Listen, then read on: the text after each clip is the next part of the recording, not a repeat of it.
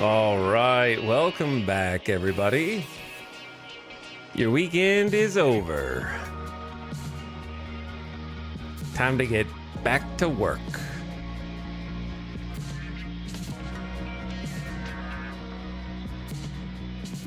I'm still trying to wake up. I'm too busy jamming. I don't got time for work.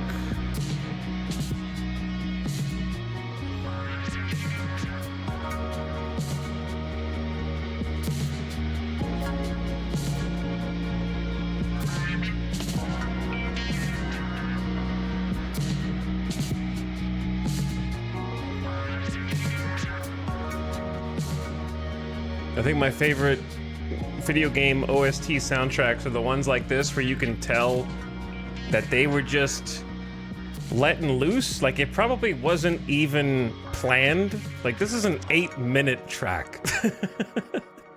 where I don't know which part, it's probably the guitar just going crazy, and like they just jammed for 8 minutes and we're like, nah, I'm not cutting any of that. We're just gonna make this an 8-minute song. Those are always my favorite tracks, where somebody's just letting loose like their lives depended on it, and then they just put the rest of the song around whatever it was they were just jamming out on.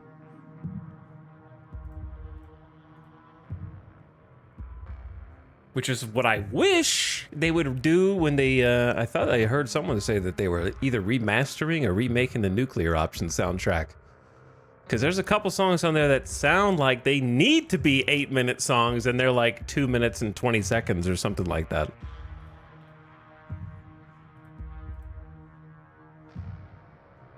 It's like, oh, it just started getting good. Why is it over? But anyway, welcome back, everybody. We are live in here. I need to maybe adjust my camera because I have to move a bunch of stuff on my desk. So let me see what do we got here? I feel like you guys are a little...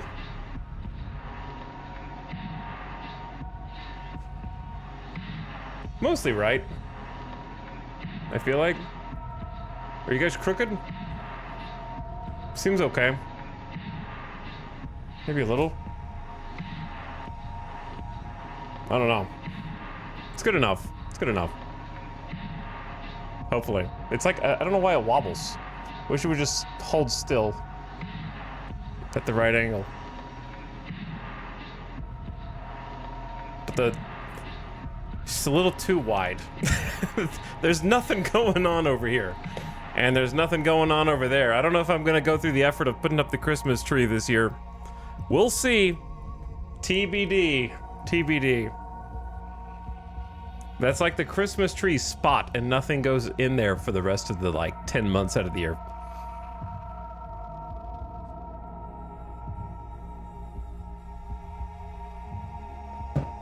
I need to get, like, a shelf that fits in there.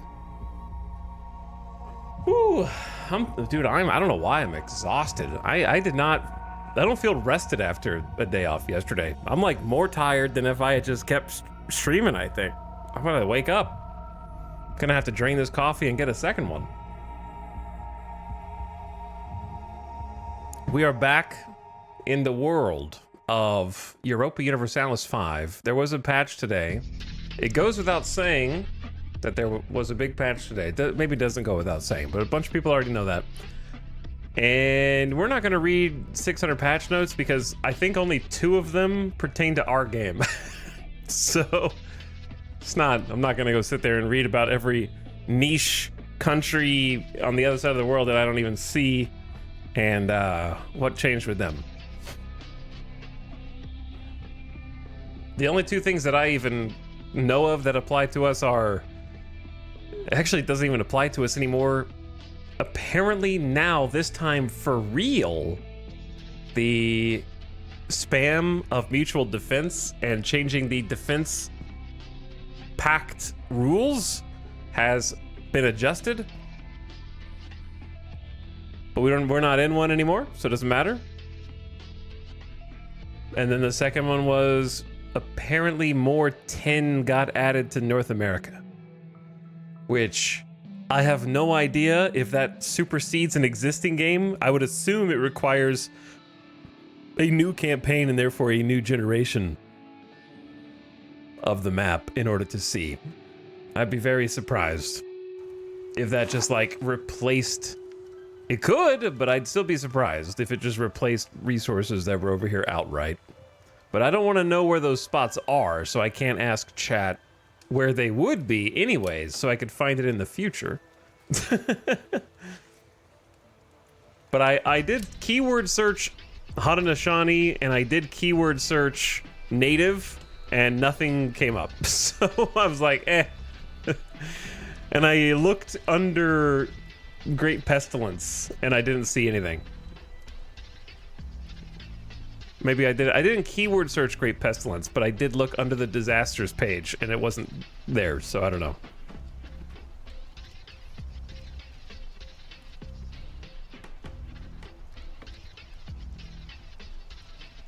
Though I will do one cursory look just to confirm.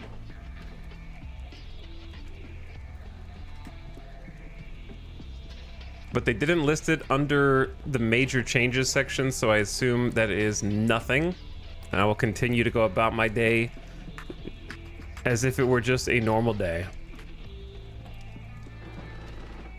Fixed the end requirements of the Great Pestilence so they appear on multiple lines.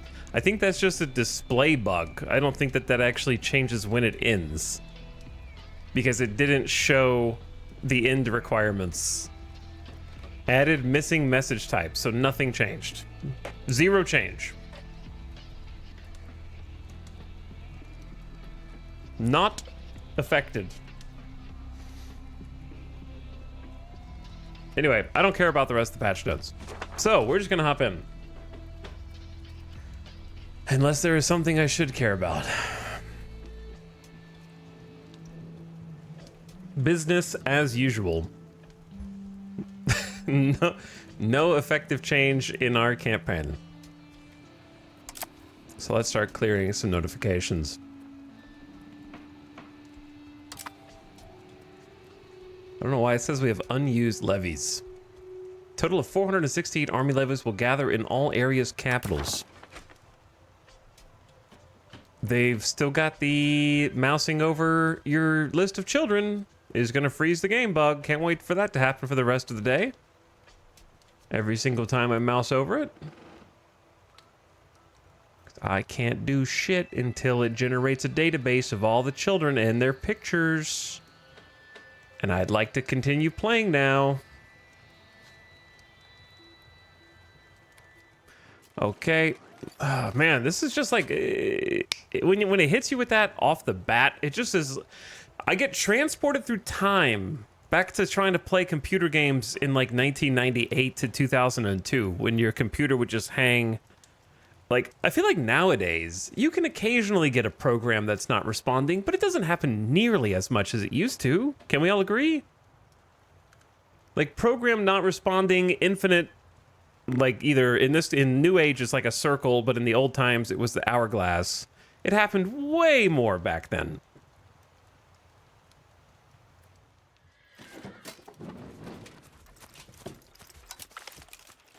I'm a little confused by the levy notification, though. A total of 468 army levies will gather. But when I go to the... Oh, that's Navy. Yeah, that would do it. Okay, it defaulted to the Navy tab.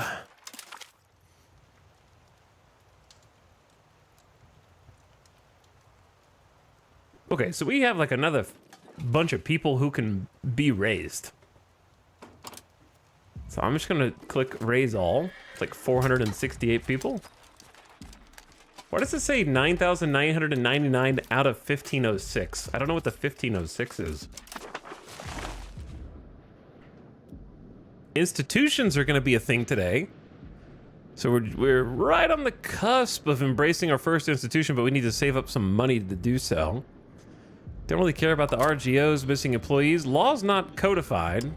Don't think any of those matter. Pops with needs, doesn't matter. Buildings missing inputs, doesn't matter. Wayward weather.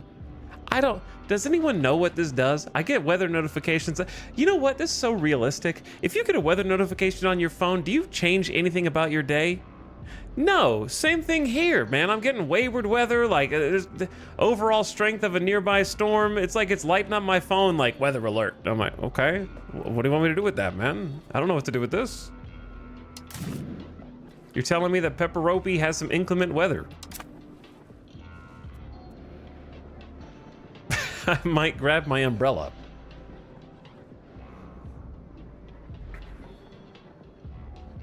Yeah, we are embroiled in a war, which was very obnoxious to deal with in the previous stream, late last night. New Brunswick cozied up to us, bordered us, and then declared war on us. But the reason why they declared war on us is ostensibly because I was not allowed to have any diplomatic relations with them whatsoever. So I could not try and improve relation or do any communication with them because we did not know where their capital was. However, now that they have declared war on us, we know where their capital is. It's somewhere over here. That is Poland. I know because the flag, that is Brunswick. So now we know where their capital is because they declared war on us. So now I could have diplomatic relations with them, but I can't because we're at war. So make that make sense. None of the other people who bordered us do we have any problem doing diplomacy with. We're able to do diplomacy with Poland, Labrador, the Pope, Colony of Naze. No idea why we couldn't communicate with Brunswick. So they declared war on us because they think we stinky. Because they have negative, massive negative relationship, even without the minus 200 from at war.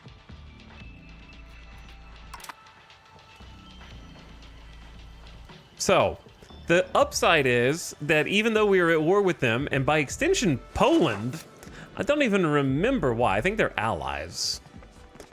But I still don't know how, when I look at this chart at the bottom left, my eyes glaze over. I don't know what any of these symbols mean, and I have to mouse over them every time. I know that this one means they're at war, this one means they're at colonial charter, and this is an international organization. That's all I know. Let me see, is this allies? These are allies. Brunswick and Savoy. So yeah, they have an alliance there. What is this? Subjects. What is this? Enemies. They need to call this rivals. What would they call this? Enemies implies they are at war with someone. To me, they have a term called rival already, and that is what it is. So why is this called enemies instead of rivals? Opinion being improved.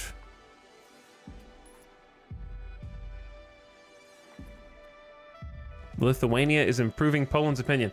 Didn't we like have a pretty good opinion with Poland? Yeah, we had improved relations plus 176, and they said, who gives a shit? Yeah, I don't really care anymore. I declare war on you also because my ally did. There is no nuance to our diplomatic relations at all. My allies say we are at war now. So now we are at war with both Brunswick and Poland. I have no idea. Poland has 42,000 troops.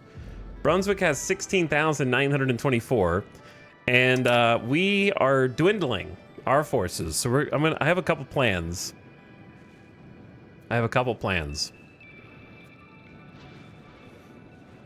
One is rivaling them, one is being rivaled. That's even dumber if that's the case, to put those on the same tab, because every other Paradox game has figured this out. Stellaris does not put them on the same tab. There's a tab for people that they are rivaling and a tab for people that are rivaling them, right? We've already solved this. Why do we create new problems out of old solutions? But you could still put rivals there. Why do you have to put enemies? If you're rivaling them or they're rivaling you, you could still put rivals. It would apply to both.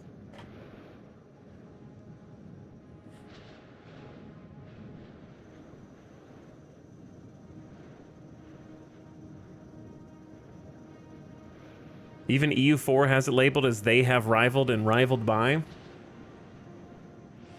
I don't know. Anywho, we've won our first battles, but at great cost to our own armies. We've taken 1,500 casualties so far to their 1,677. So they've taken about 100 more casualties than us. And obviously their troops are better trained. So we're not going to be able to lose 1,500 troops every single battle. If we keep that up, then we're gonna get wiped, and they're gonna be able to walk in and do what they want. So we need some more tactically sound victories. The problem, however, is that tactics are kind of non-existent right now. We had a situation day before yesterday where we had cornered. First of all, we've occupied all of Brunswick's colonies that are on, let's see. It doesn't highlight all their colonies. So I'm assuming, but like, obviously we don't have long range. This is a Brunswickian colonial nation, but I mean Brunswick's direct holdings over here. And while we occupied them, that's what the little stripes mean. They had the army of like 1,400 people ping-ponging between our two armies, and we could not do damage to them. It was so stupid. I had one army here and one army there, and the enemy army was in between, going back between my two armies. And there's a mechanic in Europa's combat whereby if the enemy has 0 morale, they immediately retreat. And so they would retreat from a loss here, run into my army here, but because they had 0 morale, they got to retreat back the other direction for free. 0 casualties. No losses at all. And we got a pop-up that says, "Victory, you've won the battle." And I'm like, okay, can we kill them or not? And so they escaped all the way up and around, and we ended up chasing them back to this territory, whereby my allies actually came in from Chesapeake and stack wiped the 400 or 500 remaining after we forced a few more battles to try to hemorrhage their counts down. So I have been nothing but unimpressed with the combat so far, but we are going to try and win this war nonetheless. I'm gonna just stick with it and see what we can do. But it all seems very... It just... You know? At first I was like, wow, this is deeper and better than Crusader Kings. But now, I don't know. After the other battles, I'm starting to think, maybe I was too harsh with you, Crusader Kings.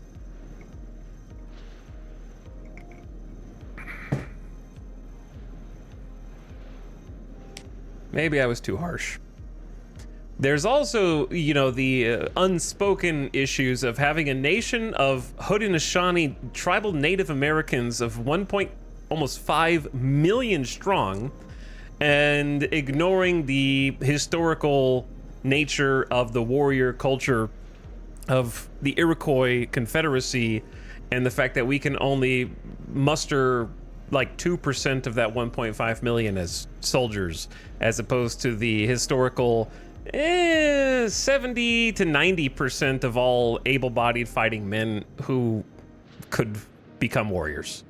So, you know, ignoring the fact that if we were real, like if the colonials came over and saw an Iroquois Confederacy of 1.5 million people, we'd easily have 100,000 levies, 200,000 strong,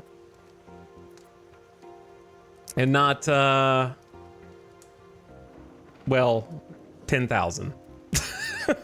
Just limited to like 2% levies.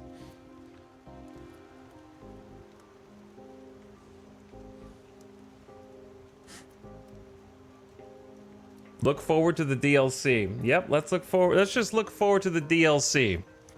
If they destroy my levy of 10,000 strong, then the rest of our kingdom just gives up and capitulates, I guess.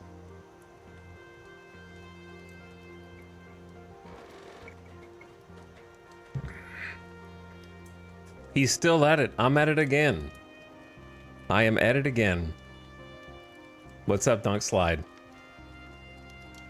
We also had the other issues of the fact that their army, with no port and no land, because I have occupied all of it, in neutral territory, not a neighboring country, was able to, with no supply companies, no supply regiments, outlast tribal Native Americans in North America, in nature, in terms of food supplies. Would never happen. So we're chasing them around, losing all of our food supplies, and they are running around the mountains out here to the north. And while we're chasing them, they have no casualties, they have zero attrition, and we start starving in our homelands.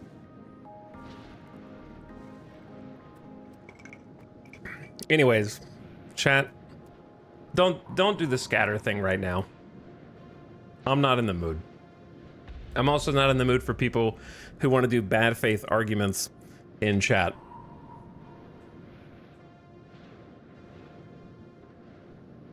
So I'm just not even gonna engage with that.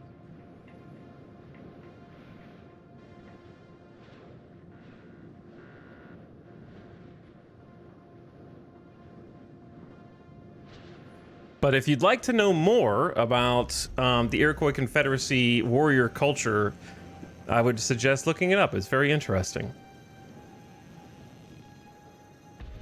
The point is not that I should be able to muster 100,000 strong marching boot armies. It's the fact that the game is telling me that I only have 2,000 people who can fight, and everybody else is just a feckless peasant who's sitting at home waiting to be conquered, which isn't how it worked.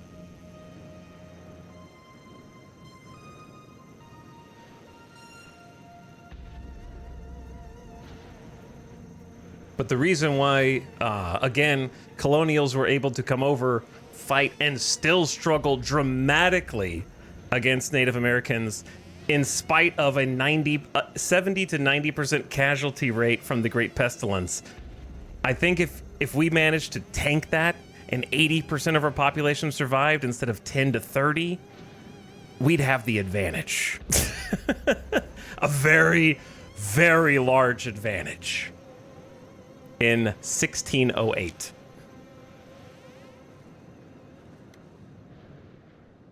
Which, by the way, is like, what, 1 to 3 years after the first actual colony was settled in North America. First colony in North America. Date, 1607. Yeah.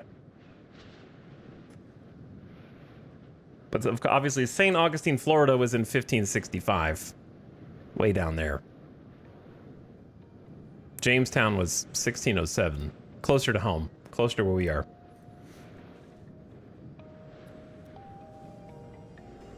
And those guys were starving to death because they didn't know how to do shit. Until they had to go crawling over and beg the Native Americans, please teach us how to eat food here. Their colony was literally going under. And they were dying off. But in Europa, everybody comes over, the Pope says, hey, what's up? Maybe I just colonize from Florida all the way up to the Carolinas, and all the way west to Mississippi, and all the way north to Michigan, with no supply lines by 1608.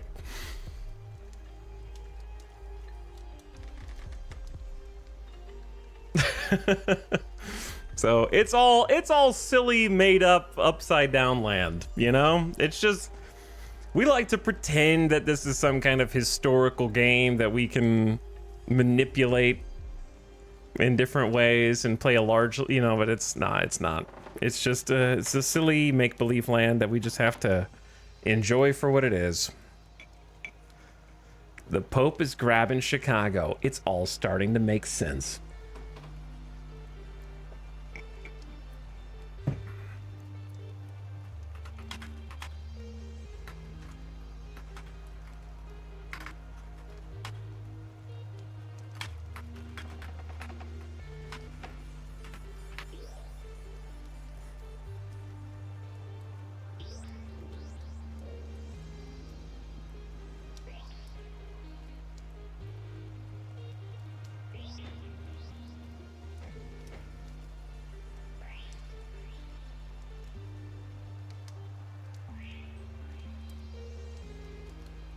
Okay. So what are we gonna do about it? War of the Worlds, thank you for getting a sub to Legion. I appreciate the gift sub. Thanks for 926 gift subs in the channel. Almost 1,000 gift subs.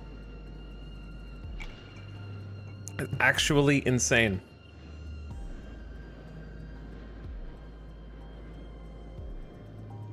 By the way, I guess War of the Worlds, you might appreciate this. I started watching Pluribus yesterday and the night before. And I've seen the first 2 episodes. And then I realized, uh-oh, it's not done yet with season 1.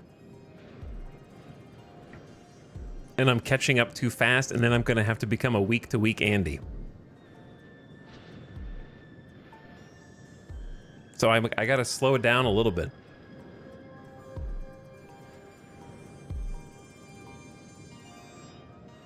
Vince Gilligan can't keep getting away with this. Well, I mean, he's only done like 1 or 2 things. I don't know if he's at keep getting away with this yet.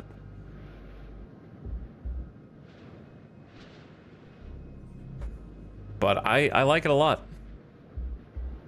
I like it better than Breaking Bad because I don't like Breaking Bad, so take that for what it's worth.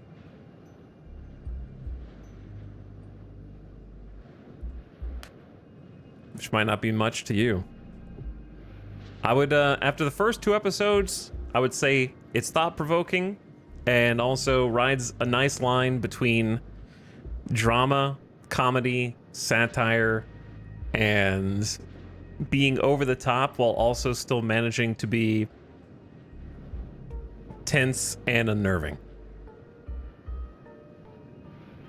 So I would give it like a solid first 2 episodes. I would say somewhere, gun to my head, I'd probably say 8.5 or 9 out of 10. I don't know how to narrow it down.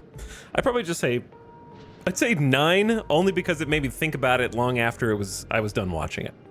So like 8.5 in terms of while I'm sitting there watching, 9 in terms of I was still thinking about it afterward. It stayed in my head. So I'm curious to see where it goes, because apparently it's already been picked up for a season 2, and then on top of that, Vince Gilligan wants to do 4 seasons.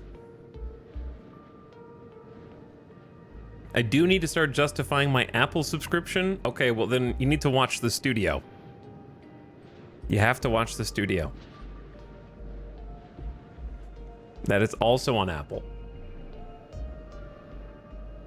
That'll definitely justify your subscription.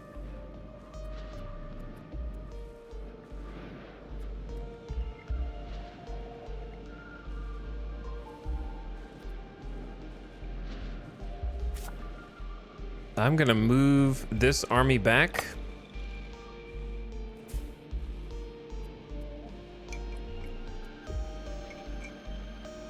And I am going to move... I don't know what you're doing up there. There's also this really stupid mechanic where even though we have occupied Brunswick, they are still able to colonize the areas around their occupied locations. So their zone just randomly grows because they're still colonizing. And then I have to go and occupy the newly colonized area. Which doesn't make any sense. Anyone watch Pluribus on Apple, asks local chatter who did not hear the last 60 to 90 seconds of conversation. But we have, and it's good so far. I liked it.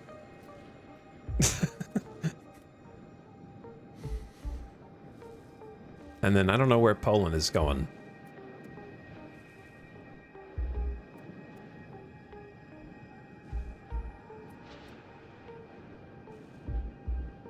I don't know where it is. Actually, let's take these 1,700 people. I don't think that they have any way to get through Naze. I'm going to send you guys back to Glurmenglop, or at least like Kukumquat, where there's a road. And then send these guys kind of back to right there. Fotadate.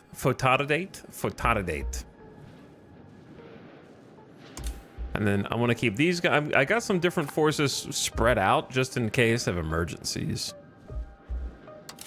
Might send these guys a little further down to like Shamokin. And then move these guys over to Bimbop or Ebeleep or something.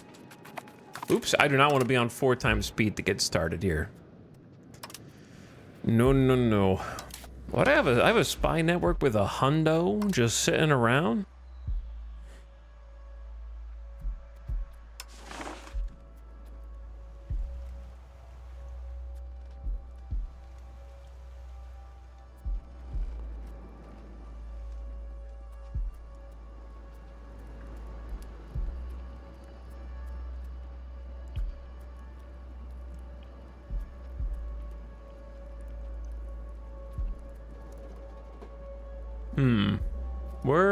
Did they also nerf the amount of maps that a given tribe has? Because there's only 7 here. But maybe we've just unlocked everything and there's not that many options left. I could have sworn there were a few more options than this. I suppose let's go with Missouri. Cahokia is struggling right now. Sitting on all this lead, though. Some mercury up there, too.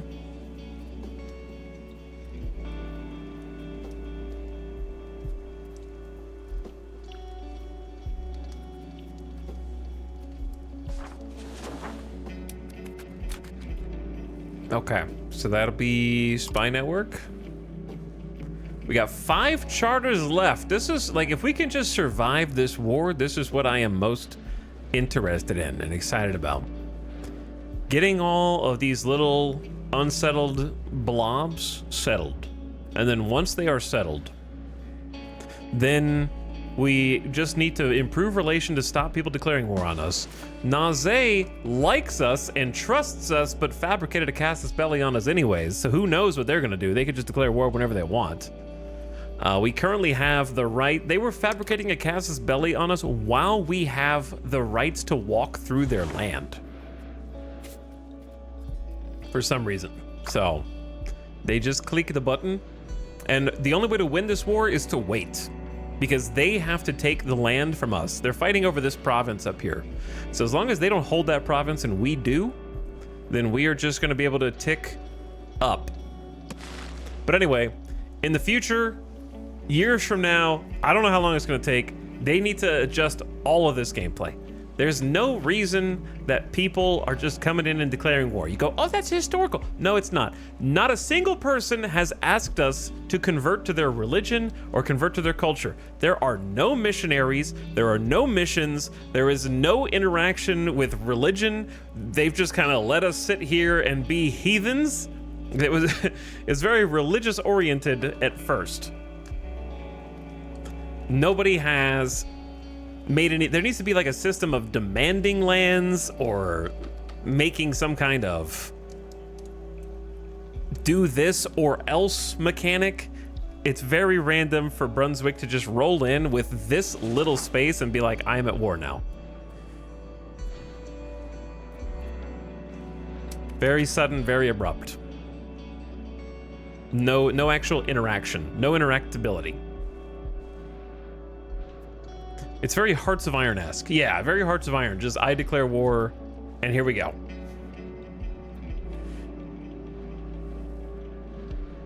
Also, where are the broken treaties? I have no idea what the Pope's broken treaties did on the gameplay. I have no clue. Zero idea. But yeah, the plan is kind of just like hold out in the war. Replenish some of our troops. Try not to lose all of our population. They have a single transport ship, which is apparently able to transport 1,500 troops and their horses all simultaneously. So I have no idea how the abstraction of Navy works in this game. I'm not sure if one transport ship is supposed to be tantamount to like a small fleet of them, or what the scale is All I know is Brunswick has a singular transport ship. Their navy size is 2. So I don't know if galley is supposed to be a 1-to-1, or is a galley actually like a fleet of galleys? Is it a fleet of light ships? I don't know. But they have one transport ship. We saw it in port over here in Cascapedia. And apparently that ship can transport 500 horses and 1,500 peasant levies who are capable of living off the land better than us on board.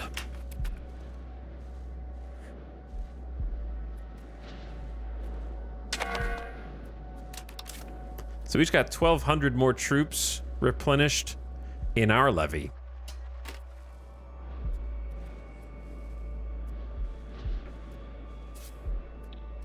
And then if you look at supply, supply limit here is 26.19. Right here it's 26.85. Unit weight with 14th Army is 1 out of 3. So I have a question for chat. Let me move this tooltip so you can see it. If we have a needed supply of 1.07, but the supply limit is 26.85, okay, we could have 26 times this many troops and still be able to supply them, is what I'm understanding. But what is the 1 out of 3? Total unit weight at full strength would be 3. I don't really understand what that means.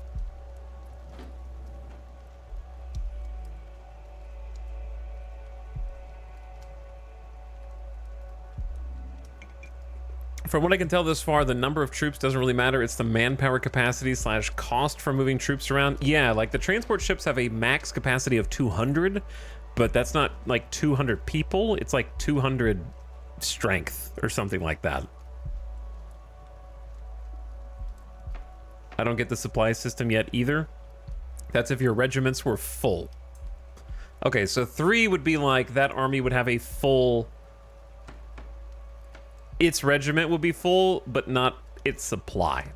Basically, like, put a different way, if we had a supply limit of 21, we could have 7 full regiments supply there because each regiment would consume 3 because of their weight.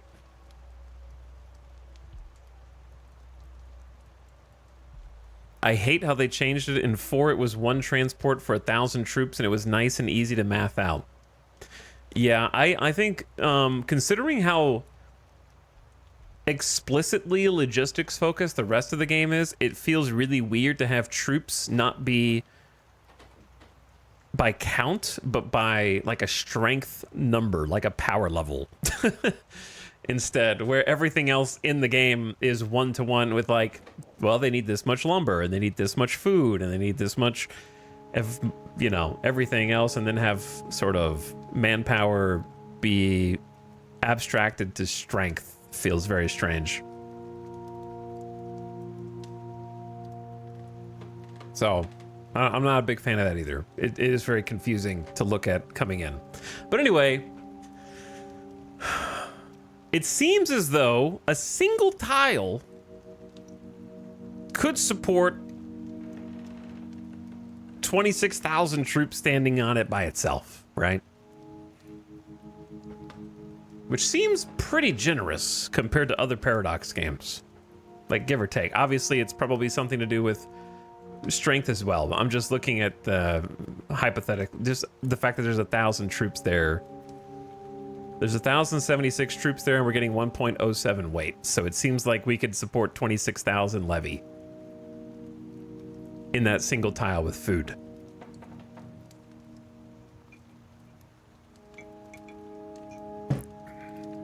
Trying to figure it out. And I also noticed that when we were moving our troops around, we could not get food off of the land if it was not controlled, but we could get food off of our occupation of their land. And that seems very bizarre as well. So I have no idea what's going on with food yet. I'm still trying to figure it out.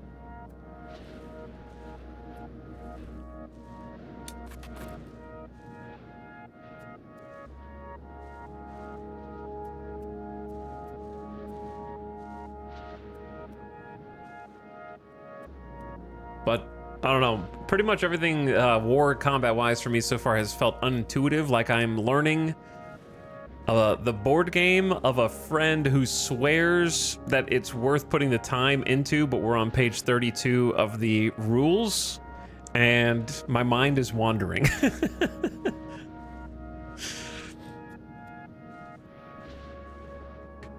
What is the song? This is the Red Strings Club soundtrack. It's a good soundtrack.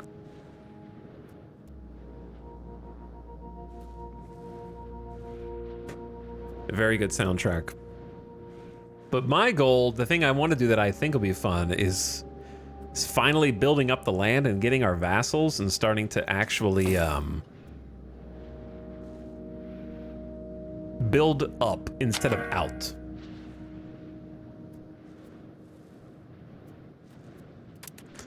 Lack of a commander. Oh, where did you guys come from? You guys go over here. Just join these dudes.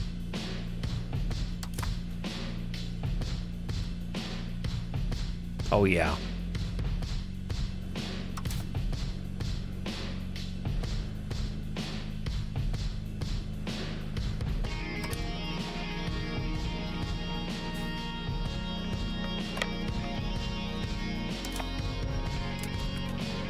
Kind of just have to stay zoomed out and look for enemy forces.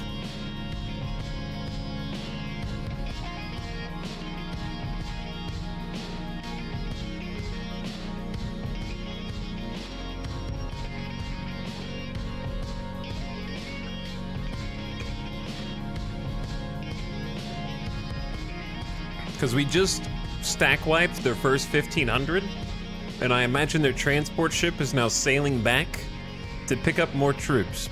However, given that this is the early 1600s, you would expect such a back and forth to buy us at least 6 months. But because this is a video game, I have no idea how long it will actually take them to traverse the Atlantic back to a Brunswickian port, rearm with another 1,500 troops, and then return to North America. But if this were real, it'd be at least 6 months, because they would have to have somebody go over there. They can't just call the home office and be like, I got bad news. Native Americans just killed everyone. What do you mean killed everyone? All 1,500 are dead, sir. Like they don't know, right? They have no idea what's going on. They don't have a telegram that they can just send. Someone's got to go tell them. It takes a full 2 to 3 months just to go back over there, and then they'd have to be like, oh shit, this is crazy. We need to mobilize more forces. And then starting that process, getting everybody geared up, and then sending them back over. That would be at least a 6-month process. Oh. Oop. But the first Navy, who's this? Who's this? Now, what does this mean? There's a transport here already. Do they have troops in there? How do you tell if there's people in it?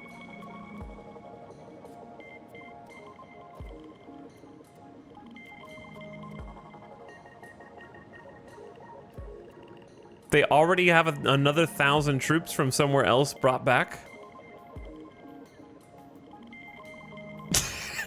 When was the last battle? Where's the list of battles? We don't have, there's no list where the battles and their dates, right?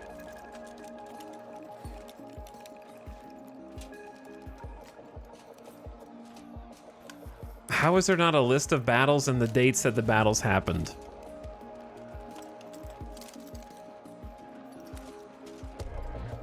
Poland has 1 transport, Brunswick has 1 transport.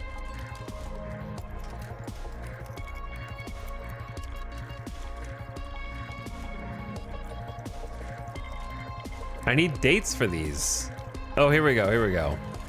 1607, August, September 1607, December 1607. Okay, so we just had a battle and we saw their boat leave around December. So where did they just pick up another 1,000 troops within the last 2 weeks? There was some 1608 battles, weren't there? No. All right, this is all 1 year ago. I thought there were some 1608 battles. I guess it has been a year. Did we fast forward that much? Let's see what they do. All right, it's actually 1,483 troops because it rounded down.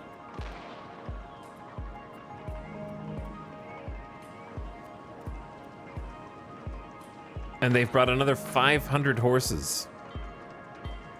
There was an October 1608, was there?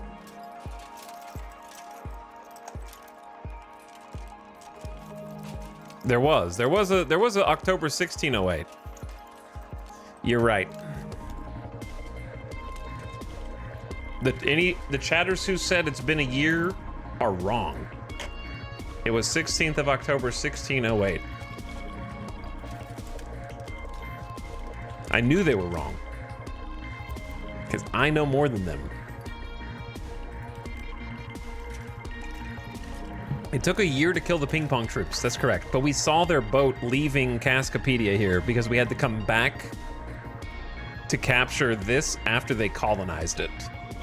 Because it was only this tile, and the colony kept expanding. So we had to come back, took this, and then we saw their boat leave. Around that same time. Either way, they're back.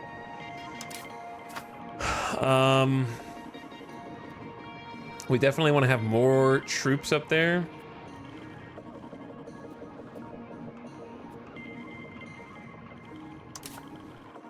So I'm gonna grab another 1,758 from this army.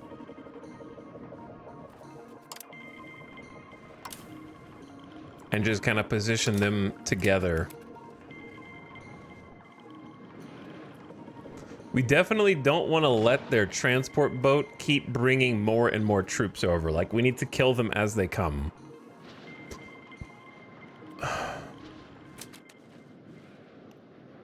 Did they change their flag?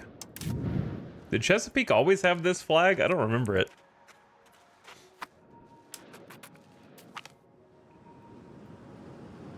Akalaisi Kataraki awaits his match.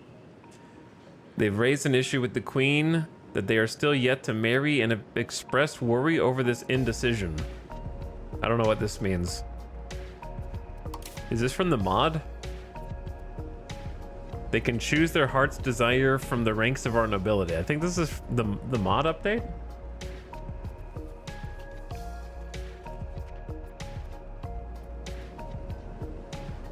Choose your own partner. Is the mod broken now because they updated today? Uh-oh. Uh-oh. Oh no. I can't get the screen off.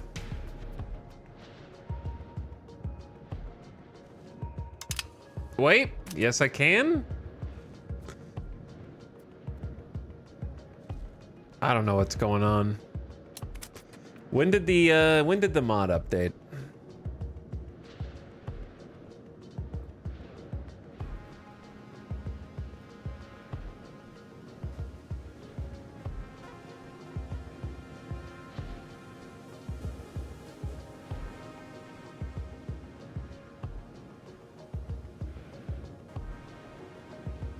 Nobles Auto Mary. Updated November 17th. That's today, 12:25 p.m.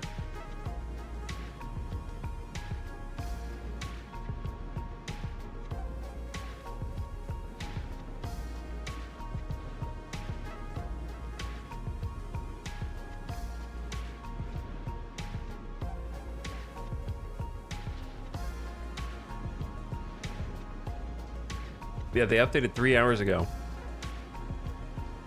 Just posted a small update altering the way that the royal marriage reminders are scoped. Hopefully this will stop repeat reminders that some people have been experiencing. Let me know if they're still occurring. I'll be running a test game for the next few days.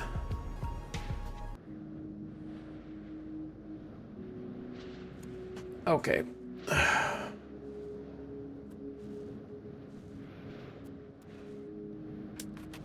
What's up, Kansas City Mickey? Thank you for the 46-monther. Glad to have you back. Thank you for priming.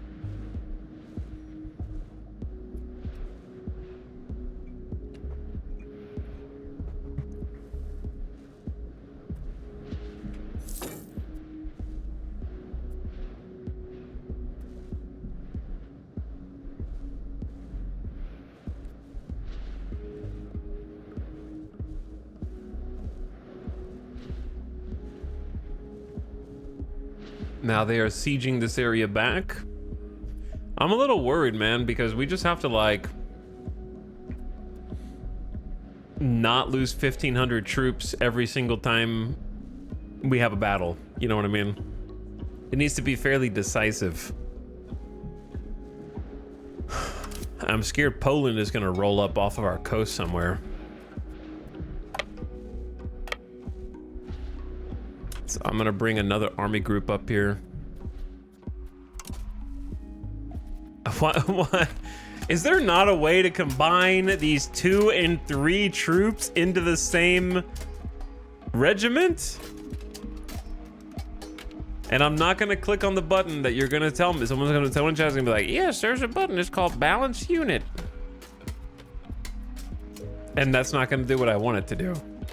I just wanna combine, like, I don't wanna combine everyone into the same regiment. I just wanna combine the babies into their own.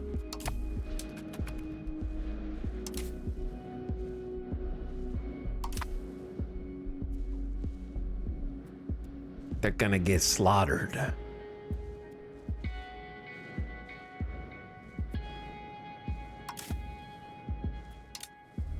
One row below and 1 column left. Yeah, that's the wrong button, right? I just misspoke about balance unit. That's just gonna try to combine them all into one regiment whenever possible. So this only has 700 people. It's gonna try and combine them into all these guys into this regiment. Yeah, that'll combine everyone.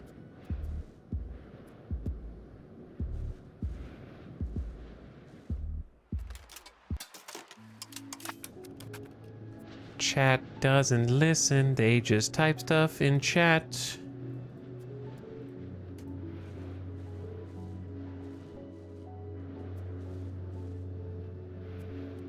But levies come from a specific territory. They come from a specific territory?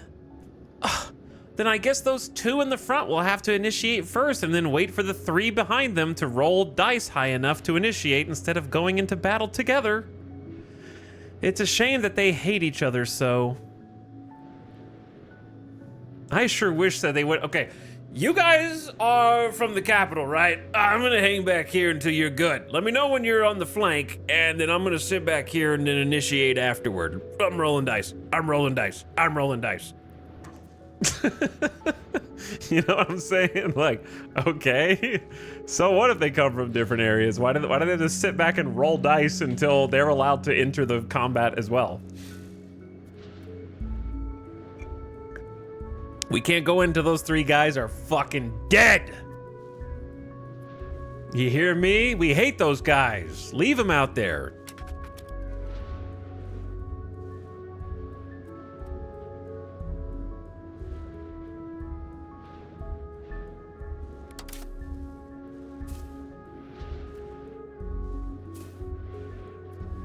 They did not fix the bug of the army teleporting around the map visually. That's honestly one of my least favorite ones.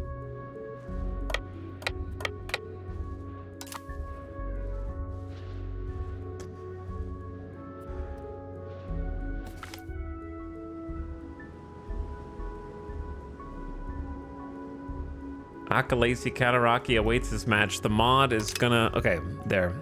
He can find his own heart's desire.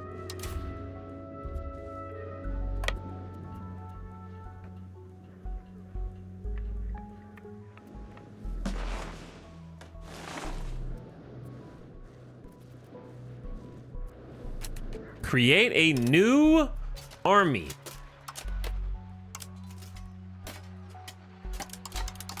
Well, the create new unit is bugged, so I cannot click create new unit.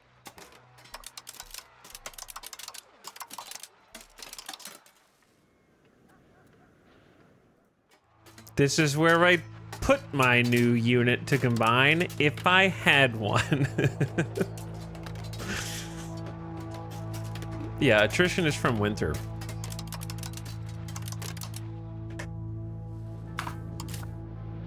Like I said, chat, this game is held together with duct tape, hopes, and dreams. It barely functions. I'm surprised that they even let them make it, to be honest. Like, I'm really just impressed that they were able to be allowed to make it and put it out.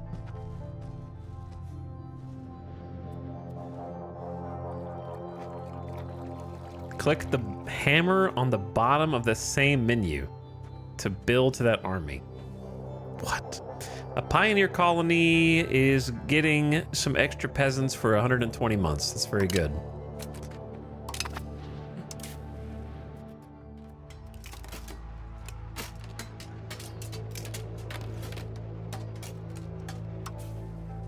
I'm not building to an army. Never mind, chat. No more suggestions from chat, okay? This is the blind leading the blind, okay? Nobody knows what they're talking about. I'm about to have to do emote only mode because you guys are just writing things that don't do what we're trying to do. No one knows what you're talking about.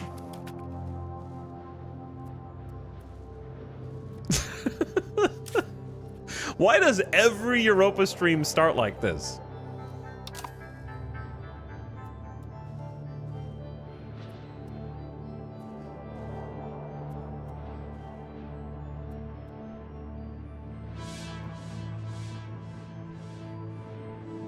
It's actually comedy how 90% of chatters have been wrong.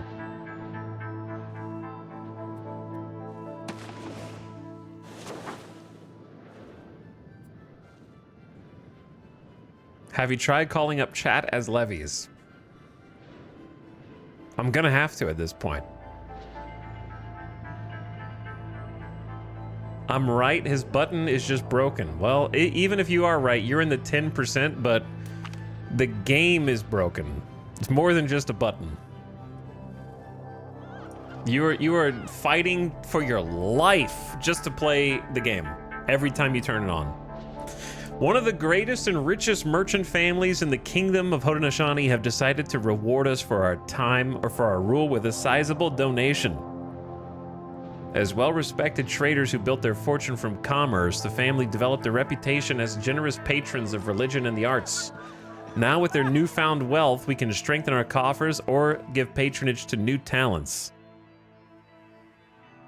Our kingdom just needs money. That's a lot of good money right there. 15 prestige.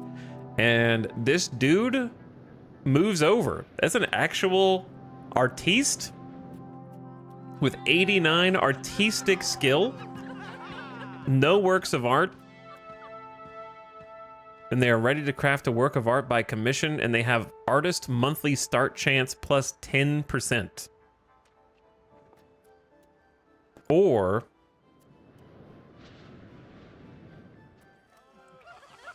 the same thing, but we also get 106 ducats?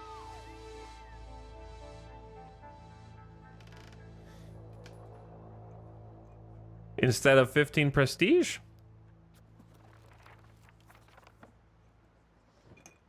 I mean, this one seems like the best of both worlds. We get legitimacy, we get money, and we get this dude. So where does that dude go? He goes in like... This is the first time we've ever even seen a character like this. I'm gonna assume...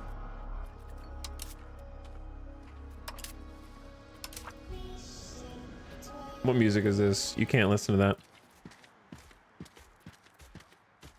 I don't know where does... I see we have one artist.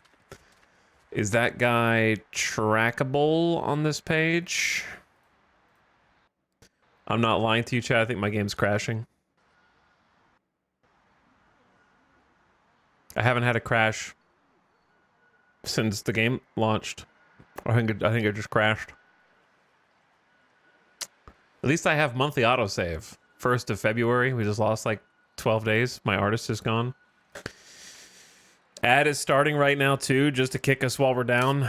Oh, it's back. Holy, it recovered. All right, we're gonna make a save. I even got the window is not responding white screen infinite circle. I'm making a save. I've never seen anything come back from this program is not responding circle of death. So we got lucky with that one. Do you only use the marriage mod? I only use the marriage mod and the other one. Smoke. Remove start game smoke effect. Those are the only 2 mods. Never surrender. Any character list seems to have problems for your... Oh, dude, it was probably the character list. Trying to open the character list. The character lists are breaking the game. That's got to be what it is. Did I click on the character list when it froze? They gotta fix that. They gotta fix it. They can't let that happen, man. That's probably what it was. Like I said, just trying to play Europa 5 is a struggle for survival. It does not want to be played. It's constantly trying to like buck you off. That's how I described it the day before yesterday. It's like you're riding a bucking bronco or like a bull at the rodeo. And it's trying to kick you off and you're just hanging on because you just want to stay on the ride for a little longer. All right, we need some music. I did like the Finals soundtrack the other day. It's not thematically appropriate, but it is a good soundtrack.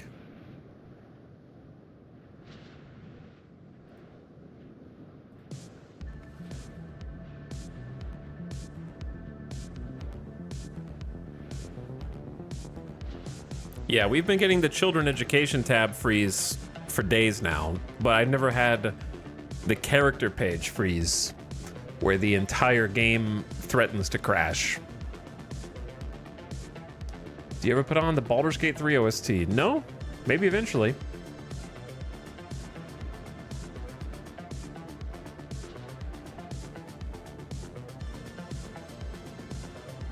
I don't know what to do with this war.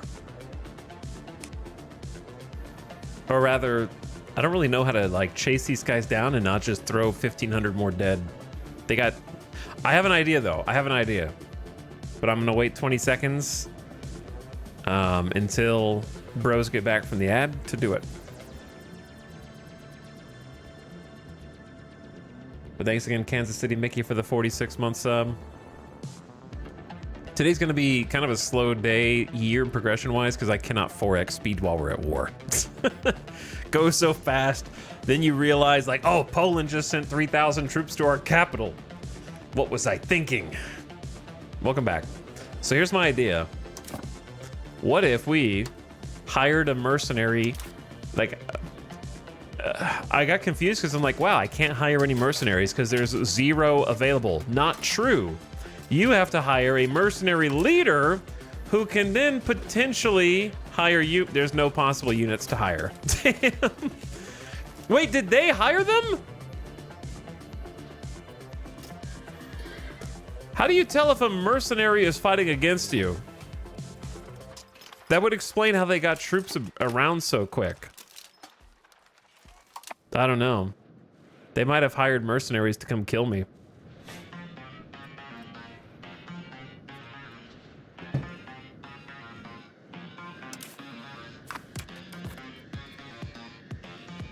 I think I'm gonna go back to like up here.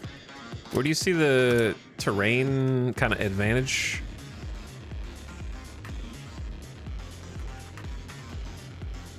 Is it just terrain? No. What's the filter? Tactical. So it'd be like here. Penalty of +2 to the attacker. Penalty of +1 to the attacker. Has no fort. It's not a zone of control. Tactical.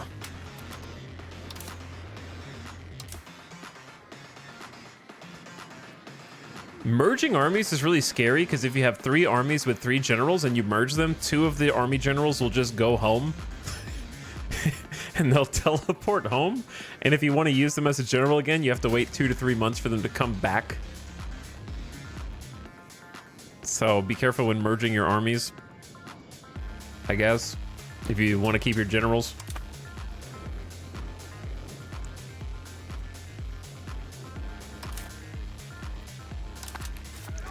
All right, we got 5,300 troops.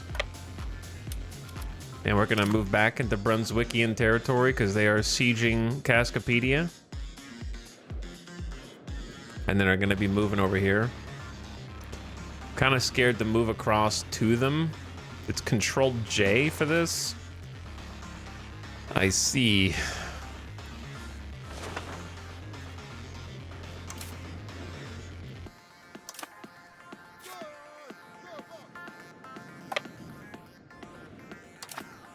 Where's the army? No one knows.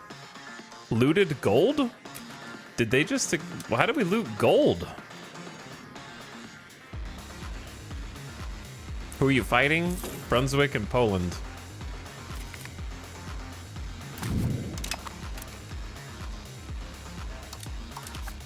Not because I want to.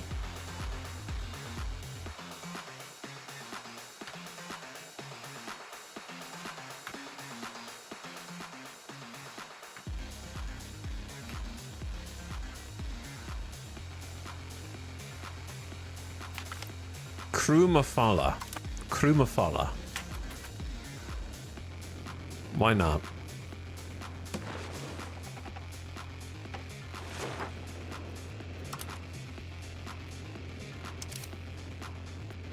They're marching very slowly northeast. All right, so they've re-sieged Cascapedia.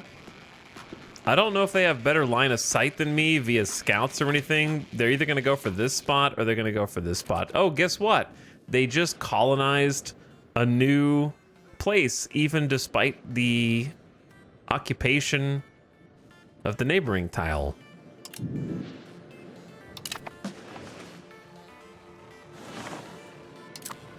So I need to re-siege that, I guess. I like how the game that deals with the settling of the frontier and colonization of the New World has the Haudenosaunee should siege Brunswick in its implicit design. I mean, if I want to win the war, that's the fastest way to do it. Just go to the capital.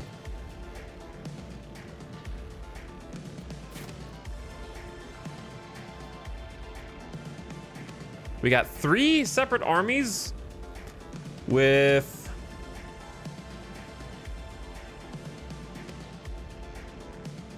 5,200 troops to their 1,500. We outnumber them over 3-1. And I would like to say we have better generals.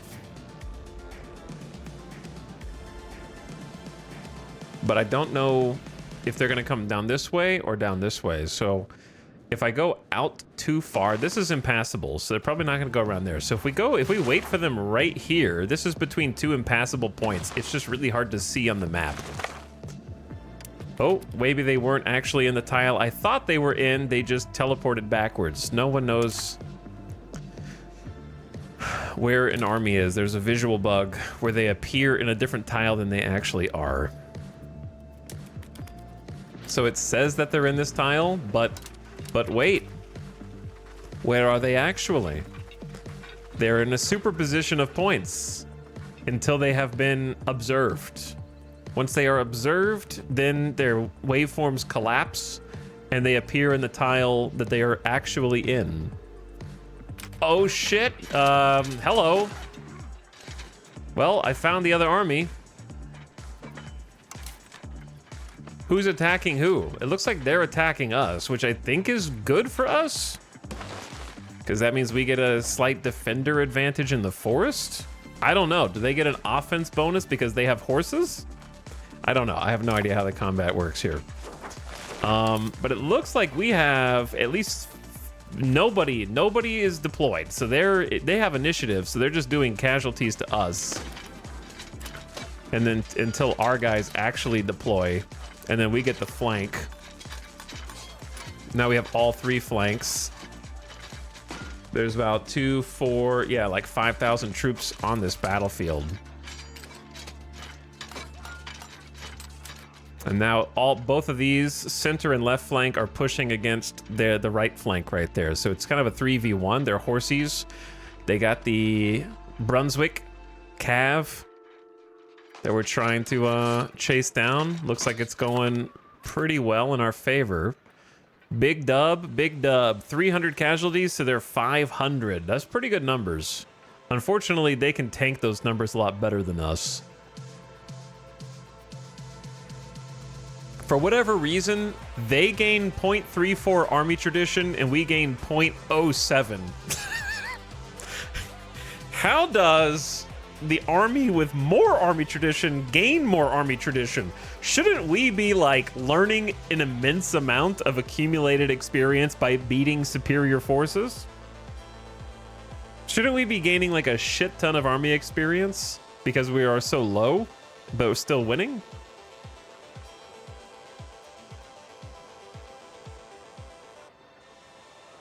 New world problems, I guess. I don't know. They also got 6.69 XP and we only got 1.42.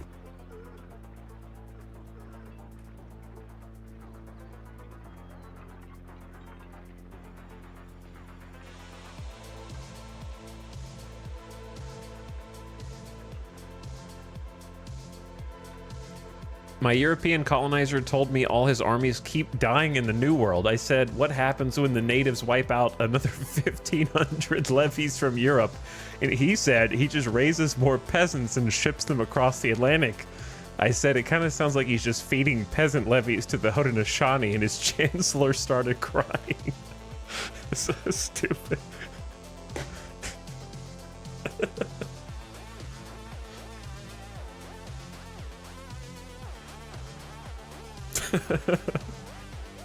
Just marching them to their death, man. And what do I get? 0.4 war score. Wow. Here's a question for you, chat. If you were in the new... Imagine that you were in 1609. And imagine that you were a major nation like Brunswick. All right, not like the biggest nation, but at least like important enough to be able to come to the table. And everybody around you sitting at the table heard that you've taken 10 plus sound defeats against Native Americans and you're still at war with them. Would there not eventually be some kind of diplomatic pressure to be like, okay, chill, man, you're making us all look bad here. You guys have lost every battle so far.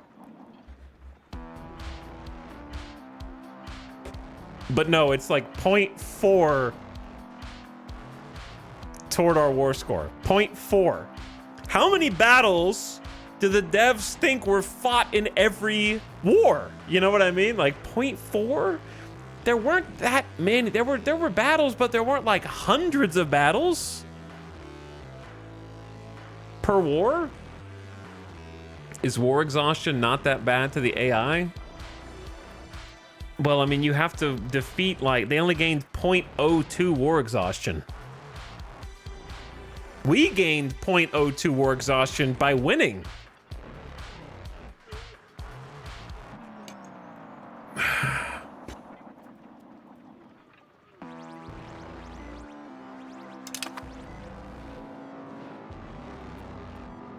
Let's take a look at how many one of the biggest wars that the Iroquois Confederacy fought in was the Beaver Wars. Let's see how many battles were in the Beaver Wars. There were not really single battles. It was just a conflict over decades. Okay.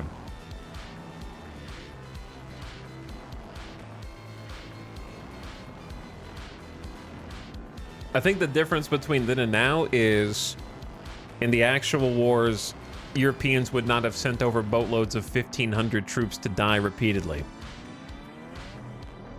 But we'll see. We'll see.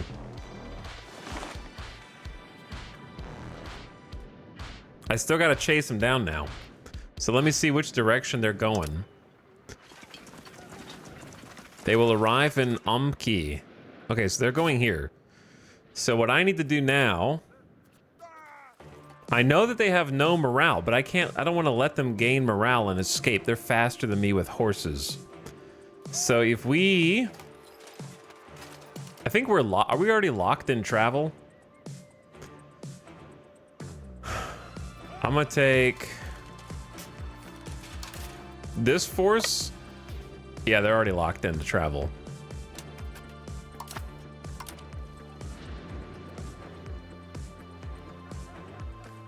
Apparently there were around 50 major battles in the 100 Years' Wars. Yeah, like if you...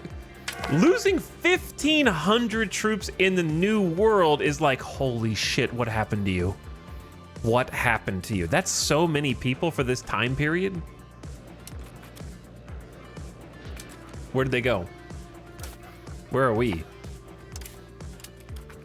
What tile are you guys in? Where did the horses go?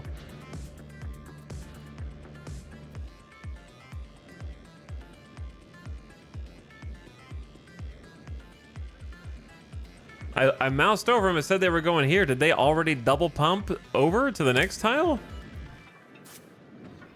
They just vanish off the map.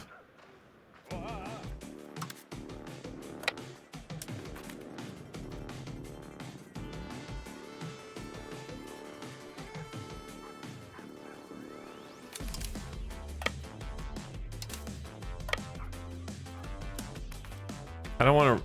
We're not going to... Oh, here they are. They have no morale, so they should instantly lose.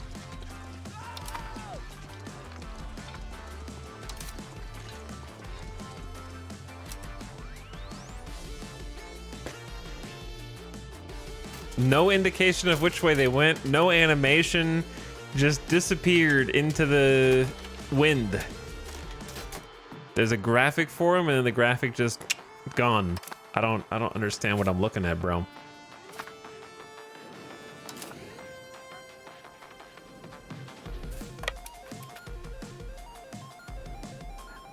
See, like now they're here. What? Where are they? The army belongs to Brunwick. They're going to Matapedia.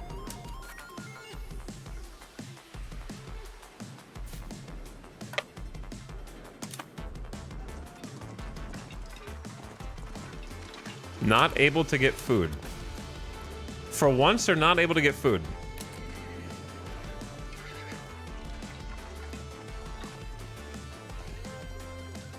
Can you tell how much supply they have by looking at this?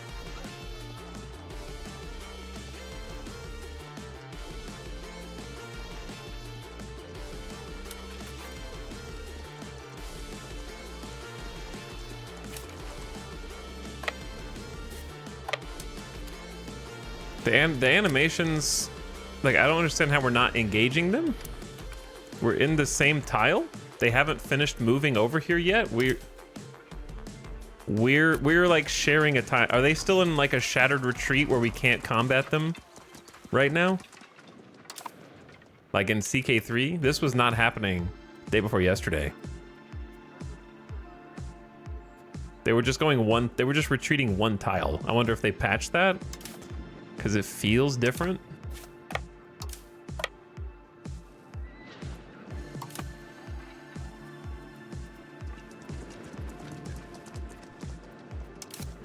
They have retreat iframes.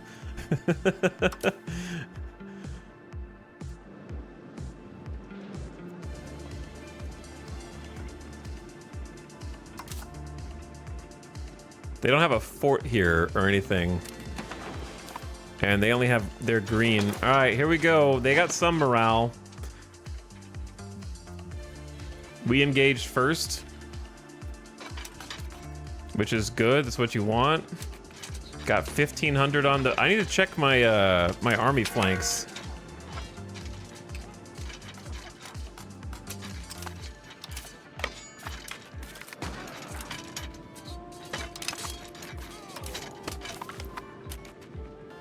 All right, we lost 109 to their 200.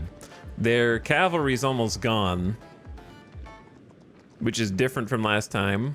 We also got the least amount of XP and the least amount of army traditions. Apparently, we're just really stupid and unable to learn from our massive successes that we're having. You know, we just win so easily that there's nothing left to learn, apparently. We are at maximum army tradition and XP. But if you lose and you die and you suck dick, like Brunswick, then apparently you get all the XP and all the army tradition. Okay, got it. Got it. Maybe because they're learning from our expertise. That's why.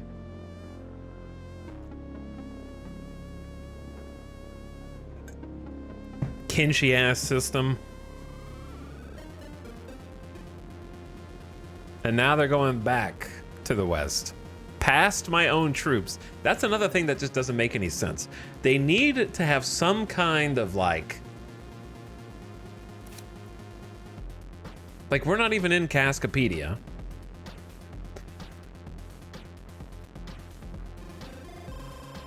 I'm confused on everything I'm looking at. How did we even fight? They're in this tile, we're in this tile. How did we engage? They're going from this tile to this tile, and we're going from this tile to this tile. And somehow they're retreating through us to go back. Wait, no, okay, this troop fought in Cascapedia, sorry. My bad. This troop fought in Cascapedia, but they're retreating into my existing forces, so they're just gonna cross like 2 ships in the night. We're gonna wave at them as we go by, and then just turn around and try and whack-a-mole them again, I suppose.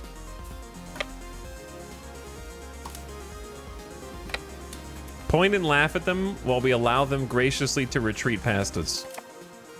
There needs to be some kind of mechanic for encirclement. I will say it again. Hearts of Iron 4 has the best retreat mechanics of any war game I've ever played. I know that there can't be front lines because there's not 3 million troops guarding a front line, but there needs to be some kind of mechanics that prevent situations like this where one force just gets to retreat through a choke point for free through another force.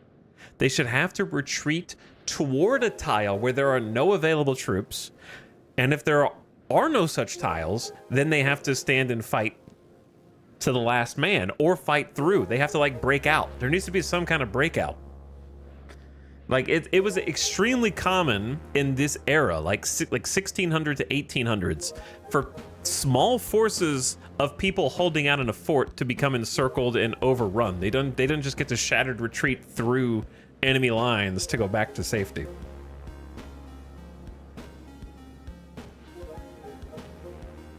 There were dozens of instances of like 30 to 70 musketmen holding out at some fort and getting encircled and overrun. I mean, obviously this is a troop of 500, but still, like some kind of breakout mechanics. Because I could buy, like if this was all cavalry, I could definitely buy that a bunch of cavalry could break out from 1,000 troops because they're faster, they're on horses or something like that. But that's not really what's going on.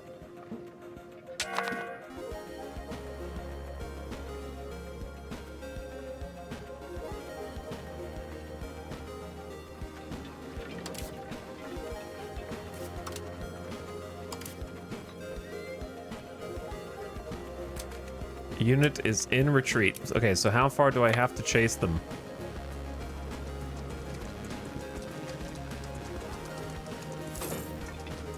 Are they not starving by this point also?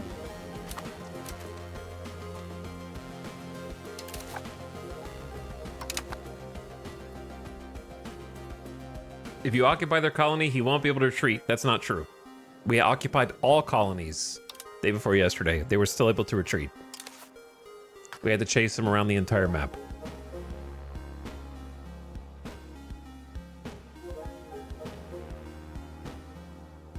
You would think that it might work like that, but it does not.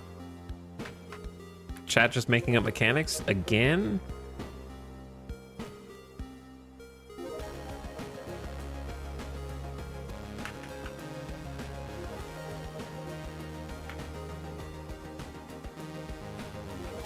Gromadorio.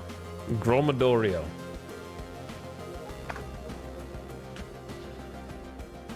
But yeah, they did not have any location to retreat to day before yesterday, and we had to chase their army and ping-pong them back and forth between tiles. And then they randomly got stack wiped over here by my allies after I whittled them down. I have no idea. I have no idea. EU4 let you burn down colonies. They should have kept that. That would be sick if I could just go burn their colonies.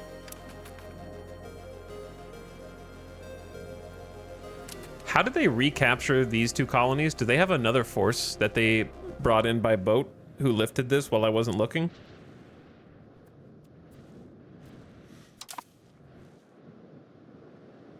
Fog of War is going to make this actually very difficult.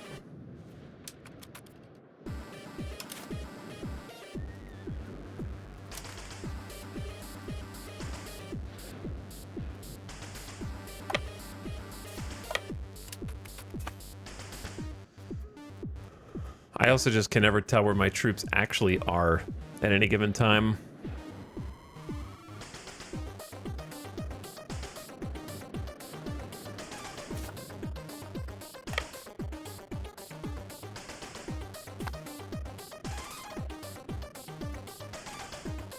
We're gonna siege this, which should let us resupply. Cool. And then we're gonna siege this again.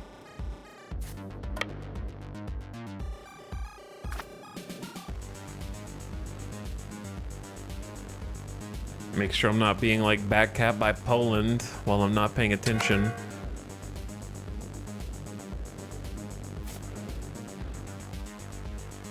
Kind of have to win this and then siege here so that we can get food.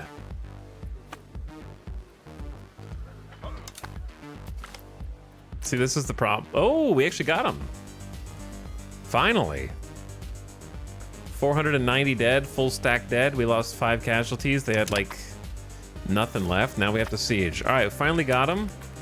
Now we await their next 1,500 troops. Buy us some time. I would kill for a right-click attack, follow like in Stellaris. Yeah, that would be cool.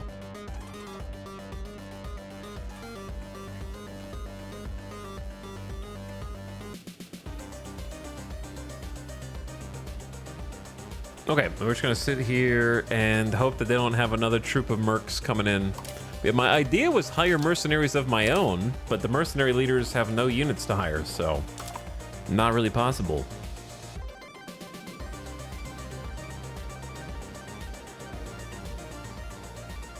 So we're just gonna chill, retake our land. They continue to colonize.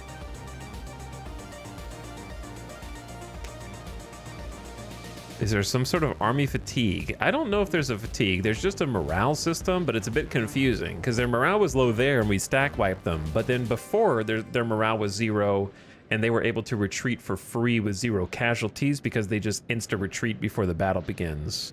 So I'm not sure when one thing happens versus when the other thing happens.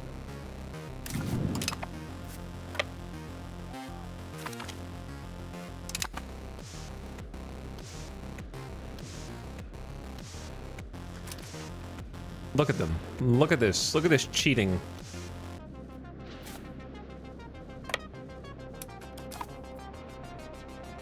They're still colonizing. How are people getting brought in here?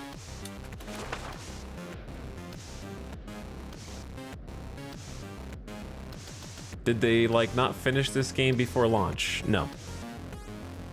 This is early access, as far as I'm concerned.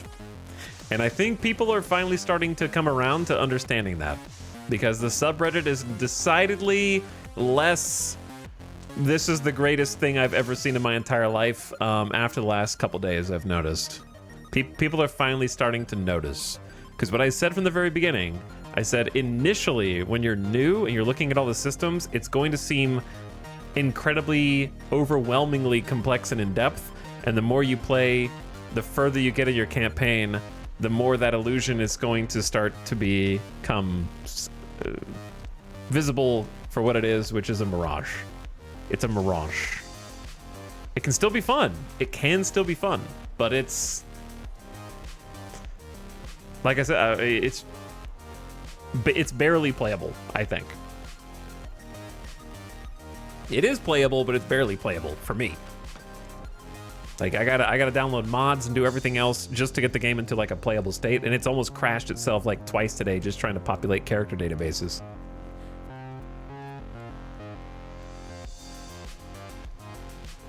So I think the further people get into a campaign, it's not very obvious when you're in the 1300s, 1400s. Once you get into the 15, 1600s, the cracks start to show a lot more. And then I think 17, 1800s is like, holy shit. No, from what I've read, I haven't made it to the Age of Revolutions, but it seems like everyone who gets to the Age of Revolutions has sort of like a... the wool over your eyes is lifted and you go, oh, was it like this the whole time? Like, no one likes the Age of Revolutions.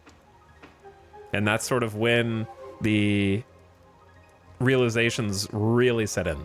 I don't know. I haven't been there yet. I already think what the people in that age think. So I don't think my opinion's going to change if I get there.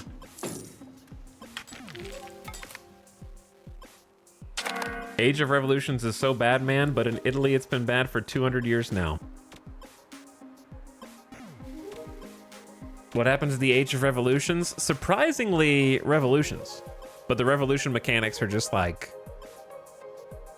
not really mechanics. It's just like... constant, dumb whack-a-mole rebellions. That don't feel significant, but are just annoying and obnoxious to deal with.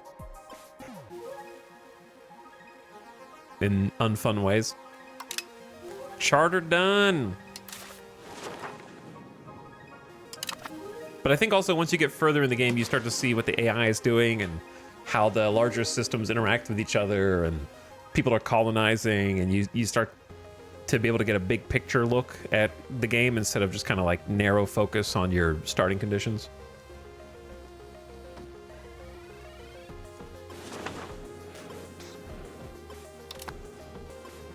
I'm very excited to have a stockade in our northernmost town. It can buy us a little bit of time if we're getting sieged. It's nice to have kind of a northern stronghold to retreat some troops to. I assume that stockades give some kind of defense bonus, but I don't know that for sure. Like, does a fort level protect the country's own locations against war enemy armies? A location with a fort cannot be sieged instantly, but instead requires a prolonged siege. Forts have a zone of control. That's not necessarily true. Stockades don't have zone of control, but castles do. Does fort level give a defensive bonus modifier to troops defending in that area?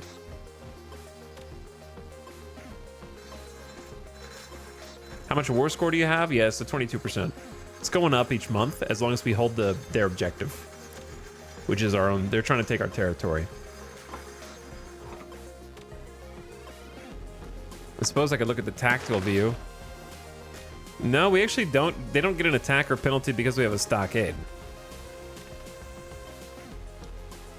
Has one. It does say has one level of simple fortifications, but that's it.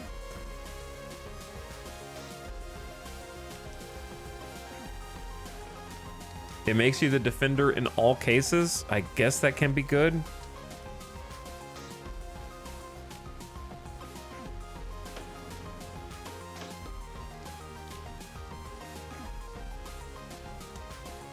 The annoying part about colonizing is the overlord shares exploration knowledge with their colonial nations, but if the colonial nation does the exploration, that is not shared with the overlord. So my colonial nations have expanded into the abyss and I can't explore it myself. Sorry, overlord. I'm not gonna tell you what I'm doing over here in the Shadow Realm. This is my land now.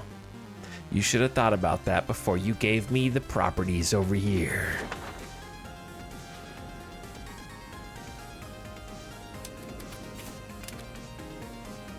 Dude, they're still colonizing all this. It's whack-a-mole colony.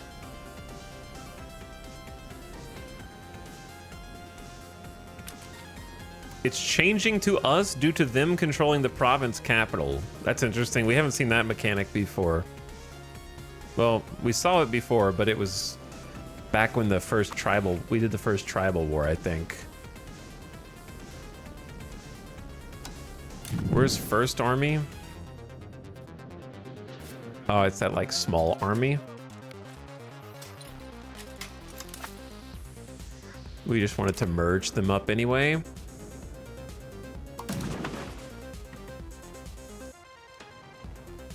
Let's raise the rest of the levies that have been gathering. I think they've been training the levies because we had recently gotten permission to increase our levy size from Parliament. Hello, Kevin. What's up?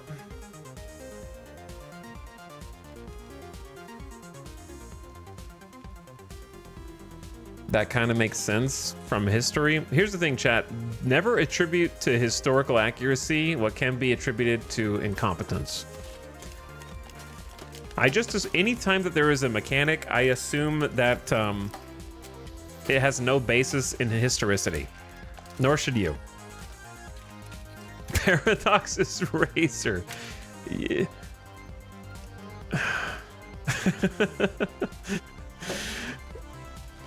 Because by the same token of logic, why can I see where every single one of my armies is on the map and have them cohesively and coherently act together without a detailed messenger system where I have to send out horse riders to go tell the other armies where I want them to meet, and they have some autonomy, you know, by the same logic?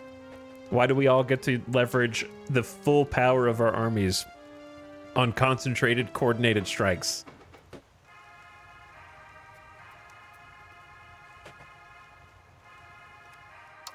That would be crazy, though. I think that would piss people off if there was that kind of system.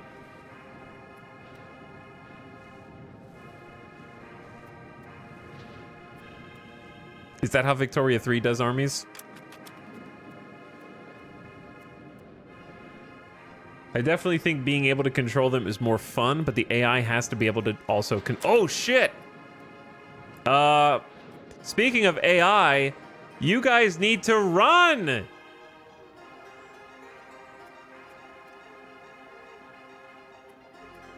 Are you gonna sit there and just die?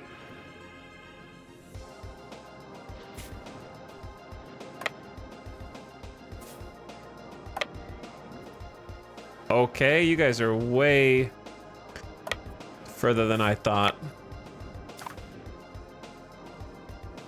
Well, I found Poland. We're gonna start marching north. They're probably gonna stop and siege, though. What do they have? They have 1,100 cavalry. Here's the thing, cavalry is a devastating force against people with no horses. However, do you know how dense the forests up here are? Like, if we were fighting down here on the plains, yeah, it should be scarier. But like, cavalry should get a massive bonus, or debuff rather, to fighting inside these insanely dense Canadian forests, in my opinion. But I don't think that that's really represented in the game at all. I could be wrong. I would be happy to be wrong.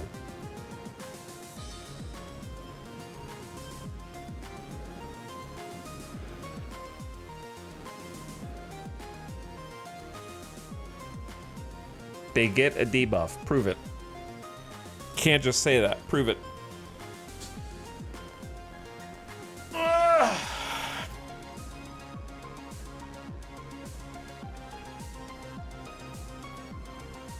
Show your work.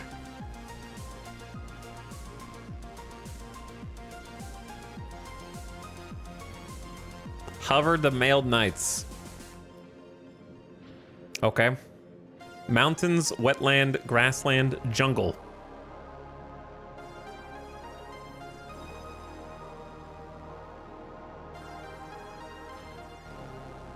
Nothing there that says forests.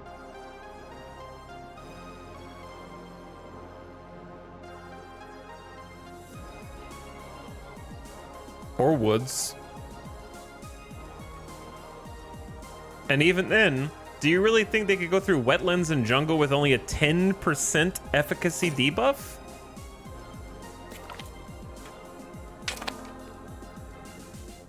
$10 to go through swamps? I trusted Paradox too much. Time me out. Goodbye. Why do you guys trust, man? You just give it to them for free! Why do you just handouts to them, man? Make them work for it. You're paying them $60 and then $300 over the next 6 years in DLC, and you expect nothing in return. You just give them blind faith.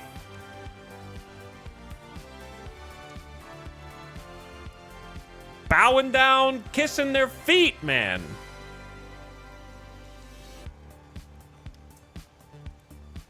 Please, please, Paradox. What can I do? Please, just give me a DLC.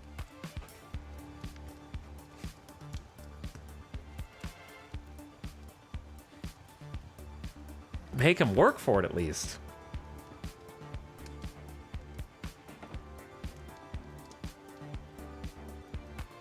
I picked Elephant Cav as Khmer because of the jungle bonus instead of penalty of horses. Well, there you go. Elephant Cav, big dub. But yes, there is no heavy mailed cavalry debuff to fighting in forests.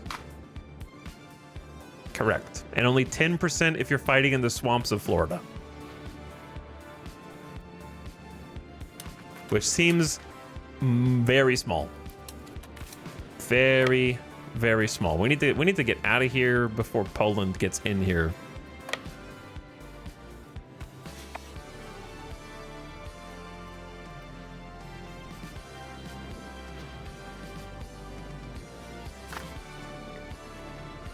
This 1K down here is dead if somebody rolls up on him, but I'd rather have something than nothing. We do need to build a stockade down there. We're about to do two things, because we're going to be fighting this war for a while. We're only like a quarter of the way through. This is going to be largely what we have to deal with today. The capital of our vassal Chesapeake needs a stockade. It just does. It just does. I'd like them to move their capital, but I don't know how to make them do that.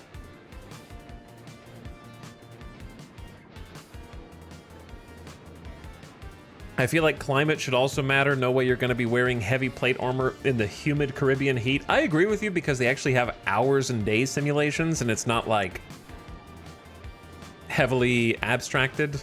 Like a year actually takes a pretty long time to go through if you're on 1 or 2 times speed. So you have enough time to react to the weather. But yeah, you shouldn't be able to send like heavy male cav into the Caribbean and have them work just as well as anywhere else. The bugs would drive them insane. Yeah. Yeah. Climate doesn't really seem to matter that much. Fighting in the winter doesn't really seem to matter that much. Attrition is like 1% in the winter with no other preparations. It's extremely generous.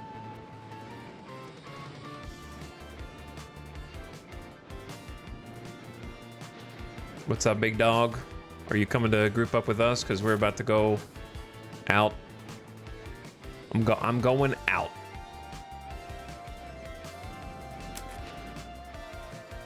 They're coming into our territory now. We do outnumber them. Luckily, I've got 5K troops up here. But I need to reorganize them a little bit. We might just group up this 8th army with one of the other armies. Rip to this gamer god. But it's fine. I still don't really know the hotkeys for this. One of those situations where if I was just playing Hearts of Iron, I have my generals at the bottom, and I could just drag the units over to where I want them to be. Here, it's a mystery. I suppose join the 7th army, just merge to strongest. Okay. No, that's fine too.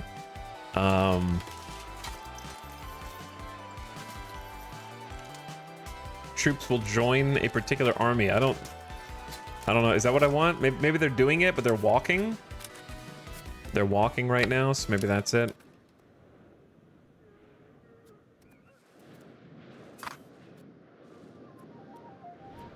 But the game needs to give you feedback and not just let you click a button 100 times and leave you to struggle to figure out what's actually happening.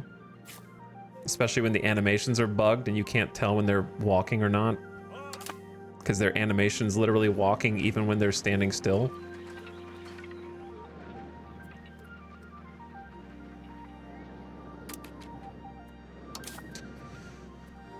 Okay. Did they merge? They did. This looks better. 1,500 troops on the center flank, 1,000 on the left, 808 on the right. And then this one is like pretty evenly spread. We could just combine them into one army group. I just don't like having to march another general out here.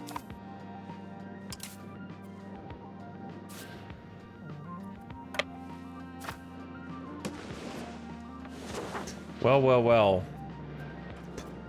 Look who's back. Where did you guys pick up 93 of these jokers?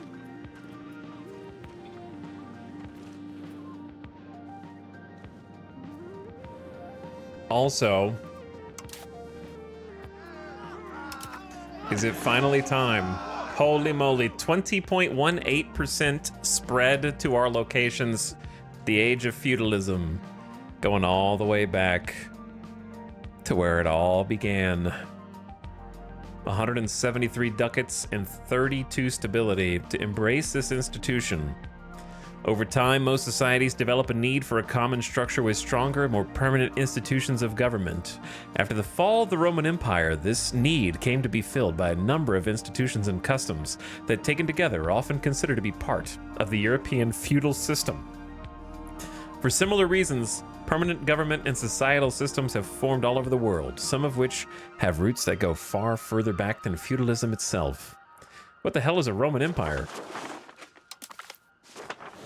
All right, send it. We've waited so long for it to get from Aachen to us, or Aachen, whatever.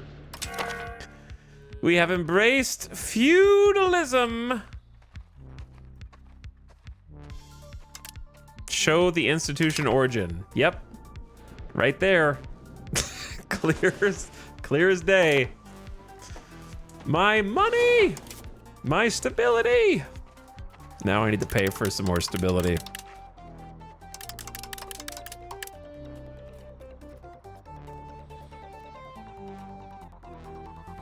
We just had to wait for it to spread. It's like all over here next to Naze. Naze was helping us. And then also from the south into Chesapeake. Chesapeake's really got it going on down there.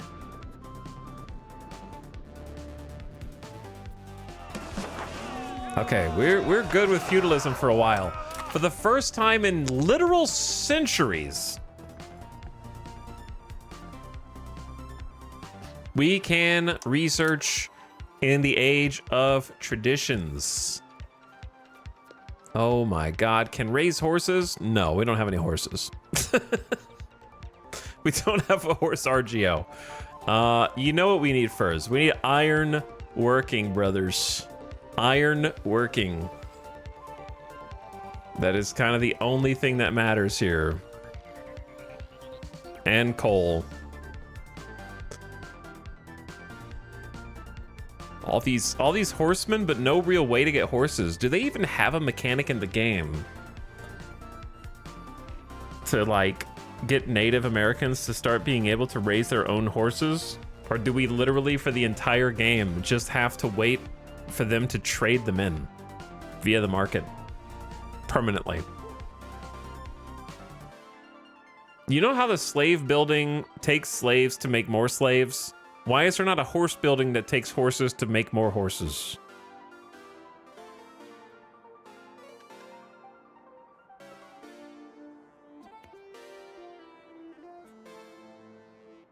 There is a mechanic? All right, I guess we'll wait and see what the mechanic is.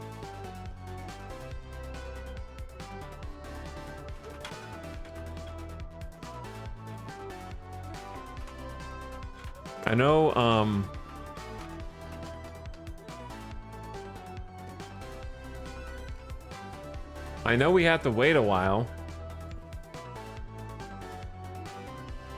but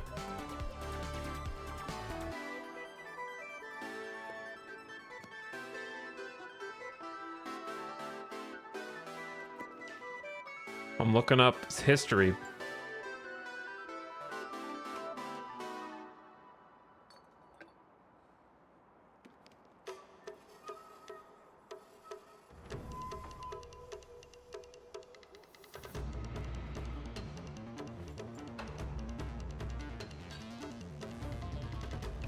I'm trying to find an actual source because the horses spread to different parts of America in different eras.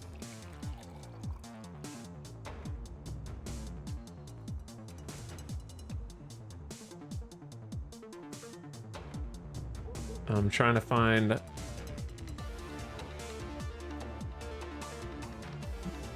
Okay, what web page is this that I just went to?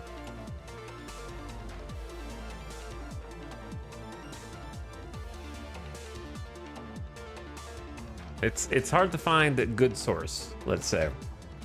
We know for sure that they had plenty of horses by the 17 and 1800s, but we don't know when it was first starting to spread. The internet say during the we know that the Spanish were introduced them to the Americas, but the Americas is a big place. I think primarily the first horses came about from like the people that were like stealing them and capturing people to help them train them in military stuff was like Aztecs and stuff, right? Which is completely different era. Iroquois Confederacy, well documented to have a ton of horses in like the 17 and 1800s, but when did it start spreading? I don't know. So I'm just gonna go with I don't know. But sometime between now and like the 1700s, we should be getting some horses.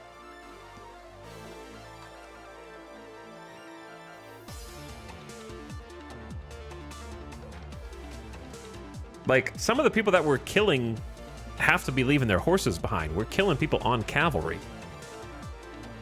Oh, WPG guys, same brain cell right there. Same brain cell. Exactly. Max literacy of nobles plus 20% is kind of cracked. Allow estate parliament. Oh, baby. And fiefdoms, which I'm going to have to look up. Feudal levies is 2% of valid pops will be raised as feudal levies. I need to compare those. Castle buildings. We finally are going to have some real legit buildings.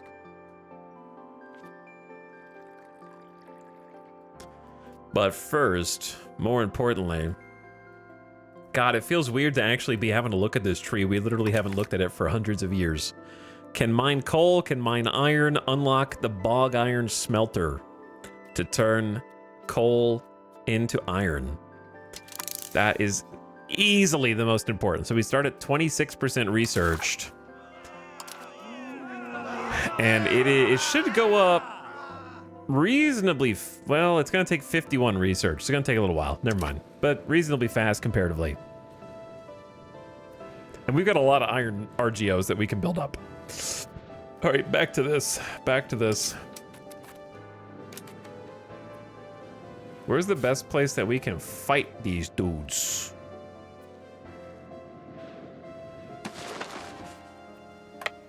Probably like up here, if they're the attacker.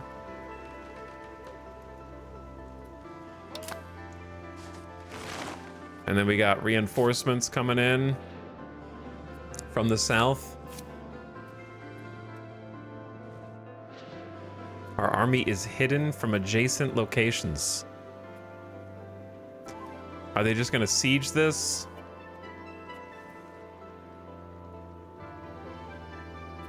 There's not like a town here or anything, right? There's just a settlement.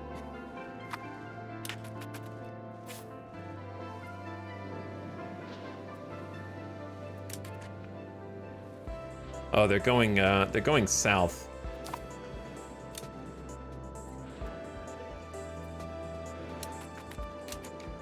Where do we want to meet them? They're probably just going for the war goal. Like, isn't this the war goal right here? Staticona. So if they siege this is the war goal. So we might need to fight them here. If I leave, it's likely that we will lose. So Poland is just better. Poland is just built different.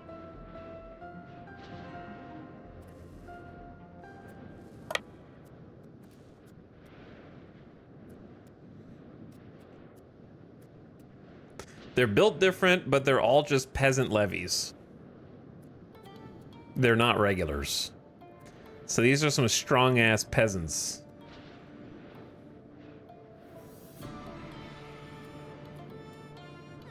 Here's a question.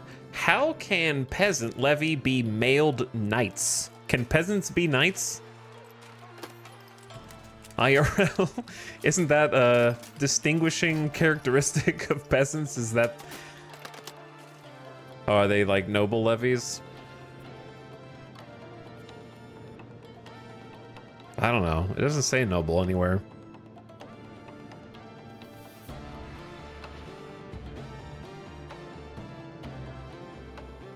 I mean, it literally says a lifetime of training makes them among the hardiest warriors on the battlefield. Do levies get a lifetime of training?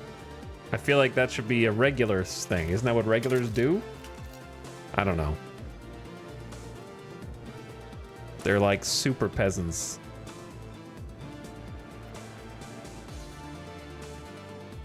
Yeah, isn't a lifetime of training the opposite of a levy? Anyway, they're really strong.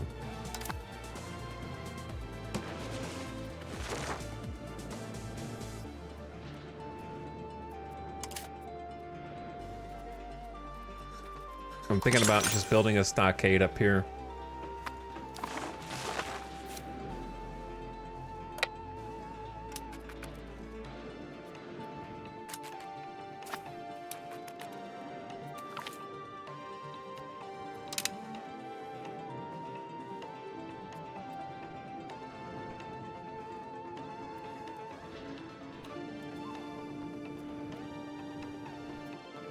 But anyway, it's pretty common knowledge in the Europa Universalis 5 community that levies are too strong. Levies are actually the meta. Regulars stinky and overpriced. The charter we founded to colonize Doeg has now fulfilled its role and has become a fully functional colony. Now we have to decide how to handle it. All right, 2 down. The walls are closing in here. We just got to survive this damn war. But yeah, the subreddit did a lot of research on military combat roles and found that levies just overperform.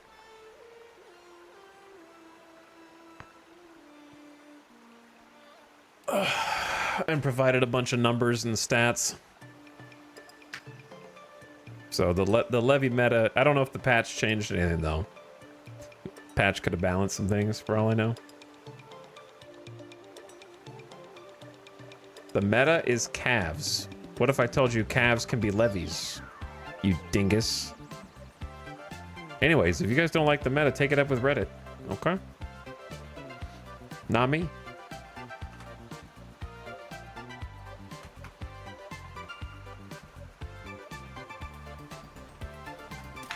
Dronkabe.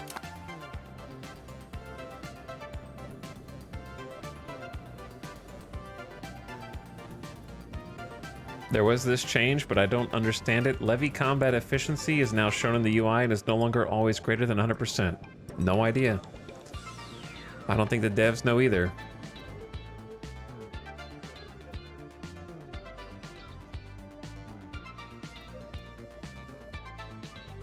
How did they go from Fort Photon Adat to here? When these two tiles don't touch. There is no connection point there. See how there's a break?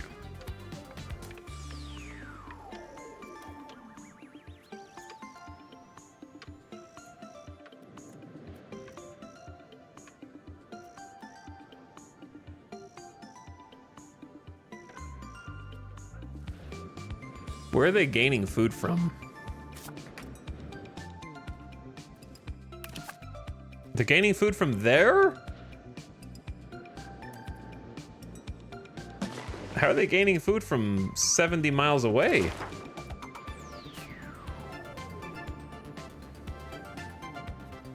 Crazy supply lines.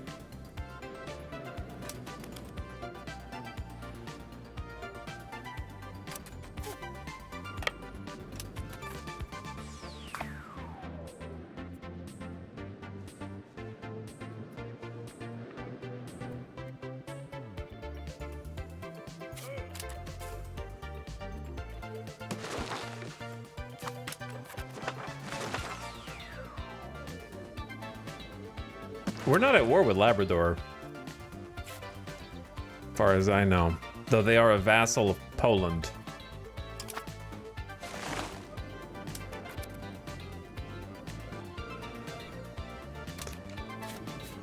And I don't think that they have travel access through Naze.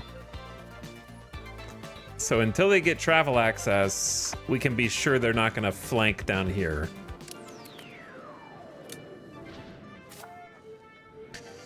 We might take some losses in this battle, but I don't know where their levy just went.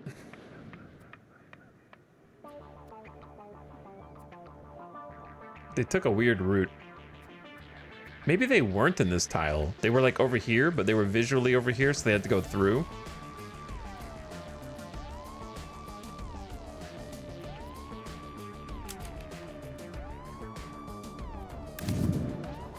How are they getting food from an occupied tile? Is the AI just cheating?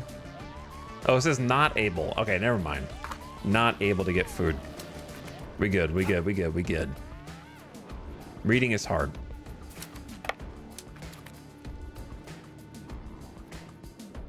So what should I do about these guys? I kind of don't want to let them just go all the way out and siege and possibly group up with another squad.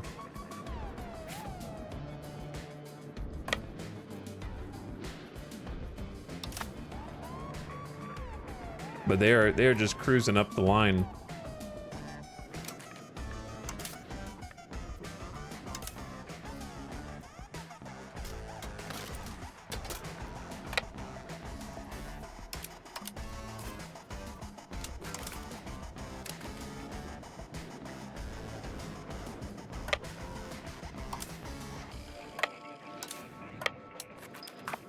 Kind of missed my opportunity to try and force a battle. And why is my war score... Did my war score go down? Or just hasn't really gone up?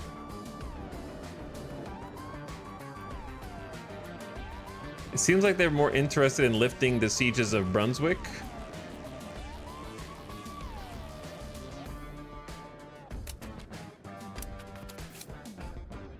Than they are...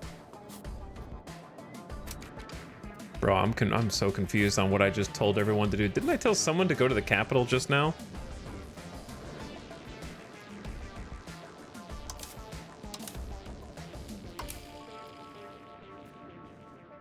I thought I told one of my forces to go to the capital.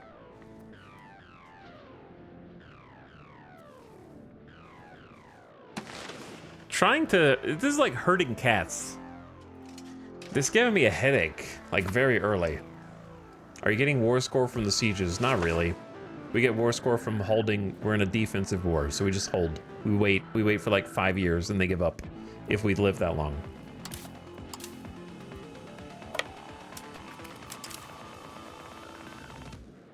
I thought I told someone to go back to the capital. Oh, the South Army. Yeah, the South Army. You're right.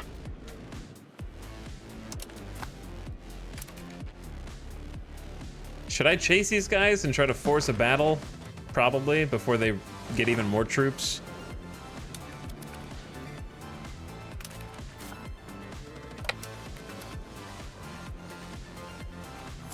Because they're going to end up just using their transport ships to bring thousands more down here, and then we're going to have 5,000 troops that we have to kill. Because they're only able to bring like 1,000 to 2,000 at a time. So if we let them do whatever they want, they're eventually going to group up. And then they're going to overrun us.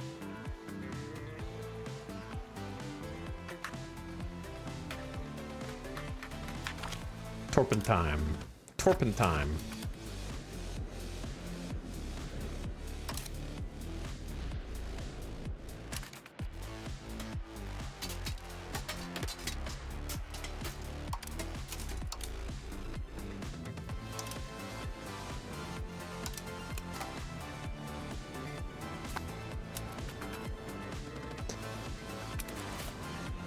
I can't tell who's in what tile.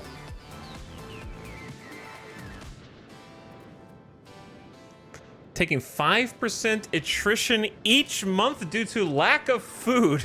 Okay, finally.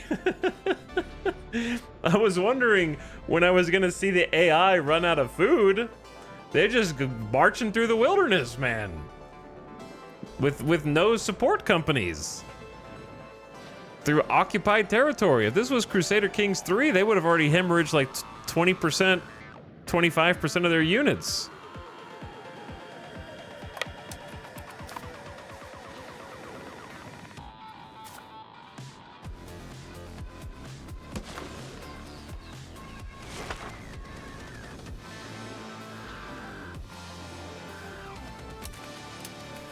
Where did they go, man?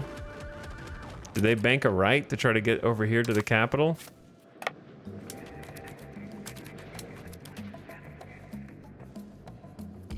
All right, let's all group up here. I want to make sure you guys are all together.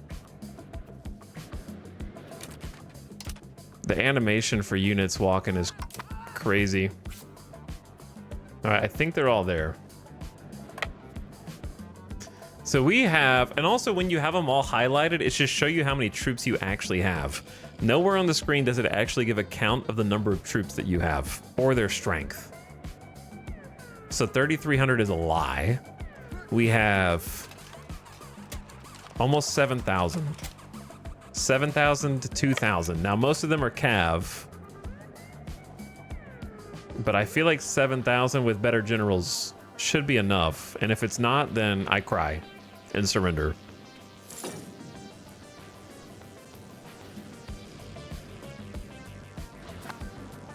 I cry and then surrender in that order.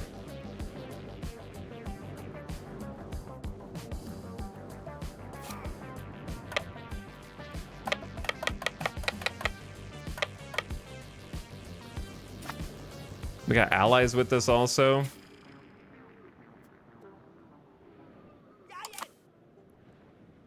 Chat, where did they go, bro? Oh, they're here.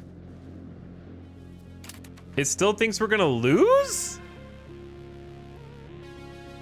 We have a stronger army, they have more morale, and they're better quality. All right, so just stay here for a sec.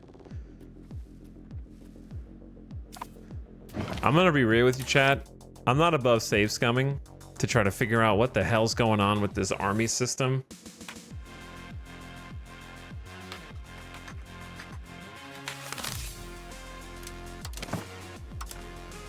I don't see how we just beat a bunch of Cav. Are their Cav like way better than the other Cav that we just fought?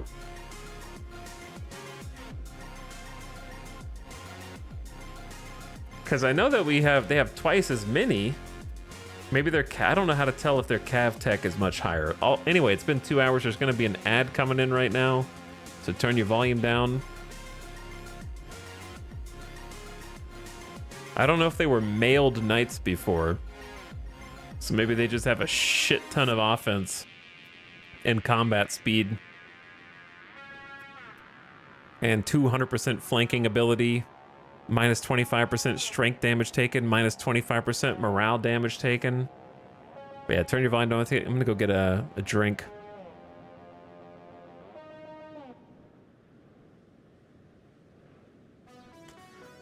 Here's my 2 cents. I don't think this should be a hot take. If a regiment is starving to death, they shouldn't be at 100% morale. If that's a hot take, I don't know what to tell you. Maximum morale, men! You don't need to eat to fight! You have a sword? How is starvation not a factor? They're taking 5% because they have no food! We have food! It doesn't... Alright, be right back.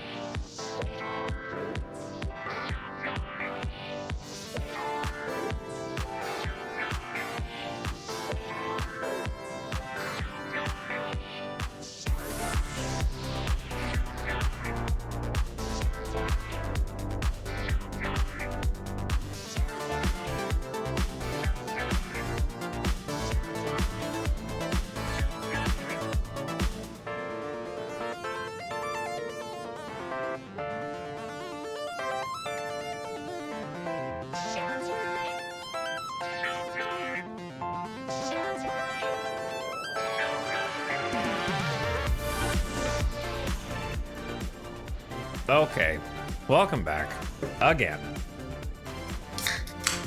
So, I completely forgot about this until now. Do you know why we're having so much trouble fighting against these old worlders on our home turf?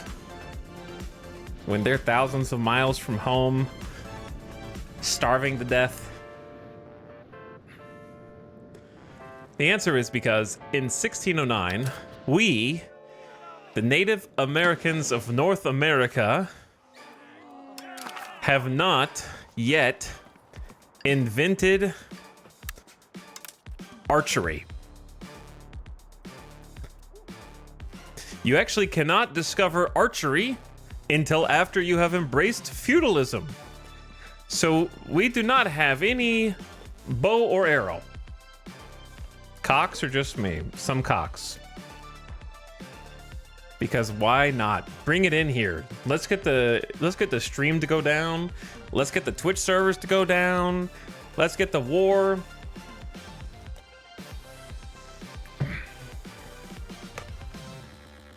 You probably need to refresh because you're lagging. We're just throwing rocks and attacking them with like little carved daggers out of stone. That's why we're struggling so much.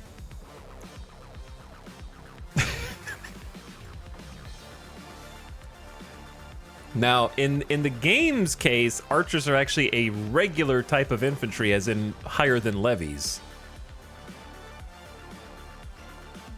But the fact that Native Americans don't get any kind of like archery unit that they can use for hundreds of years is insane.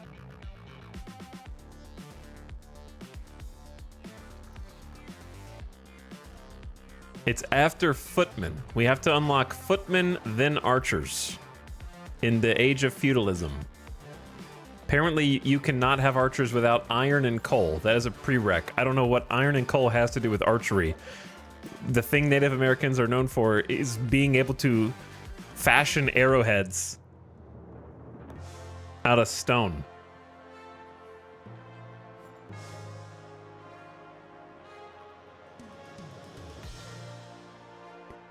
It even has custom artwork. Yes, it even has custom artwork for us.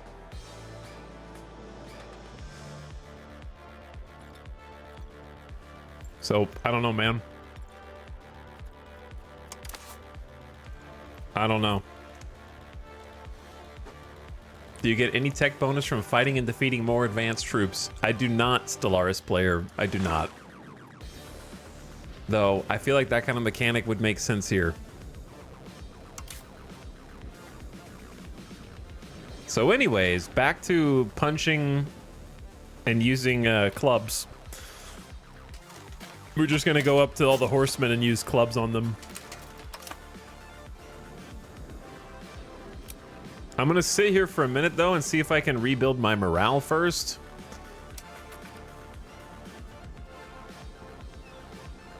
Because you lose morale while marching unless you're the Giga Chads who do not need food or friendly territory to march through.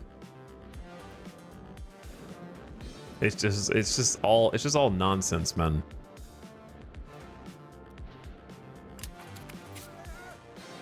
The more you look at it, the more it falls apart. Did we get a pop-up about the Pope trading us guns? Yeah, that's just a +% modifier to a thing. That's not like actual gameplay mechanic. It's just an event. The events don't actually do anything that changes your circumstances. They just give you plus or minus percents in different respects. All right, if I go in now, if I go in now, it still thinks we're gonna lose. Very likely.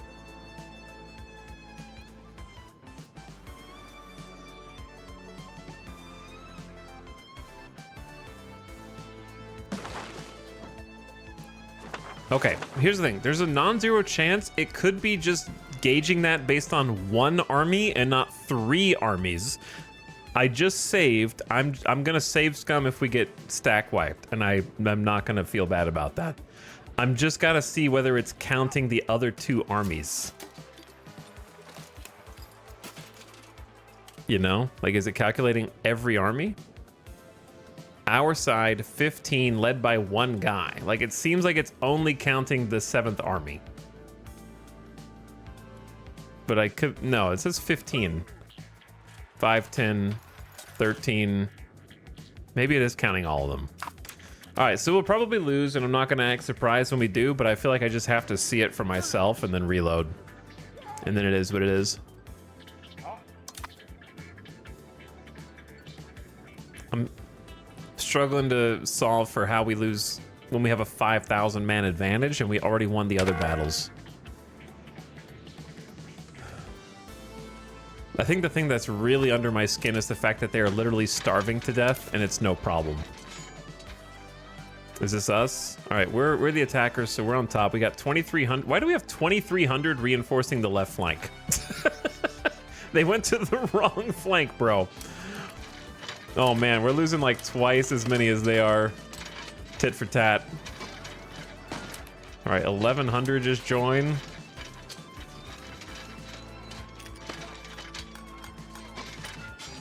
Holy brutality. Brutality, man. We have 1,100 casualties, they're 44. This is not sustainable.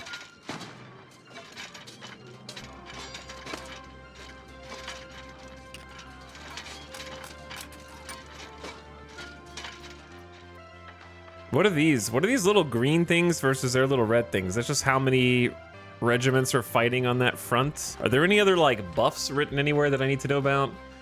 Our morale. Like, we even have higher discipline than them in the battle. How do we have higher discipline than them? They have plus 2.5 military tactics. That makes sense. I get that. That's fair. But the fact that they have like more morale than us while starving to death is, I can't get over that fact. Food has to have some impact on morale. It has to, right?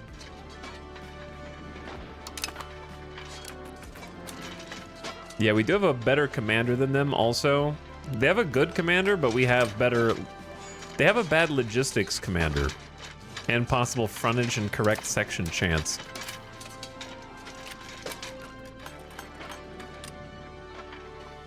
The buffs when mousing over the units on the fronts are very impactful. Yeah, like the,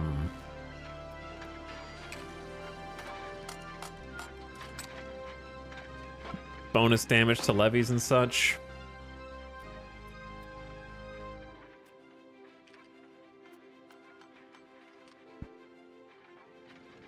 I don't know which one that is.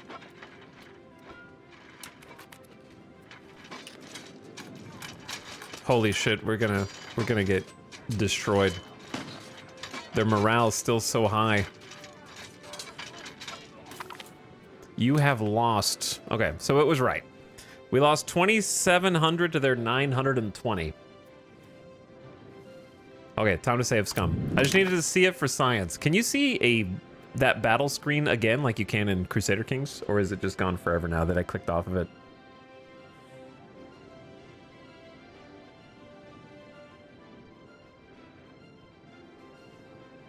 Sorry, I have to wait until the game catches up because I moused over children education.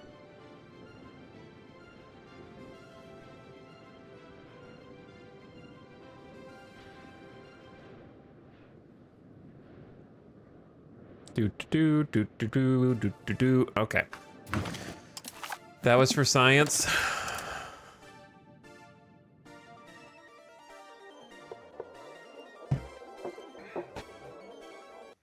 So now we just have to stall, which I can do.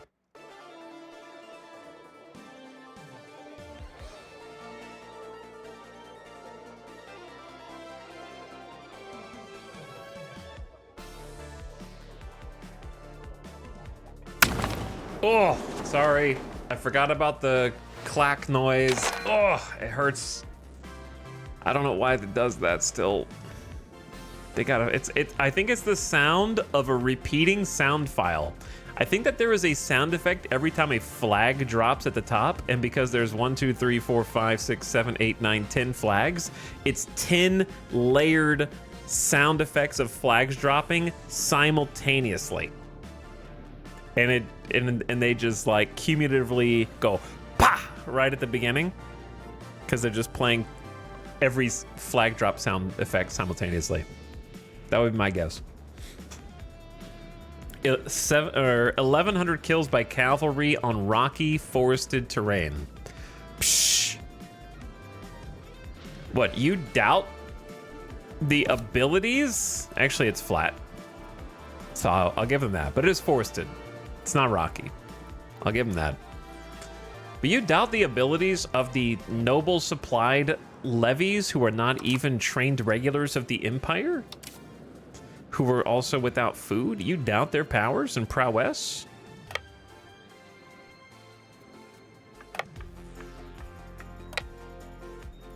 I wish we had a better choke point here.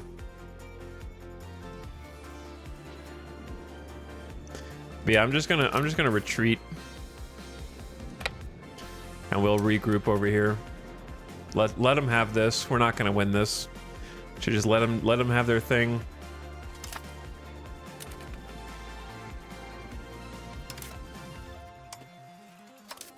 Oh, I can raise a merc leader.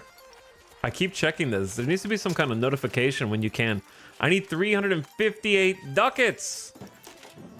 And he'll give us archers, footmen, and what is this? Americans say hoof nice, but that's not what it is. What is it? How do you pronounce this?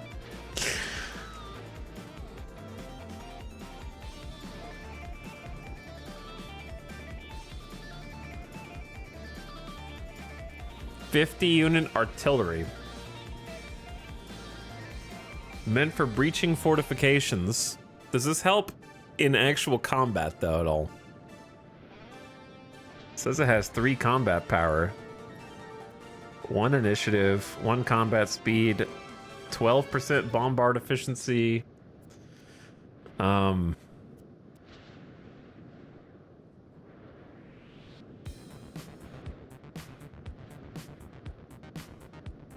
don't know if this is worth 358 ducats, but like the archers and footmen, it's only 200 guys, but it's got to be worth something, right?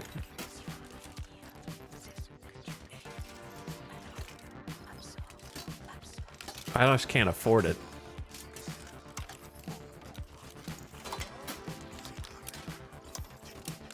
Wait. You have to pay him 360 ducats and then pay an extra 200 for him to actually go hire the troops? Or am I missing something? He personally pockets 358, but if you actually want soldiers, that's gonna cost extra. Am I understanding that? So it's actually 558 ducats just to get these 250 guys? Holy shit.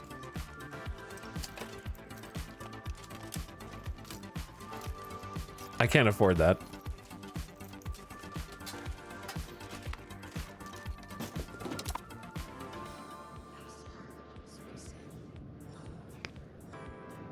Well, can I help you?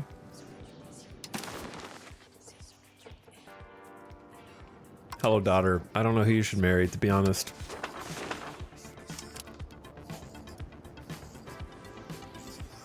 How about one of our best war generals? He's already married. Doesn't really matter, but... Can I filter out...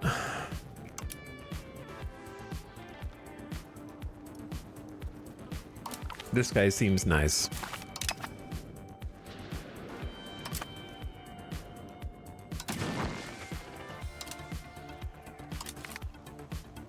We need to raise more troops. Bring him up. Mercenaries were ass in my playthrough, but maybe I was doing something wrong. It seems... They seem really overpriced here, but I don't know. Possibly preferable to how cheap mercenaries are in Crusader Kings 3. That way the AI doesn't declare war and then summon 10,000 mercs to come kick your ass immediately. All right, I need to get rid of this icon, so let's get rid of it. Because I'm tired of accidentally mousing over it, having it like populate.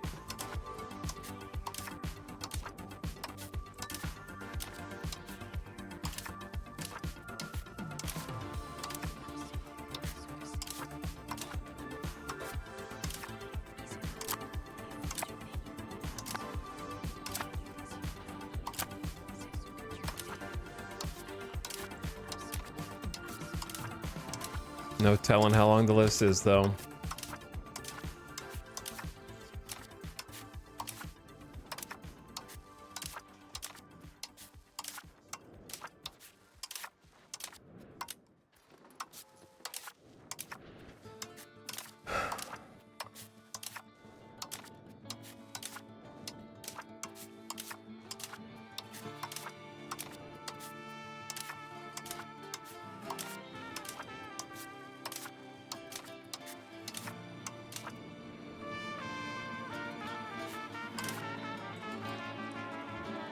Good song, man.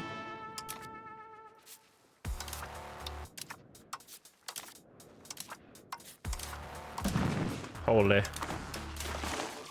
How many are there? Go back to the horn. I want to hear the horn.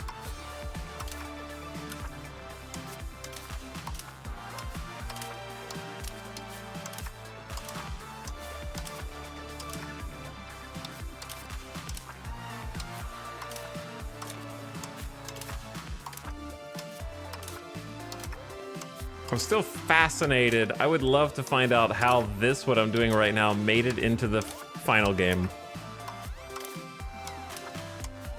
It's gotta be like somebody in a position of power. Everyone was afraid to tell them no. You know what I mean? And they were like, no, it's a good idea. We're doing this. And like it had to come from up high.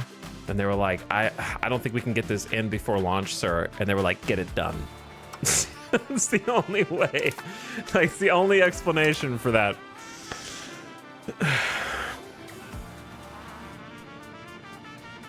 No one could say no.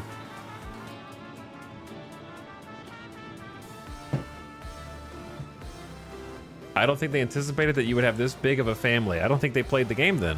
Because this is my first playthrough. It's not like I did anything crazy to make it happen, you know? It's just normal. It seems like it happens to most everybody later on. Chat, how many of you have an educate kids list that lags your game whenever you mouse over it in your campaign?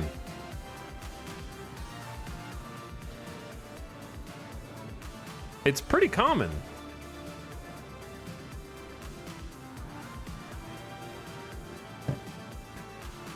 Mine lags. Yeah, I just tried to ignore it. Like, you literally just have to play a campaign, right? It's not... You don't have to do anything special or crazy to get it.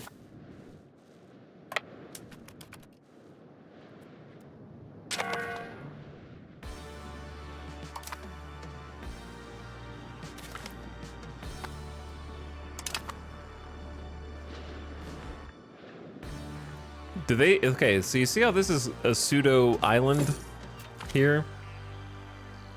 If I stand here and they attack onto it, do you get like a water crossing buff like in other Paradox games for defense?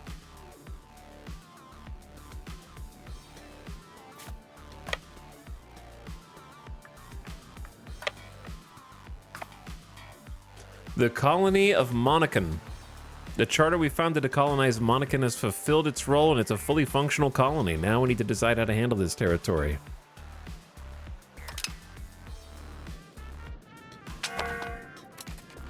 Now we're down to just 2 charters. We almost got all the land we're gonna get effectively. Unless we go crazy up here, which I don't really want to go that much higher up. Can we not deal with England yet? We still can't talk to England. They're gonna declare war on us next. Tactical mode's not going to really show me anything. It doesn't even know it's surrounded by water or has a river crossing. I'm going to need every Paradox dev who's making a combat system to play Hearts of Iron. Just play it. Minimum 200 hours.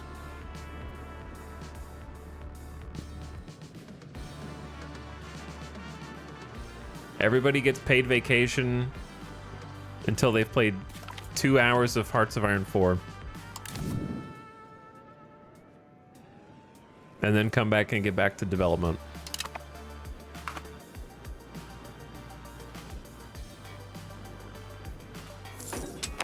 We've already got good systems in place for these kind of things. Matchlocks. Matchlocks. Okay, the second person to delete channel points gets to name this location.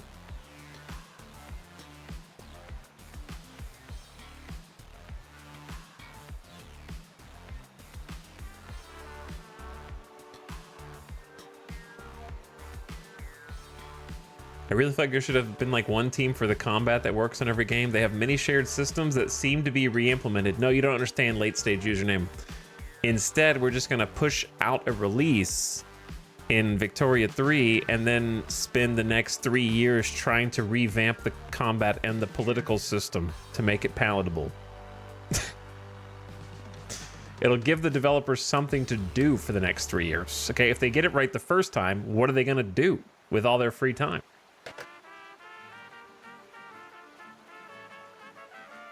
All right, Bird Strike, what's it gonna be?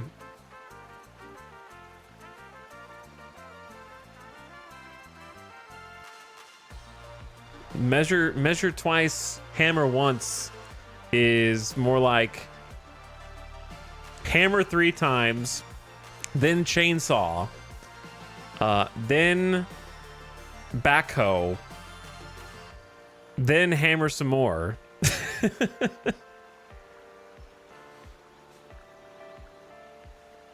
Gerguero.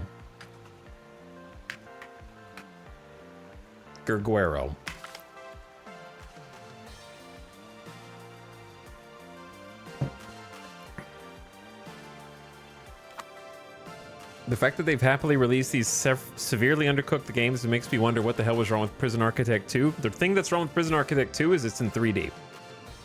I'll solve that one for you.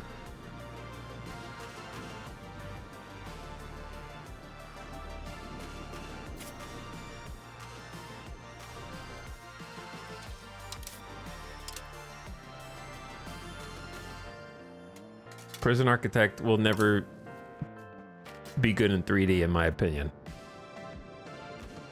It's the same problem with making RimWorld have Z-axis. Just will never work that way.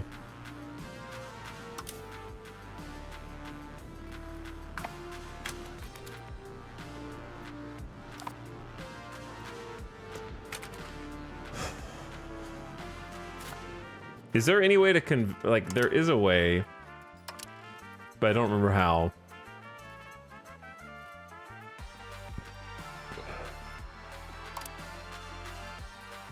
If I can get 10 favors, I can get Naze to assist us in the war.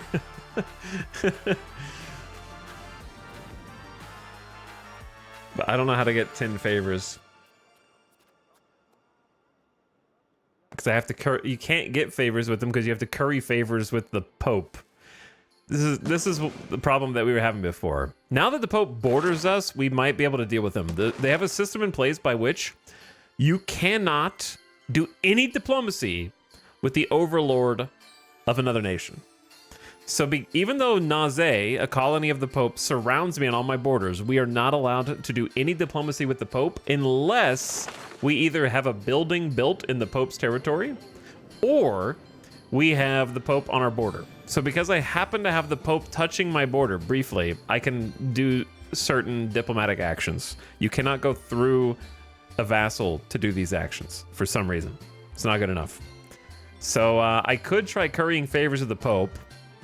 We'll end up owing the Pope, but I'm worried that he's just going to give this territory over to Naze, and then I won't be able to cash in on those favors anymore. So probably not worth.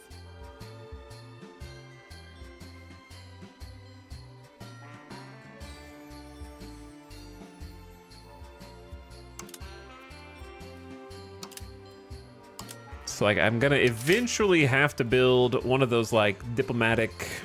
I don't think I have any of them right now. It's probably just an embassy. Which lifts fog of war on a location. I don't even know what the requirements are. We cannot build an embassy in a rural settlement. It has to be the capital. Sure.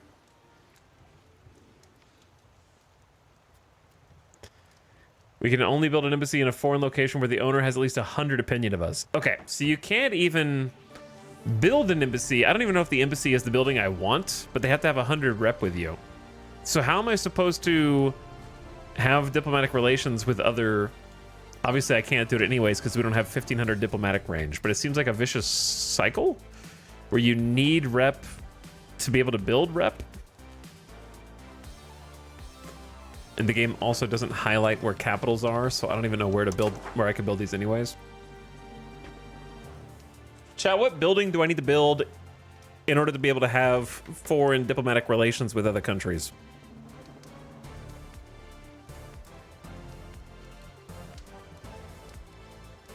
When Paradox inevitably releases an EU4 Complete Edition, will you play it? No. No. We ain't going down that path. It's too late. This is a Crusader Kings 3 situation. When CK3's out, you don't go back to playing 2. You just can't.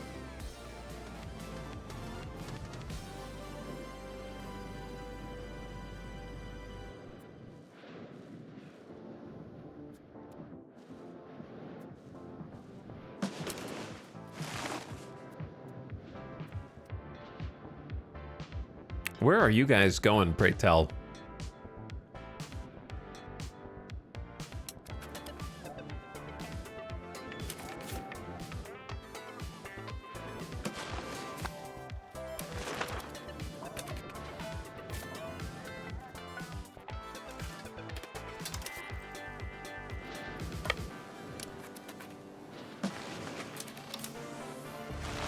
Kind of need my whole army up here, but I don't think they'll get here in time.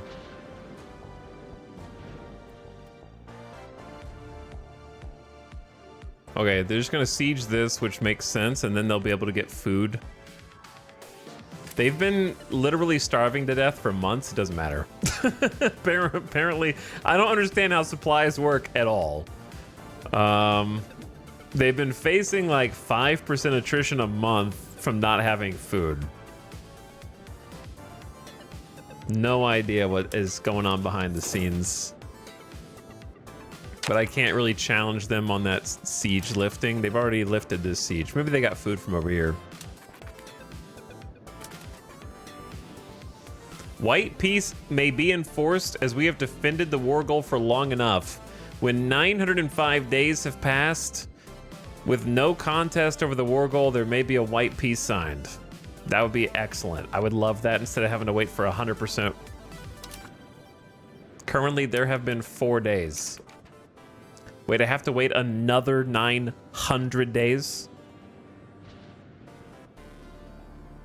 Never mind, I take back what why do I have to wait 3 more years for them to go through with their war goals? When did this war start, man? 1607, it's already been 3 years. You have to wait 6 years after someone goes, I declare war. I have not taken any of my war goals and I've lost every battle canonically. We reloaded the other save after doing some science. Okay. Just 3 more years. You could probably peace out just from here. I don't know. They're negative 29 by default. They still have 50 war enthusiasm. They're chilling.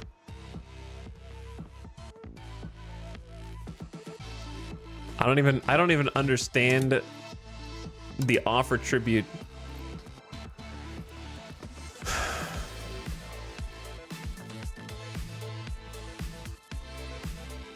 What does humiliate as a war goal even do? Wait, am I offering tribute to allow them to humiliate me and that makes them less likely to accept? I don't understand how that works. Release Chesapeake.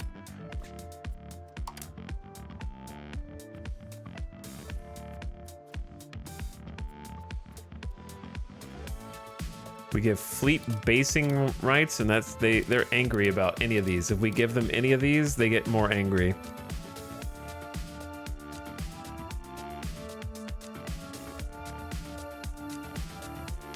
Left button on the same row as the white bird has the AI suggest things.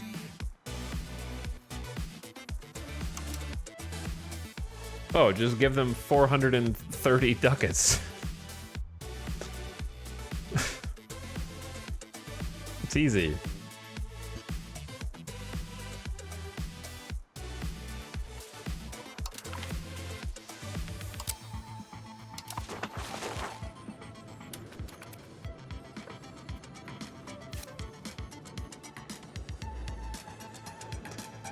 They're coming in. A delegation of nobility came to us to thank us for favoring them in government. They are so grateful that they made a voluntary gift of 139 ducats. I can almost afford to pay them off.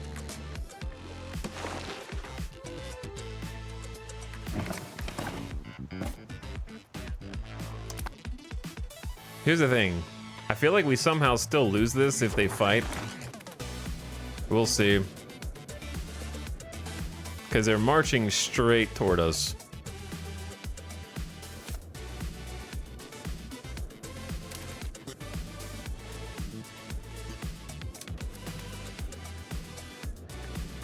Oh no, they're sieging.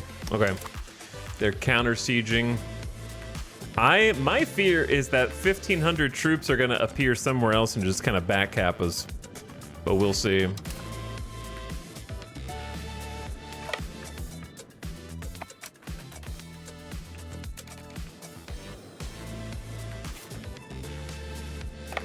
Or that we're still gonna lose like 5,000 in this battle.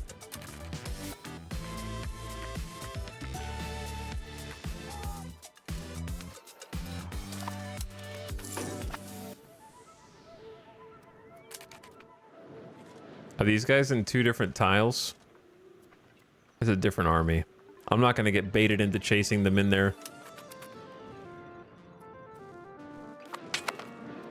How, dude, did they just scoot? Where are they scooching? The game is paused. Okay. They're just like moving around the map. You can't tell where any of them are supposed to be.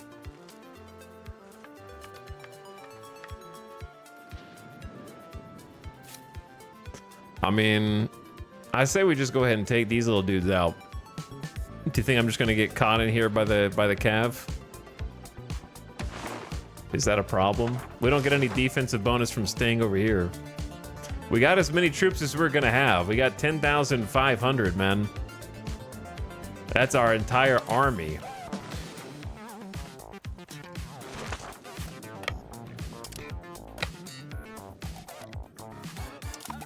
Well, let's see what happens. We might, hopefully they don't all arrive at different times and then we get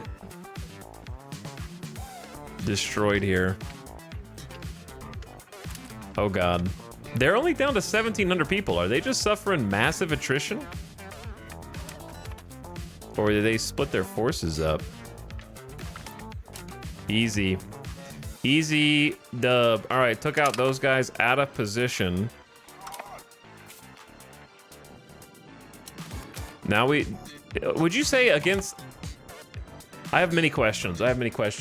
Let's say I'm on defense, and I know I only get a +1 defense bonus here. That's not very much.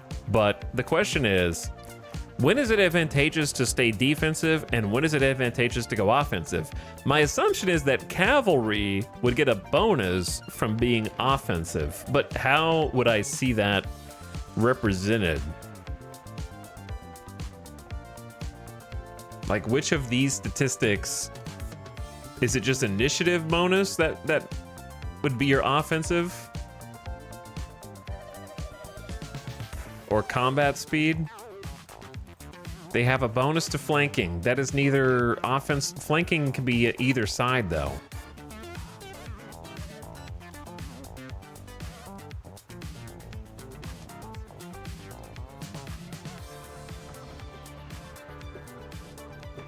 That's just any combat.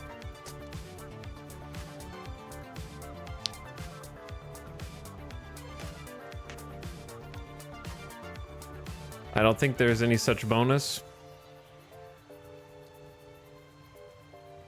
Because, like, I'm thinking in Hearts of Iron terms again.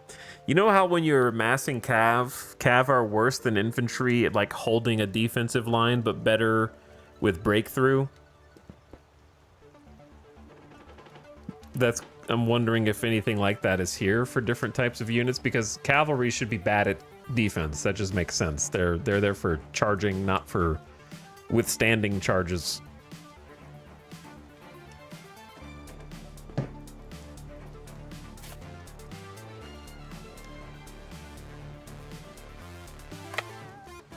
It thinks I'm gonna very likely that our side loses is crazy.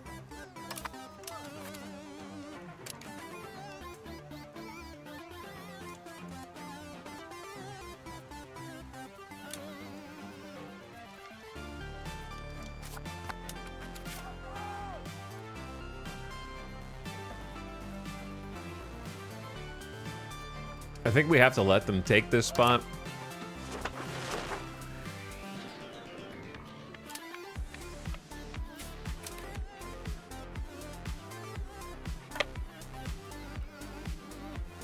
I can't let them take Trilobite, though.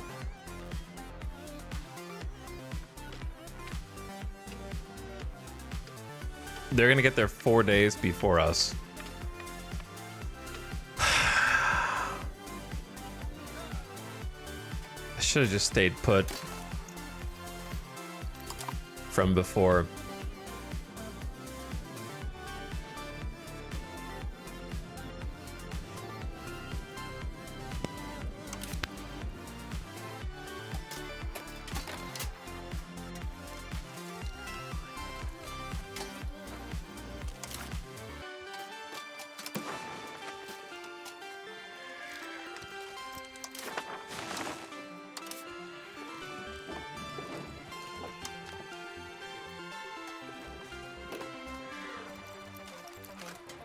These are tiny units, but I need everything I can get. Capitano Ettore de Chioi. Chioi. He's kind of a terrible leader.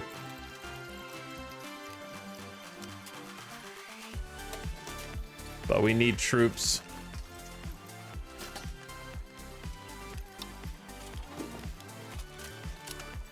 I'm gonna make it like a long contract.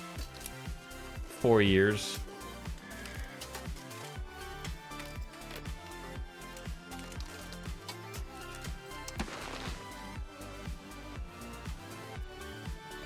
Is this where they can form? Why is everything so far away, dude? We have decided to hire the captain to raise an army for us for 48 months. We clearly can't afford it. How long is it going to take? 10th of April, a month.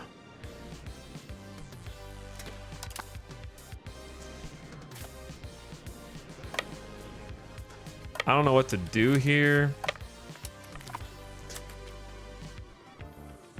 Because if I let them occupy the province capital, they're gonna get war score.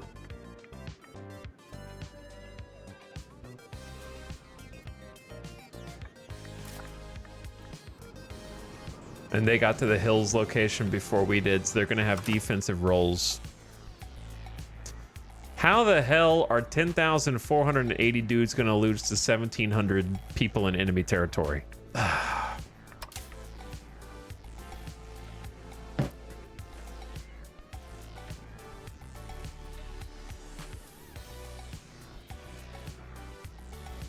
Sparta over here.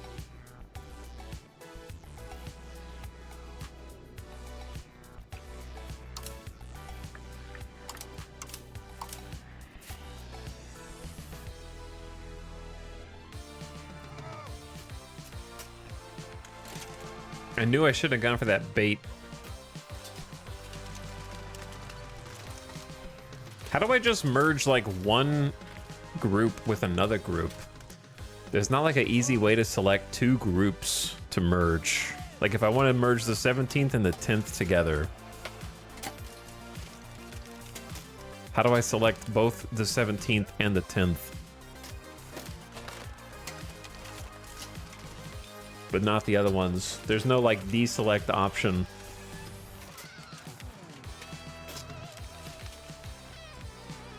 On the right in the army list, what is on the right? Click the blue diamond. Okay, this.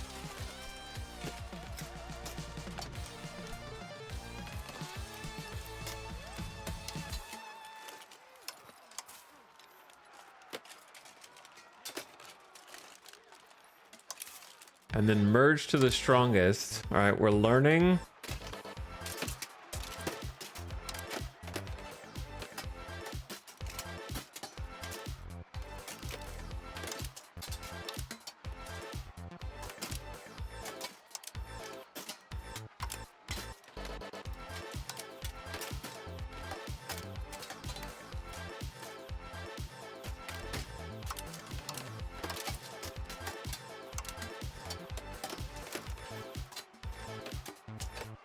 Okay, so I've got like 500 troops on the right flank, 900 on the left, and like 1,300 in the center. That's reasonable.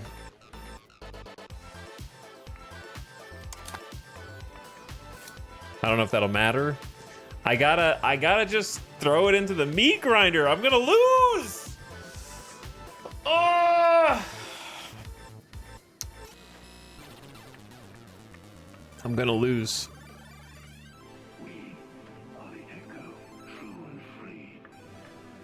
Can you move a province capital? Obviously not right now, but later?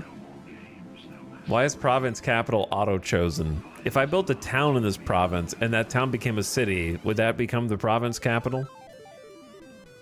Because I think we eventually want to build a town on Mauritania.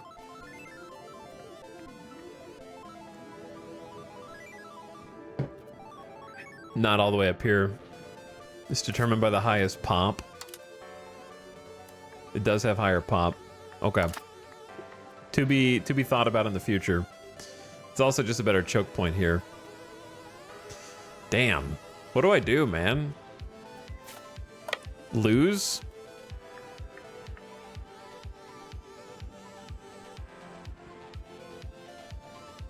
The terrain is killing me.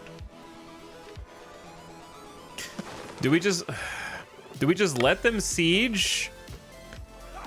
Even though it sucks? I can't throw 5,000 people down the tubes. We have to let them siege even though it sucks. You can consolidate so the whole regiment engages at once. Well, I gotta save before I click these buttons, because the last time chat told me to click these buttons, it screwed everything up.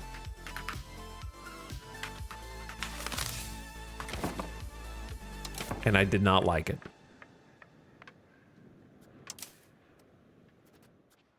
I want to be able to click individual ones to consolidate. I don't want to have to click consolidate here, because that's what it does. It totally shifts my flanks. Now it's deleted my right flank to make 1,000 here and 1,000 there, which isn't really what I want. Now that the AI has left 4 brave souls on the right flank.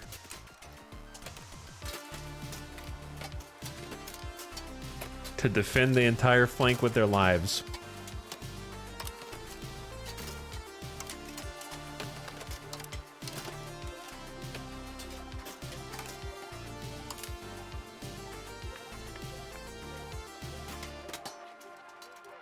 If you hit balance first, then consolidate, it usually works.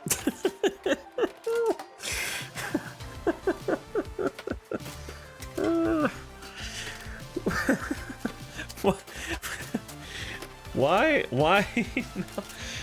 Why not just let you do it? Why do they have to do it? Just let me do it. Why does it have to be like a magic 8-ball? Magic 8-ball. Can I have my units consolidate in a way that I prefer?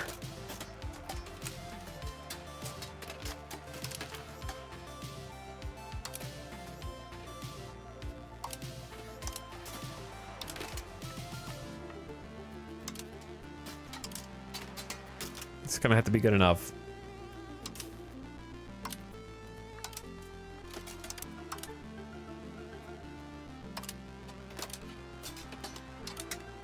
I'm gonna have to merge some armies together so we actually have like full flanks here.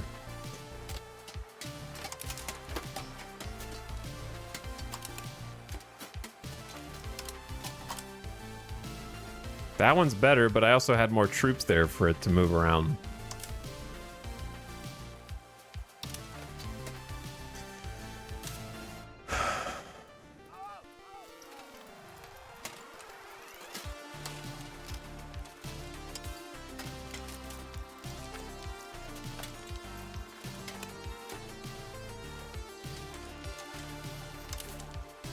Okay, now we're down to just 3 army units.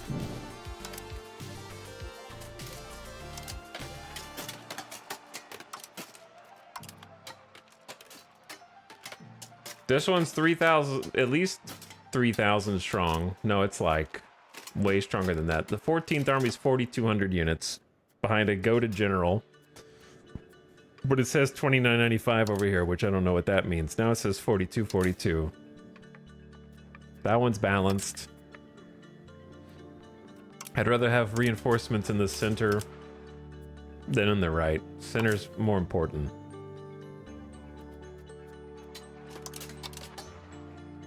Okay, I mean, that's as good as it gets. 3 pretty consolidated armies. Still thinks it's very likely that we'll lose. I think that the real strat is just let them siege it, and then they potentially move afterward. They either move into us, or they move around us. If they move around us, panic, but we go and unsiege it real quick. That buys us time to recruit some horsies to reinforce our own units here.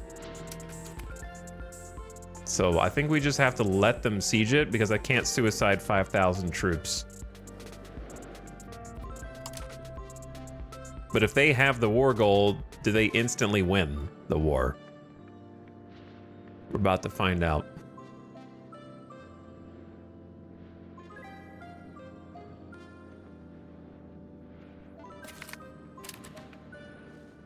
Trillabeep has fallen. It lasted 16 days before our garrison succumbed to hunger and disease. All right, what are they doing? They're going to Papassal. They'll be there on the 3rd of April.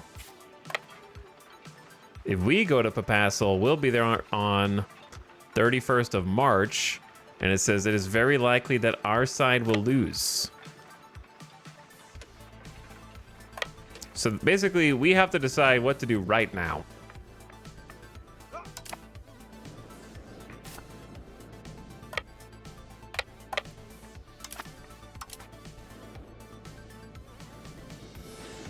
Because what if they just go for our capital? You know what I'm saying? Like, what if they just go past us all the way down to the capital? Papassal is hills. Yeah, Papassal is hills, so maybe we just make our stand there. But the game feels very confident that we ain't gonna win. I don't believe the game when it says you'll lose a defensive battle.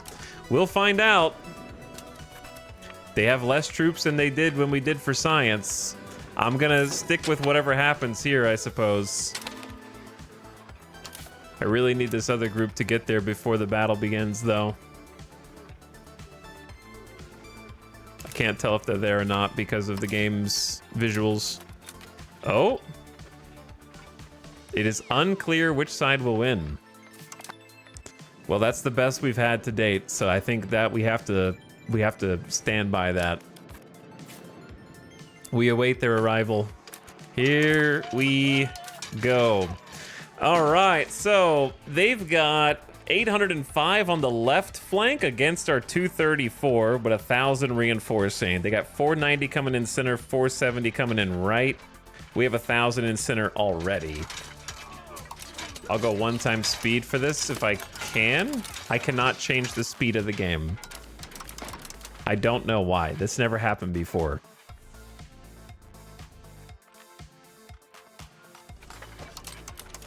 Okay, we are just gonna have to... Like I said, it barely works. It's an option in the settings. Why can't I just change the speed?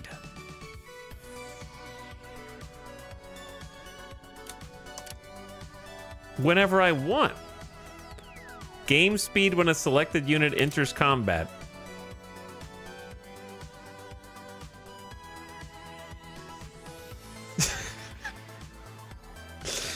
When you read this setting, do you not think, oh, the game automatically slows down when a unit enters combat, but if you want to adjust it from that point, you can freely? Wouldn't you assume that's how that works? Wouldn't any sane person assume that you can change it once you enter combat? It just sort of defaults to that for a minute, and then you flip it to whatever you want?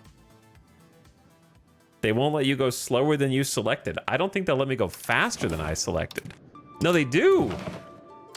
What? Okay, then lowest, I guess? Now I can go down to 1 or up to 3. All right. It's their first time making an options menu.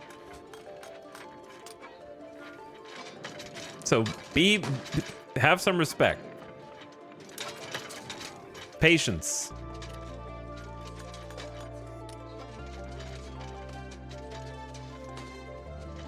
That's probably the most bizarre setting I've ever seen. If we're equal trading, that's awesome. If I see the same number coming up on both sides, that's the best we could possibly expect. We've got 2,000 troops on the right, 2,000 in the middle, and 1,500 on the left. Very well balanced, I think. Holding the line.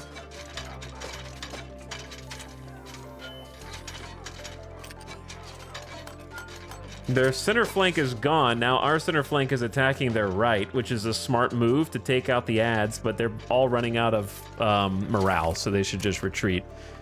Easy dub. I mean, it's not easy. We took 700 casualties, which is, 7% of our entire fighting army in one single battle. But they lost 1,000. No, they lost 704. Brain math is hard. So equal trade. Never even doubted for a second.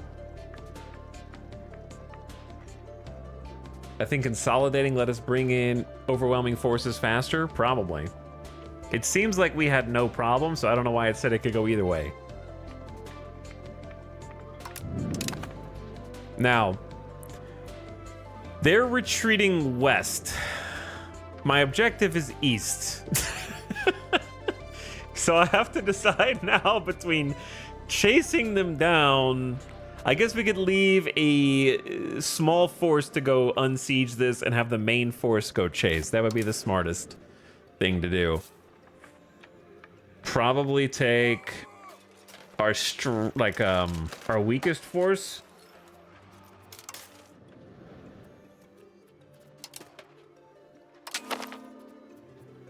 And then splinter off, say, 800 troops.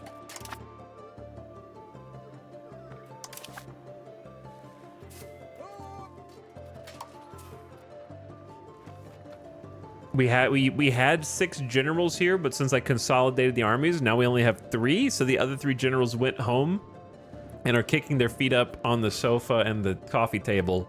And if I want them to come back, it's going to take them 2 months to command this army. So they're on their way. They decided not to stick around and help fight. It's understandable. Wanted to go see their family. So I'll see you in May 30th. Okay, just a little under 2 months until you come back. So by that point, it won't be relevant. I don't like that mechanic at all. They teleport home, but they take 2 months to come back.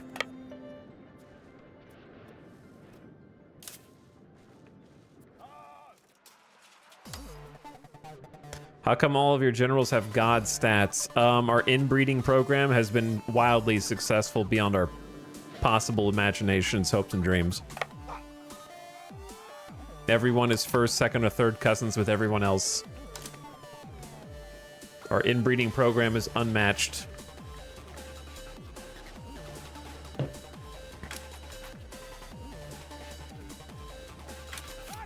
So I assume that they are going back up to their territory up here, so we're going to chase them down with the bulk of our forces.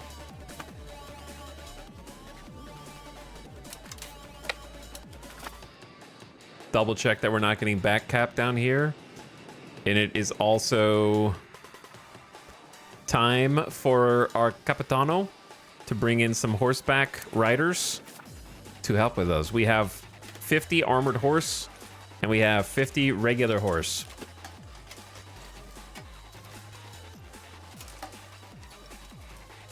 I don't actually know what the difference is. I can tell that one has armor, but other than that, I'm not really sure where their stat difference is. I think the armored ones do not have the 10% to strength down 10% strength damage done, or down 20% morale damage done. They get to avoid both of those. What is a horse? We don't have to worry about that. This is a foreign commander bringing in mercenary troops that we paid to come help us fight. So we don't need to know that.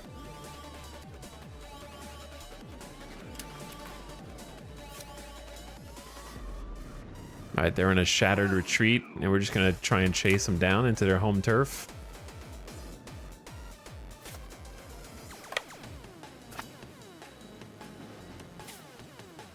These guys are already occupying Trilobeep while still ostensibly walking into it.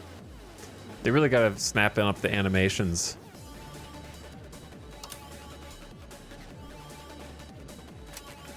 Why are you guys going to the capital? Did I not click here?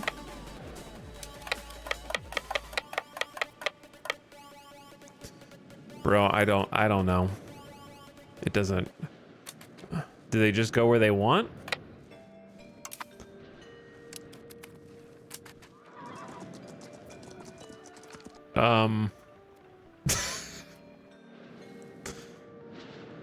Who's where, man? I can't tell where anyone is.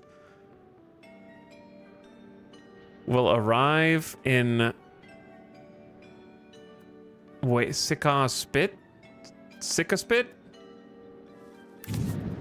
They're going here. Where am I? Where are my troops? They're not up there. They're about to teleport somewhere.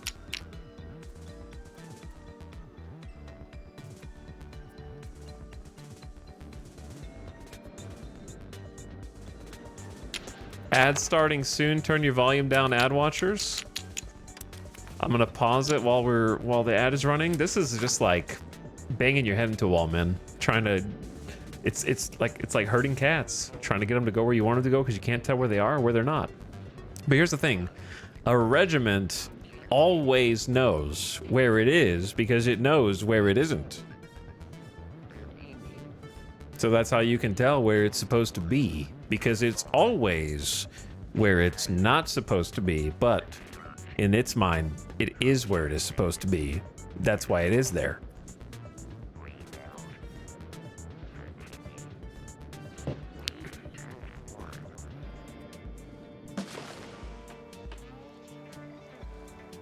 I need a brain break. Adam, thank you for 41 months. I appreciate the sub an hour ago. Sorry I missed it. Thank you for subscribing.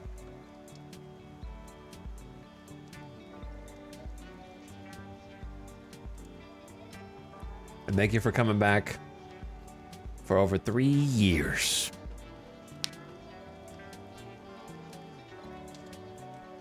Yeah, I don't know how anybody can play like Europe, a European nation who goes into a bunch of wars with their allies and not go crazy from the war system in this.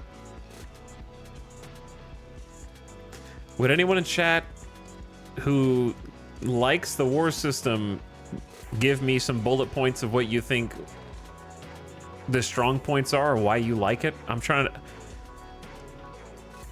The only positive I can think of is I like the idea of having to have a logistics company to feed your troops, but none of the AI has done that, so it's clearly not necessary.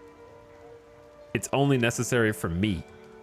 Everyone else has immaculate logistic supply lines, or if they're completely out of food, they seem to suffer little to no penalties. At first, looking at the fact that there was a logistics company that could set up supply depots, I thought that was an amazing idea, but it doesn't seem like you need it at all.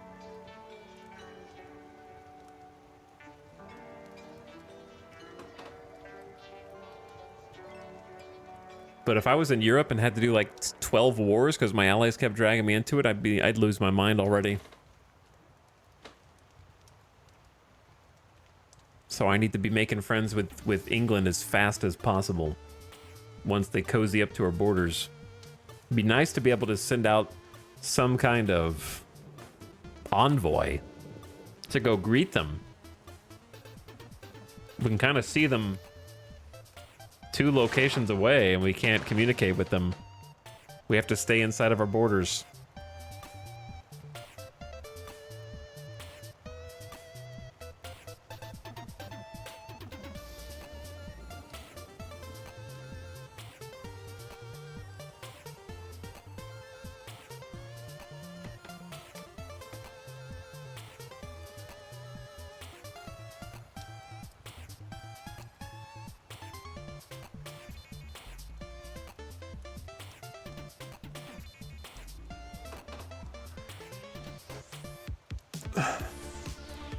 It should not be called logistics companies. They're not literally called logistics companies. There's just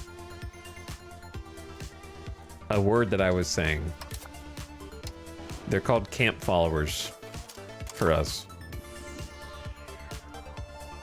But I'm describing what they are, which is a logistics company.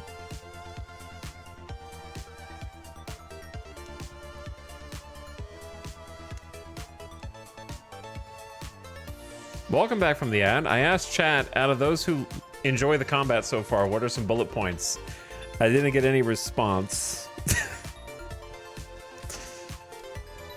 So I'll just take that silence as an answer, I suppose.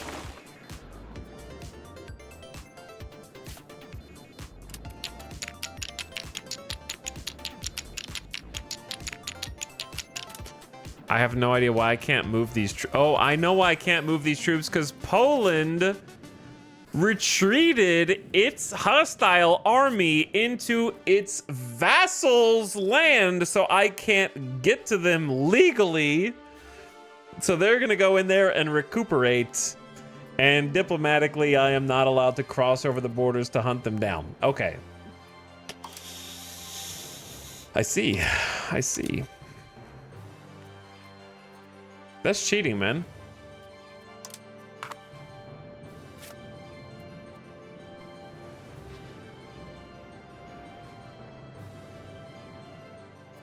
They called timeout.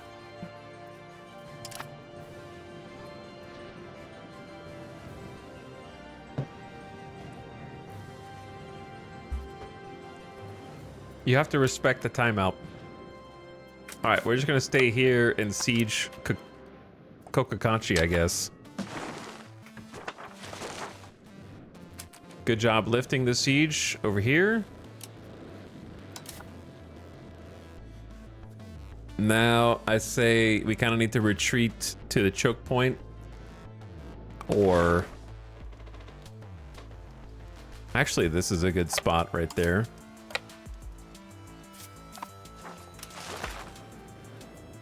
Double check we're not getting back capped.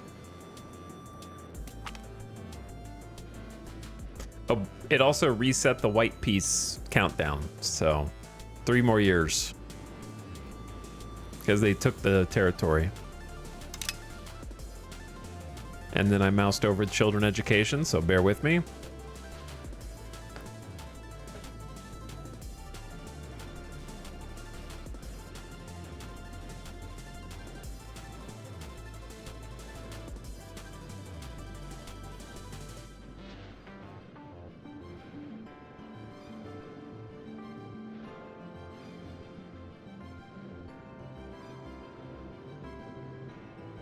A war crime free zone. Can't chase them down and kill them while they're retreating. That would be unsportsmanlike. Who's this? The Netherlands?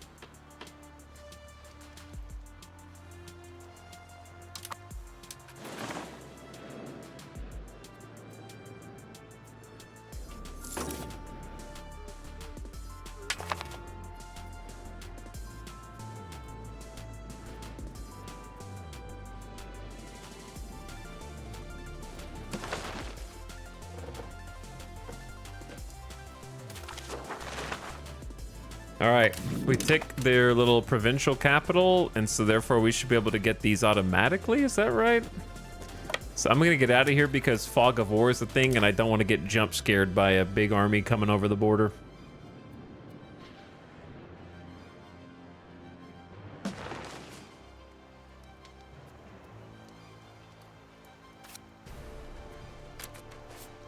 We should be improving opinion with the Pope, though, while he's on our border.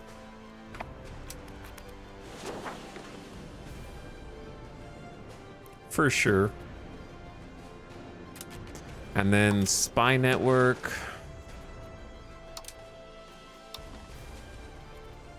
Not sure if this is giving me negativity, but let's get the Central Great Plains.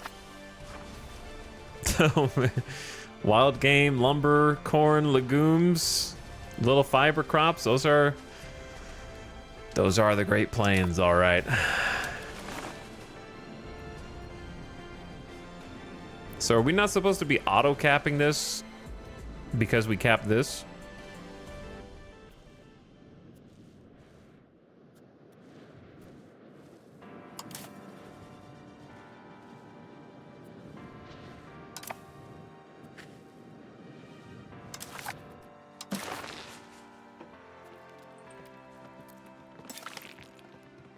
They're getting closer, but it's still gonna take a while, man. All right, we built this stockade at the capital of our vassal.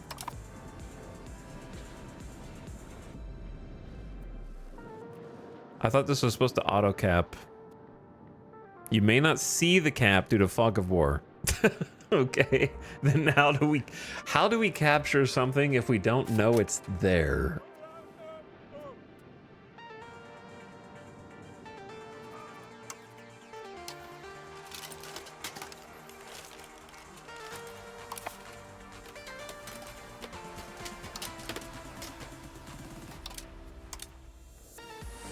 Okay, it kind of works. It kind of works. Finicky, but it kind of works.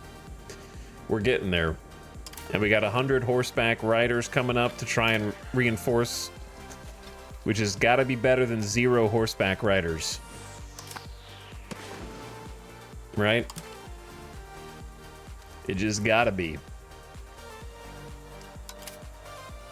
We're halfway through ironworking. And we've only got 2 charters left. And then it's time to make some vassals. I want to make a new market and all this other stuff, but we got to get this war over with so I can actually focus on it. And that's hoping that we don't get into another subsequent war back to back.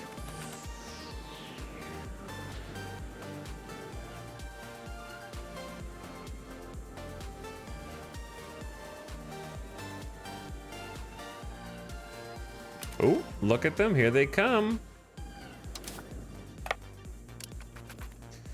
Here they come, dude. And they got some friends. They're going back to try to siege the capital. Cheeky back cap. Gonna have to take somebody off of this.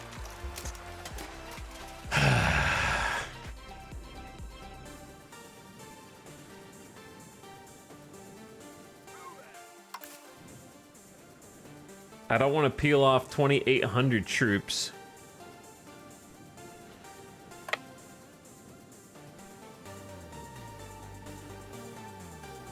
This is just a difficult... This is a really difficult spot for us to hold, sandwiched between the two. To be honest, this is the greediest area that we settled to try and stop them from settling.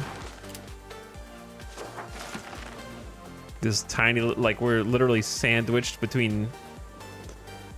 But it gives us a different port, potentially, in the future.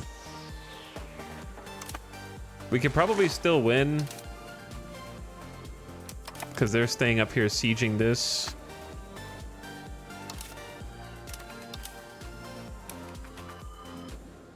And the Cav have arrived. So take the Cav. I say attach them to...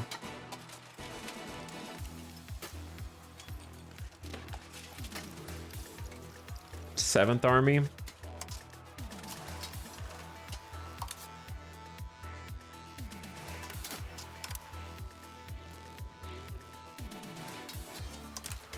Put them on the flanks.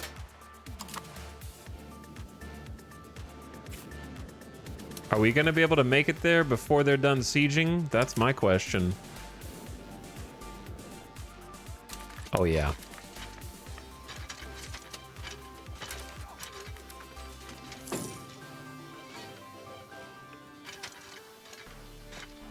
Why is this fight taking so long?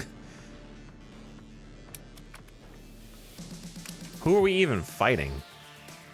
It's a... Dude, are we really taking 32 casualties to a supply convoy? With 0.25 combat power?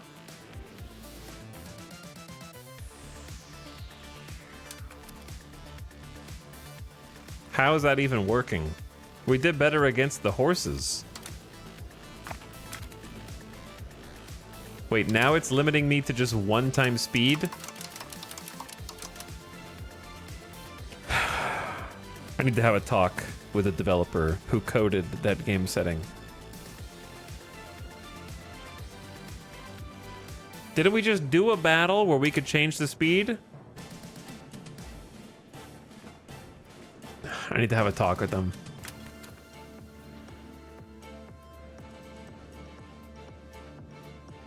I want to be able to watch the battle at whatever speed I want.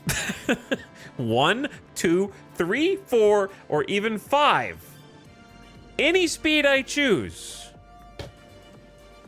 How I do it, I close the left tab, change the speed, and reopen the fight.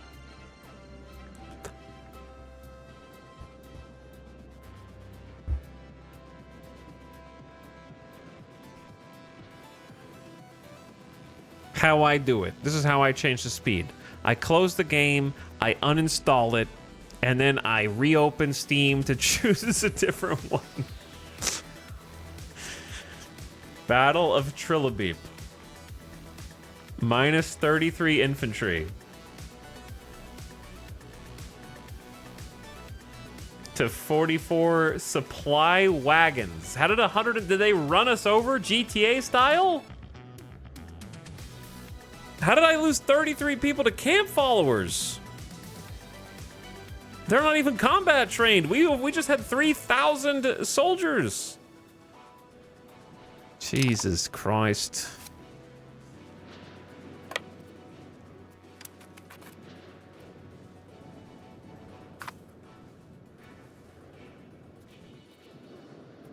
All right, now I'm gonna go regroup.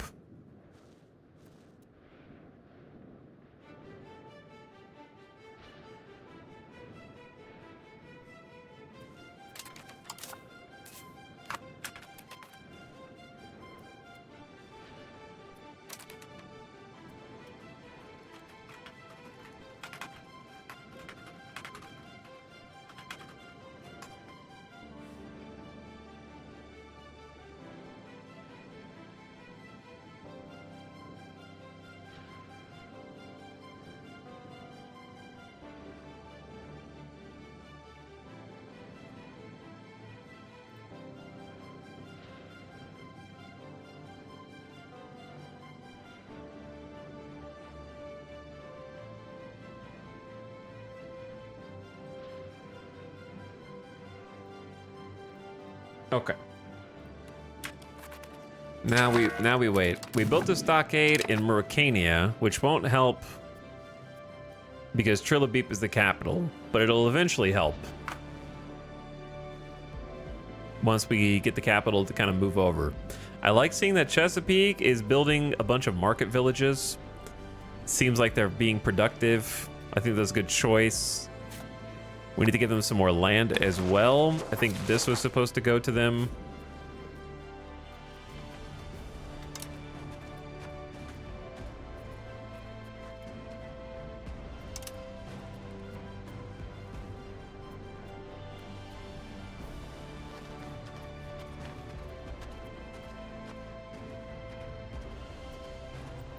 Am I stupid? Where is the action?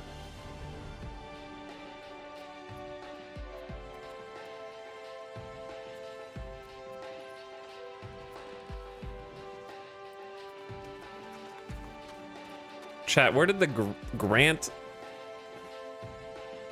location action go? Was it not under subject actions?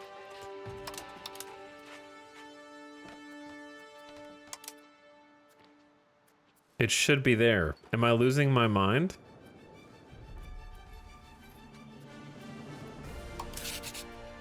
Manage subjects, Chesapeake, subject actions. Here's all of my subject actions.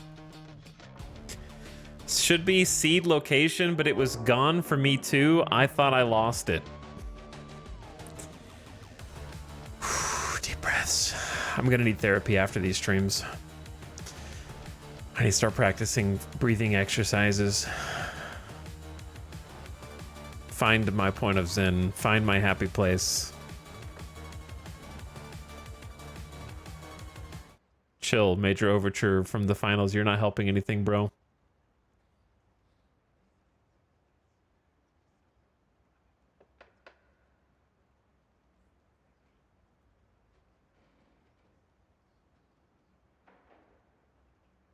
It won't show if there isn't a valid target. Brother, we have so much land right next to them.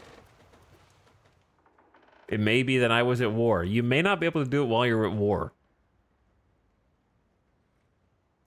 That would be my first guess. Why? I don't know. There could be times where you're at war for 100 years. They did have... Chat, was there some time in history where people were at war for 100 years?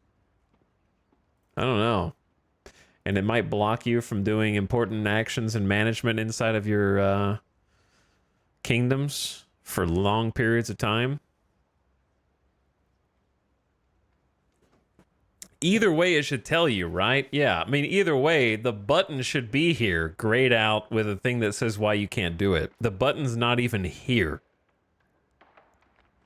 There is a missing button that we've already used a dozen times.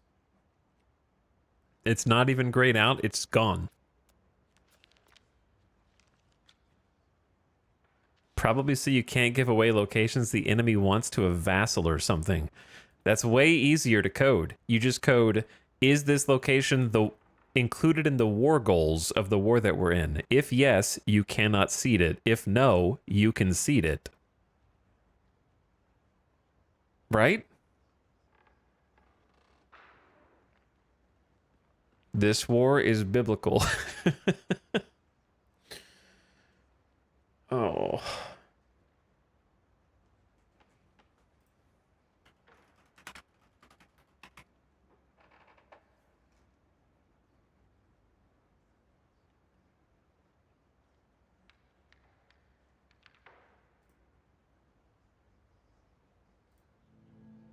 Sorry, I had to find some music. It probably has something to do with war, though. It probably is.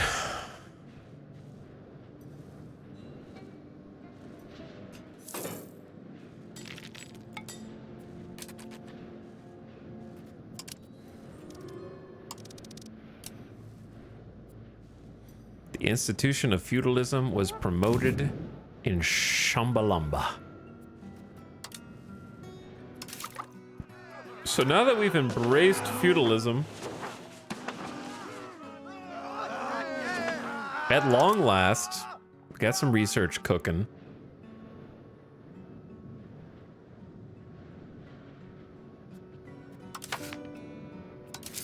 I think I need to check on some courtly issues. We're still trying to rebuild stability because we had to tank stability in order to embrace feudalism.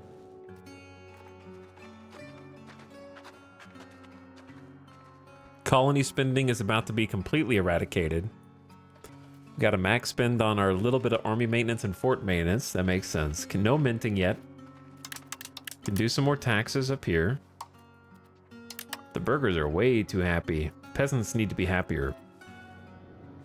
30 ducats a month is actually cracked for us, and it's gonna skyrocket today if we don't get wiped out in wars. Obviously, I'd like to have some camp follower regulars trained too. But I need to see how much they cost, upkeep-wise. It tells you how much they cost to build, but it doesn't tell you how much they cost to maintain. All it says is monthly maintenance is 0.02 paper, 0.02 medicaments, 0.02 tools, 0.02 leather, and 0.025 salt. That's all it says. I guess it's however much those supplies cost, but an estimate of what current prices are would be nice, right? I don't know if you, I guess you might have to pay them a summary also, or a salary also. Yeah, 1 manpower per unit's not, we can afford 5 with the sergeantry, so I'm not worried about that yet. But we definitely need some, because the camp followers can hold 1 whole unit of food storage. And daily cost, I think, for our regiments is like 0.1 or something.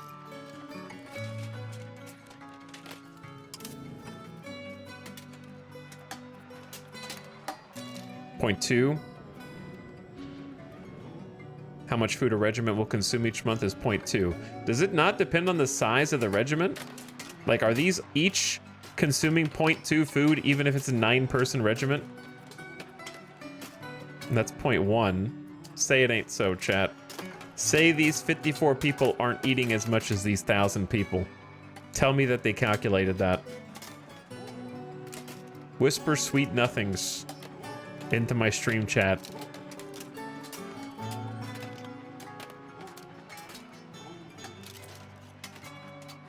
No one knows how food works, right? No one knows how food works is a short answer.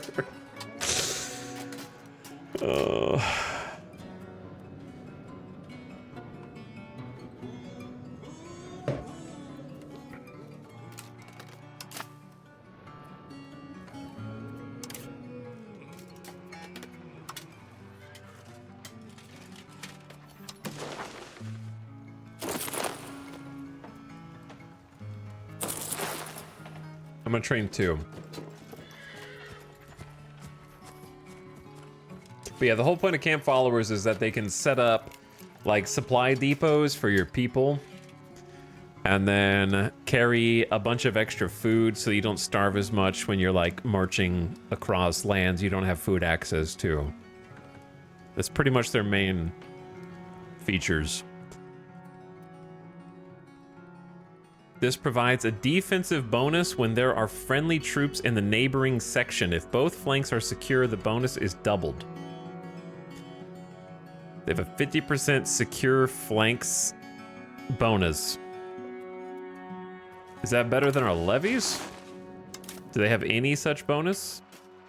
They have a 100%. Okay, so like half. Half is effective there. And the followers are terrible in combat, which makes sense.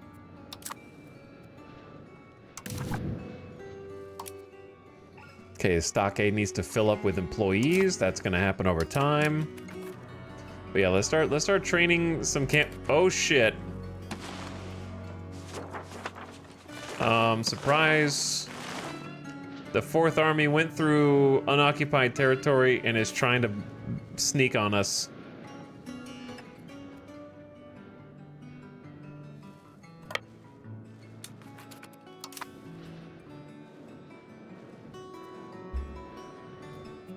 They were like, we're gonna siege, and then actually, JK, we're going to here. They shouldn't be able to see us, though.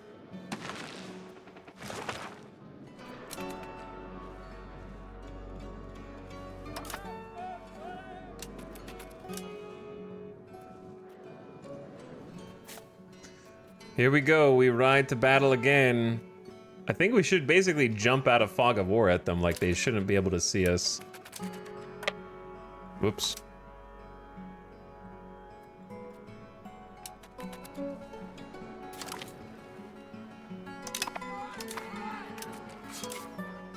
We're attacking, so we're on top. They're on bottom.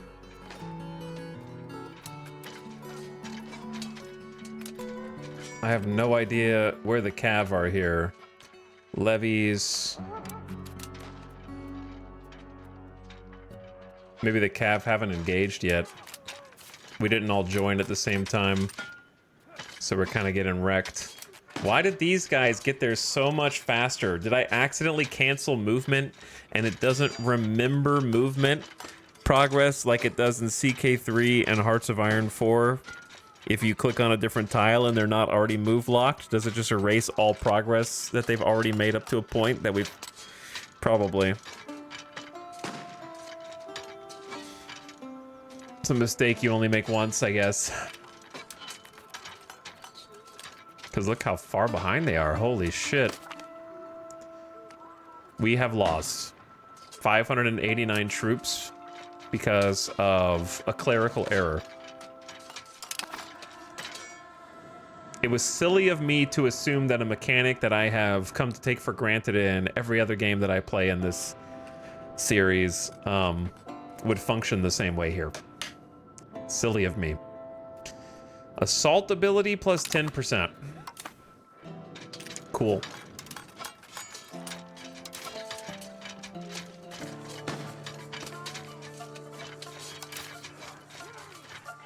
$600 people dead, and it's on my conscience now.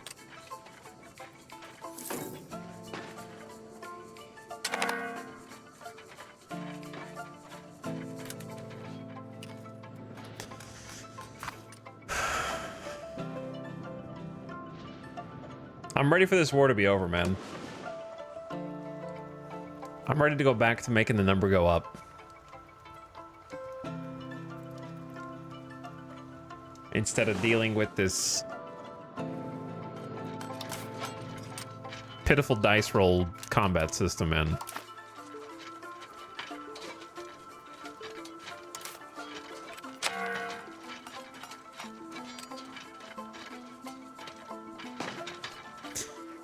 I'm gonna be real with you. They already kind of did the board game resources one per tile, which I like. They should have just made it even more board gamey and just copied like Civ 5, Civ 6 combat and just done that. I know it can't work like necessarily the same way in turn-based because it's a real-time game, but I think just going even more board gamey would have made me enjoy it more.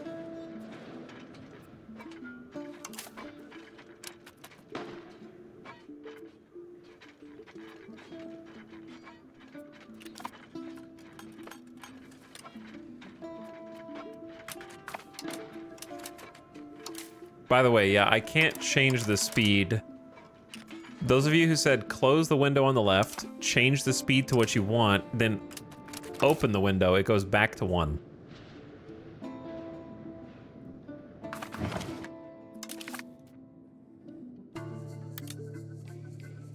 So I guess no change is what I want for that. And then I can just do what I want. That's fine. I'll just do that. All right, well, we just lost 1,000 troops in casualties, but we took out 855 of them. We are just losing an untenable quantity of people because of that misclick.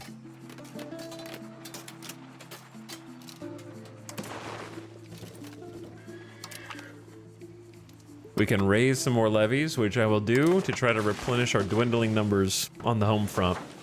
We're gonna need some of the 1.5 million people that we have here to become warriors. But we do not have a warrior culture, unfortunately. We only have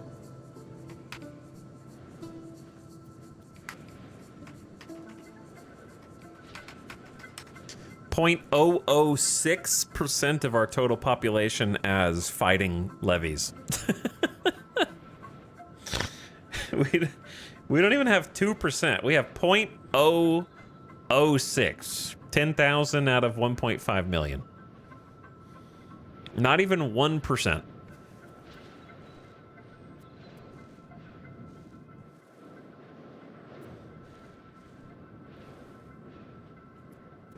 And our home is being invaded by foreign oppressors.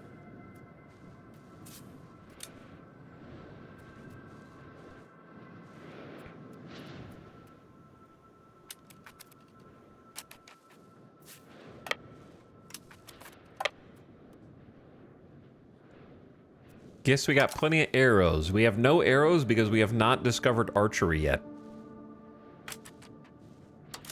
Archery is locked to feudalism. So perhaps today we will discover what archery is.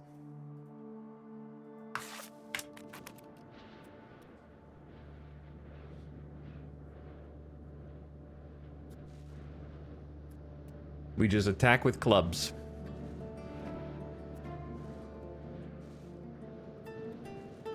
So they're just shooting us with muskets.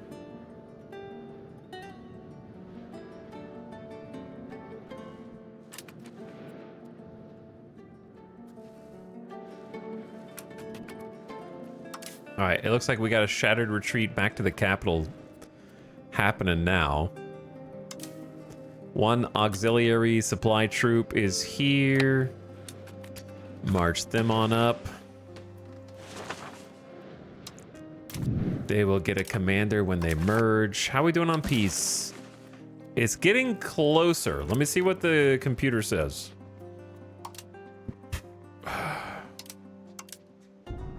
340 ducats. No, I'm good. A full year of my GDP.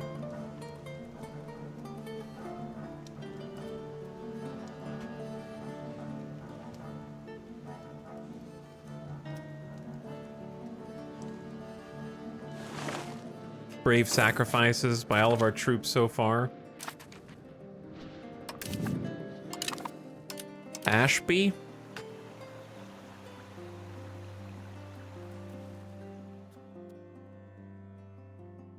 How about...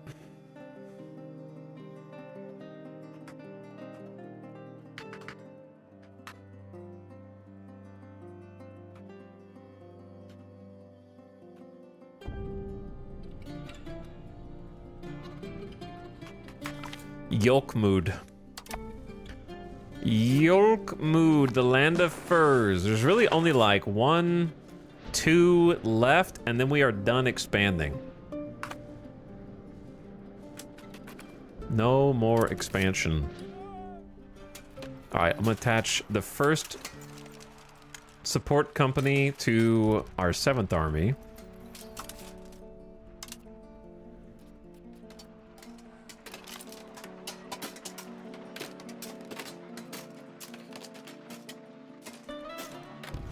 Where are you supposed to put...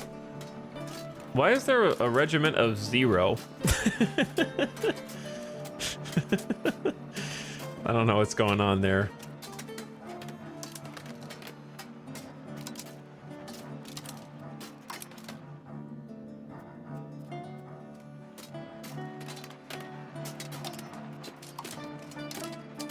I don't know where the support company is supposed to go.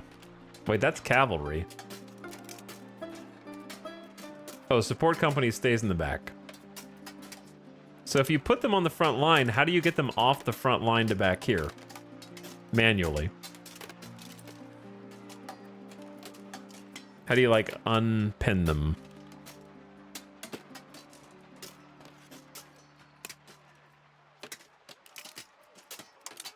Oh, if you right-click on... You can't right-click on the one that's blank. If you right-click on a one that is not blank, it'll move them to this. Which is the reserve. Because we don't want them to fight, right? That's kind of the whole point.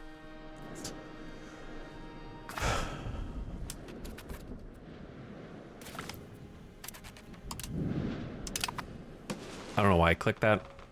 Another camp follower. Hello, other camp follower. Why don't you guys just attach to the stronger army?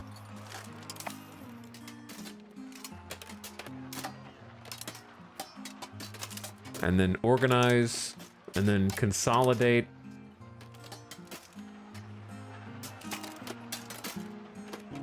Okay. And then move back up to Shrimple as that. I'm sorry that I got like 600 of you guys killed unnecessarily. I didn't realize that that was a tragic misclick.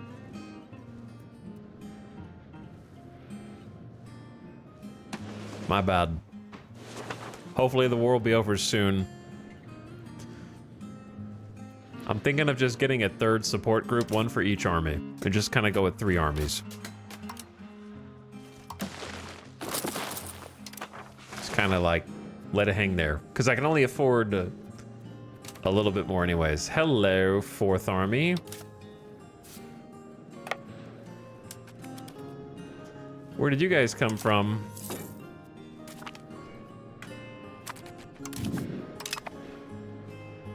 We don't have cold tech yet. I'm deleting it. It's coming, but we don't have it yet.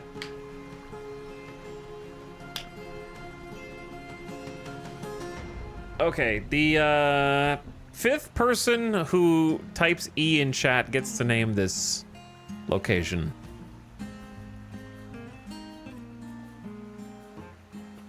Rip to the laggy people.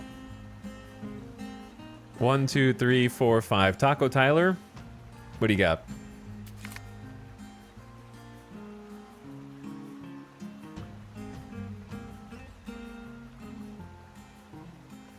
What do you got?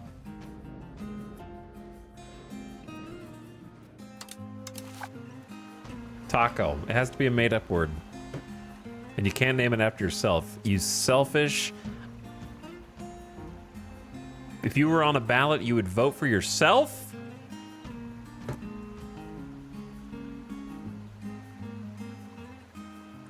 Classic chatter.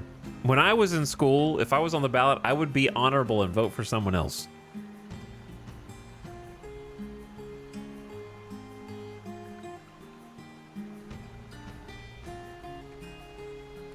Taco. All right, so anyways, Mostly Lost was 6th. Mostly Lost, what do you got?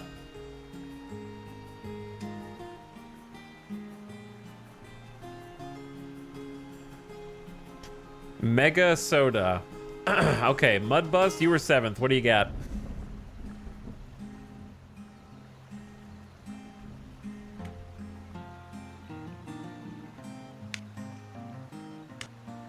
You're up, Mudbus. 3rd string.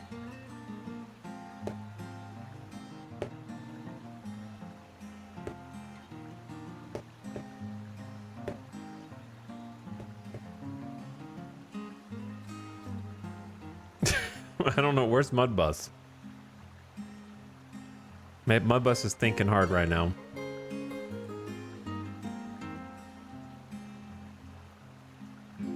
Went to go poop.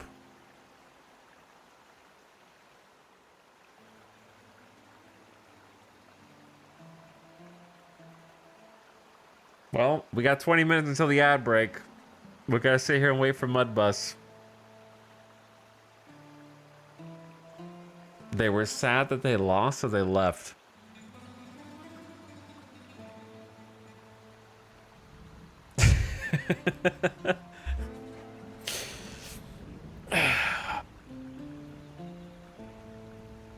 Homie saw E and typed E.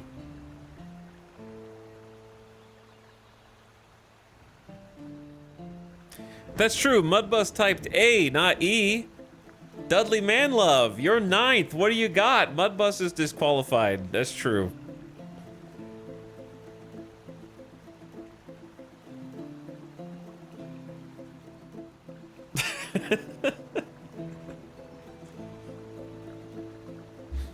No cold tech. No cold tech. All right, you're in. You are in. We got there.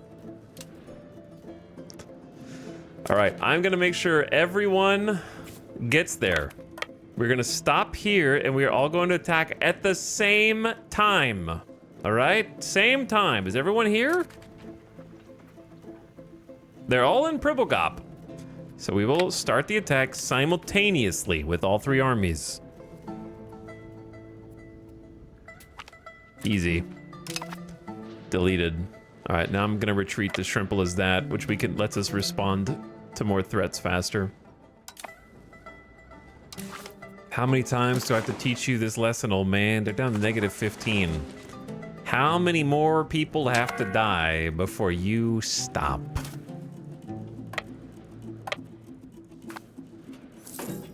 It is December 1st, 1610. I need to steal another map. I don't even know if this is creating tension with the other places or not. I have no idea. Let's go Keewatin. Oh, they're all deep in there, dude. Nova Scotia going wide up there in North Canada.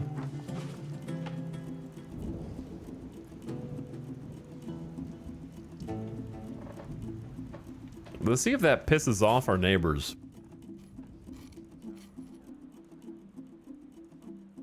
More than usual. I don't think so. I don't have any antagonism to Naze. What about the Pope? No, we don't have any antagonism.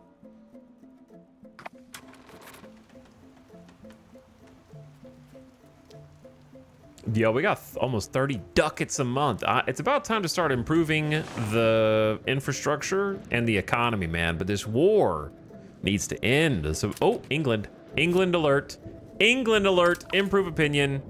Hello, England. This is an England border alert. They're at -97 opinion of us. The Pope is exploring Arkansas. Well,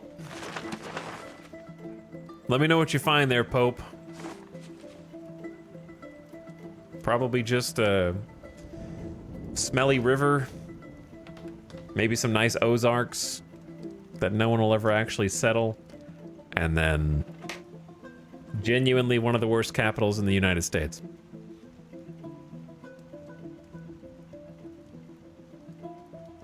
So good luck. What's up, Shin? How's it going? Dude, I've been mentally struggling with war.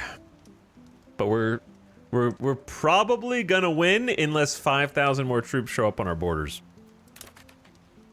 -68 antagonism. That is from no maps. That's just from disliking our religion for the most part. So maps didn't matter though. War is a slog. Yeah.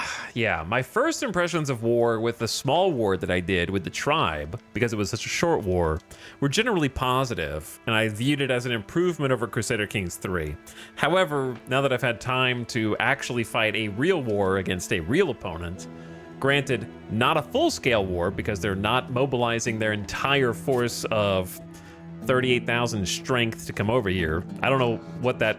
I wish this number showed me both strength as well as total numbers. I suppose it says up to 27,000 potential levies. They are not sending 27,000 levies over here, or I'd be dead. Whereas Brunswick, we have apparently murdered all of their levies because they only have 34. They have raised units of infantry somewhere. I don't know where they are, but yeah, my opinion. I recant my initial opinion, and there's so much. I don't want to go into a 30-minute rant, but I was hoping it was going to be more logistics and supply focused than it is. We were chasing around a starving army of cavalry earlier with maximum morale, who was able to hold it together despite... It's claimed 5% attrition per month, but it didn't look like they were actually losing 5% per month. There was some confusion on that. Fighting me at full strength with no food. and also able to pull off victories of 10,000 of my troops versus 1,000 of theirs in foreign lands. And then there's the fact that we haven't discovered archery yet in the 1600s. We're getting ready to discover archery today now that we've finally embraced feudalism, so Native Americans don't have access to archers.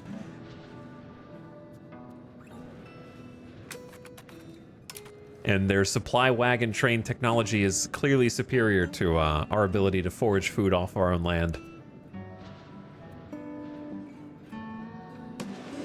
And then there's the boat trips, only taking a few months to go there and back and bring 1,500 troops and horses every few months. So we've just been whack-a-moling our way through this war, trying to chase them down from every shattered retreat. But we are winning, but we've taken a bunch of casualties. We are winning. They've taken more though. 4,800 casualties to my 3,900. For them, it's a little bit more sustainable. They have a larger population. So we've lost a lot proportionally, but we're hanging in there. It's not going to take too much more. They're down to -12, so we have about a year left before we can force peace upon them.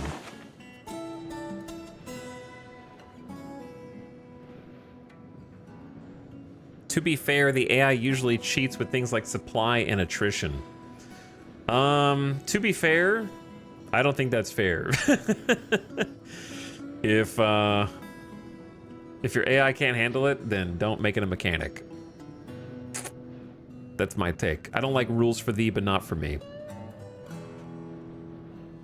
And I don't think that makes for fun gameplay. If I want that kind of gameplay, then I can turn the difficulty up to allow the AI to cheat. On normal difficulty, it should be perfectly even. Which, I could be wrong, but I believe that's more or less how it is in Hearts of Iron 4. If you play Hearts of Iron on normal difficulty, it's pretty training wheels off. Like, it's just, it is how it is.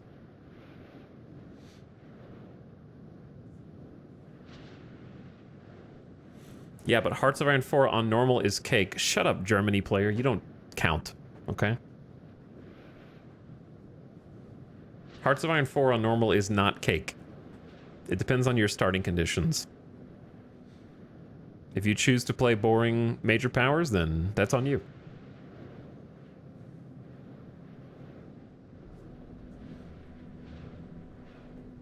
But there are dozens of nations that you could start as in Hearts of Iron. It is not easy on normal.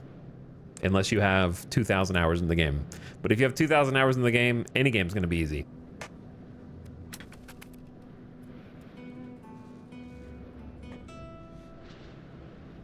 The last time we had this conversation, I said, go play Afghanistan in Hearts of Iron on normal and let me know how easy it is. And they said, well, after you try it 10 times, it's easy. And I'm like, yeah, the difficulty is the first 10 times. That is the difficulty. Once you know how to do something, then it becomes easy. Yes, that's true. But the point is, getting to that point is not easy. You can't just turn it on. You can't just turn on any nation and auto win.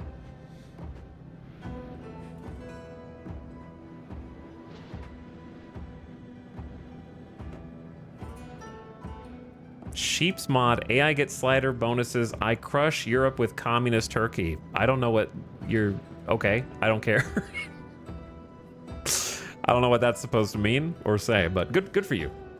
Can we get a round of applause in chat for this badass? Can we get some note?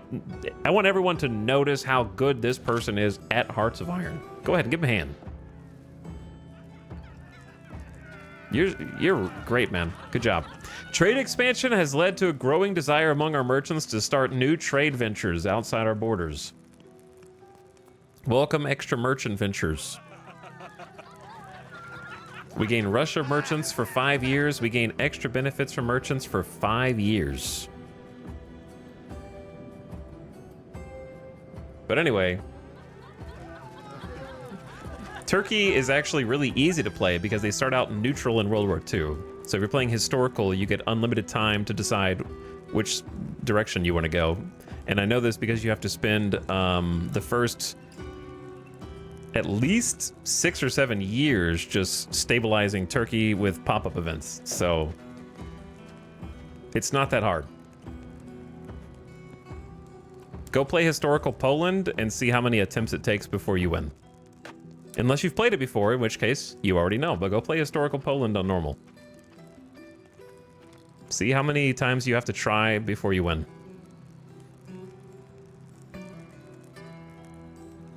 Trade expansion has led to a growing desire to start new trade ventures. This is trade advantage versus trade capacity. I don't think either one really matters. So I'm just gonna pick one.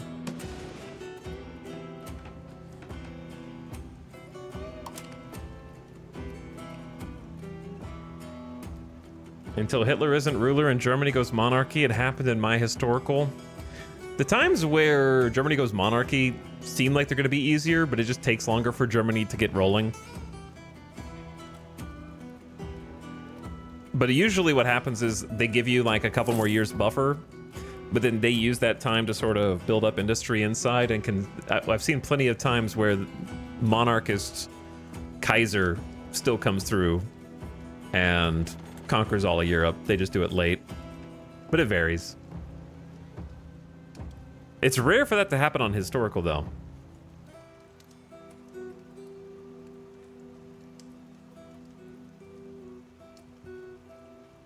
That is definitely atypical. Kiva Wallow, thank you for 68 months. I appreciate the tier 3 sub. What's up? Thanks for 5 subs in 1, man. That is very generous of you. Almost nice. Almost. KKCG, thank you for the 50 months. Whoa, big 50. Whoa. Big 50. Wildflower also here for 30 months. Hi, Wildflower. Thank you for the Prime sub. We're kind of accumulating money because I don't want to spend money in case I need to emergency hire some mercenaries, which could happen. I don't know. So I'm kind of just hanging out, waiting for the time to tick by. If we can make it like 8 more months. Brunswick does have like a monkey tail going on over here, don't they? Who will you play as when the DLC drops this week? Does the DLC drop this week? Oh no. I didn't realize it was so close. I was hoping I had more time. I still need to play Anno.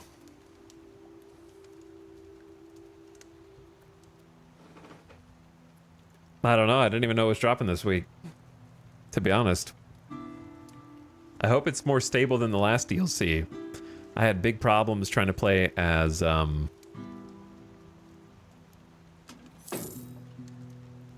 Afghanistan. Game crashing. We had to abandon a campaign because it just hard crashed the game in like 1939. Had to reset. And then did we play as Iraq after that? And then there were a bunch of bugs with the focus tree, unfortunately. Where we had control over Iran, but then it flipped or something. I don't remember. Something happened. Something happened where an entire nation flipped. Didn't Iran go from our control to India control because of focus trees, I think? Where are these armies gonna go? They're at war with the Papal Euboea.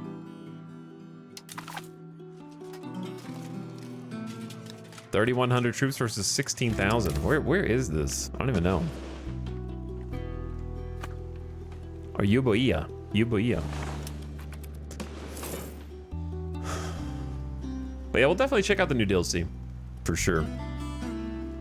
I don't even remember which, I don't even know what the DLC is.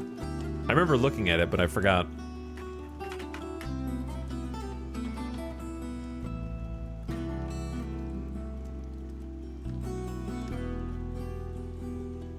No compromise, no surrender.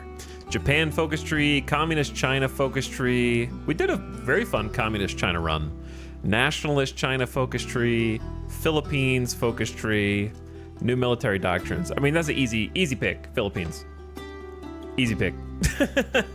Out of those four, my choices would be Philippines, Communist China, Nationalist China, then Japan. Yeah, that one's obvious for me.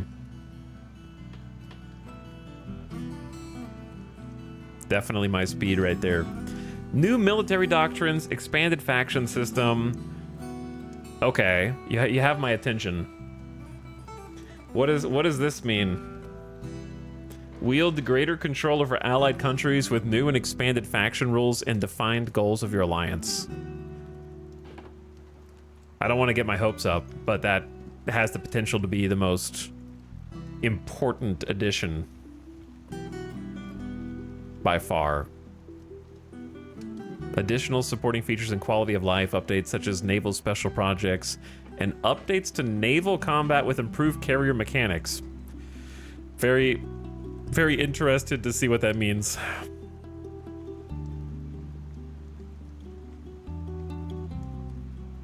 Warships is a cosmetic pack. Thunder at the Gates is Australia. Siam. Probably pronouncing that wrong, I'm sorry. Indonesia and more. It's either Siam or Siam. Siam, I think. Thunder at the Gates.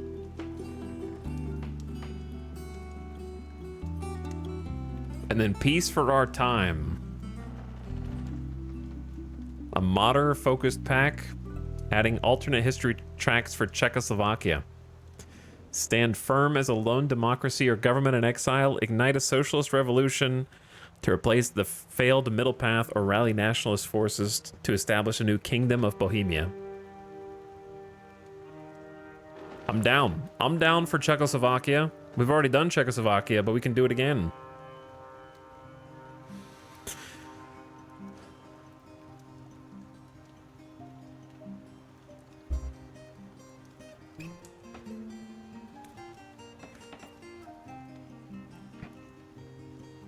Legitimate question, how are you going to adjust as the Philippines? Local highlighted chatter, they're changing the entire focus tree for Japan and Philippines. I'm sure that they thought of that. You know what I'm saying? How do you play Philippines? I don't know, that's for them to decide. They're the ones who are introducing the content. We're just going to play it and find out, you know? I don't know. I didn't develop it.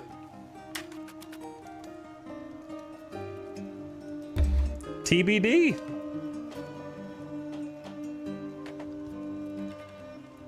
They're not even gonna have the same, Japan's not even gonna have the same focus tree. It's gonna be all different. So no reason to prep for things that we don't even know. I'm staying zoomed out at like 3 speed, looking for red armies. And hoping that England doesn't just declare war on us. Give me some time, England. I believe we have at least one of our cabinet members improving Diplo relations. Ads starting right now. Turn your volume down, ad watchers. I'm gonna take a quick BRB, go get a snack. Go get a drink. Maybe some water. Get some water, and then hopefully finish up this war and start developing the economy. Just keeping some money in the bank in case I need to hire some mercs. Shouldn't be too much longer to be able to force peace. 3 months coming up. So, and then we can declare a big dub, and then we just have to not go to. If England goes to war with us, it's over. You know what I mean? Like it's gone. I feel like I should profess trust with England, which is gonna lower my Diplo reputation, but I don't care. I need any easy dub I can get it. All right, ad just started. I'll be right back. Thank you for watching. Then we can focus on development.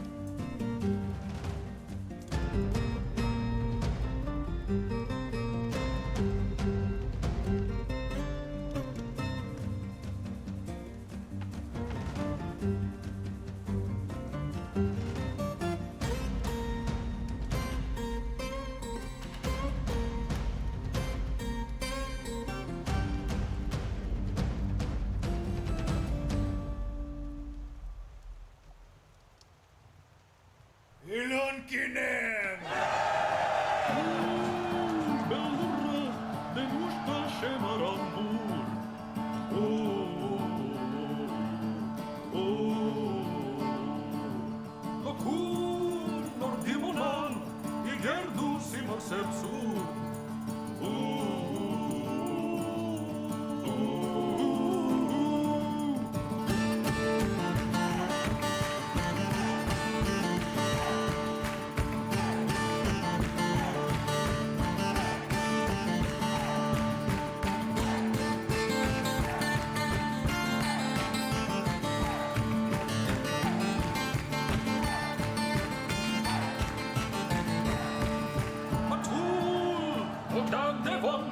Dem zo's lega no ball.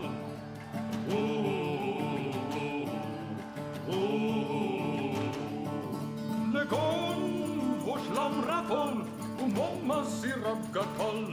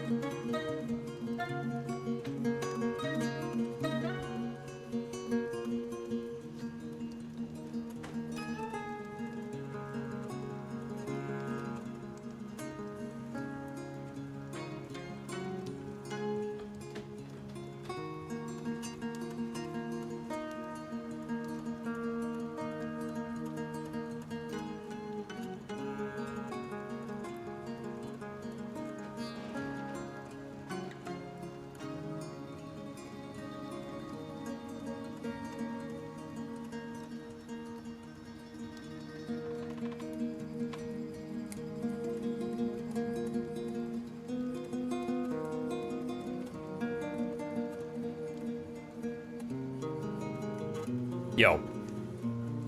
What's up? We're back. Thanks for waiting. Got a little snack. Little garlic bread. I have returned. So now we wait. England is exploring New Jersey. Oh no. Nothing there, England. There is no New Jersey. No resources at all, actually. Just some trees with no wood, no lumber on them. Leaves mostly.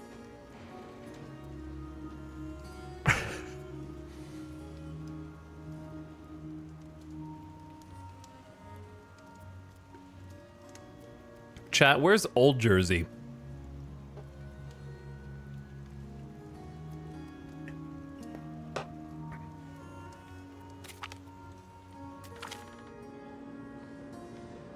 Poland have sent explorers into the unknown to start exploring the lands of the Canadian Atlantic coast.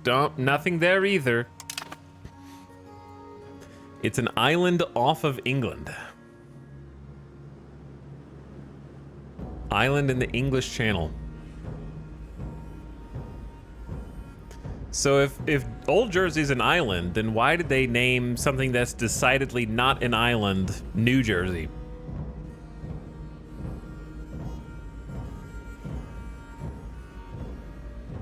Did it remind them somehow of Old Jersey?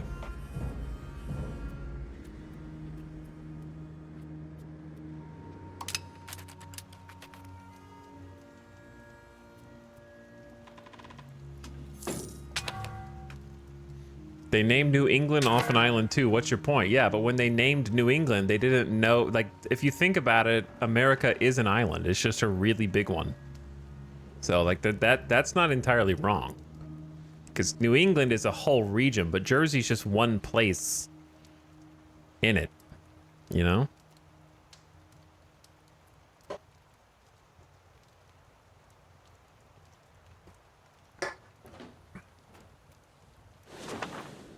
New York is named after York? Are you sure about that? I don't know about that one. That seems far-fetched.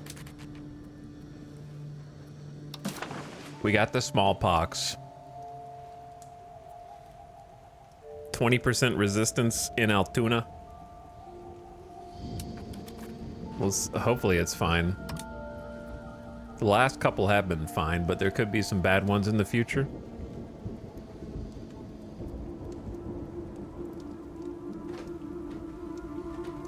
We never know. You never know. 66 people are dead. 78 people are dead.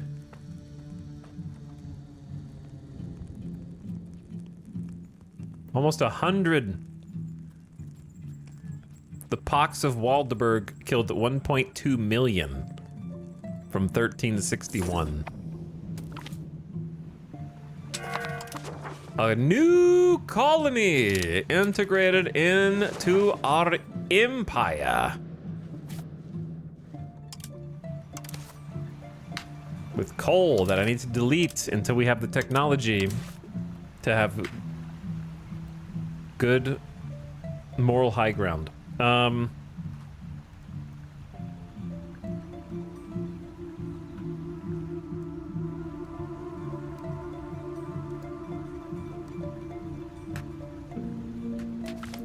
Broldorf. And then there was one at 99%. And then the economic stimulation campaign will begin in earnest. I'm just trying to get that opinion up with England and get out of this war. Can I get out of the war? Oh my God, they'll accept. If we stay in long enough. Wait, they'll pay me 400 ducats for the inconvenience? I'm gonna need more than that.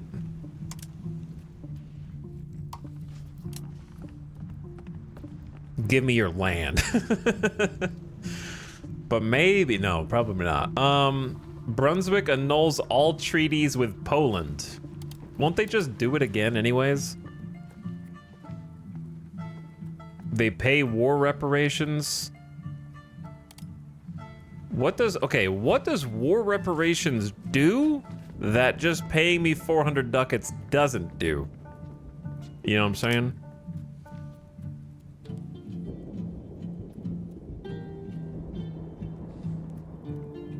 A peace treaty where one country is made to send 10% of their income in ducats each month to support the finances of the other country, usually the victor, in retaliation for a war they just ended. How much money you guys make? Their tax base is 658 ducats. What's my tax base? 158. Okay, so they have like 4 times my economy.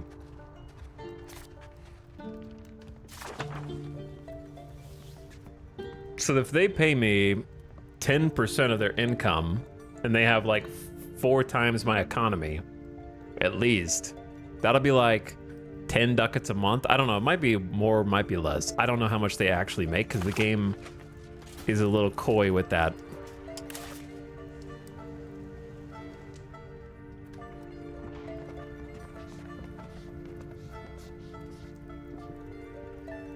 Also, if they get events that give them money, they give you 10% of that. I don't know if, what if the 400 is more? How long is it for? These are all great questions.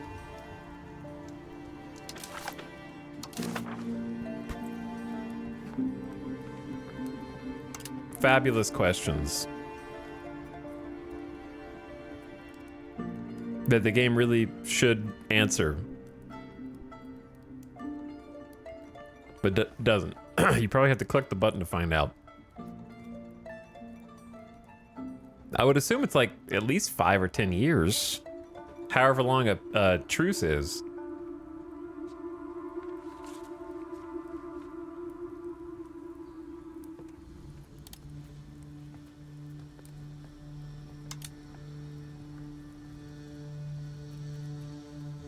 Humiliate will just gain 5 prestige, they lose 20.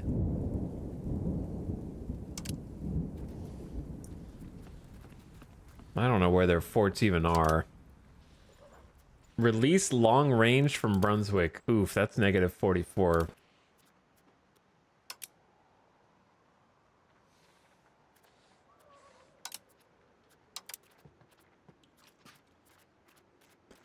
This organization is not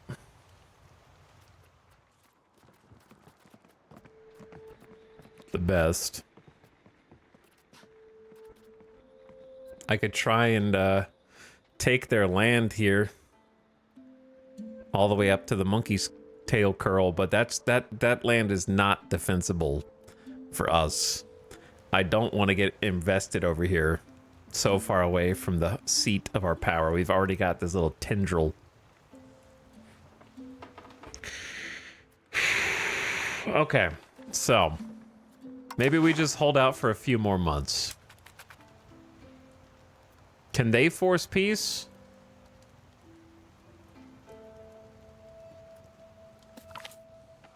An unforgivable affront. Who's murdering us? England just killed 10 people in Mimimi.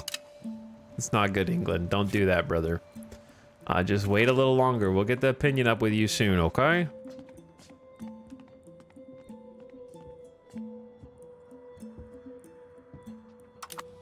England have sent explorers to the Great Lakes. We're in danger. We're in much danger. England hasn't even finished colonizing and already feels like they've run out of room.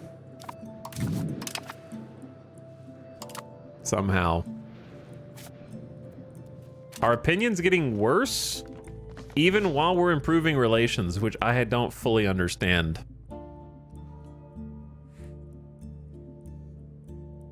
Monthly diplomats minus 0.05.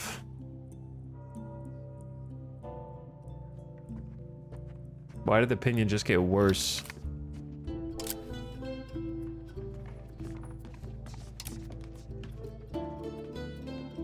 I do need to spend more on diplomats anyways.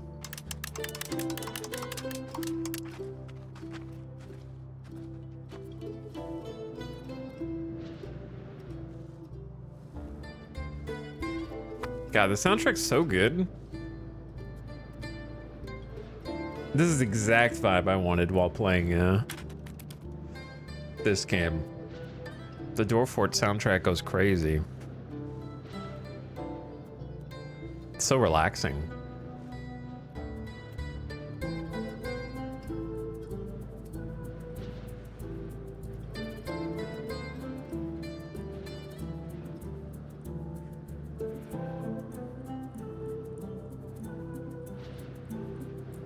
How much do you think it would cost to sponsor the artist to make a full original soundtrack with the same vibe just for the stream? I don't know. How much does it cost to make music for artistes? The charter we founded to colonize Wapakoma has fulfilled its role.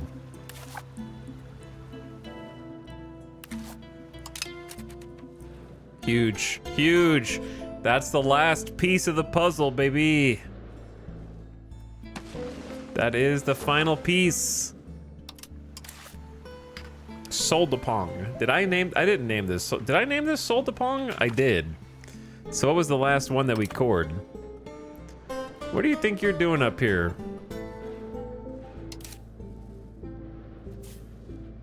I don't want to have to ride out with everybody. Hold on.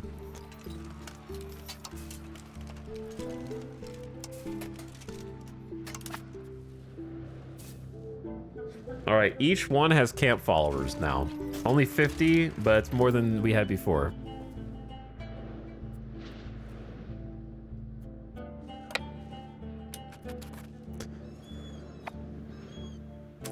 We're not gonna make it there in 15 days. Maybe we just need to declare peace before they capture it, or else I'm gonna have to retake it.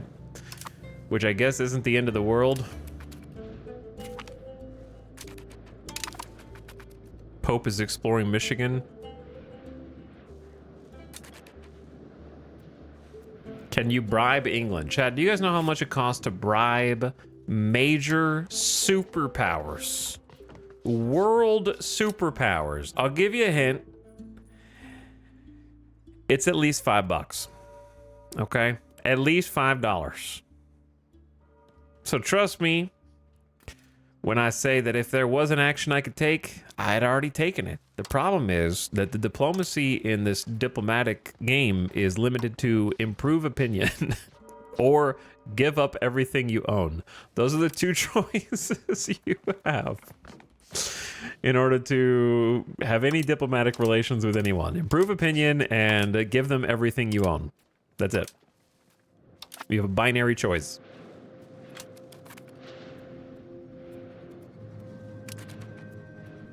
Every developer should be forced to play at least 3 full campaigns of Stellaris with the Federation's DLC before making a political system in their game.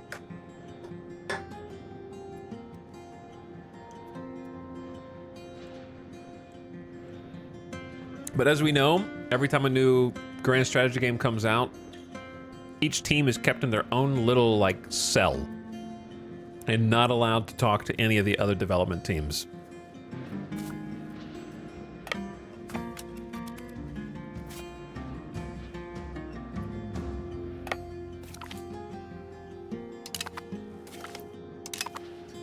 Trillabeep has fallen.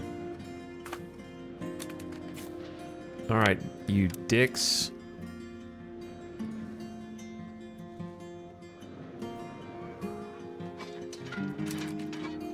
Are 31 dudes actually murdering thousands of my guys? We just lost 51 to 80. Come on, give me a break. All right, whatever. Now retake.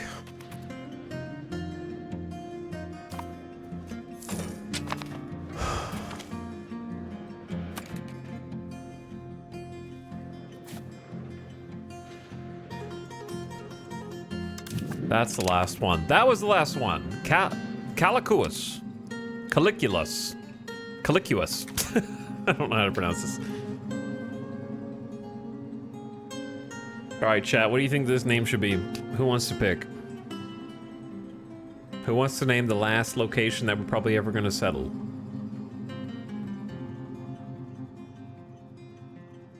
Does the stockade at least prevent the location from getting flipped by the province capital? I doubt it. Zazzy. Okay. Callback. There you go.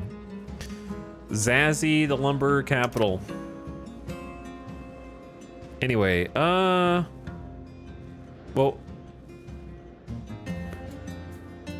maybe the stockade does. Maybe it does. It's the only one that doesn't have controller change, but we're also on the tile, so I don't know which is responsible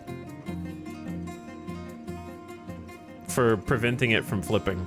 Because now that we're unsieging it, it's not flipping anymore.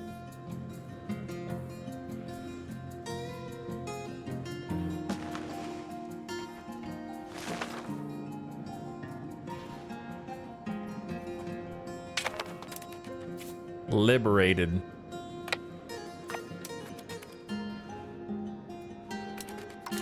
All right, how much peace? We have 12 peace. I think we can get 80 ducats plus war rep. Or we could wait a little longer. I got 658 ducats and we're gonna go crazy. I'm just kind of saving them up right now. I think I should be spending though. Maybe we should just get the war over with and be done. We got barely positive opinion with England. It ain't much, but it will go up another like 80, wait, yeah. Another 160 points. And we got someone helping improve our Diplo rep. Making it 82% more effective. This music is lovely. Yes, the Dwarf Fortress, there's 2 Dwarf Fortress soundtracks that I know of, and they're both beautiful. Really, really like them. We listened to them back when it came out, and I was like, ooh, and I entered it into the rotation, and then it was like lost knowledge for like the last 2 years. Or however long since Steam Dwarf Fortress came out, and I just forgot. It's back in the rotation.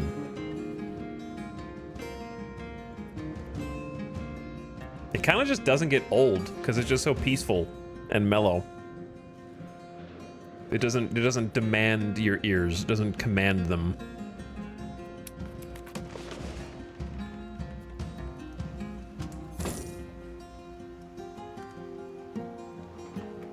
All right, I say we just wait till March 1st and then end it. This war started 5 years ago. This is like the 5-year anniversary of the war. Our policies are evoking widespread discontent among the nobility. They're misinterpreting our policies contrary to our intentions. We've chosen the right path, or we lose 5 prestige. Okay, they have some good points. Lose the prestige is fine. So let's say March 1st. And then we'll push for peace. And hopefully that's peace with everyone. And then we get some big money. And we just go ham on the economy. Hopefully we can have some nice peacetime here. 700 ducats to our name. Ready to build. I accidentally moused over the wrong flag. Wait for it to populate.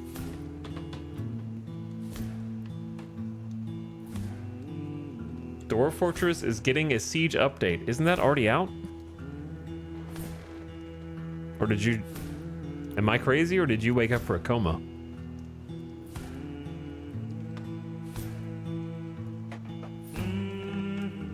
Yeah, it's out. Okay. So... I am crazy and you just woke up from your coma. They just time traveled.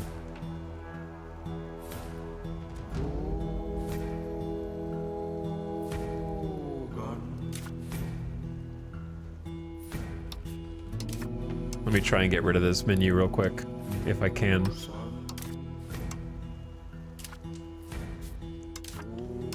Your stream is not lagging, that's just my game. Well, your stream might be lagging. No, it's not.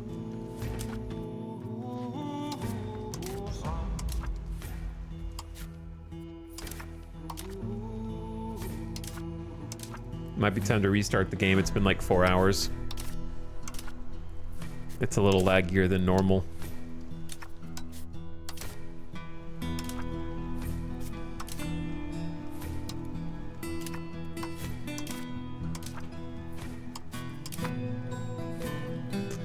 Okay.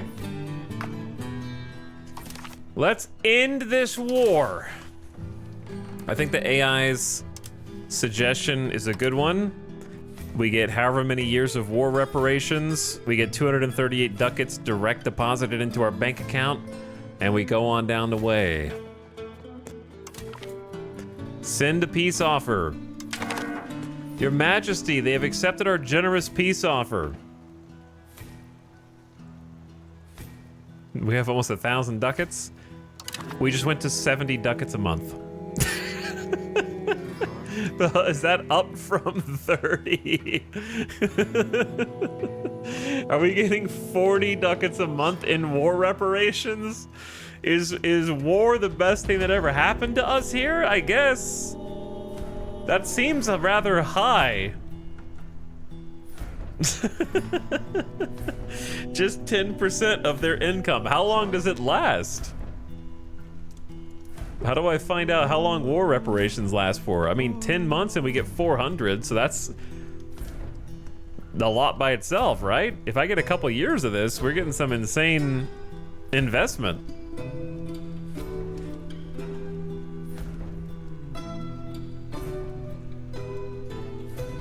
$70 ducats a month is holy shit money. We are about to go crazy here. We're gonna balloon. We're at 1.5 million people in our wonderful kingdom. How is Nassau doing population-wise? They're at 882,000. The Pope has been funneling people over here since they settled their colonies in a way that defies all logic. The Papal States have 1.381 million. At one point, they had over 1.8 million. So they've boated over 600,000 people over to the New World by themselves. I would say like maybe more. And then Labrador is up to 118K, and then 280K from Nova Scotia. So this is when we need to balloon out.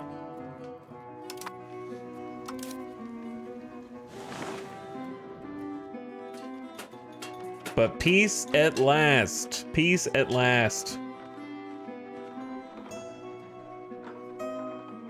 Okay. What are we gonna do with all that money?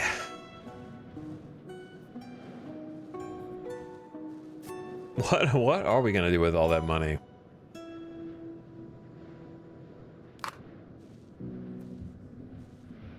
What do I want to do first? We're gonna make over 840 ducats a year at this rate, which is more money than we've ever had before. I have many things I need to do. Let me see if I can give territory to Chesapeake now that we're not at war anymore. Seed location is back. So while you're at war, you cannot cede any locations or provinces to your vassals, which seems stupid. It should only block the locations or provinces that are currently the subject of the war. Why can't I transfer other territory to one of my vassals? If they're only at war for one province, then they wouldn't be able to get these territories anyways as part of the peace demand. It would just be the territories that they have a casus belli for, right? Anyway, we need more diplomats.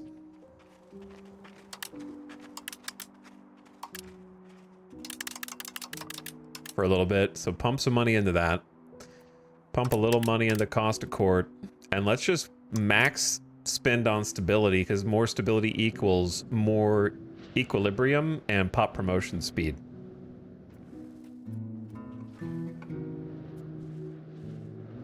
But the fact that you could be locked in war for possibly decades and be unable to move land around to your vassals is crazy and not tenable. You have to stop everything that you're doing economically. Disband the armies. I'm not unpaused yet, okay? We're gonna do everything. We gotta do everything.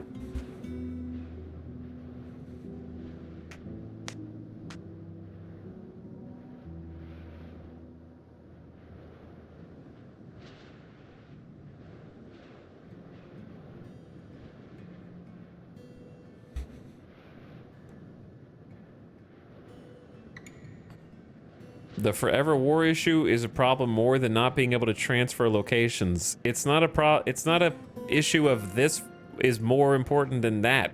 If it's a problem, it's a problem. It's either a problem or it isn't. I don't know what the point of even saying that is.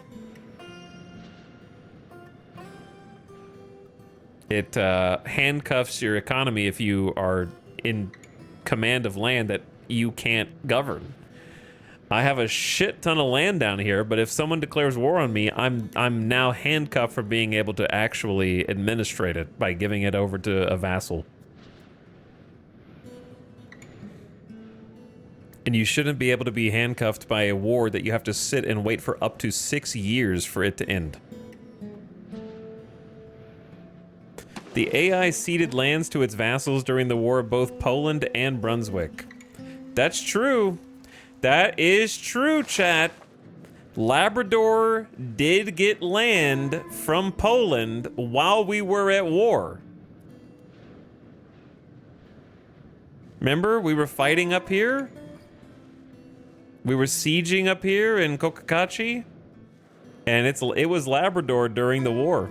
So they can do it. Why can't I? That's a great point, doubloons. That makes it even more egregious. All right, anyway.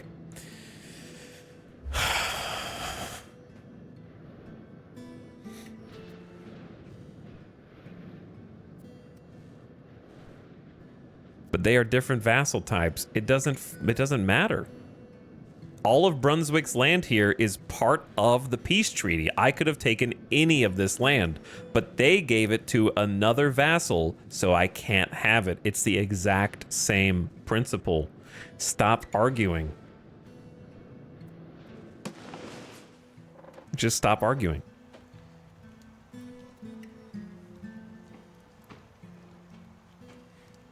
All right, anyways. We have truces that are expiring soon. So my truce is only until 2.5 years from now.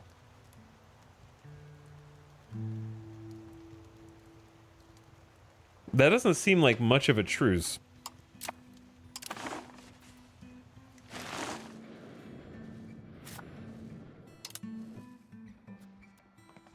The main issue continues to be that I am not allowed to have diplomatic relationships with the nations that are right next to me.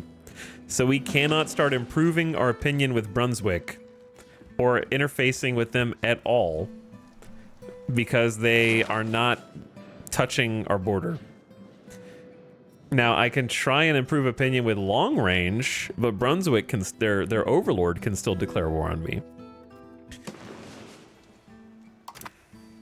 All right, we'll have to cross that bridge when we get there, I guess, and just build up what I can for now.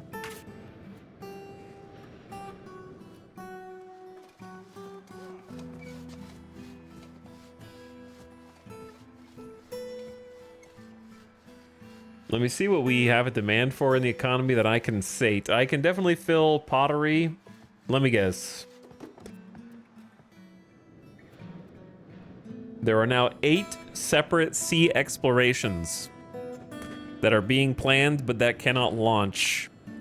Because for decades now, no one has had any access to naval supplies. So the AI has just been queuing up more and more and more of them. The bubble will eventually, they'll figure it out eventually. Like, they've gotta.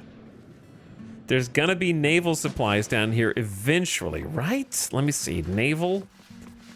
Nothing in our market. Okay, show me the other markets.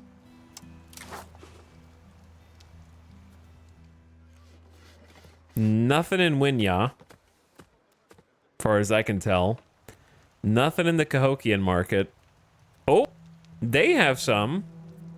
While Napek has 0.52 being imported from Edinburgh. But that's not going to our market. Demands of exploration are continuous until they are sated. There is no limit. It is an indefinite drain on your economy, which is what's been happening to us for decades. So eventually it's going to fill once they figure out how to get the naval supplies, and then all of the accumulated demand is suddenly going to evaporate, leaving all of my buildings oversupplying the region. It is insanity.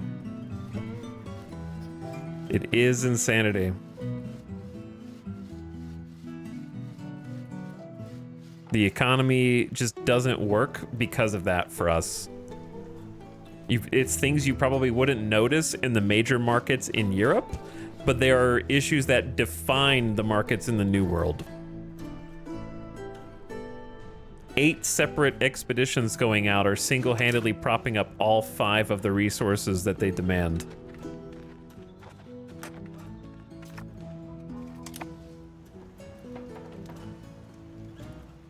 And nobody on Reddit even talks about it because nobody even knows it exists. Because, again, if you had an old world market, you'd probably never notice that it's just perma. You probably would never get stuck in the first place, so it wouldn't even... You see things when you play the other nations about how busted different aspects are. When you play the lesser powers. Whose market is this? Minor tribe of Pueblo. That's cool.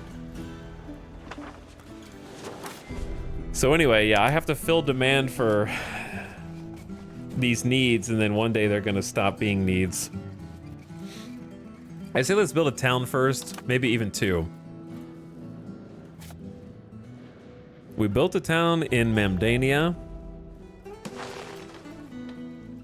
I think a long time ago I wanted to build a town in Glurmenglop, but oh, I remember what I wanted to do. I learned this by watching Shen the other day.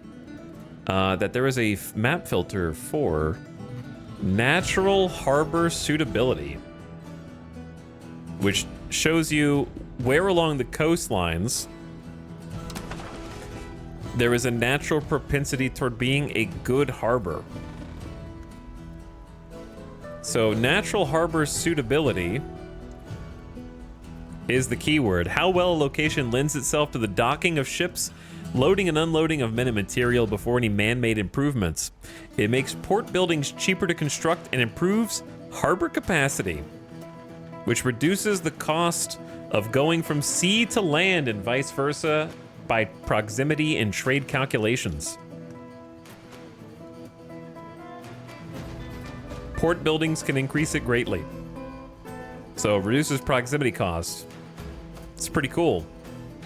I like this feature a lot. So you can see that we've got a pretty great looking spot. That should be Norfolk, I believe.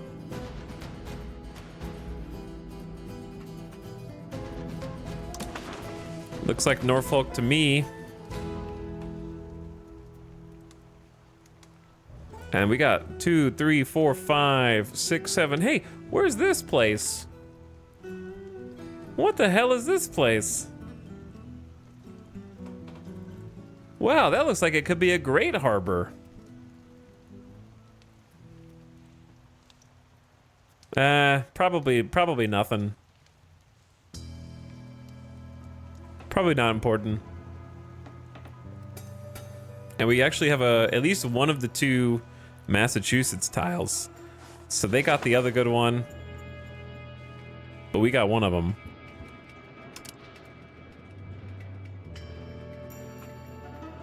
I hope this isn't on the test. It's New York. Surely no large metropolitan area will ever be built there. It is the biggest point of entry in the entire United States. For immigration.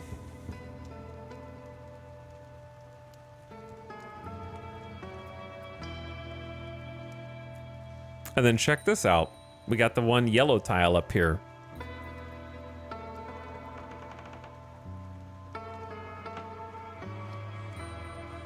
Nice little exit point. We also got some natural harbor spaces in the Great Lakes that are probably worth considering.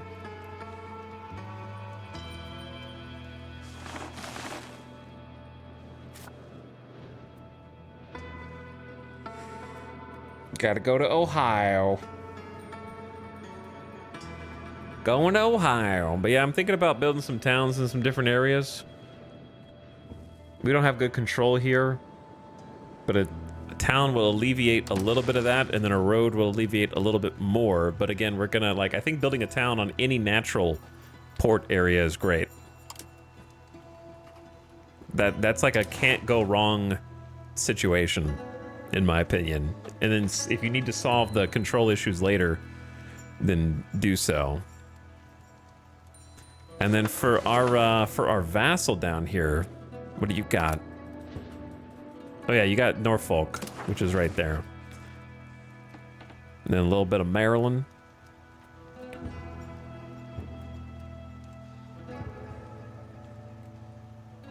Florida sucks for ports, but I bet that's Pensacola. That is Pensacola. Right next to Mobile. And then some Texas ports. Be kind of cool to see them develop over time. This will be great for when we figure out what boats are. I know. So true.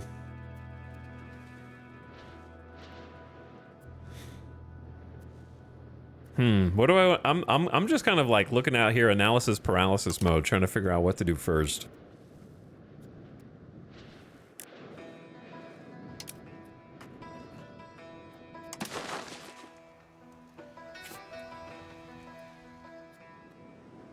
%, max 27%. So this has much better control. We could build a few more roads out to it, and it's also legumes. And then if I want to go this way,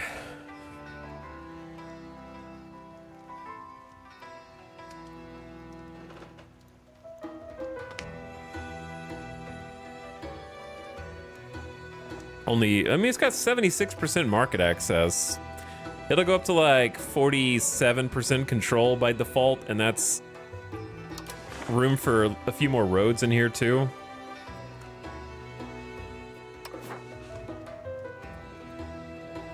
$520 ducats for a custom bespoke road. I think we hold off on the ports for just a little bit. We need to get the economy flowing. It needs to be positively flowing. Chad, this is not the Dwarf Fortress soundtrack, but it is music from a game. And it's music from a game that is by the same artiste that did Risk of Rain soundtrack. Wow, we went full circle. Interesting. Unexpected, but cool.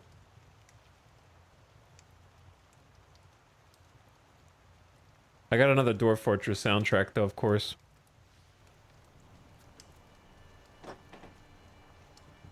Okay, sorry. Anywho's, we're looking for new potential town spots.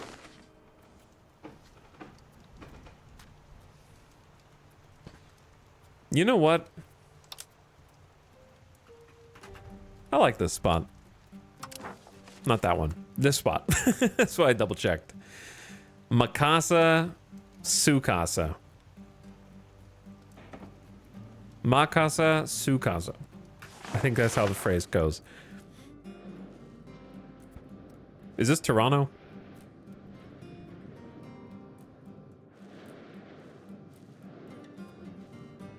But why not get a town over here, yeah? No? Toronto's around here, right? Right in here? That's Hamilton. Population of Hamilton.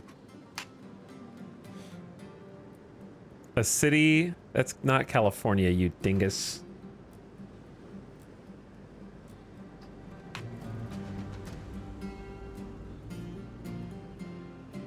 $800,000 by July 2021.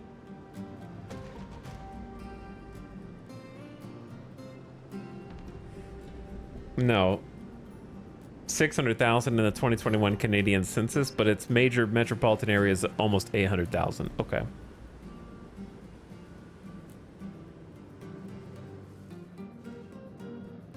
It's a good looking port. I'm gonna build a town there. Said me after I figured out what the requirements are. Does not have a total population of greater than 5,000. Okay, so we need to get the town population up. So let's start by building a road over. Speaking of building a road, well. Maybe we just build roads first. We can do expand the gravel network, get a little parliament in sesh, 38% support, get 20% discount on building the roads.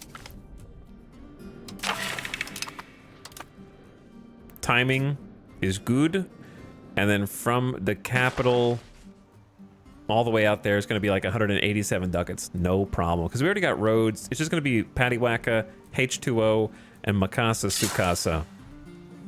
So 3 roads. Not too bad to get out there. All right. Where else we want to build some roads? Man, look at how untamed this is. Holy. I wouldn't mind building the road all the way out east. We do have the road all the way down to Chesapeake.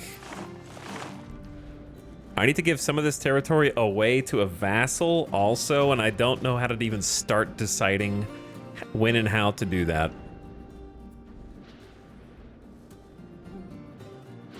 And I think since there's some fighting over this territory, I think building a road to that territory makes sense. 423 duckies later. It's not too bad. It follows our existing road here to Shrimple as that. And then we have to kind of go around this little tile.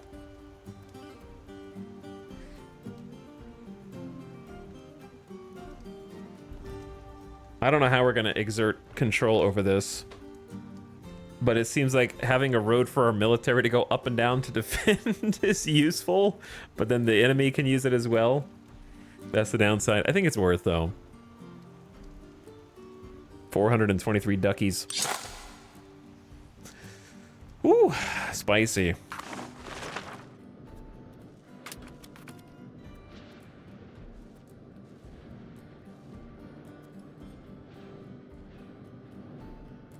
I'm pretty sure that's the exact path from the northern market to ours. Well, unfortunately, proximity does not affect the ability for 2 markets to trade with one another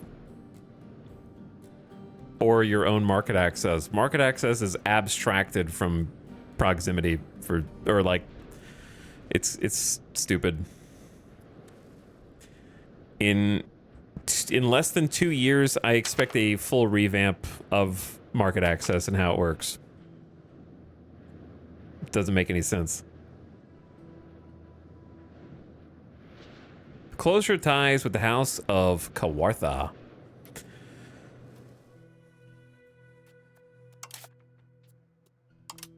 Market access being dictated by how the crow flies is bizarre to me, that it doesn't require any logistics or infrastructure at all.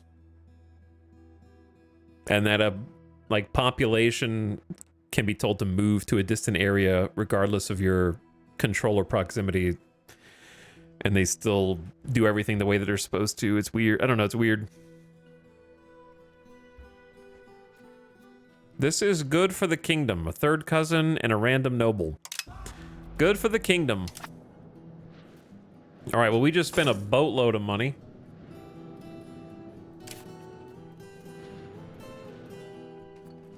Look at the economy. Just... meow.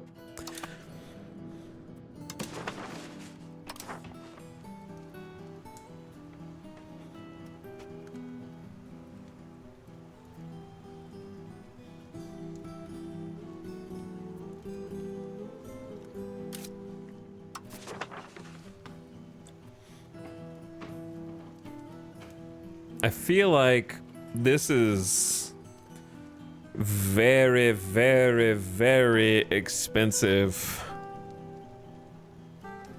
And it sort of just goes through areas that we've already paid. Oh my god, ironworking at last. 1612. We can mine coal, we can mine iron. We unlocked the bog iron, more like the pog iron smelter. Iron is a key material for the production of different types of tools and weapons. You don't say.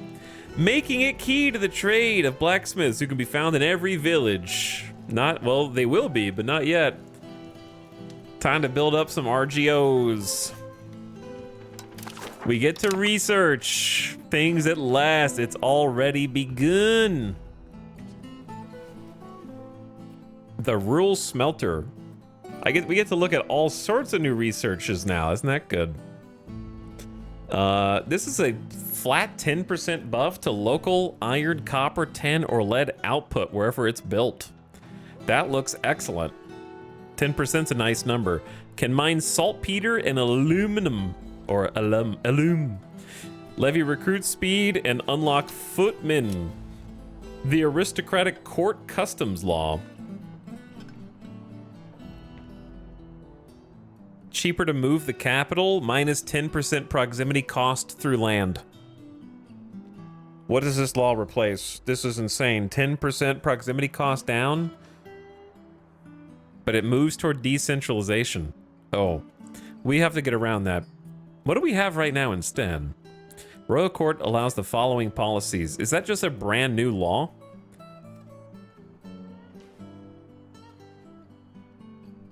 Or is that's what I already have? That's what I already have. So these are the ones that will replace it. Legislative efficiency, 10%. I don't like the way this info is presented, but I see active policy now. Okay. Cultural influence and itinerant court. How do I have itinerant court? What's it unlocking? Is it unlocking the exclamation ones?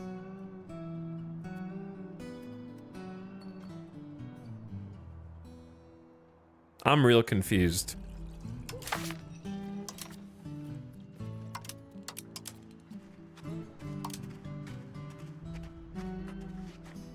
Do we have itinerant court?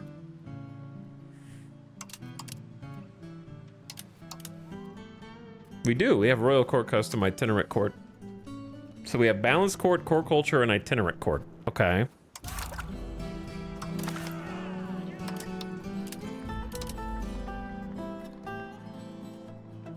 So what is it unlocking?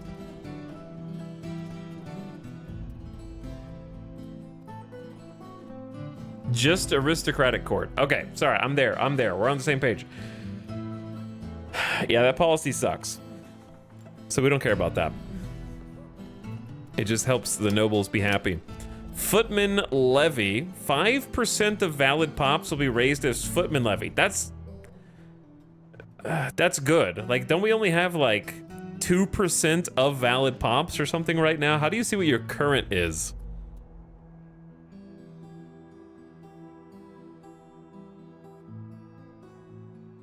And then archers are below that.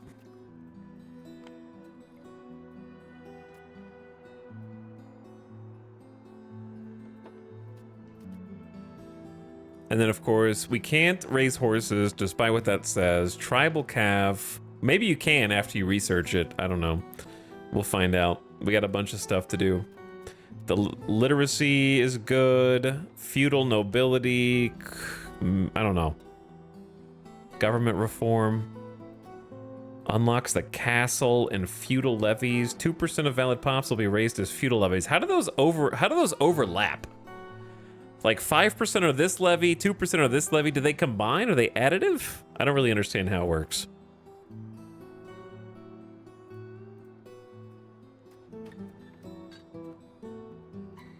None of these special unit types are going to matter until I figure out how to get more manpower.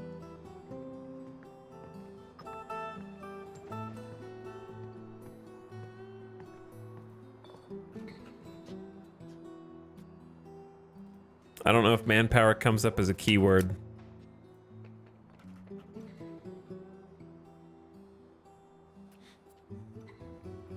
It should.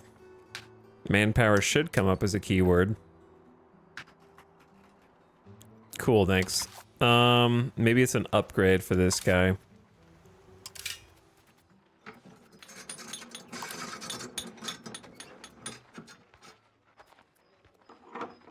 Nope. Probably, it's gonna be separate buildings. Why is everything so obtuse, brother?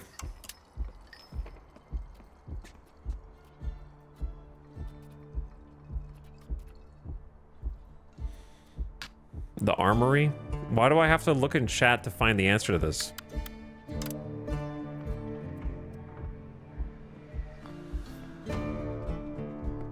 That's the most frustrating aspect, is just having to like Google every single piece of information that you need to know, or study every single building in the game independently to find out what you're looking for. So that's not gonna be a thing, brothers. Not gonna be a thing. So just forget about it. That's why you can't get too excited about, we could get archers, we just have to fire the other support companies, which we could do.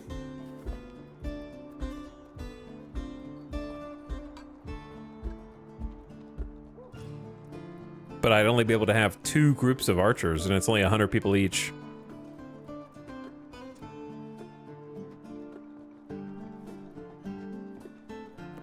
Okay, anyway, I already know what I'm doing first.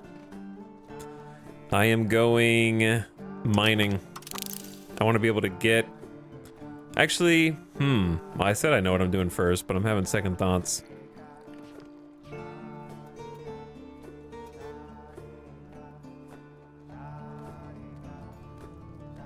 I do want the castle as well. How much is it to build this?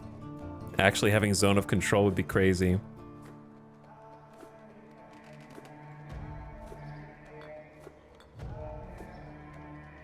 Castle would go crazy, but it's gonna take 4 resources to get there. I mean, 4 researches. But I want to be able to mine. We got saltpeter inside of our borders. Now, can we do anything with saltpeter? Probably not. But we could sell it to the people who are gonna use it to kill us. And that's gotta count for something.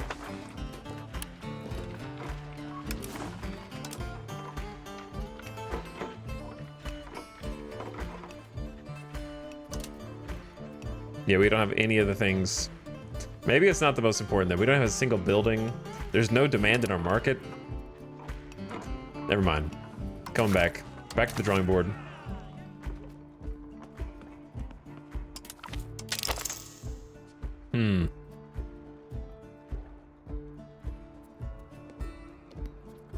I mean, Footman Levy is the 5% valid pops. I think we just need to have Footman Levy is good.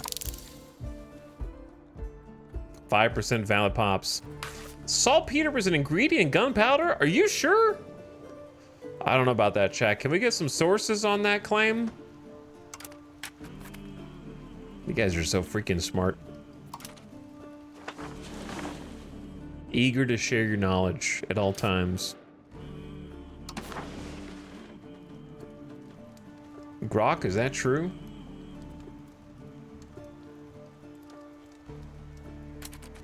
Alright, I ain't building any mines because I'm building the Omega Highway. The Haudenosaunee Mega Highway to coast. We're going all the way out to eastern Massachusetts, and I'm gonna build a town out there eventually.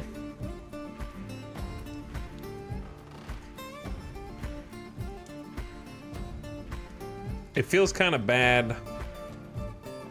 I don't know. I feel like I should be investing in the Southwest. There's no towns down here. There's no... I need to give this to a vassal, and I guess they can start on that. You know you're gonna want this to be a town. And a fort. So just do it. Holy! I'm broke. That's gonna drain all of our masonry.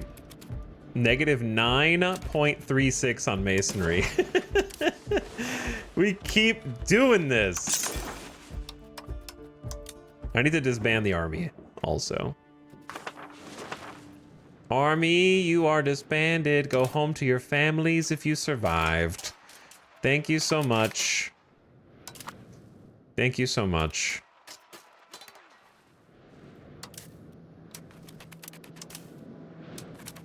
The only people left are the 3 support companies who are just going to go back to the capital and chill, I guess.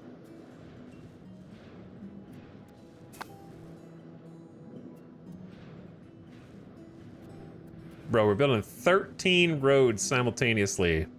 Just dumped like 900 ducats into highway infrastructure.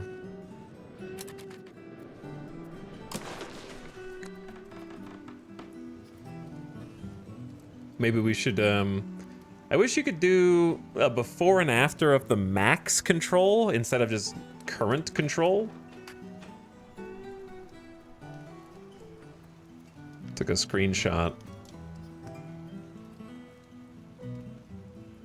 So we can look at it in a little bit once it hits its new max.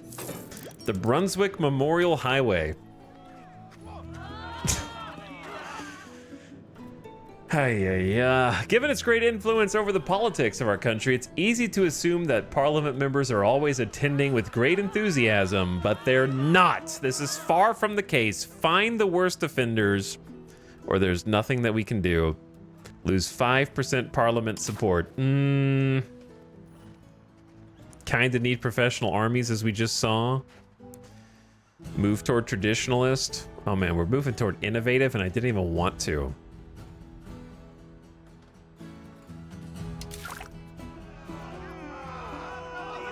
We're only at 1.15 research. Maybe we do take the lose 2.5 research progress. It's like 1 month. Give me the money. Find the worst offenders. Wait, no, that's stability. Just take my prestige. I don't want to have to build stability back. Take my prestige. I don't need it.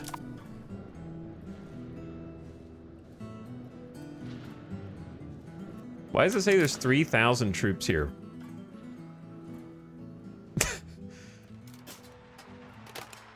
Did I not just disband everyone?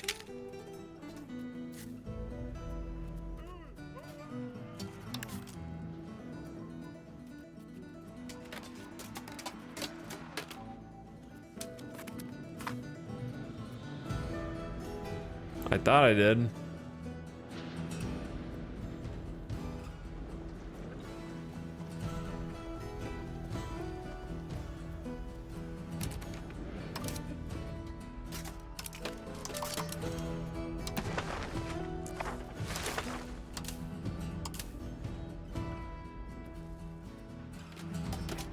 How the hell do you disband these guys?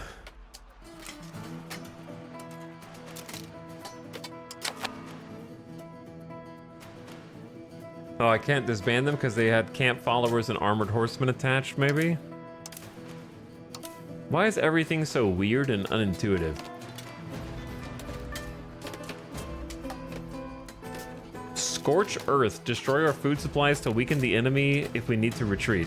I don't think losing food is gonna matter. Alright, they return to their population now. It's because I had mercs attached to them. The attachment forbade them from being disbanded somehow. I had to separate the levies independently. I have been improving relations with England for months, and it's only going down. I don't...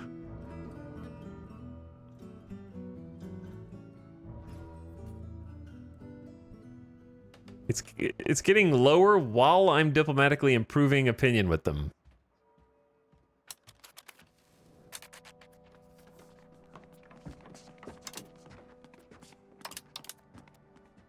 The view of Arendis went from -20 to -40 somehow. Is that what it was?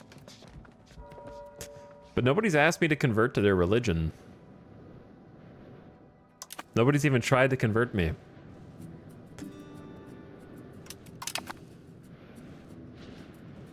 Anyway, the reason our money went up so high is because we're getting war reparations from Brunswick. They're paying us 10% of their total income, including any events that they get, apparently. The army! What are you doing? The army is supporting us? Thank you. Actually, I don't need your support. I'll take the tradition, even though I don't really know what the army tradition is. I just know that more is good. So I will take it. But yeah, Brunswick is paying us around 45 to 47 ducats a month right now. For the, like, 2.5 years, maybe? I assume it lasts as long as the truce does.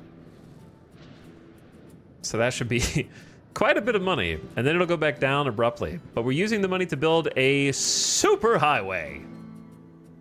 From Gigabob Knot. Or as simple as that to Gigabob Knot. Oh yeah. Connecting up here. We got roads going west.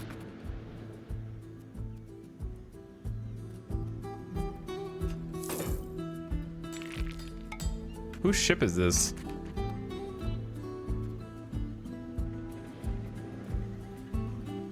This trade belongs to the Papal States.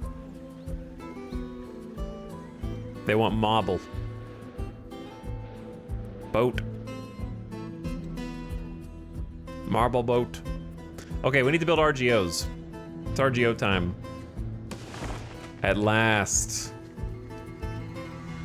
So we want to see which iron has the best control and the best market access.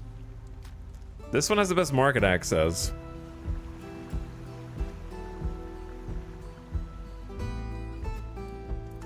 That one has 75.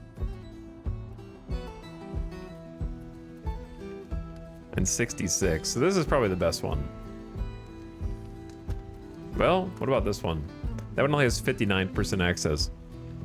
Ads starting right now. Turn your volume down, ad watchers. Prepare yourselves. Embrace for impact.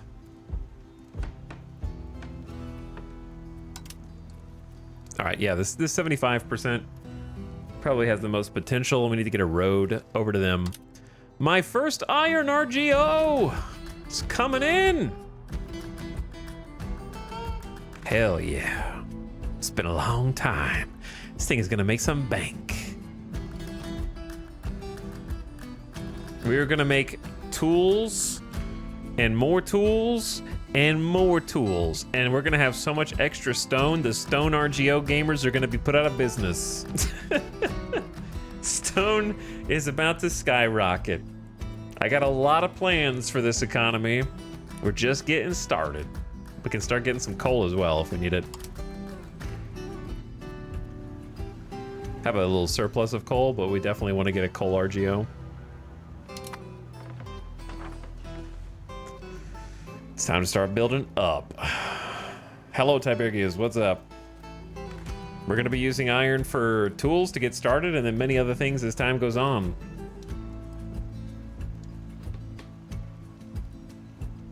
Sly Fox, thanks again for the 45-month sub, appreciate it. Welcome back for one more. Watch streaking. I saw Kiva Wallow in there with the tier 3, KKCG.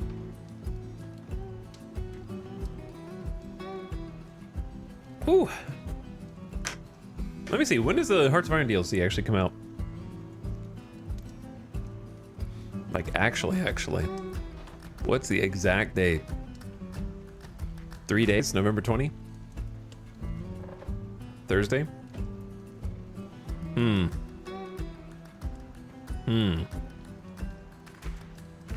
Gonna have to.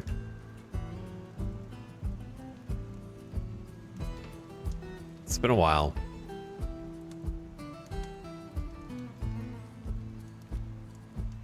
I'm really curious, like, what is inside of it? You're in a paradox stun lock. I know, I kind of am in a stun lock, aren't I?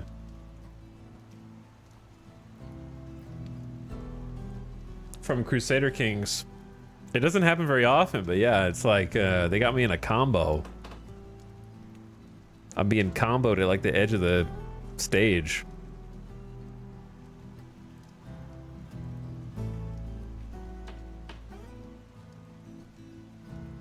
Has the spread of institutions increased colony range? What do you mean by colony range? I don't know what colony range means.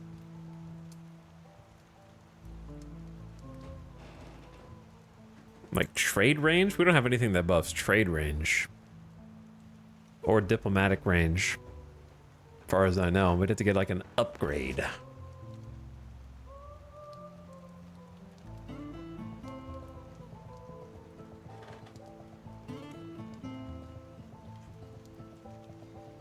I should probably read the dev diaries a little more.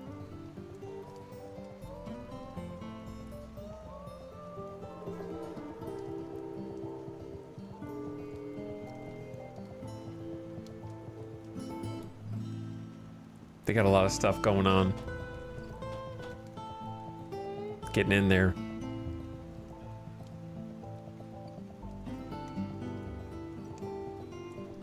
Big dev diaries, man. These are crazy, actually. I'm impressed. Got maps. Lots of focus trees.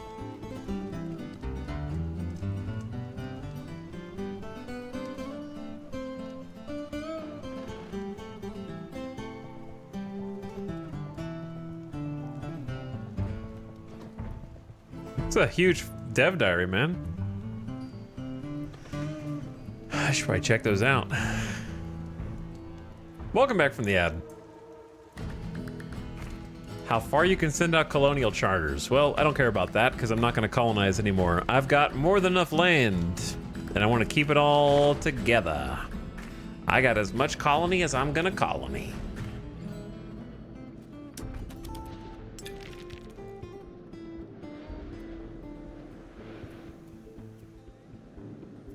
Okay, let's get the other RGOs going. So, we've got the iron one being built, our very first source of natural iron.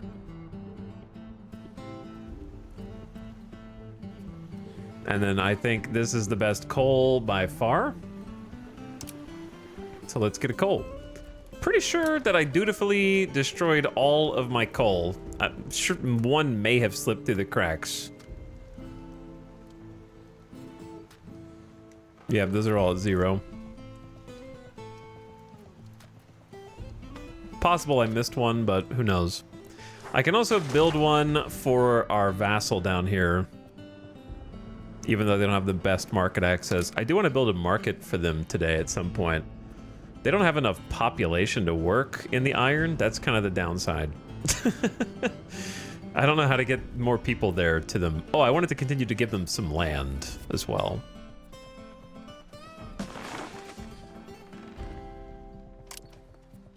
Here you go. This location is for you. What if I wanted to give more than one location? Maybe keep that open. Oh, that just cost me a diplomat, didn't it? I shouldn't have clicked so readily. Should have done province instead. Now we wait a month to be able to give them more. It is what it is. We did seed a location. I wish this notification told me what I just seeded because I already forgot. I think it was Krumafala, the fruit RGO. Kind of filling in the middle here. Okay. Man, I'm really excited about the iron mines.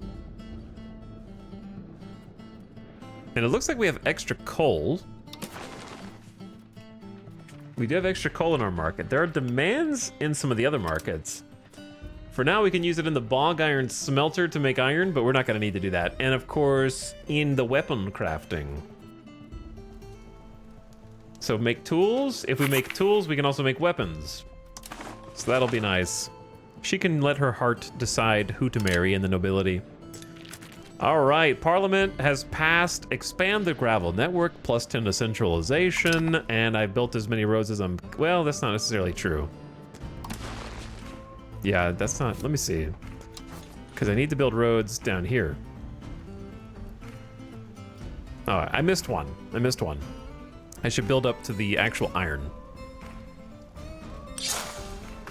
Ripping myself off for 20%. By not doing it 5 seconds earlier. Oh well. Organic, shade-grown, sustainable, worker-owned co-op iron source. Powered by the people. Made by people, for people. I really don't want England to declare war on me. And I can't seem to get good rep. And I can't afford a 2,000 ducat gift. And I don't know if there's literally anything else I can even do. It's kind of wild to me that there's not a diplomatic option to embrace someone else's religion. Because I feel like, to be honest, what are we even gaining from staying our religion other than RP?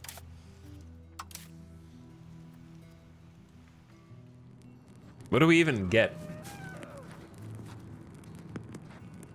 We get slaves working with raw materials, yes. Expand farming cost -10, +10 food production.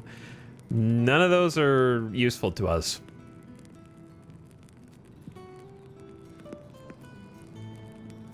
Like, it seems like I can just click a button to insta-convert everyone over to a different faith, or at least I can only convert to the other two native ones.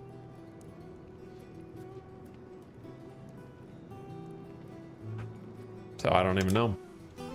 It's crazy there's not a mechanic for them to try to like convert me. Like the Pope seems pretty chill. He's not ready to crusade us, so I guess we got that going for us. All right, a road out here to nothing. There's no town, but there is a road, so hopefully max control is going up a little bit. Yeah, it's going up like 6-7% in these little areas. Giving us a little reach.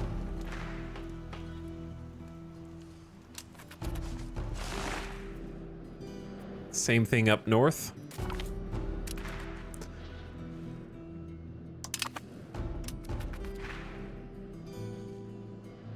Get these roads all connected and hooked up to the far northeast.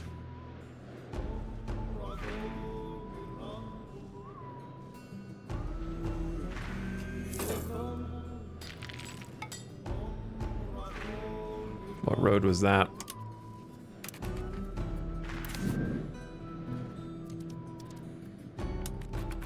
Oh, I didn't finish yet. These ones are about to finish though.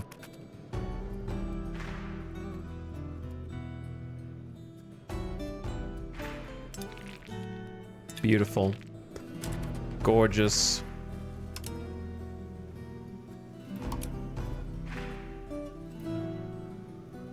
Look at this lovely defensive road. Now I can get my Did I just build through their territory?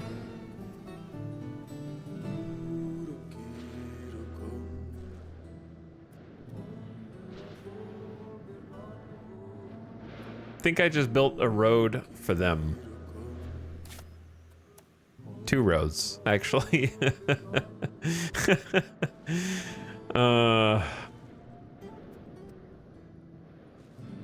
Whoops. I'm of the opinion that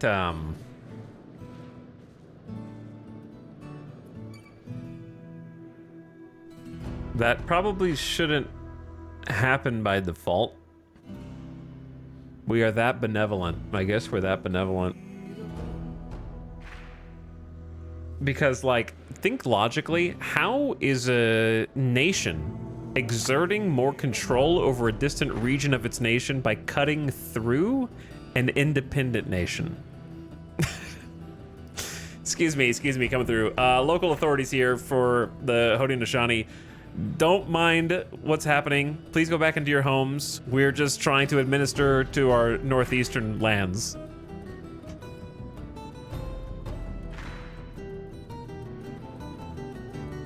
I'll have to pay more attention in the future, I guess. Just makes you scratch your head a little bit. Because I can't use this militarily unless I get permission to. And obviously did I build 2 roads? Or did they just take some land? Like, am I crazy, or did they just like absorb some land? Did we only have like 1 choke point here? I guess we did? I just don't remember it being that thin. What province is this?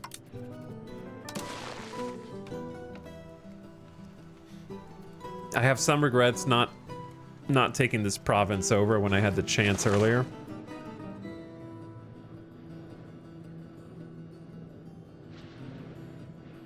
Borders were more nebulous back then. Be that as it may, we're not allowed to pass our military through their borders without permission. So, it's not that nebulous.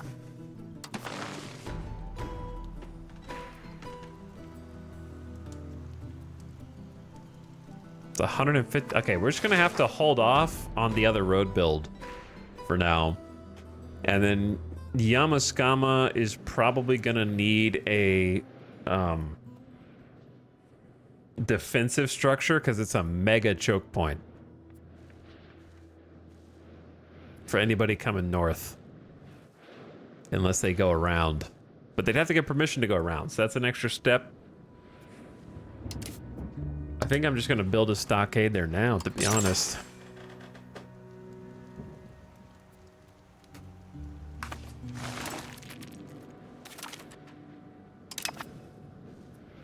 Well, the road's still built.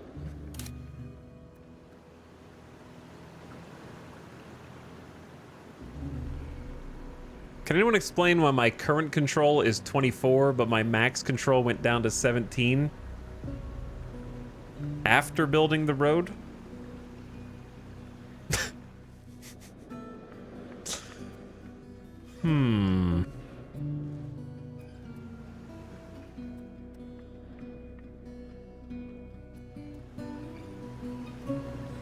How do I have more current control than my max after building the road?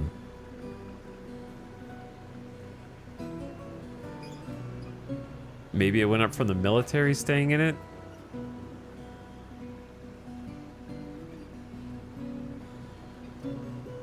We're gonna need a bailiff up here. Or a vassal. Those are the two options. Bailiff or vassal.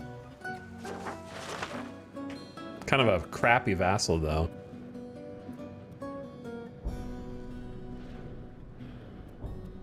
And a bailiff is pricey. It's like 200 G's? 172?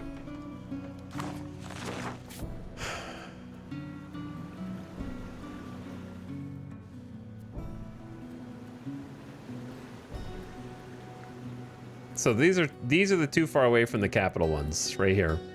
This one technically is close-ish to the capital. So does the bailiff exert 20% control how far around it? Or plus 20 local proximity source, which isn't that much, actually. But we'll see.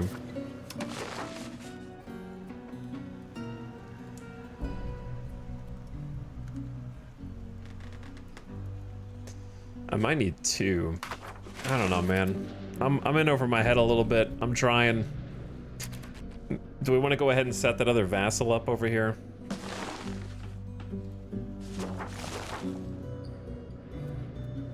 We need to decide where their capital should be first and build a town there.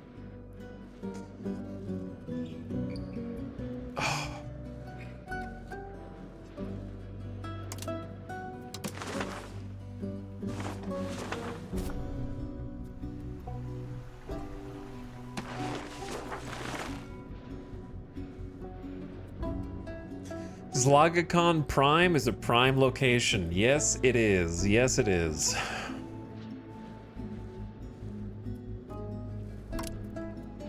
I'm very indecisive right now also. It's not helping things.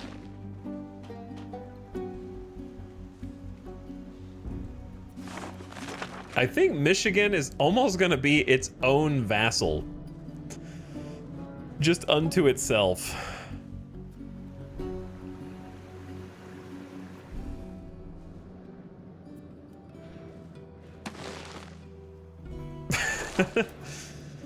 Because, like, we have no proximity over here. There's barely any people.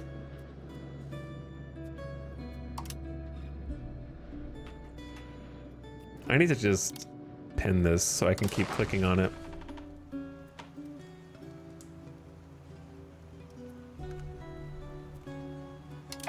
Chat, I'm gonna give you the controls. There's too many decisions to make right now. I can't make them all.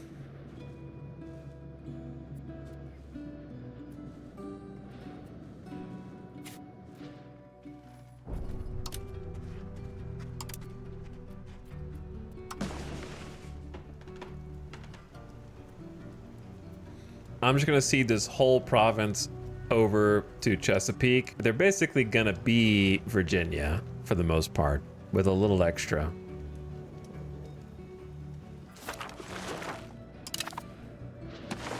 So they just got a stone, a wild game, and a lumber RGO to add to their coal.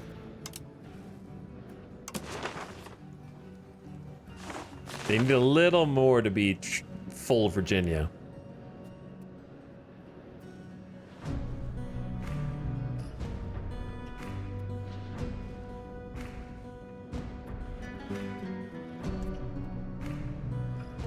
Name something New Bichu. Maybe. We'll see. Can't name the vassals though, unfortunately.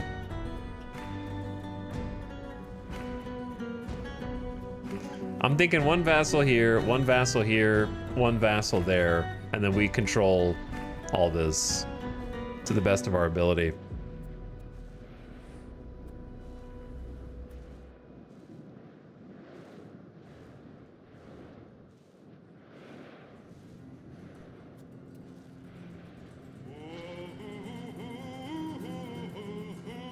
Nope, you are missing all of Western Virginia. Well, read 'em and weep, brother. Read 'em and weep. Virginia and West Virginia.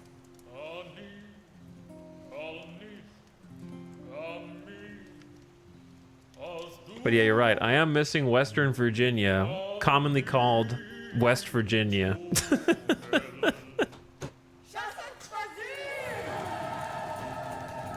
Thank you for that.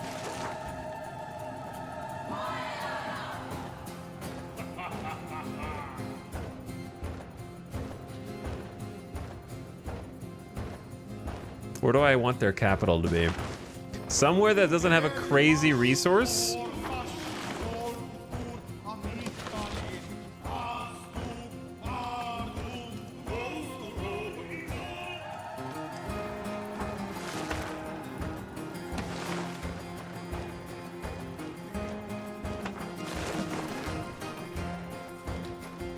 Probably like on a furs somewhere.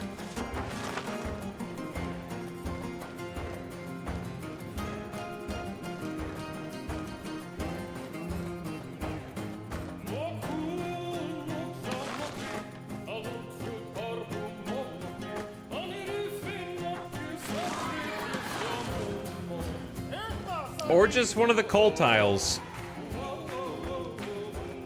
We have so many coal tiles. Some of which I think I need to keep and try to control.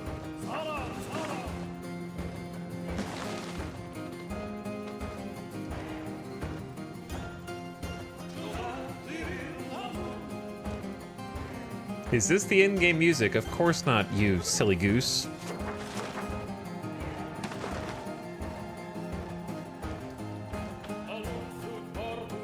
When do we listen to the in-game music ever?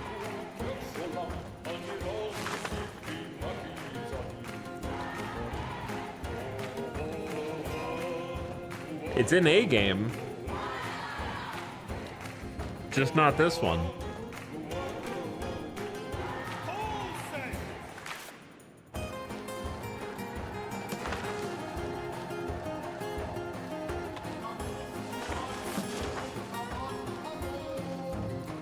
Sorry, I'm thinking.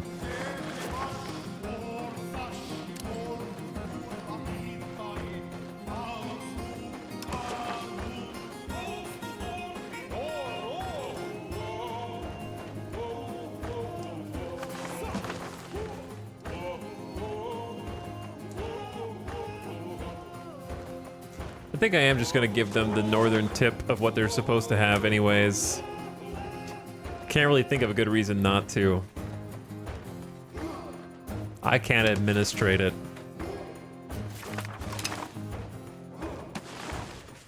Now they've got a shit ton of stone.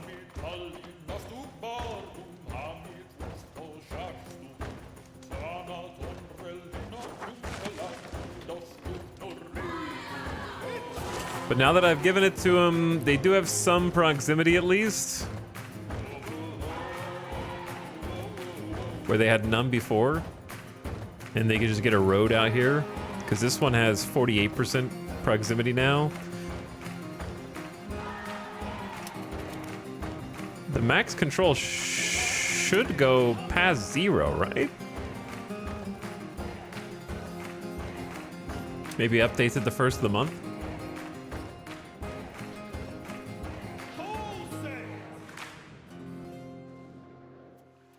Gotta be higher than 0.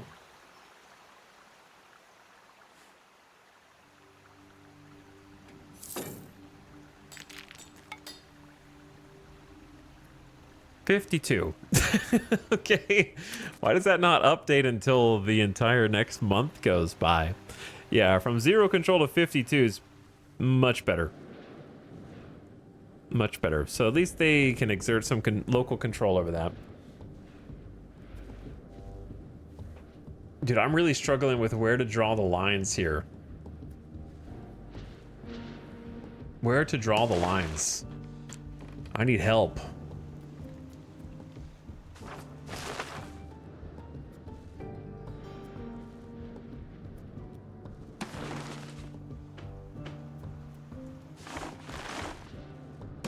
Like, I don't know where to go.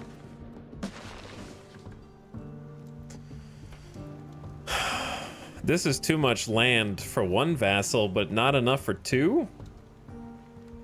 I don't want to make West Virginia and Ohio and Michigan and have them just be the exact shape of the modern day states. It does feel a little, does it feel a little strange to anyone else that they went down the exact lines?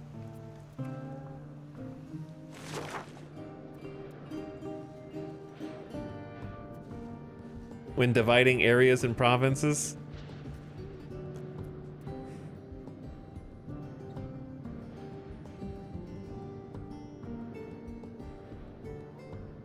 I think that lumber location in the middle of West Virginia should be a vassal capital.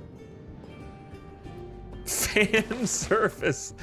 Fan service.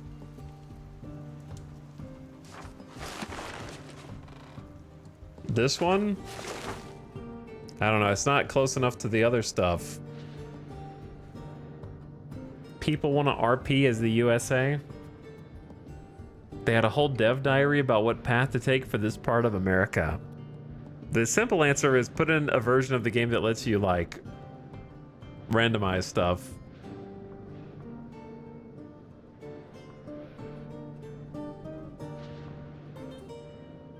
Yeah, I understand that there's some that are based on rivers, and that makes sense.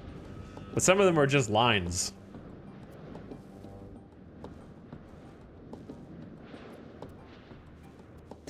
Yeah, I don't know about that because it's just too close to this edge and not close enough to anything going on over here. Whereas this fur right here, or this fur, can definitely reach all of this, but then we got this giant section in the middle.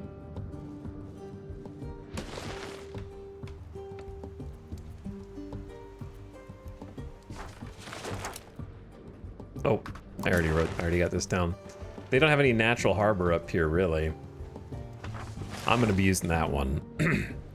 All right, I'm just gonna call that the new vassal capital right there. Or no, right there, because I want to take some of the coal for myself and then give them some of the other coal.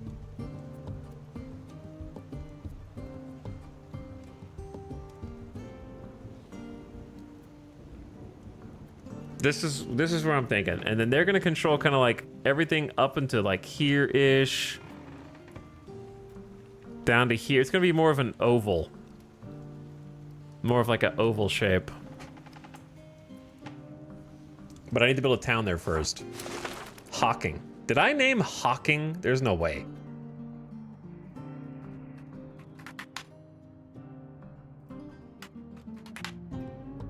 Did chat name this? Who named Hawking? Sounds like you're about to spit a loogie. I might have done that. I don't know. I don't know anymore. But anyway, yeah, we need more money. And they need people. How do I get people to move there? Let's do... Instead of development, encourage migration to it. That's a real name? Hocking Hills, Columbus. Yeah, I definitely didn't name that. Okay, I was right. What's the capital gonna be?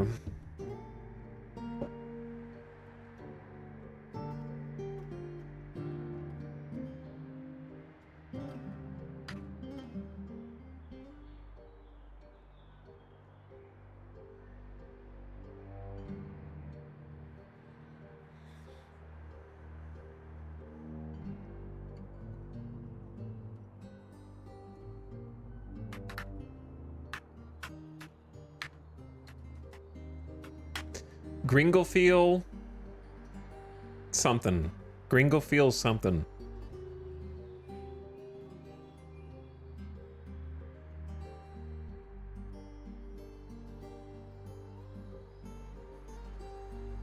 Need a second word.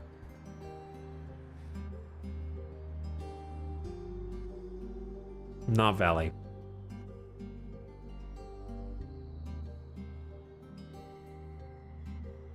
Good try, quite adept. Good try.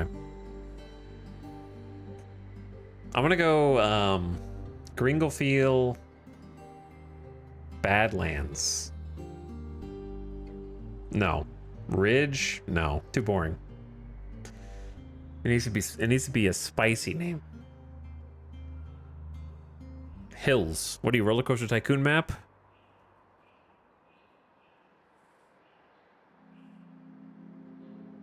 Chat's just saying words now. Fields, valley, hills. Those are just words. Give me something good. Give me art. Plateau. Is there a plateau there?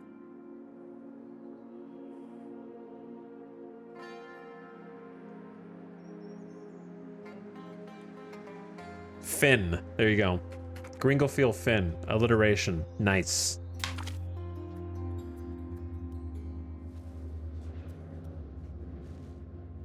Now we gotta get people to come here.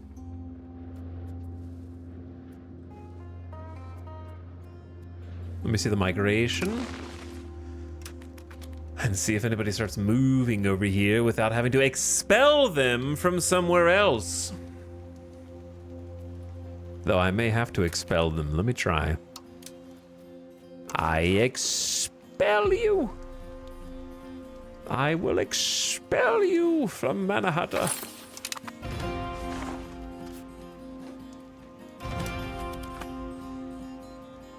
I will remove you.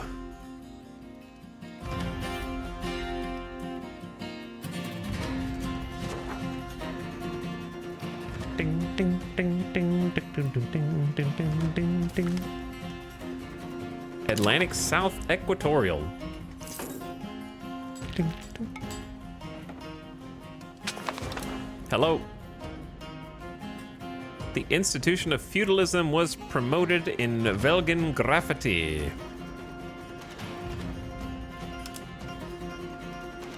Our road construction is still underway. We can now get iron from Rumble and Tum Tum, coal from Jingoptali, and iron from Mahoning. That doesn't sound like, is that, did I name that? No, that's a real place in Ohio. How did all these places sneak through the cracks? Chat, the second person to delete 25,000 channel points can name this location. Expelliarmus.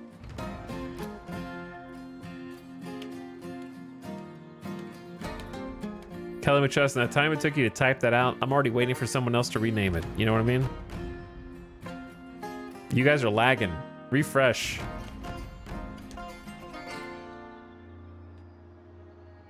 You were all lagging. Holy. All right, Johnny just deleted 25,000 channel points.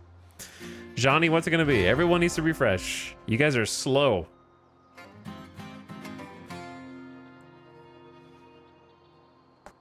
Johnny got the dub. Albuquerque. All right, well, I'm gonna change it slightly.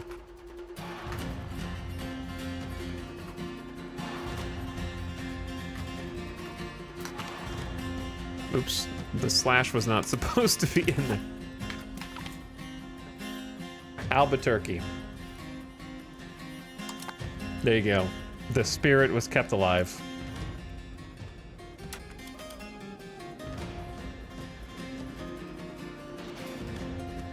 I need to pay more attention to where I'm building my roads in the future and not build them through enemy territory.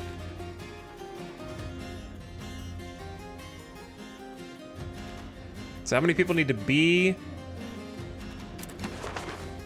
Wait, that's not the right... Oh. Why is this icon so far above the location that we're doing it?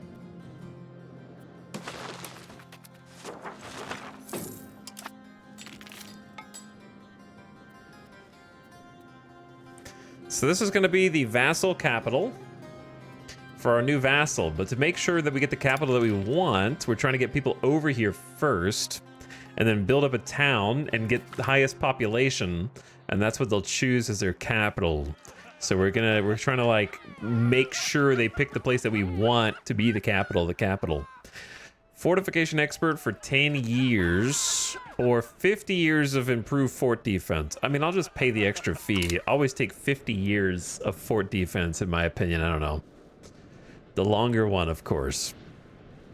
Because last time, I didn't choose the capital. They did. I didn't realize how it was going to work. And I would love them to move it. Though I suppose... Yeah, I don't really have a choice in the matter. Because I can't use... I wish I could use my cabinet members to influence my vassals so I can move people... I wish I could move people from my land into my vassals' land to kind of keep them afloat even more. Do we have tobacco demand, or are they just doing it for fun? No, there's zero demand. This it's positive 14 tobaccos. This is going to instantly make no money. 0.18 profit per level. Great decision by my vassal here. I'm sure they're doing their best. So how many people do we need for just a basic town? 5,000. Whew, that's a lot of people. We can now get more iron from Albuquerque. Wonderful. Let the people begin working in the iron. That means I can spend my gold how I please. Since we know we're gonna want more than just a couple sources of iron, let us get to work. So that's already a level 1. But there's 5,400 people here. Now, they're only gonna fill in like 20 at a time. It's gonna take a while for the operations to really spool up. So I don't hate, even though these places have worse sort of stats.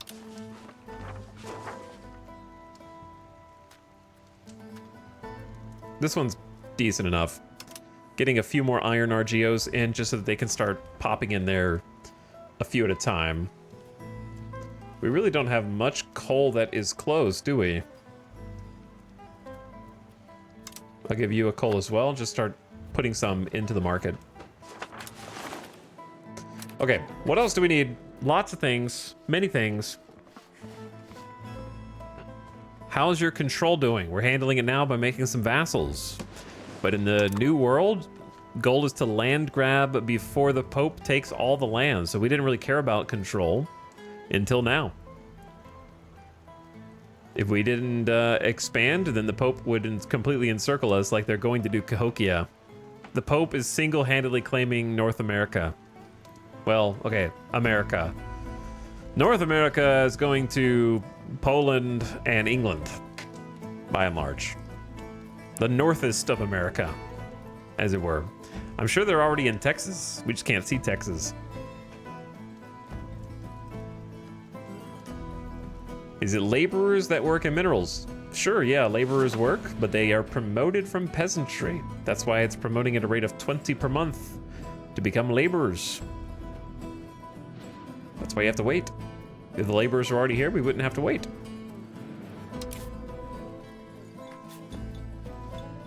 Oh my god.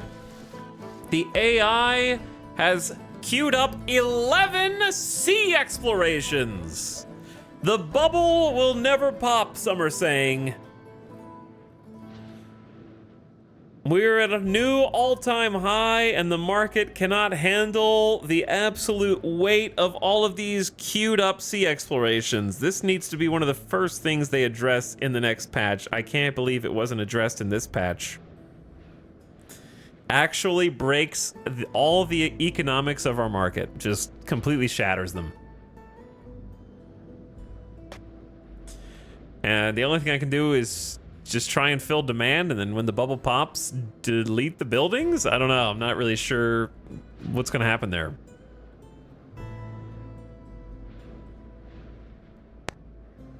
What's crazy is that the AI doesn't... Like, I know for a fact that they can make naval supplies in Europe.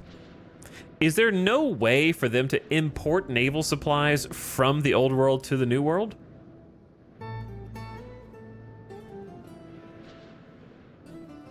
Shouldn't they be able to do that?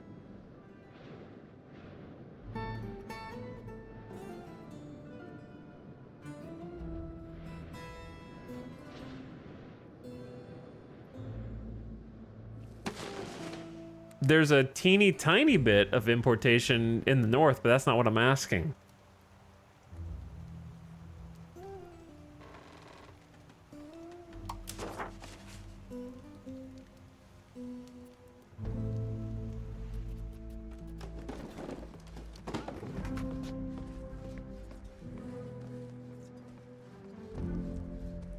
The Nayapek market is importing... England is importing like 3.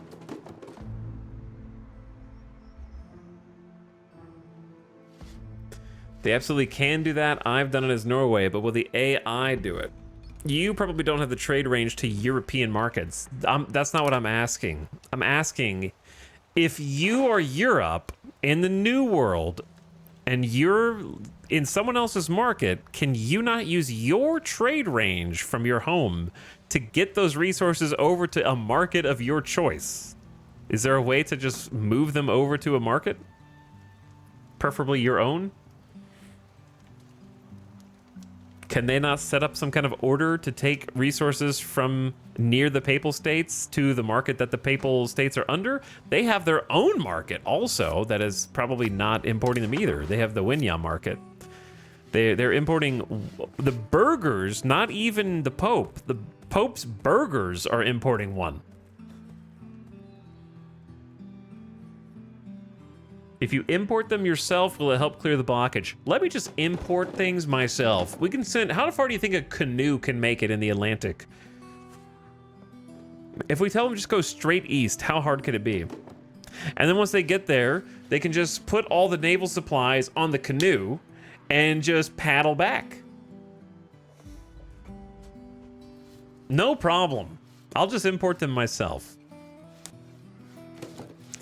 You can select the market and say, get X item from this other market. Okay, so basically, it's a AI skill issue. That's what I'm trying to confirm, whether or not it's even like... I didn't know if it was mechanically possible since I can't do my own imports. I thought that went without saying, but it obviously does not.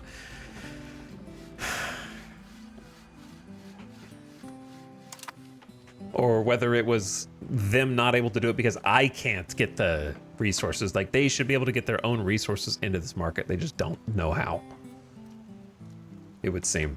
So what's happening is it's ballooning our market because the other 4 resources that are required to launch a naval expedition have had a permanent demand because it's never satisfied, it's never filled until the expedition sets off.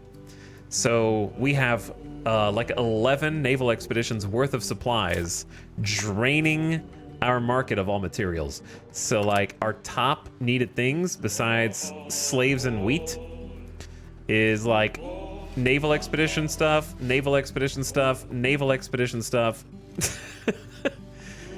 And then I don't remember what the other naval expedition things are. Let me see. It's also lumber, which we happen to have a ton of, and cloth, which we recently had to pump the entire market to try to make more of. So I don't know if we ever satisfied the cloth demand. We did. We did. But out of the 22 demand in my entire market for cloth, half of it is just the indefinite sea exploration. So our market is like in a huge bubble.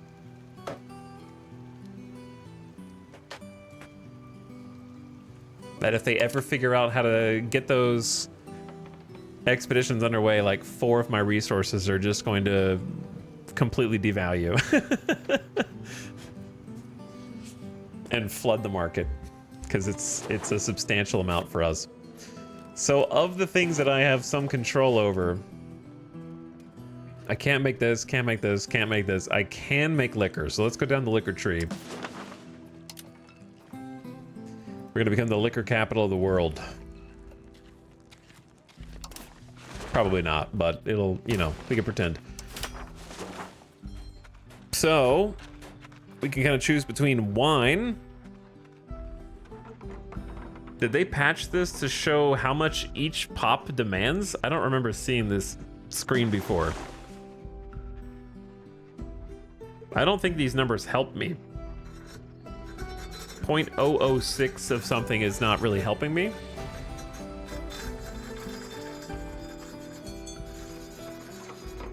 It would almost be more useful to show how many of each pop would be satisfied by 1 unit of wine. You know what I'm saying? Do the math the other way around. Instead of telling me that 1,000 tribesmen only need 0.00040. That's an incomprehensible number to me. But if it said like 1 unit of wine can satisfy 8,000 peasants, or like 85,000 peasants, or whatever, I don't know what the number is. You know what I mean? Then that would tell me something, maybe? I don't know. I'm confused by them choosing to put that information out.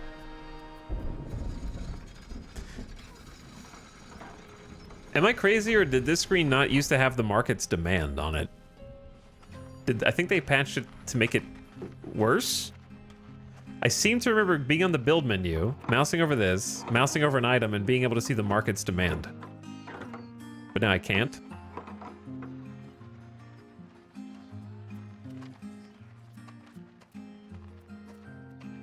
Maybe I'm misremembering. How do I normally do this? I'm getting a headache.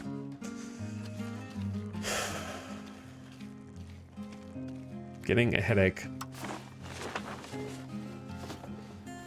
So we're negative beer, so let's go down the rabbit hole.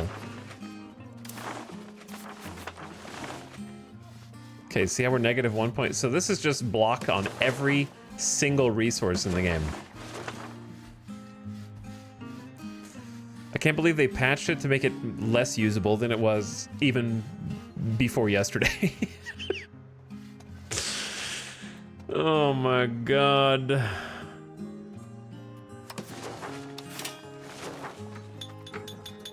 No, yeah, I swear we were. I used to be able to see the market demand on each of these resources, and now I can't see the market demand. So they actually made it less usable between yesterday and today.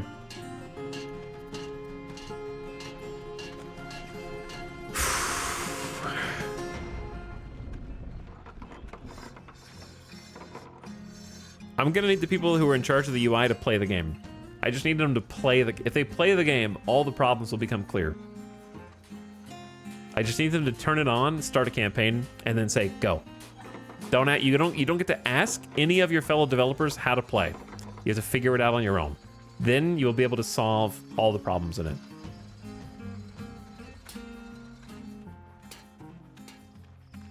So now to see every single item's demand, I'm gonna have to individually click on them. So if I wanna make beer and I don't know how much pottery I have, I can't look at this anymore. I have to click on pottery, then click on, yeah, just leave it on market and then find my market and then find the demand and then go back a page and then mouse over it again and then mouse over the next item, corn. Can't see it on this anymore. Now I have to click on corn, then go to my market, then see how much I have, then go back to decide if I actually want to build those. Then if I do want to build them, I have to click on it.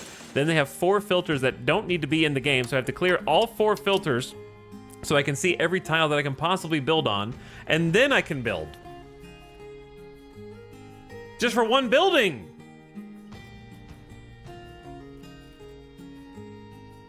But on this screen, you can see if I mouse over this and it comes up with the same information, on this version of the tooltip, you can see the market demand. But not on the other one. Maybe this is the one I was thinking of and you can never see it on the other one and I'm just losing my mind.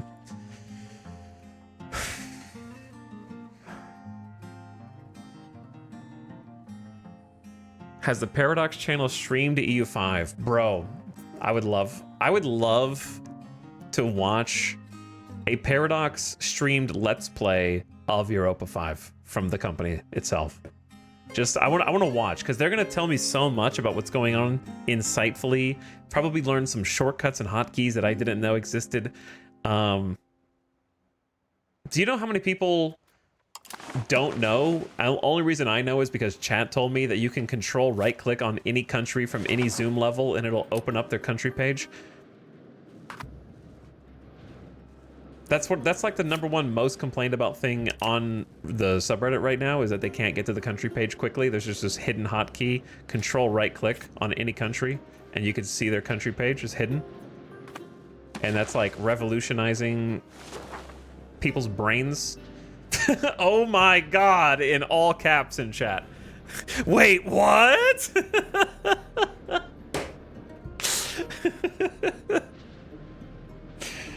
Yeah, man. What, you didn't know about control right click? Is that not the first hotkey you try in every game that you turn on? Because it's, you know, so common.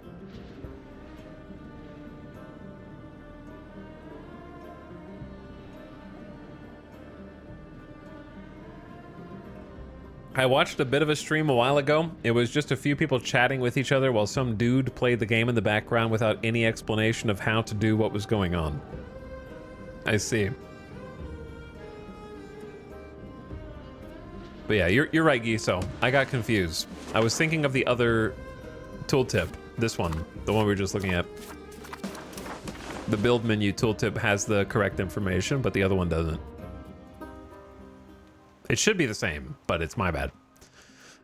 Anyway, I have lots of corn, not a lot of pottery. No pottery.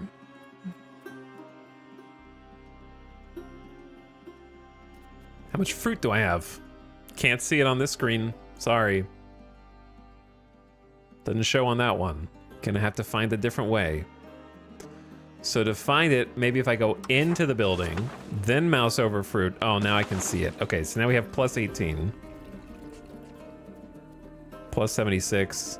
And we have no tools. So we either have to make pottery or we have to make tools in order to make liquor. What is this music? I don't know what this music is. Stop listening to it. It is now banned. Banished. So the things that I've just been yapping about and complaining about and bitching about for the last 5 minutes or more are things that are still, they're foundational, basic building blocks of playing this game, and I'm still confused about them 115 plus hours later. You know what I mean? That's how tangled the web is at this point, where I'm still confused about how to find certain fundamental windows 100 and almost 20 hours into the game. What is a Terratech Composer's Cut soundtrack like, and is it DMCA-able? We're gonna find out.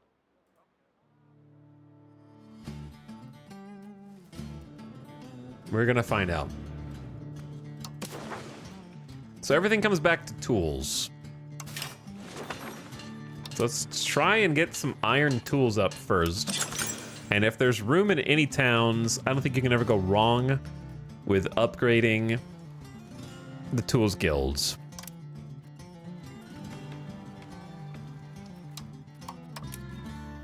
Mamdania is the best. Then Ebeleep. Rumblin' Tum Tum. Do you even have people there? I don't think Rumblin' Tum Tum has people that are going to be able to work it. And then Laterus Mundus. All right, let's get those going first.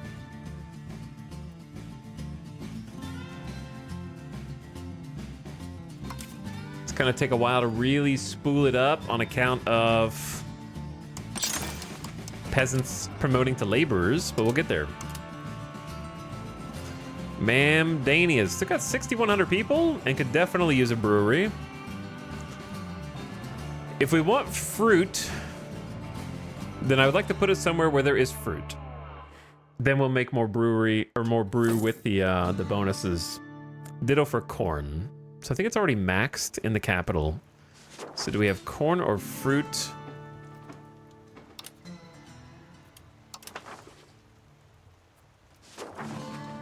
We have corn over here.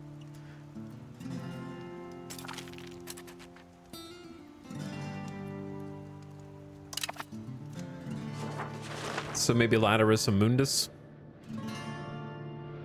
is a good choice for a brewery.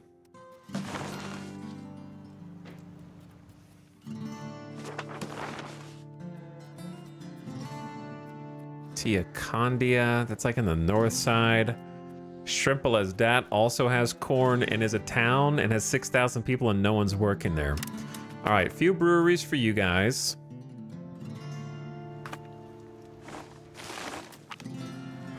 The clergy seek our help, claiming that we need to remove outdated religious texts. Allow the books to phase out naturally on their own. Are you guys listening with headphones? I pretty much never have the speakers loud enough to hear the music. Chat, you guys can't hear the music?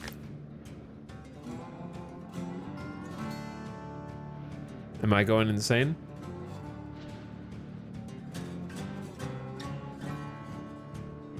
I can, but I have headphones. I can.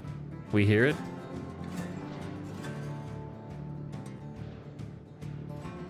Okay. Absolutely can. Sadakon Kataraki. Marry who your heart desires.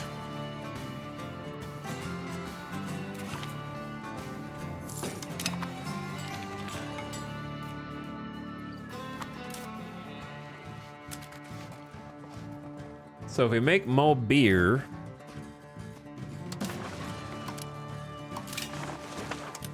whoops, I don't know why I did that.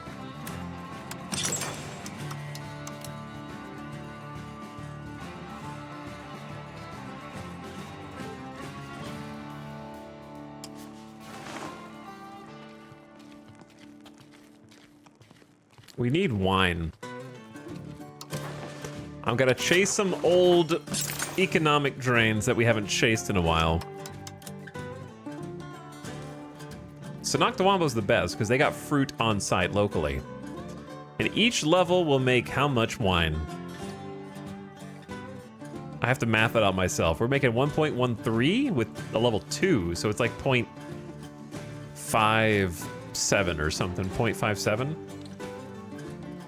So if we have a shortage of 3/6, then 2 levels should make up for that.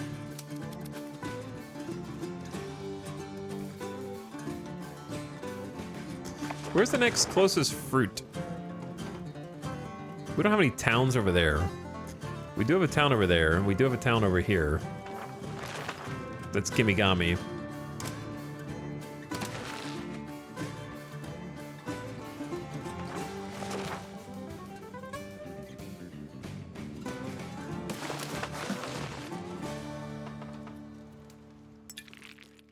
$10,000 people in Gimigami. Oh my god.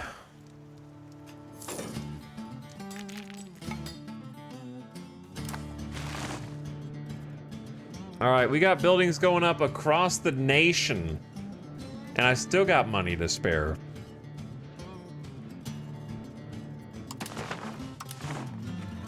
Why can you not see migration arrows on the migration overlay? But you can on the population overlay. The whole nation is currently migrating to Gringlefield Finn, apparently. Every single peasant is on a trek right now to get to this brand new hotspot. They're trusting the government.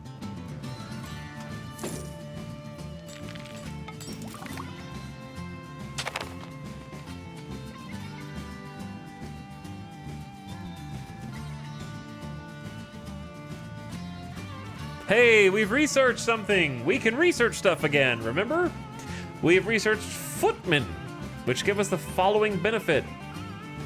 Allows footmen regulars. Standing army. Normal footmen. They seem pretty weak. But I guess, are they better than a levy? Kind of doesn't look like it. They're 1, -1, 2, 1. Okay. Minus 5% to strength damage taken. That's the same as this. Strength versus 1,000. Why is there strength versus 1,000 levies? 1/10.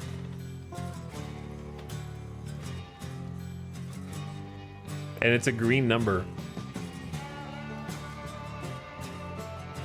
Levy combat efficiency is 5% versus regulars.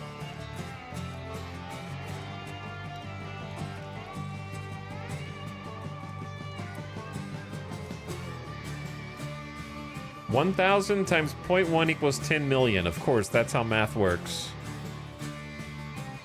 Absolutely correct. Also, ads starting right now. Turn your volume down, ad watchers. I'm gonna take a BRB. I don't know how to interpret this data. However, 5% of valid pops will be raised as footman levy. That seems huge. Weren't we at 2% before? Our levies just went up to 15,000. Weren't they just at like 10 or 11,000? I think we just got another like 4 or 5,000, unless this number hasn't updated yet, but I think it did. And then aristocratic court policy does not seem like what we want.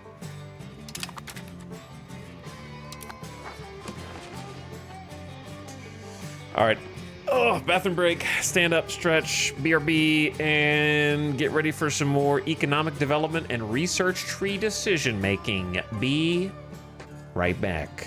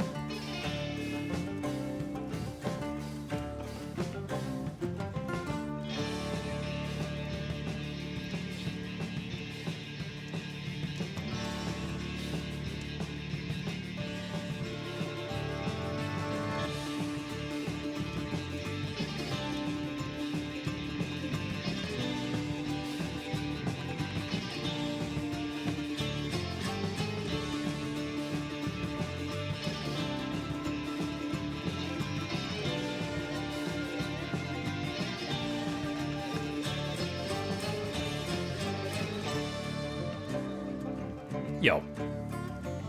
What up?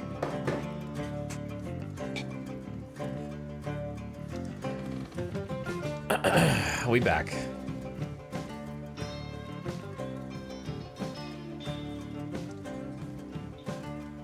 Okay. Big new researches. Big new researches coming in.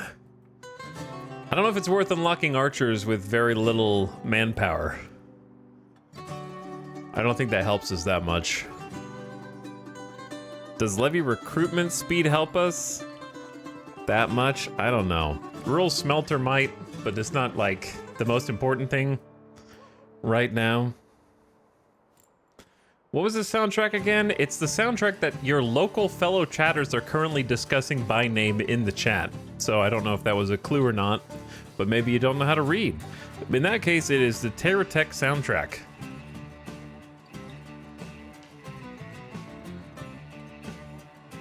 Traditional galley and unlocks the cog. Context clues.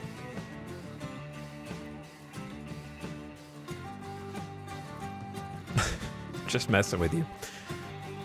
But they did say, man, someone just said, man, I love the Terra Tech soundtrack. I'm watching it on my TV. No excuse. Pull it up on your TV and your phone. And also, it does show chat on the TV. You just have to tell it to show a chat on the TV. Pull up chat on your phone, okay? How are you chatting?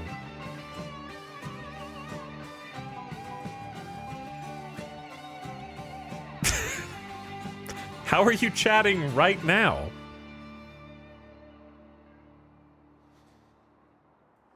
I have so many questions. I am on my phone. I don't look at the backlog. Jesus.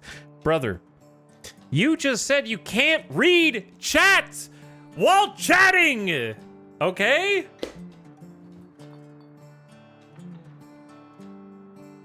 So don't come in here and lie.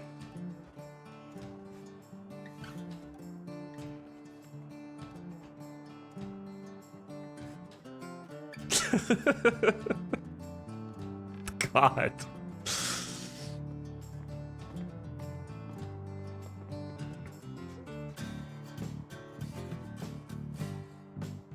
Anyway, it's Terra Tech. The Terra Tech complete soundtrack.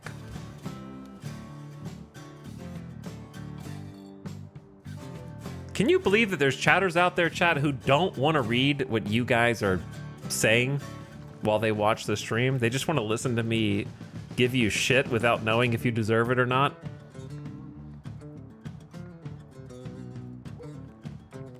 They don't even stop to verify. They're just like, yep, that's probably true. I think I want castles next. Is that unreasonable?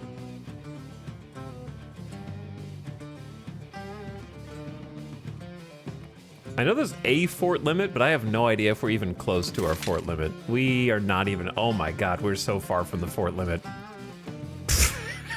5 out of 42, okay. It's not even worth panicking about. Should I go for feudal levies next? I just don't understand why there's so many different kinds of levies. Like, how do I even recognize one from the other? What is 2% feudal levies versus 5% footman levies? Unclear. I don't know.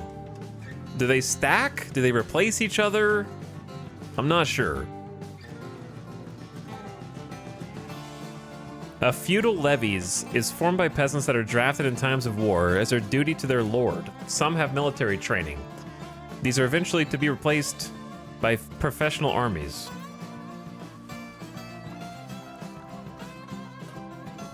The 5% is burgher levies. Where do you see that?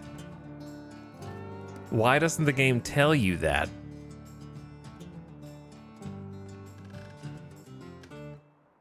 Also, why would I get more? I mean, where does it tell? I'm sure it tells you that somewhere, but where?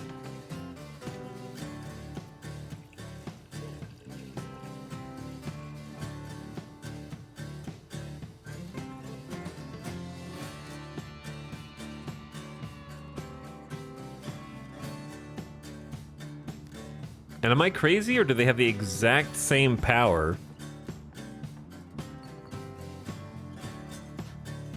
This is minus 10% damage done.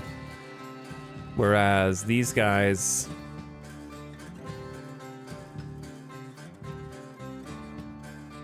are minus 5%, which is an up arrow. And green. Which means it's good? Or is it just better than it was? I don't know. But I hope it's more. So I'm gonna go down here and get feudal levies and castles. I think. Unfortunately, well, we need to get to raise horses anyways, or whatever, if that becomes possible for us. So we'll see. And then I want castles. And then we will look at Royal Court and Republican Assembly. Royal Court is not gonna function very well without gold. I don't know if I hope if we can build it without gold, then it's fine.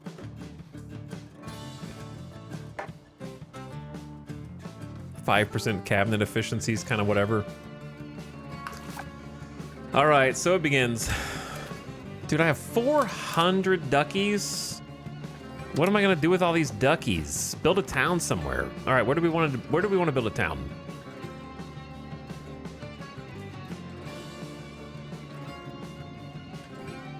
Many places.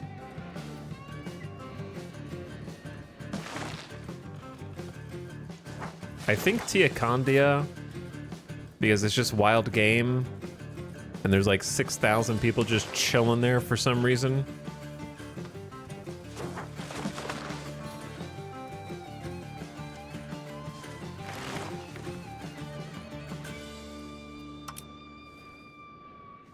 Building a winery in the capital. What's the +1? The +1 is a second building that I've queued up.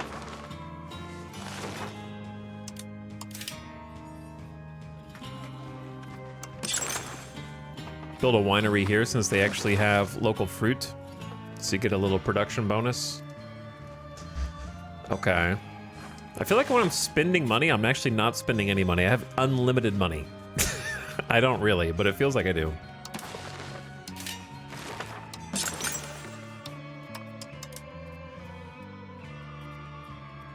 Why is it so spooky?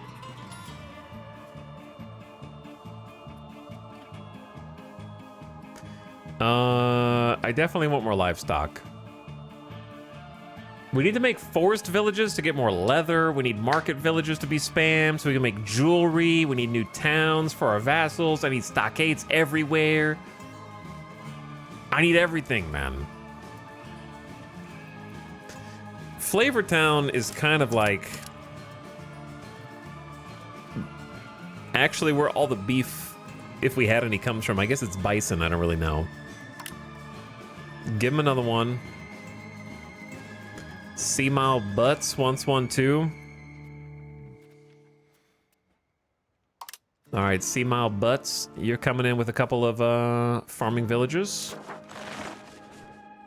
And then I want some forest villages somewhere.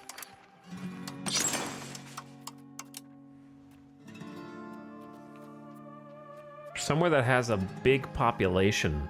Alabama Slam is not bad because we know we're never gonna, we want it to be in places where we're never gonna build a town. These are rural buildings. If we build a town on this spot, then it will delete all the rural buildings.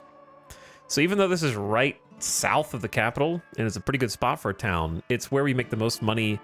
Well, it is historically where we made the most money for stone, but now stone is kind of coming in from all over. But it still has a really high tax base. We got level 3 market village already here. 6,400 people. Sure, you guys then can have a level 2 forest village. Just 2,000 employees making tannery, tanned goods. All right, let me go market.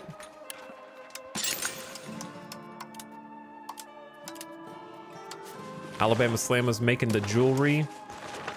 Gene Toga's making glass. Can't we just make glass via the Glass Guild now that we can make tools? Yes, Glass Guild is going to be the new way of making glass.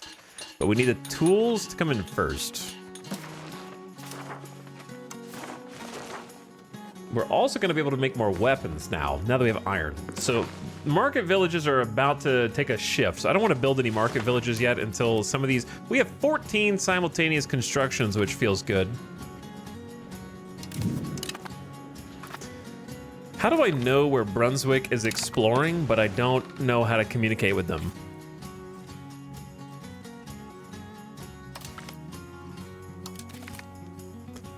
I'm gonna start improving opinion with our new neighbor Long Range and like pin them up to the top right so we can kind of see who we got good relations with and who we got bad ones. We actually have positive 33 with England now. That's good. Let's see how population is going down here. They're at 3,400. We need like 5,000. We're trying to get people to migrate here so we can make a town and make that town the capital of our new vassal.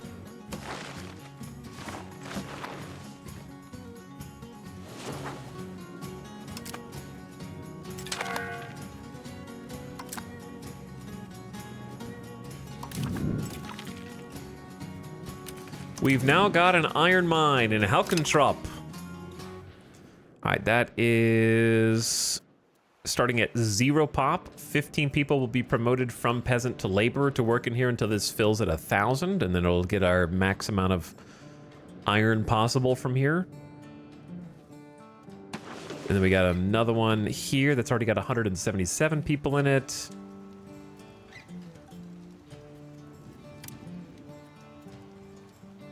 And then we got another one that could go here, but there's not really good control here. Proximity is really bad. Even though it's got a road going through it already. Yeah, even with a little road. It's a little far away. It'll still make the iron, it just won't be profitable. So if we only care about the RGO having the iron for us, the only thing is I can't tell how much each level will make. It says output per level blank. So, it could be anything. I have no idea how much our iron RGO is going to make. We'll have to see. Maybe if we pick on one of the ones that already exists that's filling in. Output per level is 0.21, but that's because it's only partially full. I don't know why it does it like that. How does it know profit per level without the output? Shh. Don't ask such difficult questions. We have built a new stockade in the north at our little choke point here. And I also want to get a road up into it because the fact that I don't have one is kind of silly.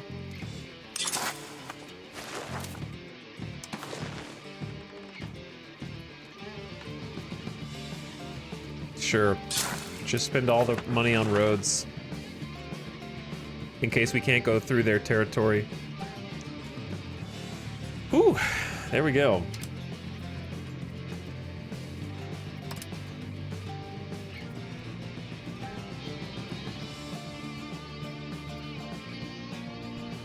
Now we're cooking.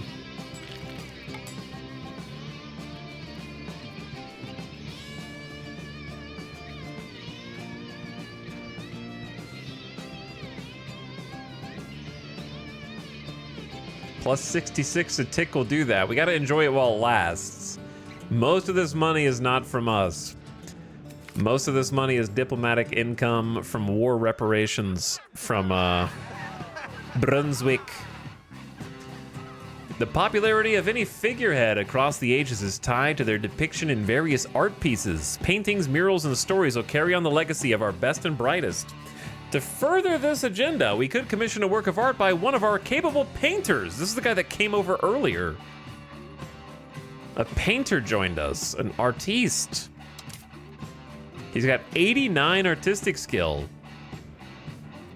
Immortalized in the books of history, has a nice ring to it. Locally known painting is created. He gains 3% skill. Give it to the people. Our commoners are happy. The coin is ours.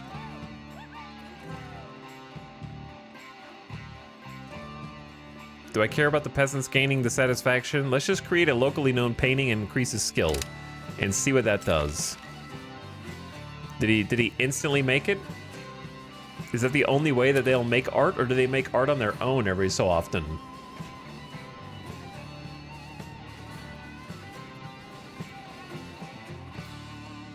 I remember hearing a thing like a week or so ago about how artists wouldn't start their works or something. I don't know how that operates, though. I'm gonna star that character, so I actually don't know how to find him again.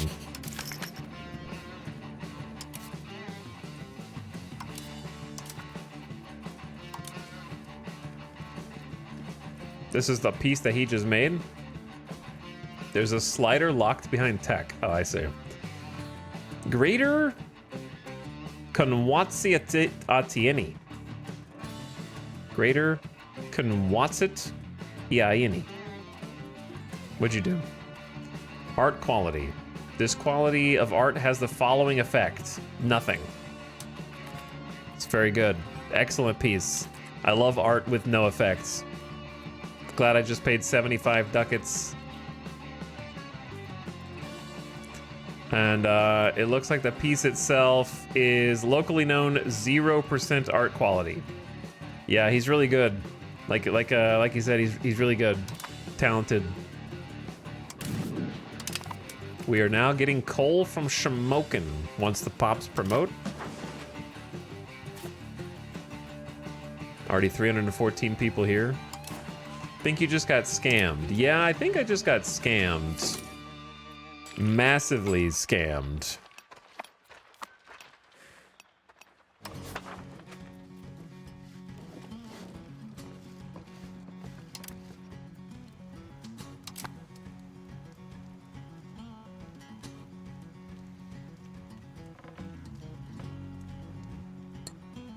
$70, like a whole month wages for nothing. Wins one, thank you for the prime sub. What's up, Winswand? How are you? Could be Winswand, it could be Winswand. It could be both. We're also just trying to pass time here until the tab that I accidentally just moused over loads.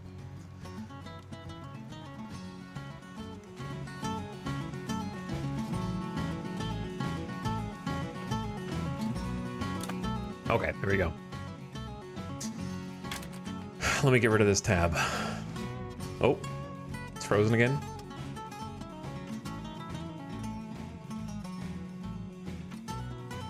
Even though I just loaded it, it instantly unloaded and then has to load a second time. I need to restart the game. Gotta restart the game. So let's just do that. The game is fighting.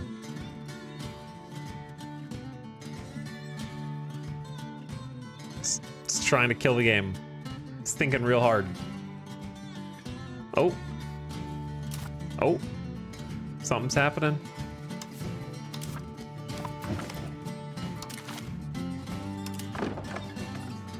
Restart.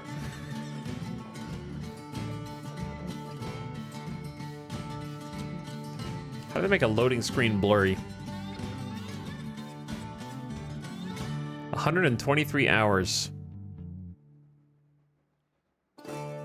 Poof.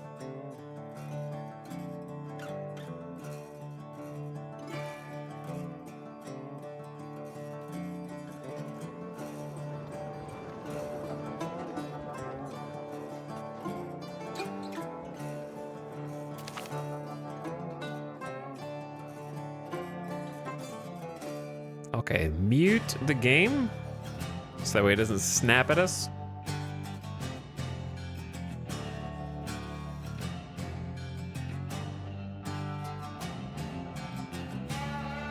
Hello, Mikios. How's it going? My eyes bothering me today. How did you get institutions in the New World? I had to wait a very long time until they spread it to me. We only just got to embrace feudalism in the 1600s. Just now, brand new. Finally getting the tech. Whoops. Oh no.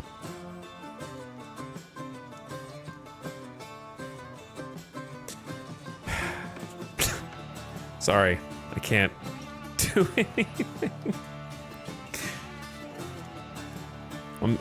I don't know which game has better performance, this or Star Citizen. Probably Star Citizen at this point.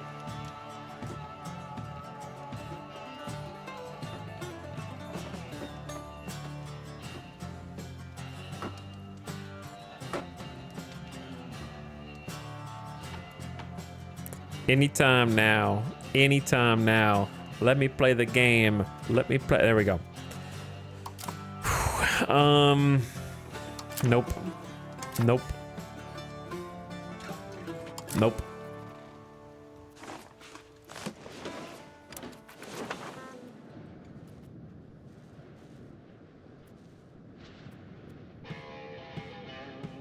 Saw some new Squadron 42 gameplay yesterday. Was awesome. When's that supposed to release? Didn't they announce a date for next year or something?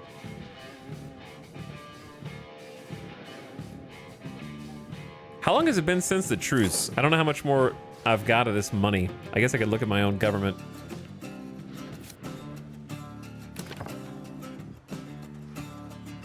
That's a quick way to see loyalty. Truce with Poland until 1st of November 1615. So we got 2 years left of this truce. That's pretty good. So we're gonna be making bank and investing. I'm trying to just put it back into the economy, man.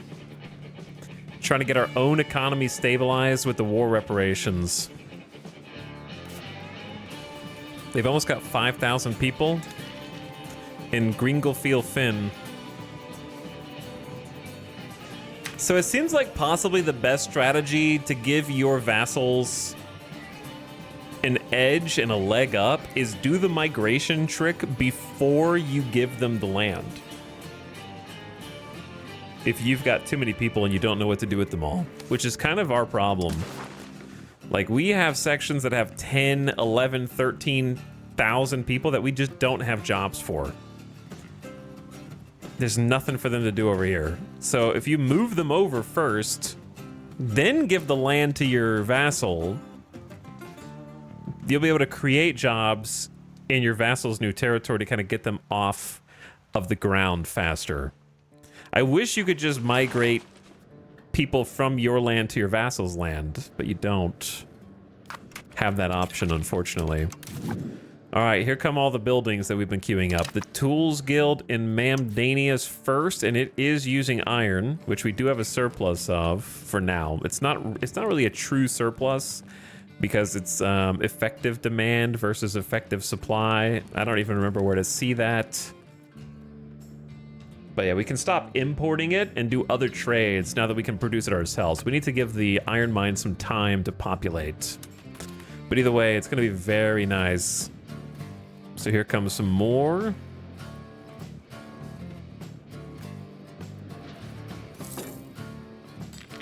Stinking.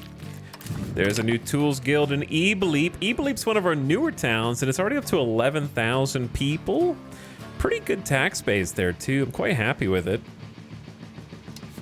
They're also using the iron, so we're putting out more tools than ever. Like, the difference between these is crazy, right? The same building, level 3, can do either 2.82 tools per month or 0.7 if we were using stone like we have been the entire game up until now. 2.82 versus 0.7. Literally 4 times more production efficient to use iron than stone. So we've had a life-changing technology here trying to catch up on the tools deficit so we can really get the economy going. Man, they're going crazy. This is still Terratech?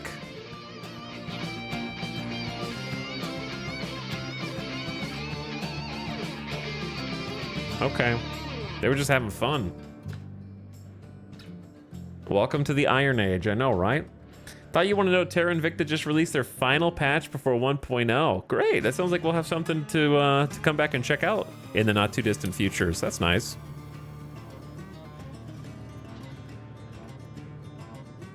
Good to hear. I have a feeling it's not going to be too different from how I remember it, but, you know, we'll see. Chat, has anyone played Terra Invicta within the last year or so? that can say how much it feels like it did on launch?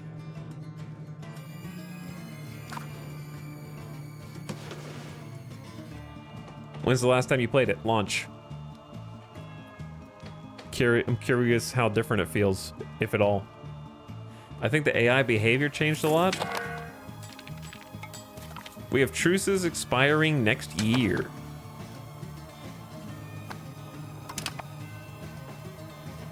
Mercenary contract, that's fine.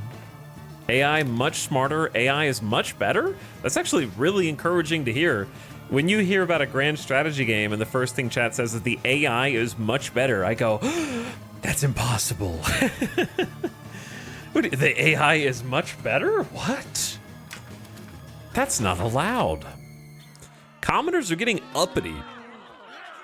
Our rule is so harsh, the destitute are becoming increasingly vocal in their complaints. Enforce it, or these things tend to happen. Nah, we want to move towards serfdom. This moves us 10 towards serfdom, which is actually quite good.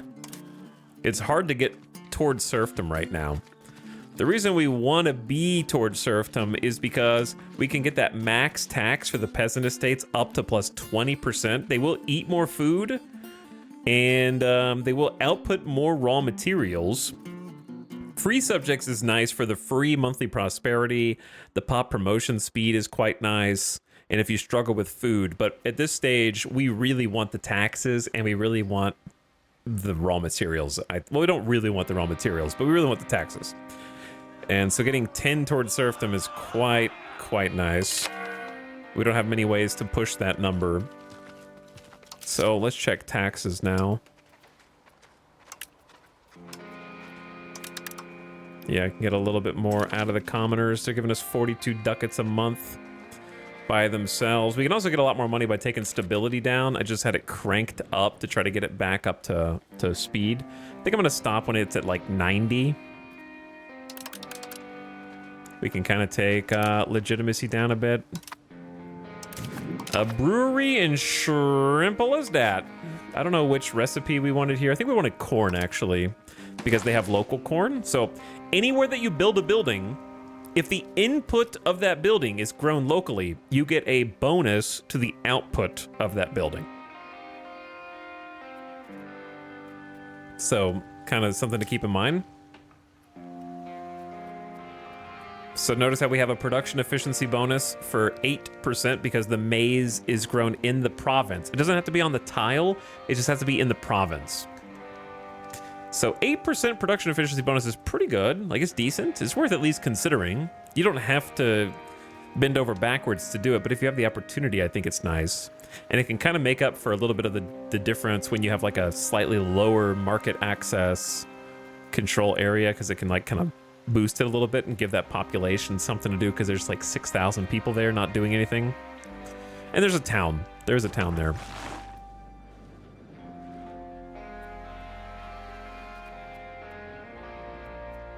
So yeah, we have like a market shortage of pottery. trying to equalize everything, huh?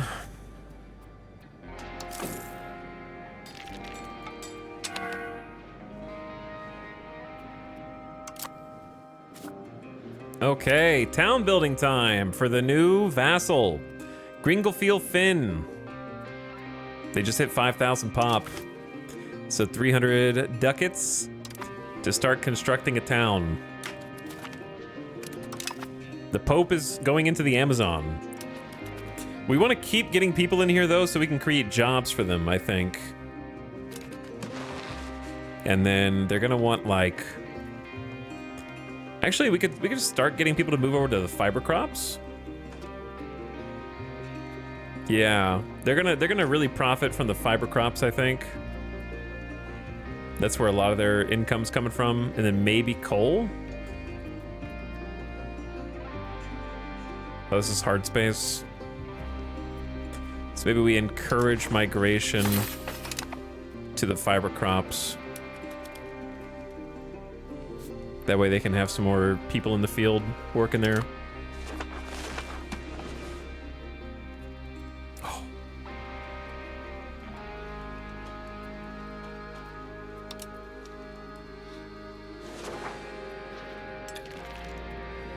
I heard something get built. Ah, the road.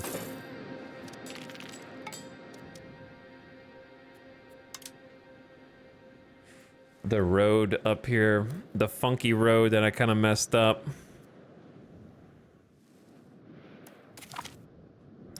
Your Majesty, the Merc contract has expired. That's fine.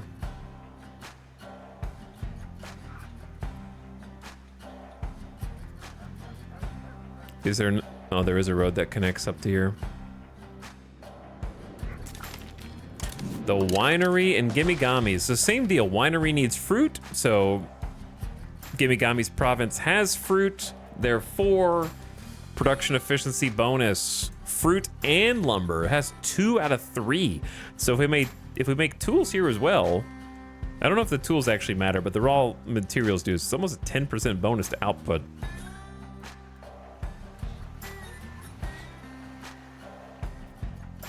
So we still have kind of a net negative here. There's still another winery coming in.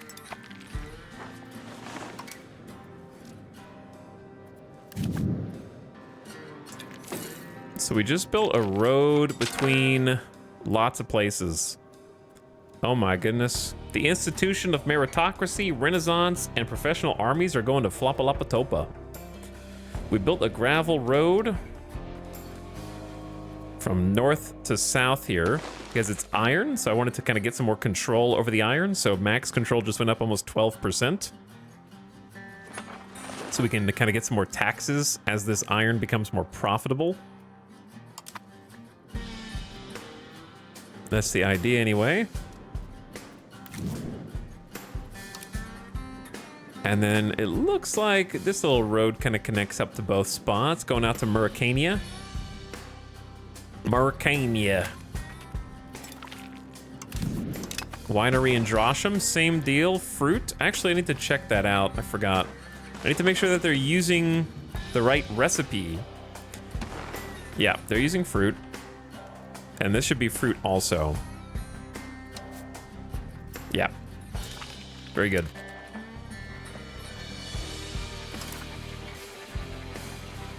What music is this? Cross out? I would never have guessed cross out. It's not bad. I like it. That was just not be on the bingo card.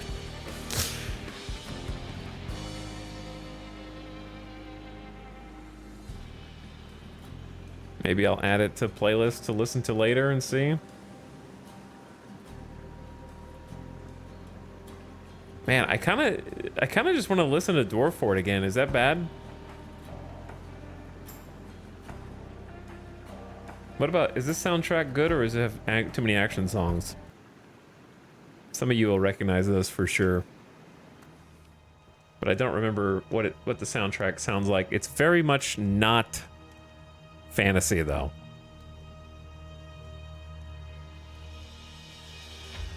Did you see that soldier pops from villages are kind of useful now since they give better levies? I didn't, and I still don't even understand how levies work.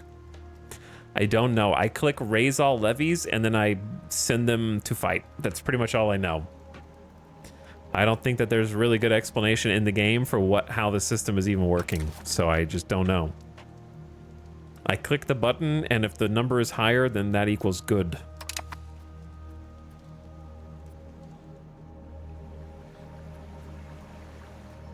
Trying to shore up the livestock shortage. Kind of was just using the extra populations here to kind of give them some jobs, something to do.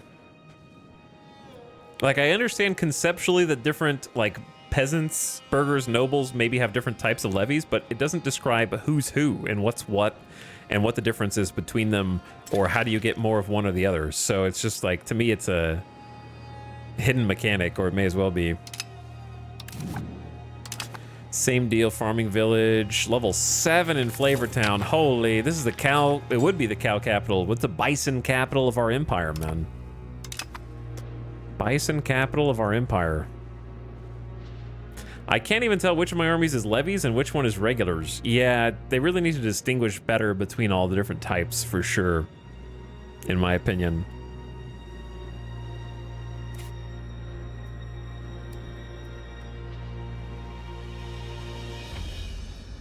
Town building is going well. Encouraging migration looks like it's going well. We got another 300 G's.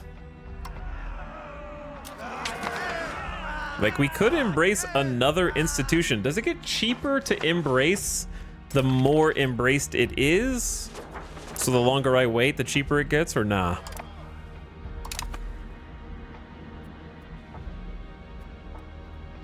So I'm in no rush unless I have to. Okay, so I'll just leave it on that. I don't know if these are action songs or not. We'll find out. Actually, you know what? Let's not listen to this. How about...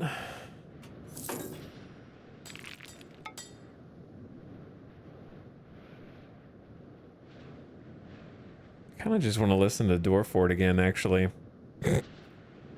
It's just nice.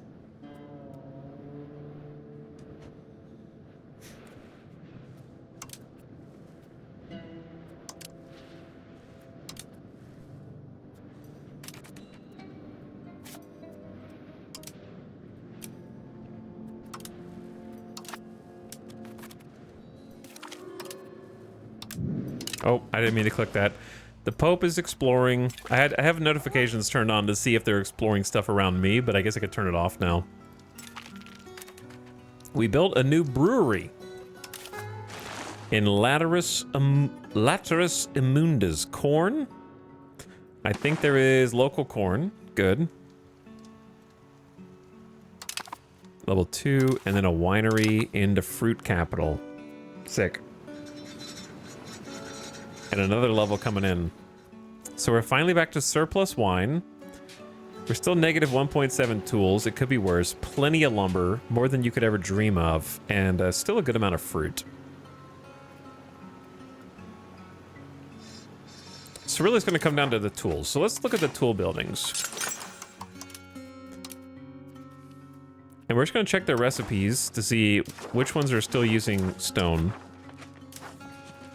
And kind of start swapping them over. Tools Guild and Rumble and Tum Tum, you're on your own. All right, so like you're using stone. We have 22 excess stone. Remember when stone was limited? And then we went land grabbing? So I'm going to start converting the tool makers over to basically 3 to 4x our tool output. Actually 4x, yeah. 4x the tool output is insane.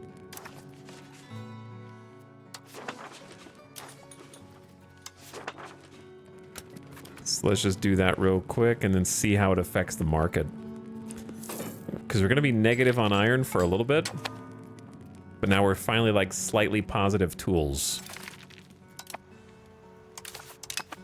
Forest in Alabama Slamma, Forest Village. Trying to make some stuff that the military is going to need.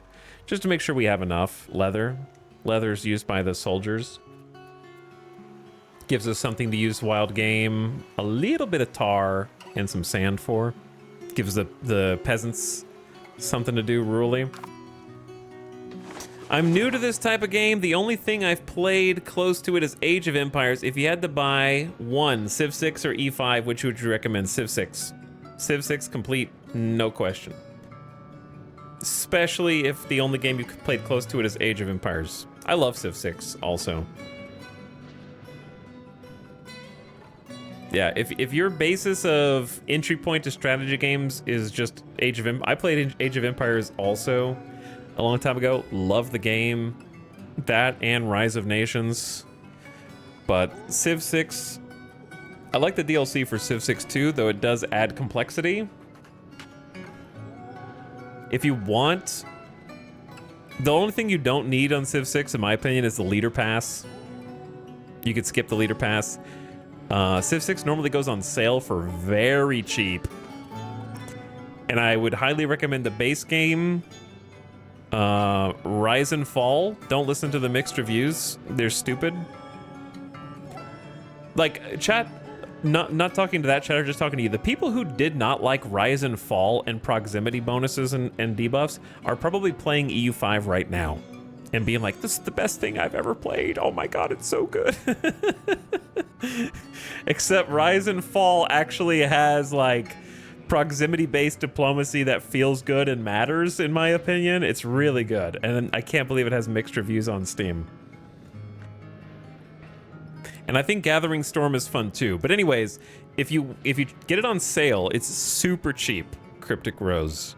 I would recommend the base game, Rise and Fall, and Gathering Storm while they're on sale. And you can honestly skip the other DLCs, and then if you want, just play vanilla. And then when you feel like you've got a grasp of vanilla, then add, like, you can enable or disable different DLCs in the main menu. Then add Rise and Fall, and then play a game with that. And then when you're done that, then add Gathering Storm. Don't do all three up front at the same time, because it will be... Even people in chat will probably be like, Civ 6 is a baby game, it's so easy. But if you haven't played it before and you play all three of those at the same time, it's going to be overwhelming. Civ 6 loyalty mechanic after capturing a city is hit or miss. Nah, it's great. It's the only thing in the game that actually makes you administrate your towns. People that want to conquer the entire world and have every city bow to them, those are the only people who are upset. The people who just want to paint the map their color and not have to think about it. Because you actually have to keep them loyal and use your diplomats. And choosing which diplomats you want to use and where you want to put them and what skill ups you want to give them is so, that's just pure decision making. Like it's dopamine decision making into my stream, my bloodstream. All this talk of Civ 6, what's your opinion on Civ 7? I hope they make a sequel someday. I really do. It'd be nice, but you know, take your time with it and make sure you get it right the first time when it comes out, is what I'd say.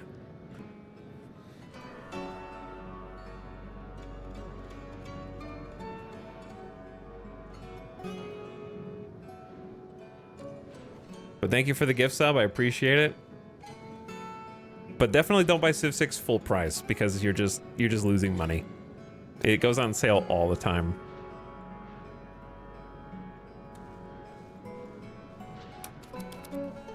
God, I love Civ 6. I really do love Civ 6. It's just kind of been there, done that a little bit now. The novelty is worn off. It was fun for a few hundred hours. And I don't regret the few hundred hours I spent. It's not like endlessly replayable for 5,000 hours, but that's okay. It's just really... When I play it, I go, man, these mechanics just make sense. There's design philosophy behind everything. There's polish. There's Sean Bean. I like the art style. I don't care what the Civ 5 players said. Civ 5 players are feeling real dumb now that Civ 7 exists, and I think they're all looking at 6 and going, perhaps I judged you too harshly.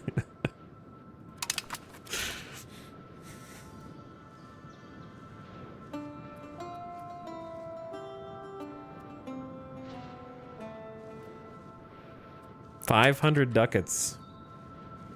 500 duckies. I'm gonna miss all this money when it's gone. 40 ducats a month from Brunswick inflating my count right now. I don't know. I don't want to make the settlements yet. We need to make sure the economy is super stabilized before we pump the entire land with settlements.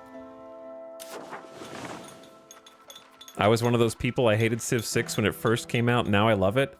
It's a really tightly designed game. All points are connected. There's no fat on it. It's like lean. It's lean, it's polished, it's smooth. And I think it's fun. There's no bloat. There's no like half-baked mechanics that are like, why did you... The closest I could come to like a half-baked mechanic is the global warming part, but I think it's a fun novelty. I wouldn't want to play every single game like that's new, but I think it's just a DLC also. DLC doesn't need to be like core essential to every single experience, in my opinion. I buy Hearts of Iron DLCs, but I don't play every national focus from every country, every game, you know what I mean?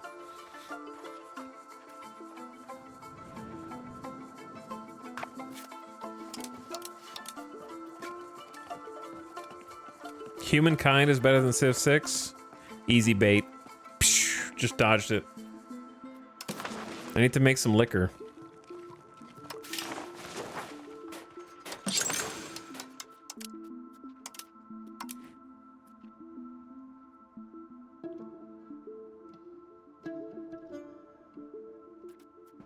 Do we have enough beer? I know we don't have enough pottery. We barely have enough beer. Really? I just made like 3 breweries.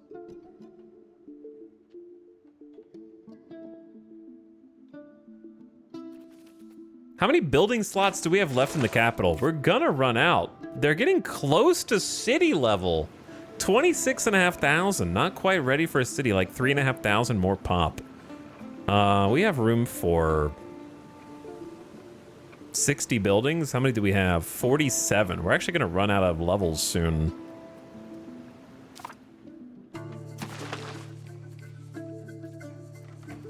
Is there somewhere on this page that shows you how many building levels a town has consumed at a glance, by chance?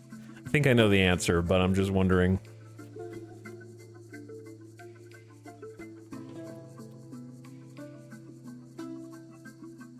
I don't see anything off the cuff. I know Mamdania and Teocondia are gonna have plenty of space. All right, so what are the ingredients? The ingredients are either wine or beer. So do you get production bonuses for anything other than an RGO? Like if I made wine locally and then also made distillers, do you get a bonus for that? I'm assuming no. Let's see, because we definitely make wine here.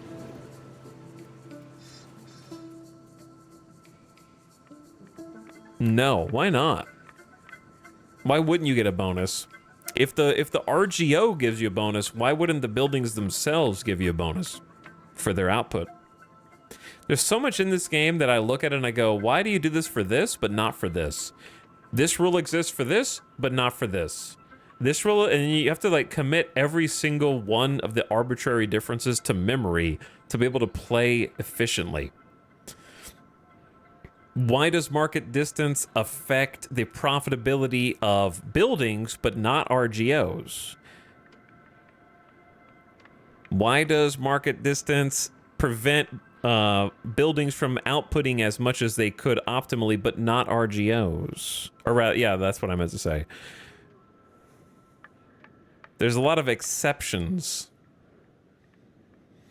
So we were just talking about Civ 6. In Europa, you have to commit these myriad arbitrary distinctions between two like things to memory to learn how to play because they're not intuitive.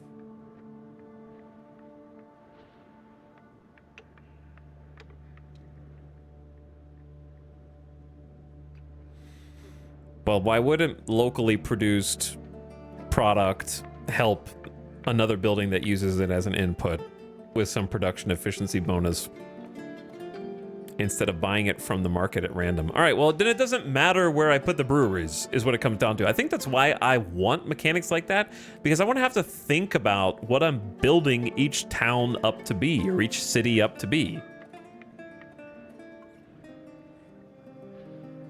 As it stands, towns are no different from any other towns. It's just a place where you cram buildings, and the only thing you need to figure out is where RGOs are. That's it. Where's an RGO so I can get an 8% bonus? Nothing else matters. I just build anything, anywhere. It doesn't matter. And so it creates a lack of decision making. There's an absence of meaningful decision making, and it promotes a gameplay of just spam buildings as fast as possible, because who cares?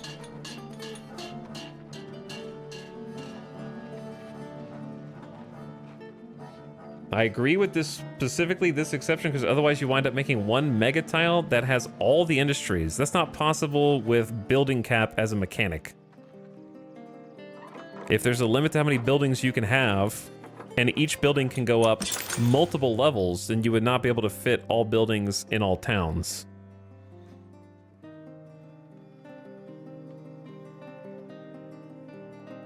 The higher tier buildings get a lot more levels, so I had to specialize somewhat. Yeah, the only thing you have to decide is, do I want to get a small bonus from having like a level 5 version of this building here? Which I don't feel like is much of a decision. The decision will just be, well, I'm just gonna, if this one wants to go to level 8, then I'll just put level 8 and delete these 2 buildings and just shift them wherever, it doesn't matter.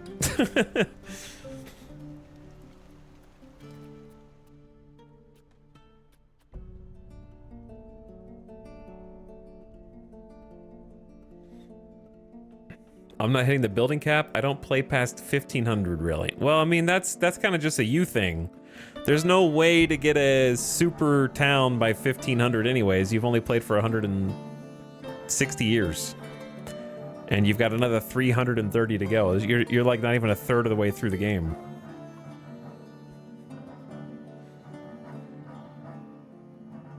I have one iron town that makes tools and weapons and a distillery town because I gave a wine ergo.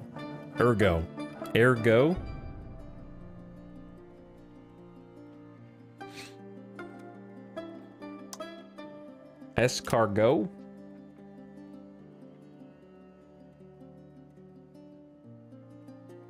I want a game that just marries the macroeconomics of something like this in Victoria 3 with the microeconomics of something like Anno.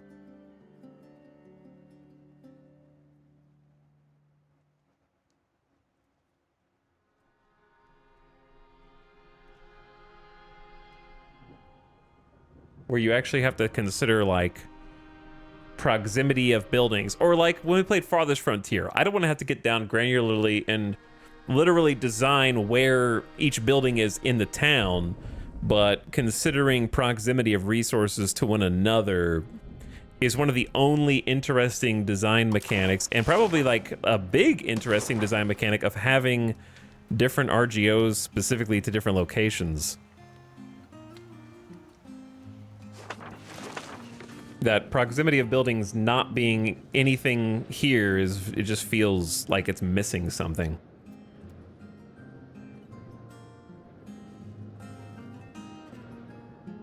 Not sure I understand how you describe it. Unlooping full, you're talking about something, I don't know if you're talking about what we're talking about right now, or if you rewound the stream and are talking about something from 5 minutes ago.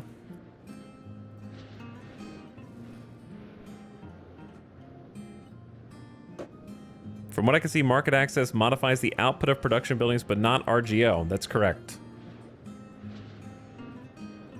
It does modify the profit of RGO, so you will always get 100% of the RGO's output, but you will not make money on it as much if you have lower market access.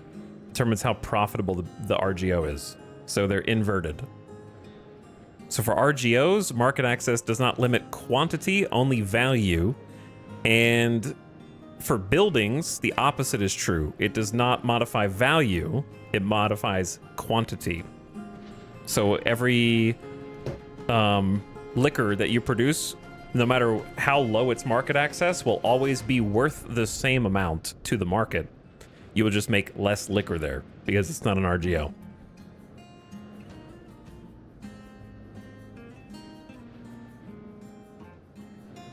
Newbie question, can you invade any of the gray locations early game in America? If you're in America, you just have to research colonization and colonize.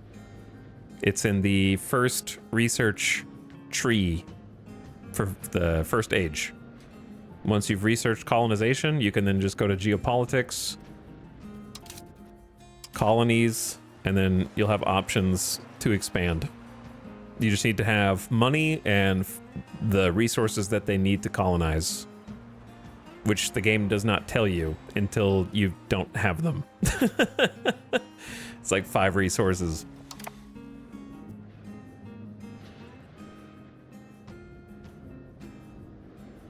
Is this a Dwarf Fortress OST? It is, and it's very good. But anyway, what am I making? I was just seeing whether there were any benefits to me putting these in specific cities or towns, and it seems like there's not. And the cost of each building seems to never, ever, ever go up over the years. So it's trivially, it's trivial later to discover, oh, like Giso, let's say I get to a point in 1700 or something, I'm like, I actually need to specialize my town. Okay, it'll take me like a month. You know what I mean? Like, it's not really a big undertaking. It's just like, I just need to shift these buildings over here and these buildings over here, and I'm done. It's not really like, you're not making a cost-benefit analysis to do it. You just do it. It's like rearranging your stuff. You're not actually like making a decision toward that end. I want to make decisions. Also, I can't tell if the ad's running because my ad manager just went blank. Let me know if you guys are seeing an ad randomly, okay? I'm gonna cram these wherever it is the most profitable and we have people.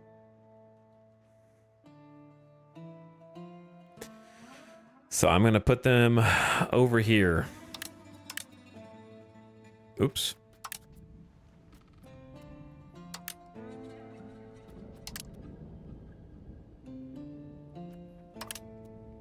Sure, 2 in Mamdania.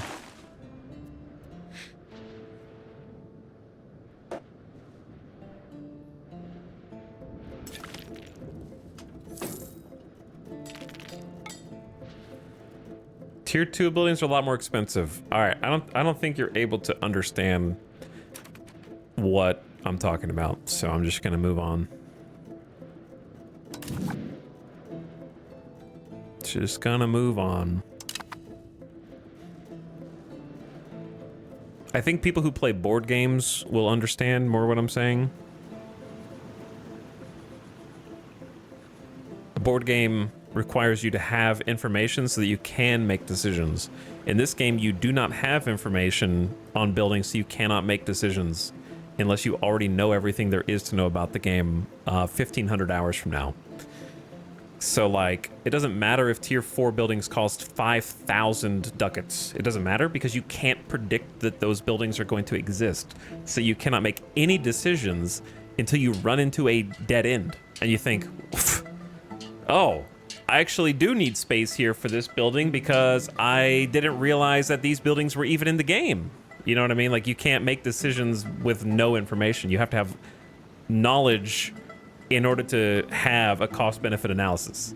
So leading up to at least the 1700s, because we're in 1600s and still not doing anything, I'm just gonna be spamming buildings in random places until I randomly unlock a building and go, oh shit, I didn't even know I was gonna need this building. All right, delete this, delete this, delete this, and cram it in there. Like, I didn't get to make any decisions. At that point, you're just gonna delete some buildings too. Yeah, you're just gonna delete a couple buildings and then move things over. You're not making, like, it's not the same thing as even in Catan. I hate Catan, but even in Catan, you know, you're making a decision each turn. What do I want to do with my turn? Do I want to run ads for 3 minutes right now? Ads starting soon and turn your volume down? Or do I want to try and trade? Or do I want to, you know, even Ticket to Ride, right? Ticket to Ride is like, do I want to go for this line, or this line? You have all the information you need. You can see what cards are available, or you can draw a random one, or you're making a decision about what course to take. Which the research tree does a decent job of, because you can see all the information there. I know that if I go for something on one tree, I don't get to go for the thing on the other tree until later. It's cost-benefit analysis. It's like, do I want castle now? If yes, then I can't get armored horsemen now. Which one do I want? And being able to, like, choose between them.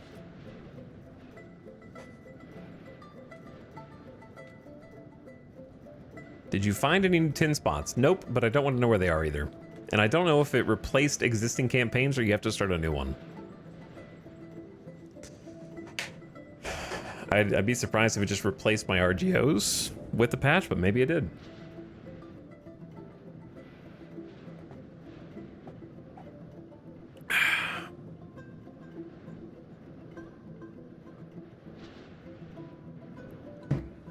Did the Pope go away? No, the Pope is still here. He just has a vassal.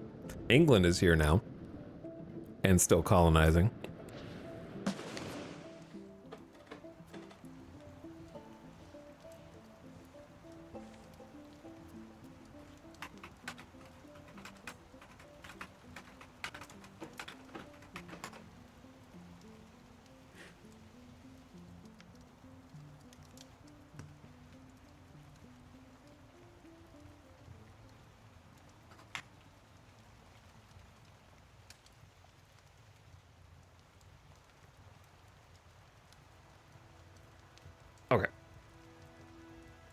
But yeah, I think any good game, especially any good strategy game, should basically be an uninterrupted series of you making decisions based on the information you have available. To use a different Paradox game, if you play Hearts of Iron and you have 20 civilian factories, do you want to use those civilian factories to A, build more civilian factories, B, build military factories, C, build infrastructure or roads, D, use them to build a spy network, E, you know what I'm saying? Like there's many different ways to use those resources. And it's filled with different types. Like, do I want to build, I could use them to build bunkers on this front line. How do I want to use them? But you know what all of your options are.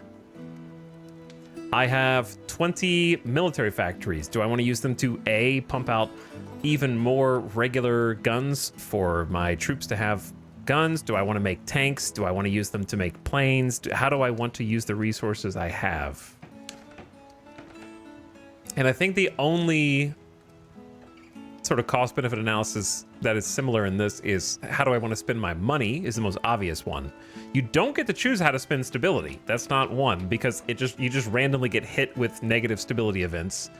Your population is probably the second one, which is I have this much population in a town. What buildings do I want to build in the town for them to work here? You don't get to spend legitimacy yet. So that's just a number that's high. I don't get to do anything with prestige. How do I want to spend my diplomats is not usually a question because I always have more than I need, but then when I need them, I don't have them. So that diplomats is a really weird one to me. I think a better example of that again is Stellaris, where you have envoys. How do I want to spend? I have 4 envoys. How do I want to spend them? Where do they go? What do they do? And the next one in this case would be like manpower and sailors. How do I want to spend my manpower? How do I want to spend my sailors? I have 5 and 4. Do I want to spend them on this regiment, this unit, or this unit? Research tree would be another example of that we just mentioned. And for towns, it's how do I want to spend my build slots? But knowing the answer of how do I want to spend my build slots is the weird one, because you don't know what all the buildings in the game are, to the point where they unfold at to us, it was seemingly random. We were playing with certain buildings, and then we looked up, and then there were more buildings. And sometimes you look up again, and there's more buildings without even researching anything, just because you discovered a new material. But it's not something that you can, like... It's something that requires you to have planned out hundreds of years in advance to be perfectly efficient, but you couldn't possibly do that without knowing every structure in the game.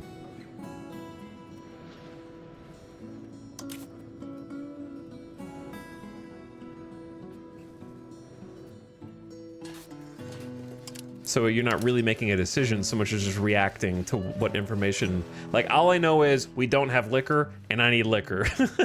There's not really a decision there for me to make. We don't have pottery, I need pottery. Okay, I need to build pottery buildings. So I'm more reacting than making decisions. Do we have tools? But I don't know, maybe I don't know if that illustrates the difference.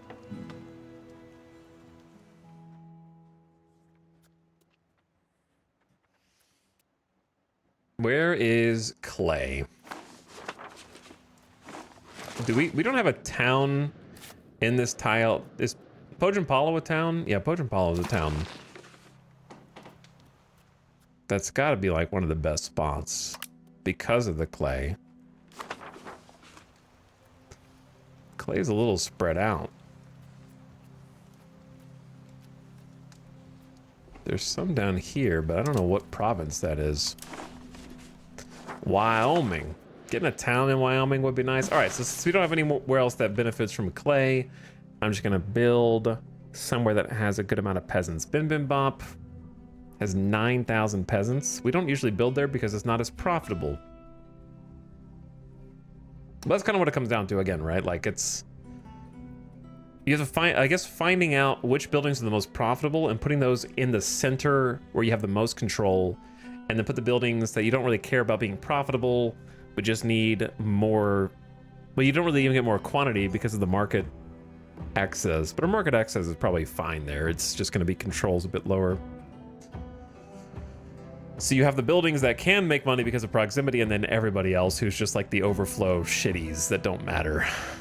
No offense, Bim Bim Bop and Shrimple as that, but it's just the way it is.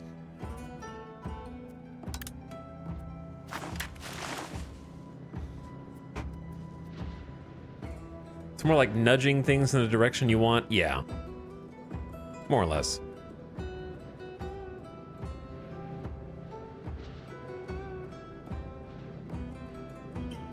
Do you know how estates, income, and expenses work? According to the game, my burger should be 10 billion in debt already. I have no idea. Not a clue. I just look at this occasionally and go, my nobility have 319 ducats saved up. They're getting 30 ducats a month income after taxes with 19 ducats of expenses. I do know that if you tax them too much, it'll make them go broke and you need to release their taxes. My burgers actually have more than 0 ducats for like the first time ever. My commoners only have 26 saved up because I'm kind of... Their monthly expenses are crazy. What are their expenses? 42. Who knows? It's expensive being a peasant. I can't mouse over this to find out why that is. All I know is it's pretty bad. I don't know why their expenses are so bad. We have now researched ranching, which gives us the following benefits. Cattle breeding, developed by the possibility of raising herds and horses, which made it possible to breed the best animals for travel, wars, and many other tasks. They buy their needs? Hold on, they're spending money because they need things? Is that why I'm losing money every month in my bank account? Huh. You know, that does make sense. I've been wondering about that for decades. Where has my money been going? Bills? Debt? No. Someone's stealing it, clearly.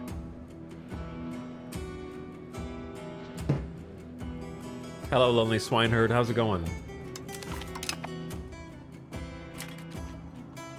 I don't know why you're being sardonic. You were the one that asked the question. Thank you for answering it. Now I know that they're buying things, and that's where the money's going. If only I knew what exactly they were buying.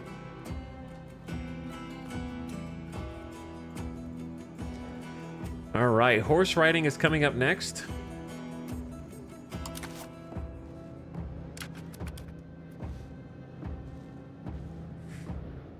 I am sardonic. You are patronizing. That is why I am sardonic. I keep spending my money on games and stuff, but still have to get food too. It's sad. Chad, did you guys know that patronizing is one of my favorite words in the English language? It's so good. It means apparently kind or helpful, but betraying a feeling of superiority or condescending. Such a good word.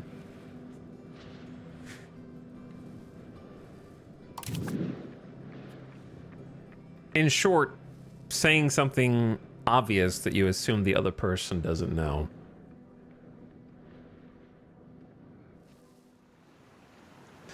Oh, I didn't see that, actually. Answers a sarcastic question seriously, then calls the streamer a slur.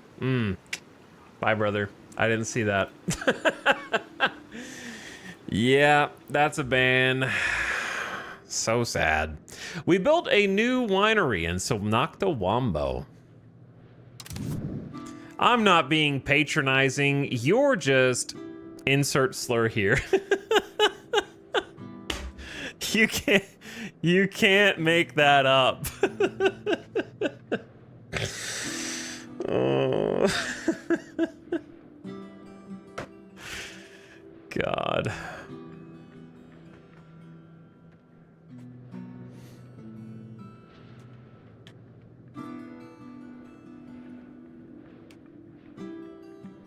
Crazy.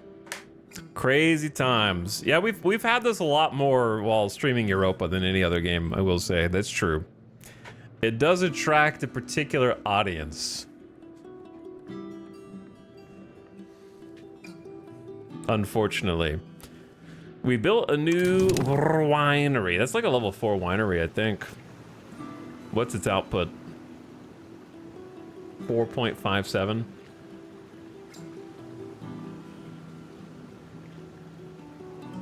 I thought for a moment maybe Etan was so pure of heart he didn't know. No, I just didn't see. We don't tolerate that here. Zero tolerance. You're allowed to be sassy in chat. But I think there's very obvious lines that should go without saying.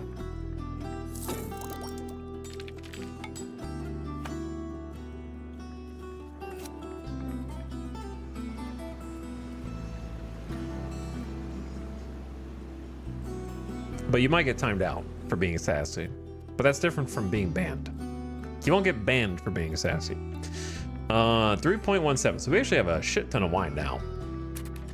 So now let's take that the other direction.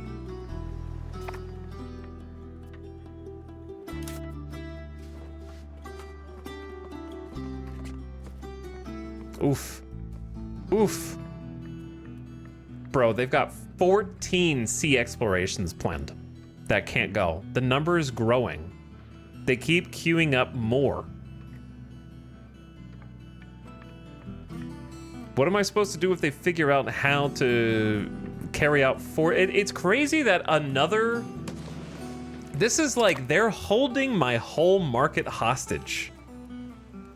You shouldn't be able to do that without having to blockade an entire nation. Or not blockade, but you know what I mean. Embargo. I shouldn't have to embargo my only other trading partner nation who's in my market just to stop them from holding my entire market hostage with like AI bug. Yeah, if I could limit individual exports to a certain group, that would be great. Another thing that is worth noting is, of course, trade advantage. So the way that trade advantage is working is that we have... Where is my trade advantage? Right here, 29% trade advantage. Trade advantage is just like who gets their exports fulfilled first, but that's for exports. That's for trading market to market. What determines who gets an item first within one market? You can't embargo? You can embargo. I don't want to embargo everything. I just want to embargo specific goods. It's all or nothing. You have to choose. Ban them from all transactions. You can't do individual transactions. No line items. So I don't want to ban them from all things and force them to make a competing market.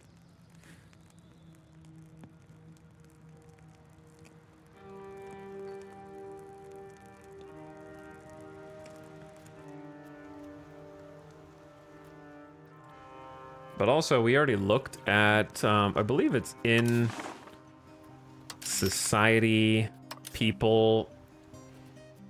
If you want to look yourself, you can see what your pops need in different areas. There's another screen for this too, but this is one way. You can look per area and see what your pops want. This way is not especially easy to navigate because, well, you can see how large it is. Chat, where's the screen that has it kind of aggregated? In aggregate, I should say. That shows each of your pop needs in summary.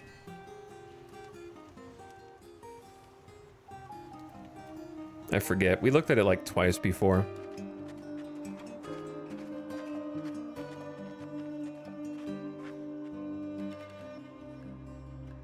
Our country gets priority, but the fact that they're creating export demand is driving up the price? That's what I'm trying to figure out. I don't know who gets priority. I don't know if there's a trade advantage within the umbrella of one market.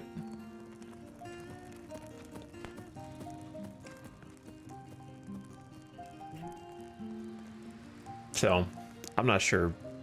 But we can just kind of have to just play off of it by filling the need. If we fill the need, we make more money. It's pretty much what it comes down to. So I'm just gonna build more.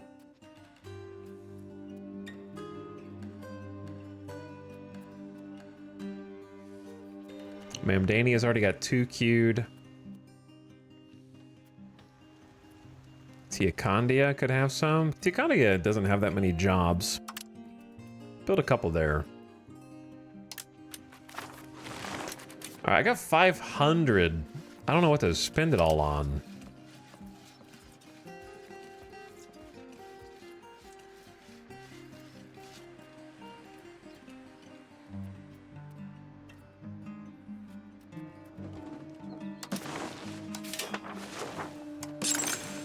I guess let's build another town, actually.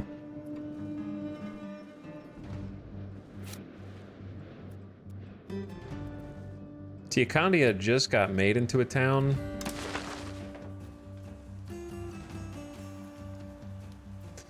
Okay, the population menu is kind of unusable like this. We can stop migrating people now, I think. Or if we want to migrate them to like the other fiber crop spot. But yeah, I'm actually trying to use the Do you guys think that they meant to put the arrows on the migration, but just accidentally put it on the wrong tab because they both have almost the same icon and got confused?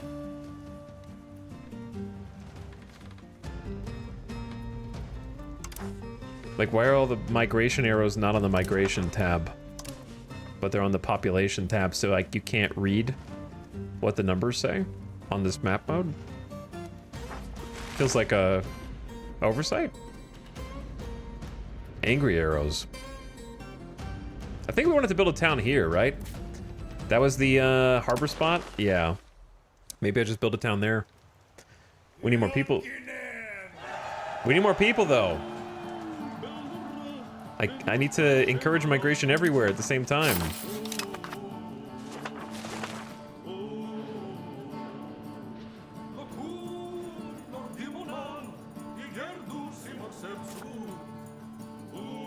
This is not a good spot, but I do want a town up there.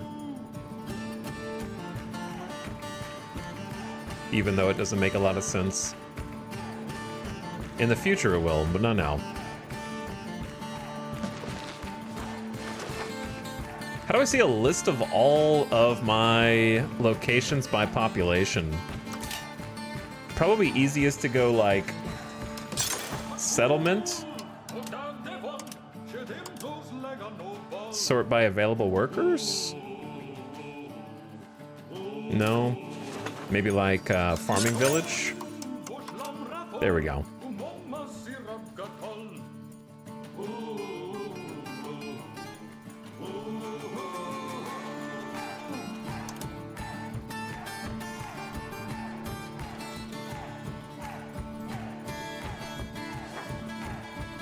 I don't really want to block the fruit.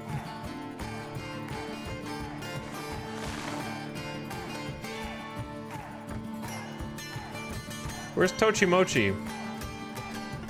South?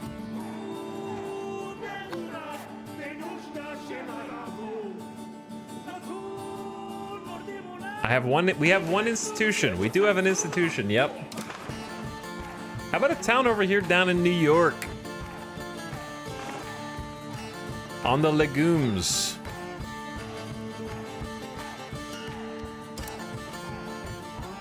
A town in Billy Billy Wally Billy. Great, I can't wait to say that 100 more times. Proximity is not so good here.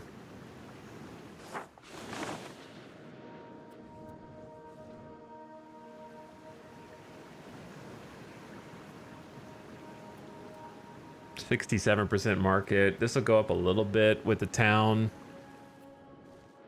Is there even a road here? I don't think there's a road. You know what? We're gonna want a town here eventually. I'm building it. Boom. There we go. I want one there eventually. Why not now? How expensive is a road here? We have most of the road. It just needs one piece. My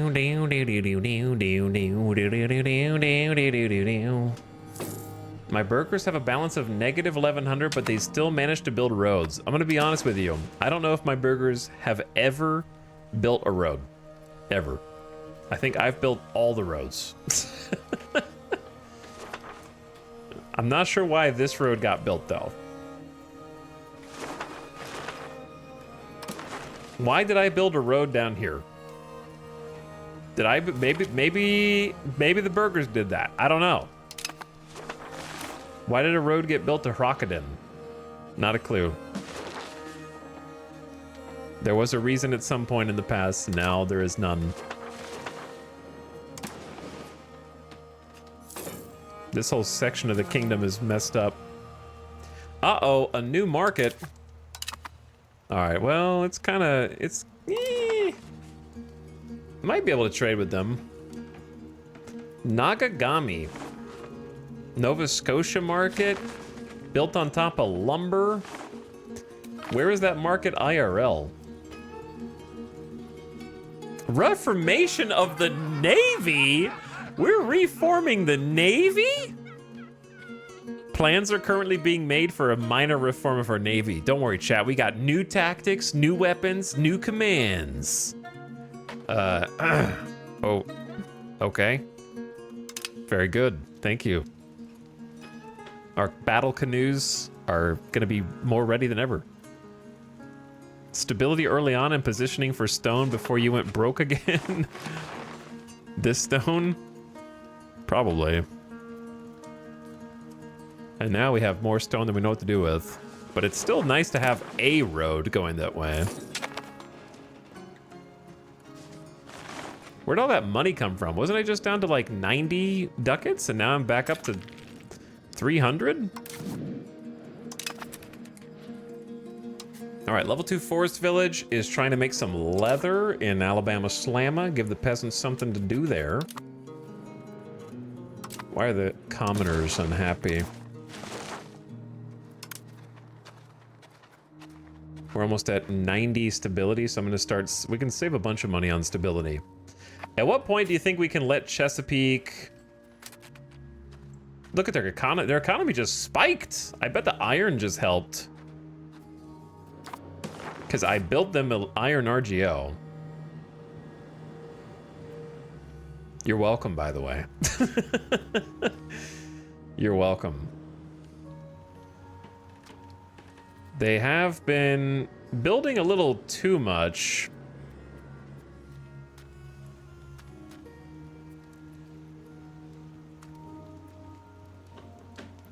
They got a market village in like every single tile, which I guess is good. I think market village is the best thing that they could make. And I just gave them some new areas. Level 2 farming village for the cows. They're gonna have to import the clay. No, they don't. Do they have clay?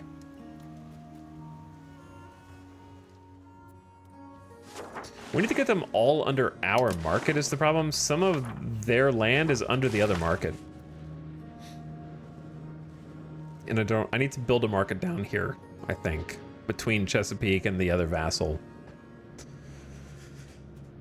Anyway, I'm thinking that they're making enough money I can stop subsidizing them 6 ducats a month. What do you think? Tax base is 13. Why can't I see a breakdown of all diplomatic income? Wean them off? I'd like to. Chesapeake's giving us 2.9. So if 2.9 is 20% of all their money, and I'm giving them 6,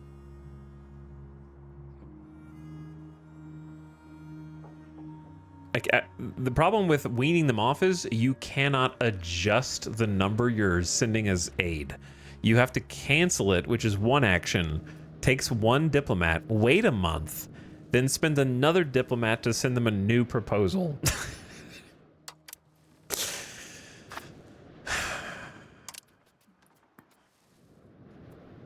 This could have been 1 email, but instead it has to be 2 emails. I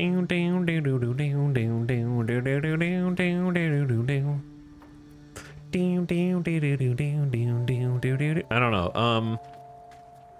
Cancel economic support. Actually, we should just keep giving it to them. I have... How greedy do I have to be? I'm getting 67 ducats a month right now, okay? How greedy do I have to be? I say just cut some of your own stability right there.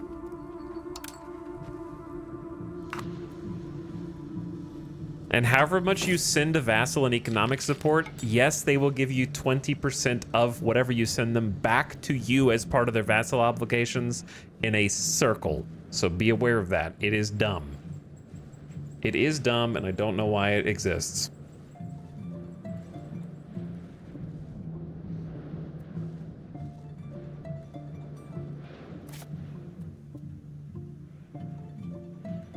I need 5,000 people here to build another town.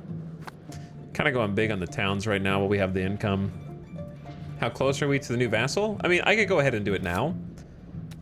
Because we just built the town. But I am sort of holding off a little bit to try to migrate some people down here. But I might just go ahead and do it since I want to build the town up there instead. Town just came in. We're gonna... Our truce is gonna run out here pretty soon. This is nice. This is a gentle song. I like this song. It's called Death Spiral. This is a very somber, nice song for a song called Death Spiral.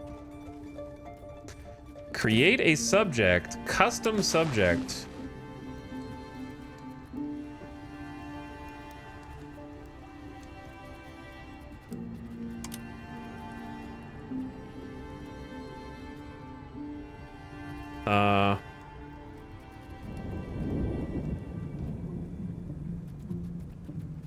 Who made this menu like this?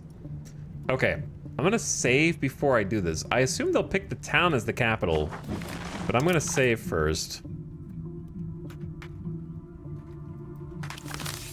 Because if they pick a different spot than I want them to pick, it's gonna be really dumb.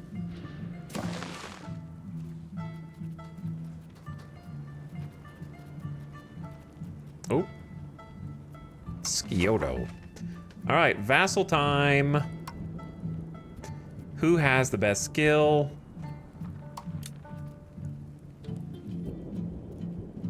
This battlefield general is kind of amazing.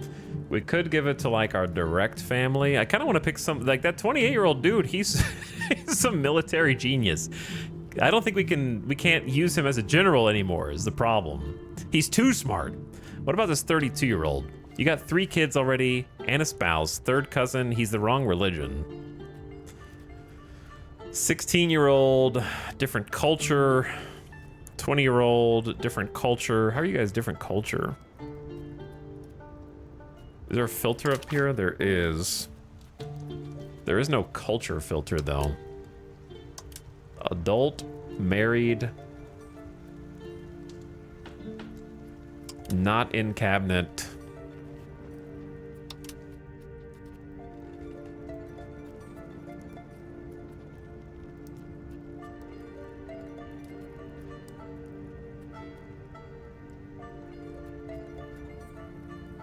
There we go.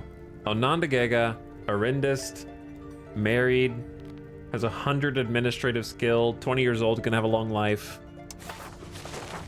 They are our second cousin. Hopefully we'll have some heirs. Just got married. What's her name? Wawaskawane Nantucket. Wawaskawane Nantucket. That's you. All right, you. You. Countess Wawaskawane Nantucket will take charge.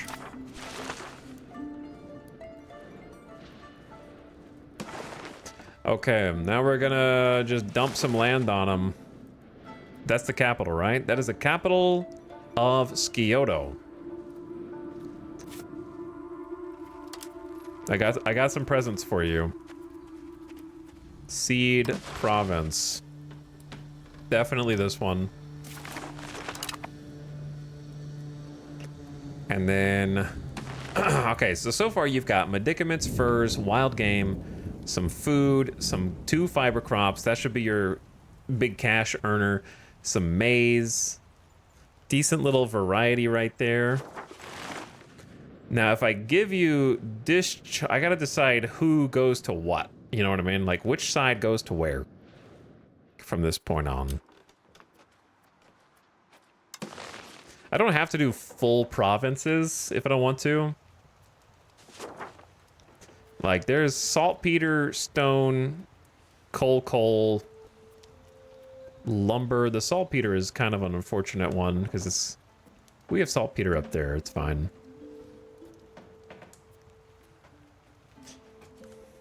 They've already got, like... How much... They don't have any coal right now.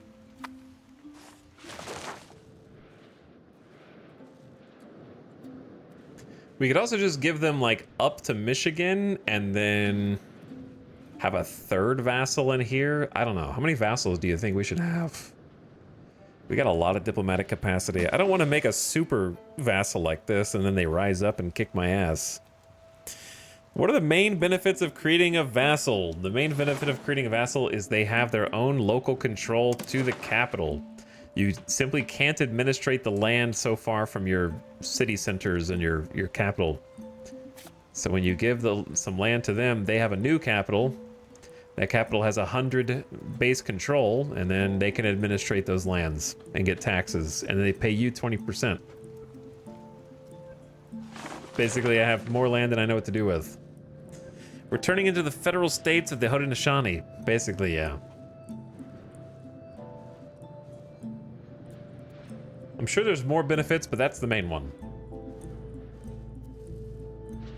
They'll also just build up the land themselves once they start getting an income.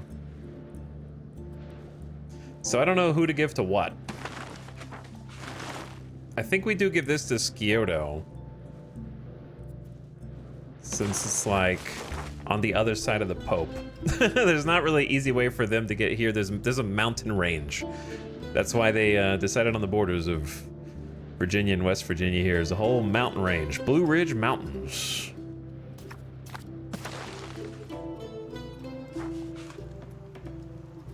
Giving them their own local stone and coal, I think, is also nice.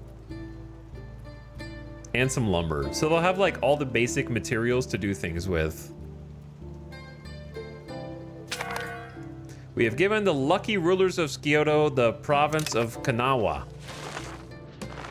Now they're quite long. Also, integrating them is easier than integrating provinces and doesn't use up cabinet slot. It's true. Also, their income doesn't count for slider and event cost calculations. There you go. A little buffer to the south. True. But then they're gonna, they're gonna just rival each other and then drag me into a war or something. I'm surprised that hasn't happened already.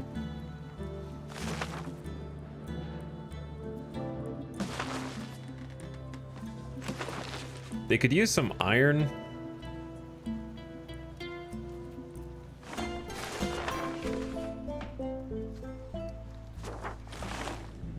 How much more should I give to Chesapeake?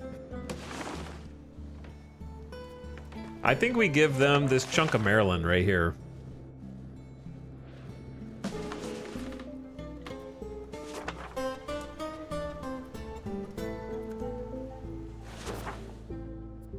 Because we have no proximity until you get to here.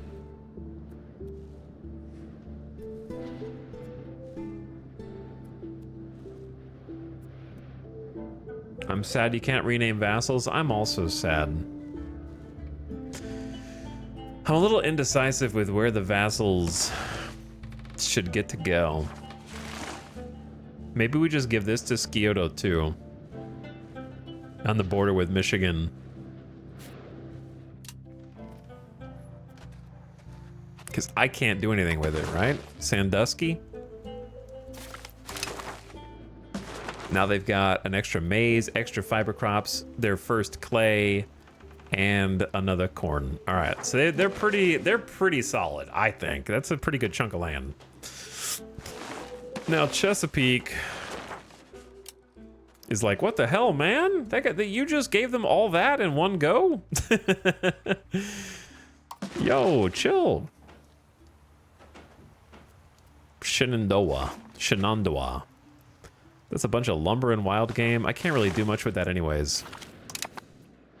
All right, there you go, Chesapeake. I gave you a little extra.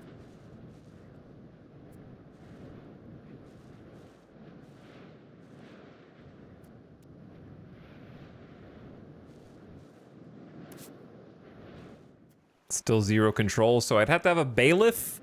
Bailiff or vassal. Those are the 2 options. I wish their capital wasn't all the way down here, because now they're not going to have great control on this side, but if we get some roads over there, then it'll be better. They don't have any roads either.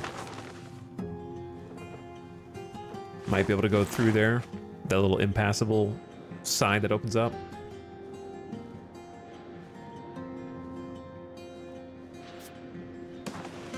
Alright, I got a present for you.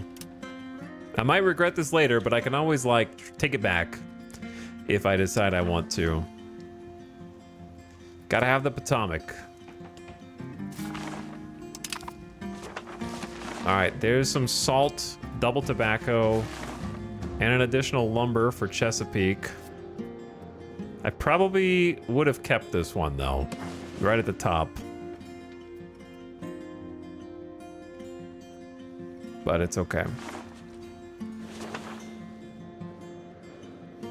And then I might give them this little chunk as well. Do they need 2 iron? Well, I mean, we have plenty of iron north of them. Here you go. Seed, do I want to get the province or location? Do I want to go all the way up to there?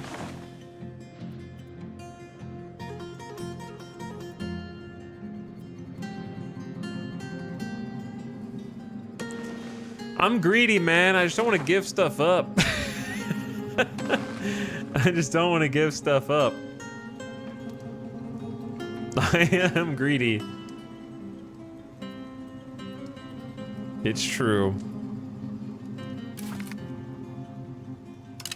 Patapsco province has been granted.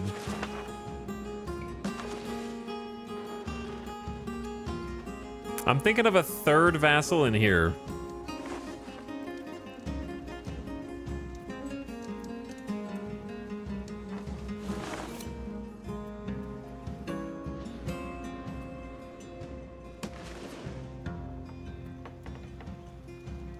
I'm gonna give a little bit of the coal over to Scioto.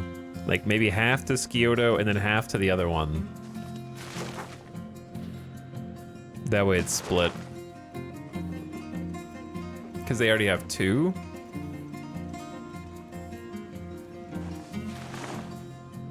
He's just gerrymandering.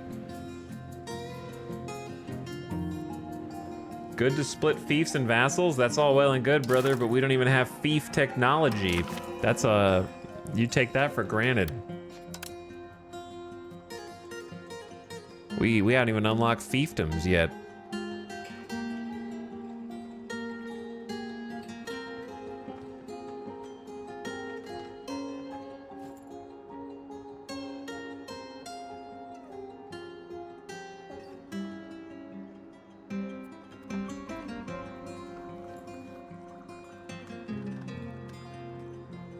But, to be honest, be real with you, I don't even know what the difference is.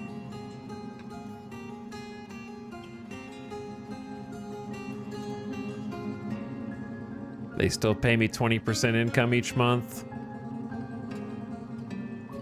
It enjoys increased efficiency of our cabinet, but becomes ruled directly by the Overlord's monarch. I think they are more loyal, but harder to annex. It's very obtuse.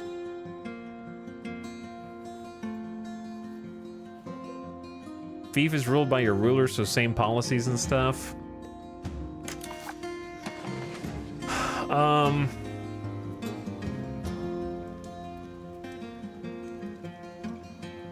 Yeah, I mean, we could wait and then turn this whole area into a fiefdom. What about the resources that a fiefdom gets? Does that go directly to our economy? But they only pay us 20%, so it's kind of similar in that way. Yeah, we could wait and just make this part a fiefdom. I don't know about Michigan. I just like fiefdom for RP because I like my king to be the Duke of X as well. That's fair.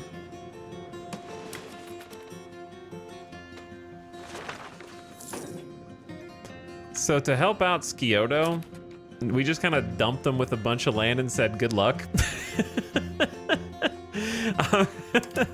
I'm gonna start sending them an economic gift of also, just like I did before, 6 ducats a month, economic gift. And then I want to start building some things for them. We got 4,200 dudes here in this potential town. So generally speaking, I want to have a stockade there, of course. For defensive purposes, that's their capital. Give them a stockade.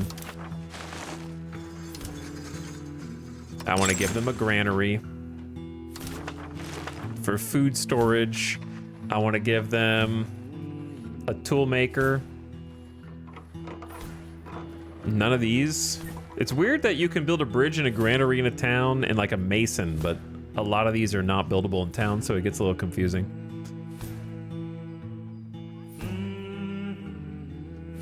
Okay, I hear you again. I don't think we can even... Windmills don't benefit us at all.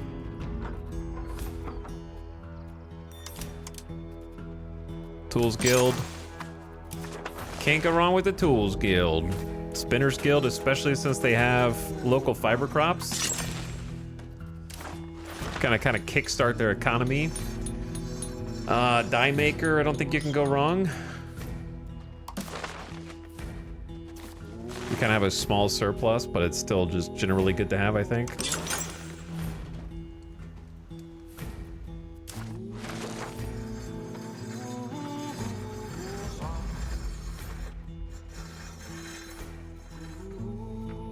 We can have a Saltpeter Guild now, but we don't need that. Trade office is something we're gonna want, and I'm gonna need to spam a bunch of these. Though I don't know where they're gonna let me build them. So we're gonna find out. That's gonna be something we do in a minute.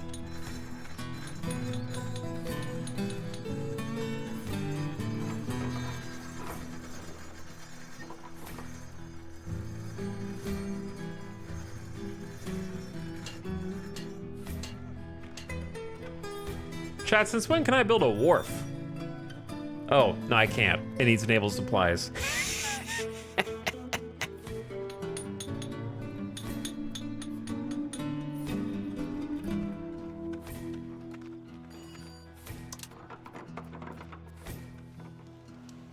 Windmills don't give income, but their buff is great. Well, I don't have wheat, rice, or sturdy grains, so they're absolutely useless. Literally, waste of money and resources. Check your old world privilege at the door, Fat Wombat. Windmill does not know what corn is. Maize is a mystery food.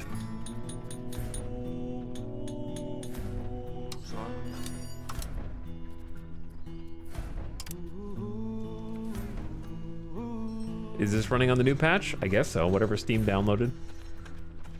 Whatever they downloaded. We have a lot of extra books. I forgot we have those printing presses.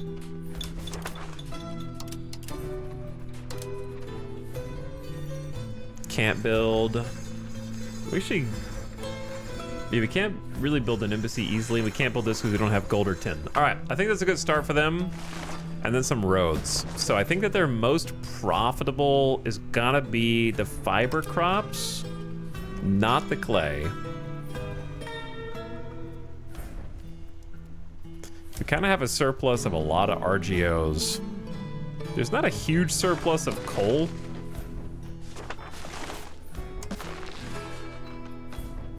I don't like that they... Does the road that goes outside of their own territory still help them maintain control here? That just feels so weird.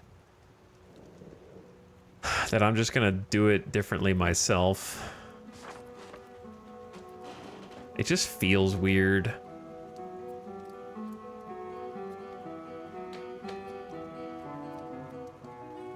I'm broke anyway, I can't afford it.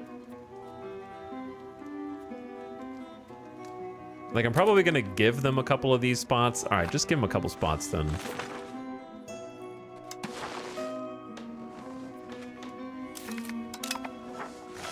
Broldorf. All right, there's Broldorf.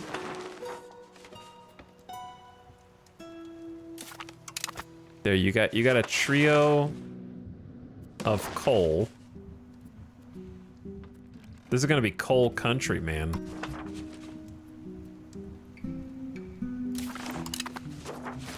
All right, they got 1, 2, 3, 4, 5 coal RGOs, so it's about to get cracked. Why is this one red? I don't know why some are red.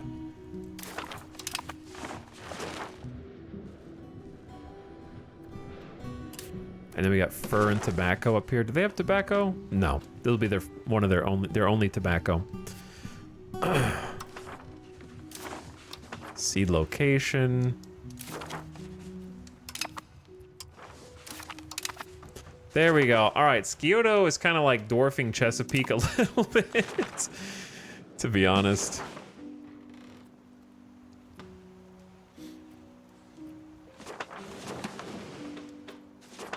All right, Chesapeake, get ready. You're about to get even more.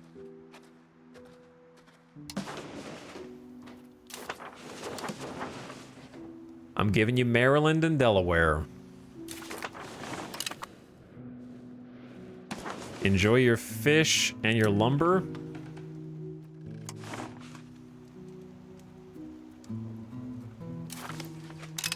And your fiber crops and your clay. All right, you guys are both pretty big now. I think you've got enough. I think you gobbled up enough there. Time for some development. That's about the size of this area of Naze. I don't think that that's actually a big... Those are not big vassals, I don't think. But they can't even reach, like, their capital's here, brother. To get around to here, they're not going to have control either very much. They only got 50% proximity over here, 24% to this. So this is on the ass end of everybody. No offense, Maryland and Delaware. 8% proximity here. Like, it's... Nobody can reach this stuff. This is too far away for them. This is no man's land. This is where fiefdom is going to be, maybe. To be honest, we don't want to give away everything. Like, we need to be able to... Like, there's going to be higher tier roads and more ways to exert control. So I think we're just going to do either possible small fiefdom in here, and then one, maybe a fiefdom over there, and then that's it. We control the rest.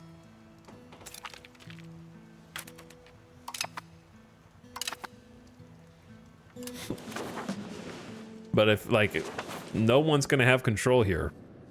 Yet. They won't, I won't. How about these places? Yeah, 0, the Pope's not doing any better. 0 proximity, where's your capital? We built a new Distillers Guild in Mamdania.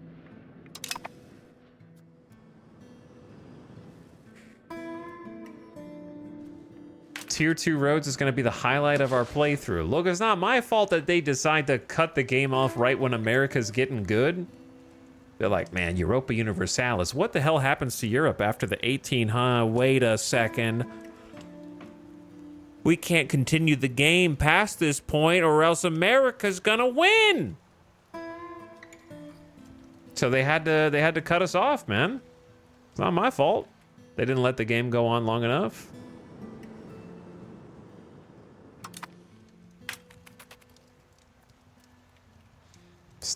Let the game go to 2000, you cowards. Let me build skyscrapers.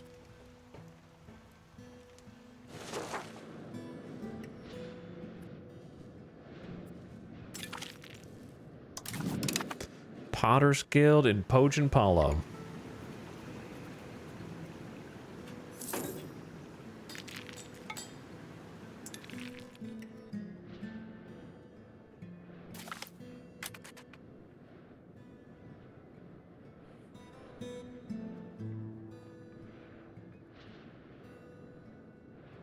Nothing to do with the fact that they have a game for what happens after. Brother, I don't want to play the game from its historical start.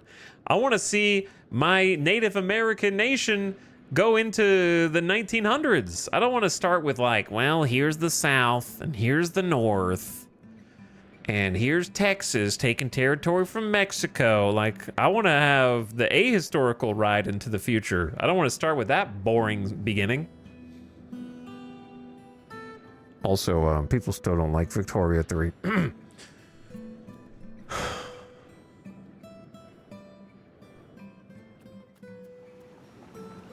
How are we still? We're still not good on tools. Brunswick is exploring.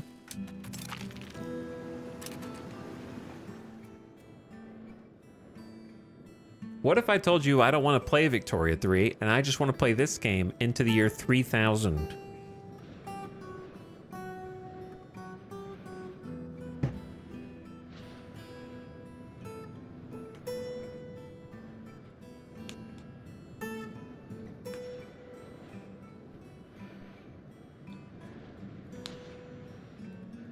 I'm gonna have to download 5 DLCs and learn how to play a whole new game. And I don't want to do that. Save converter won't be a gameplay converter. Also, I don't think the save converters are that good, to be honest. We built a new Potter's Guild in Bim Bim Bop. Cool, keep it up. All right, let's make tools. Let me check on my iron first.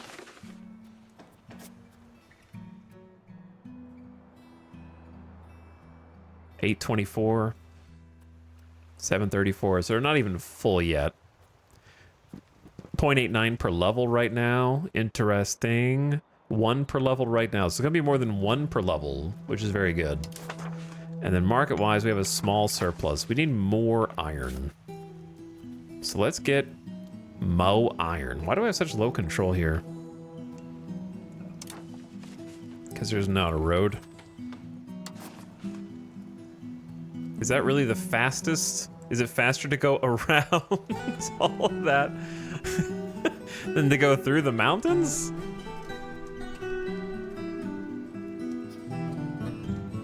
Okay, faster than going right through the forest and then up?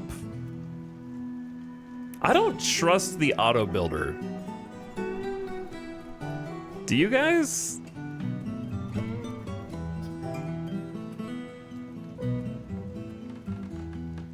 I don't know what choice I have though. That just looks chaotic.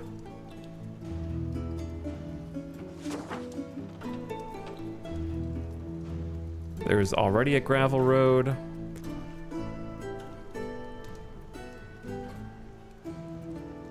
How is this gonna cost $220 to make a gravel road here? When the road is already built, is it only 1 tile?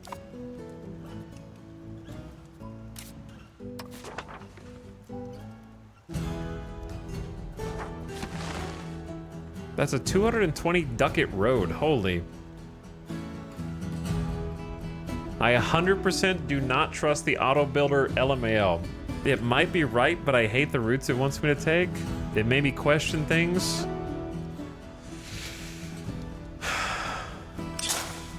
Well, start the road.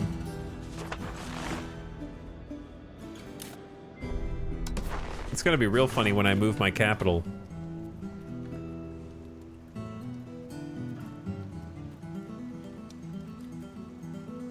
Yeah, I'm gonna build a couple of roads for the iron, I think.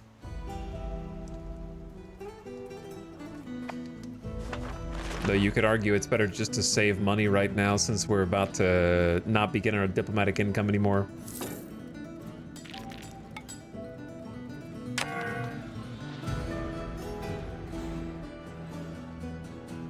Why'd you mouse over that? Yeah, we're not going to make it through many years today because of the war and the massive slowdown on trying to decide all these economic future-proof decisions, building things toward the future, but that's okay. Just winning the war was good enough for me. Oh, I need to build, yeah, I need to build that town over here. I just got done migrating 5,500 people over. That banner is a landmine. It's terrible. It is terrible. Can't do anything until it pops up and goes away. There you go.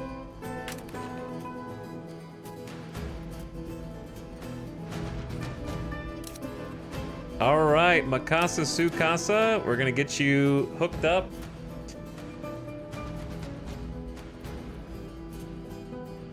And get a town going.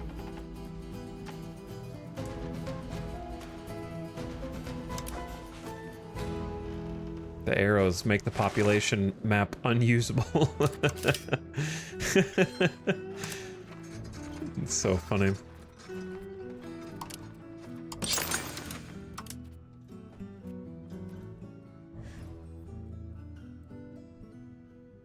I want to use it. I'm trying to use it to find out where I should build another town.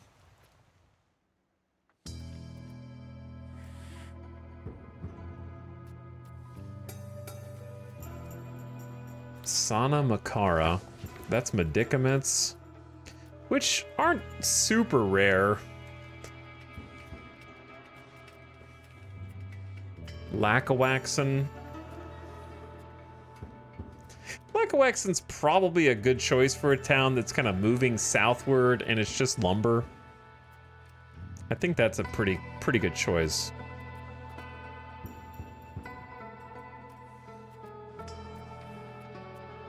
Or one of these infinite fur tiles.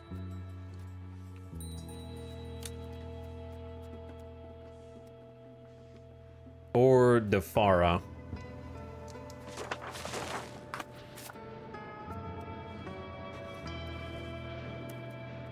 Lackawaxen has better market access.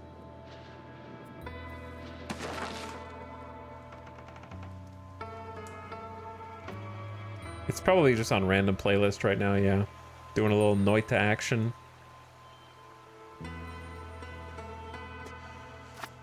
I thought the game was on pause. My bad.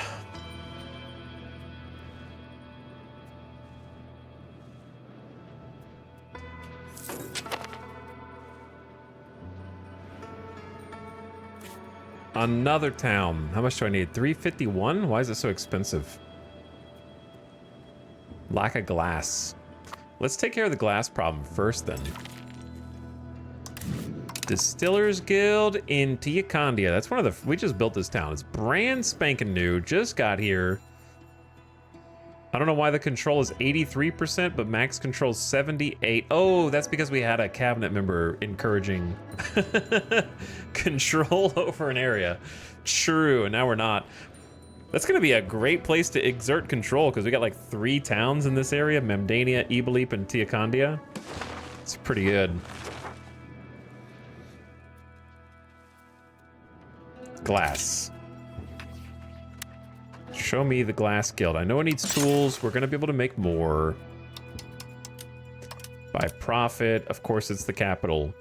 We've never made one of these. That's interesting. Yeah, we just never built one straight up. So, wood and sand. Where is some... There is sand in the capital province. There's not wood, though.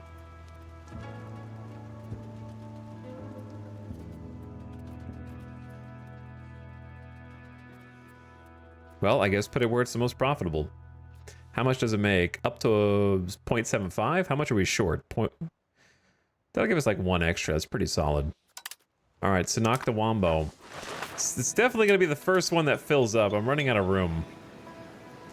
But we just need a few thousand more people. We could turn into a city. That's what I want.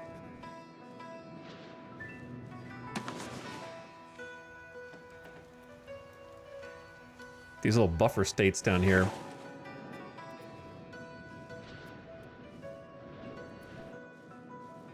Chesapeake's like, holy moly.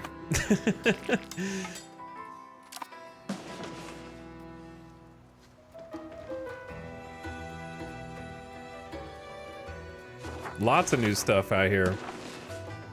Could give them iron as well.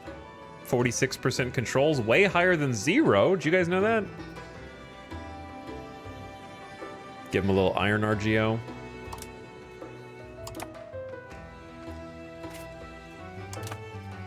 Trying to help them develop and build.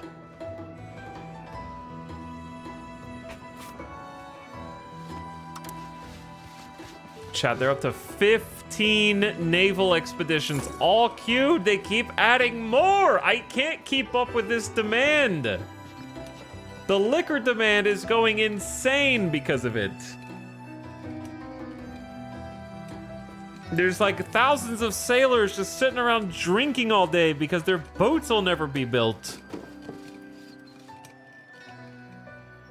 Same for all the cloth. Why do you even need this much cloth? To make sails? What are you doing with it in the meantime? It wants 15. More than a half of our demand is just because of these dumbass naval expeditions that can't fire. That bug has to be fixed. It's terrible.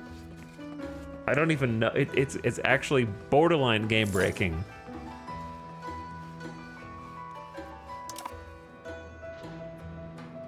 If you can manufacture naval supplies, though, you'll make crazy money. Two things. Number one, false. You will only make money for a short window because once they get their naval supplies, they have everything else and they will set off on their naval expedition and then demand will evaporate because you will have filled it. So the second thing is we can't make it. Nobody can. They have to import it. But yeah, once you make it for them, it will fill, they will go on the expedition and then no more demand, aka you stop making money. So we're actually making crazy money right now because they're putting a demand on everything else that we make, and they are cheating our economy to make it look way more profitable than it is. And if they ever fill that demand, we're gonna get to see what our economy actually is. But now we're back to 35, 36 ducats a month. Because the war reparations are finally over. Ad time is coming in 5, 4, 3, 2, 1, by the way. So turn your volume down. Are any 10 visible on the map? Not on my map, but it might not replace the ones that already exist because the map usually, games like this, you have to gen a new map, which I'm not gonna do. But even if they are down there, they're not near us. So, and I don't want to know where they are. Thank you for the gift sub, by the way. Cryptic Rose earlier to Dakuno. Very much appreciated. We do want to move toward capital economy, but I don't want to lose the stability. So just keep it where it's at. It's whatever. Not an important deal right there. We're gonna build a town here, but I'll do that afterward. Do we have a road out to there? We do. Our most westward town.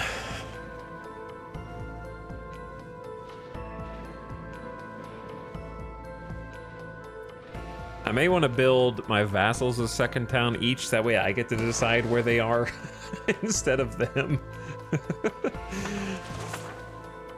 That might be worth. All right, I'll be right back. Thanks for watching. BRB.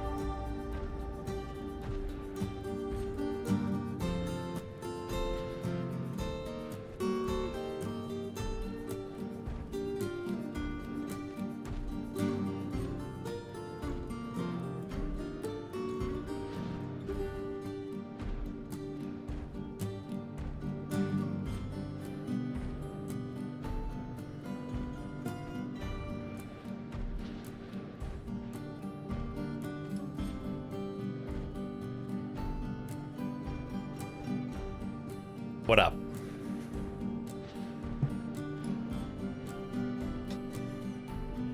How's it going?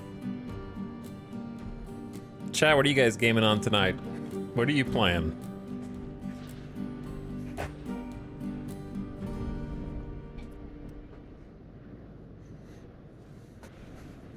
What is occupying your time?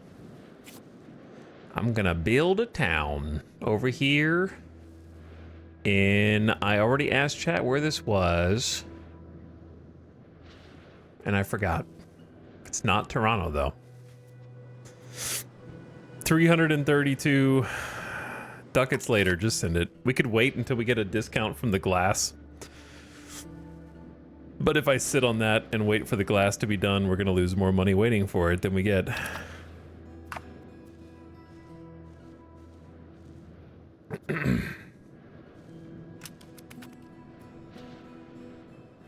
RimWorld, Civ 5, Outer Worlds 2, 2 people playing Deadlock.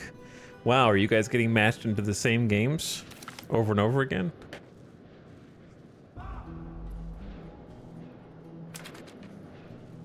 Against each other? Because you're the only ones playing? Just kidding. Ball Pit. I'm eating. That's not a game. World of Sea Battle. Oh, I remember reading. We looked at that one. It has kind of a goofy name. Europa. Don't know what Jupiter Hell is. Caribbean Legend. I don't know what that is. Vampire Survivors and Ixion. Katamari Reroll. 2 people playing Europa Universalis 5 Forever. Shogun 2. Kingdoms Reborn. Battlefield 6 grinding all day. I think Red Sec's pretty fun. It's nice to play a few rounds. The Aztecs.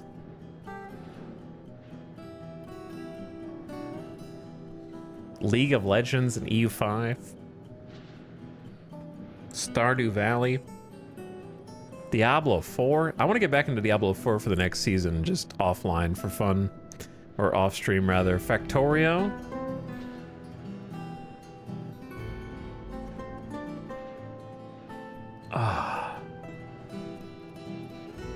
England has sent explorers to Alabama. Good luck, England.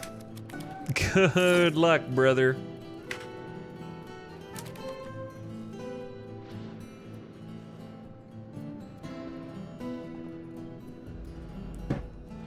I don't know what you're gonna find down there.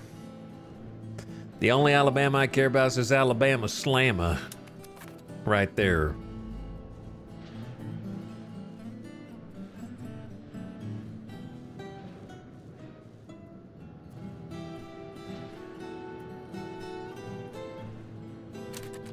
PoE and PoE 2 greater than Diablo? No, I actually like to play my ARPGs and not sit on a website waiting for people to trade me gear all day.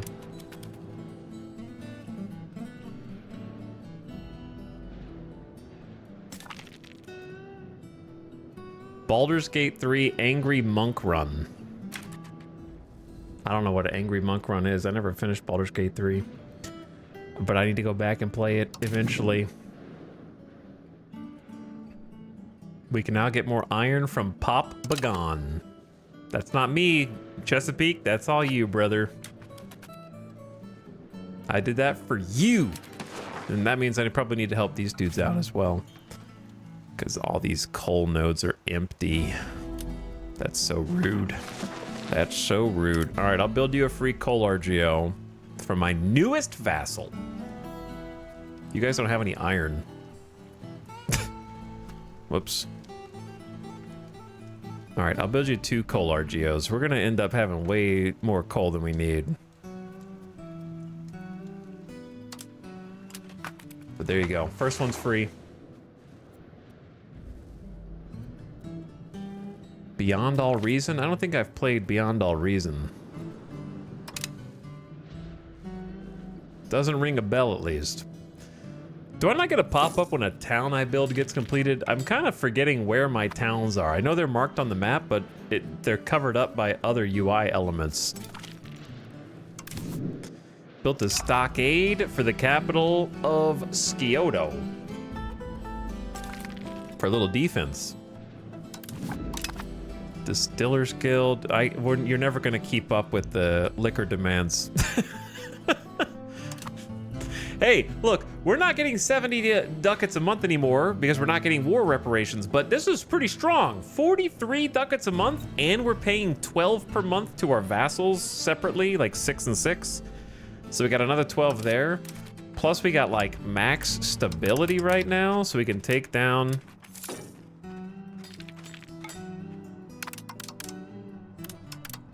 What is wrong with the stability slider? This number is not adjusting. Oh, I guess it just it keeps it flatlined, so you're not over investing in it, I guess. Because if you go below this, you start to go negative. Okay, so that's just kind of like the minimum I have to spend. That's probably where a bunch of the money came from. And we're basically maxed up there as well. And my game's frozen because it must have moused over the education tab. Beyond all reasons like RTS, like total annihilation, I gotcha. Asynchronous trade is in PoE now. No more websites for trading. It's funny that they had to ban that.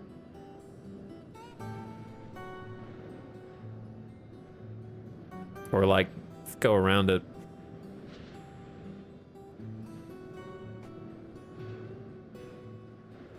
Do we know why the education tab freezes the game? Because there's apparently too many characters for the database to be able to process all of their names and pictures. Because it's trying to do a 3D picture of every single affected child. Though the affected children are... I don't know why it lists this many affected children. But some kind of leak, some kind of memory leak somewhere. I don't know what it is. Even if you clear all the children's education on this list, it still lags. Too many characters. Their database is not equipped to handle it. The later the game gets, potentially the more children there are, and it just freaks out. I don't know. They don't really have a good way in game to cache all the data of their unique characters that they're generating. They copied the system from Crusader Kings in a way without copying what makes it work in Crusader Kings.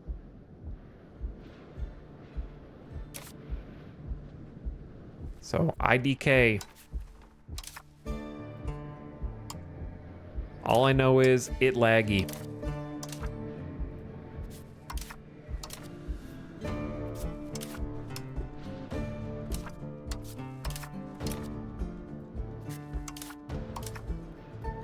I've been keeping it fairly clear. Maybe all the incest has thrown it off. Doesn't know what to do with all of our super genius offspring. This is what the government doesn't want you to know. Everybody keeps coming into my stream like, why are your characters so smart and talented?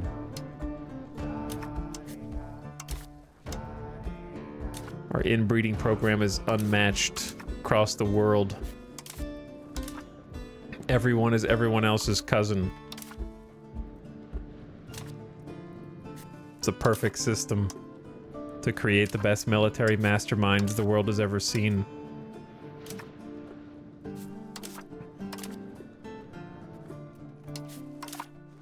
There. If you don't believe me, take a look at our character list.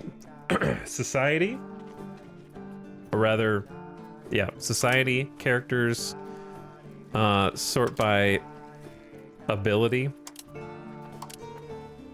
Look at all these level 100 administrators.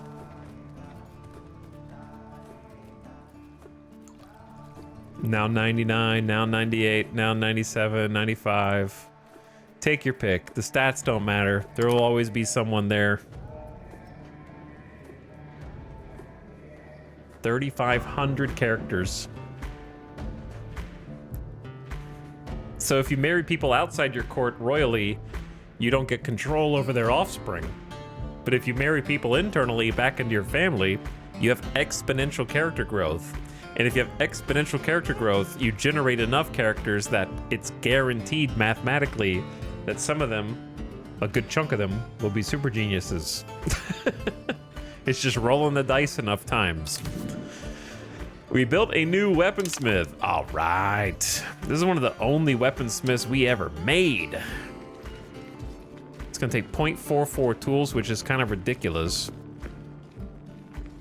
So yeah, the tool situation is kind of the big issue right now, I'd say. We are slowly gonna get iron as a surplus. Slowly. They're just now kind of coming in.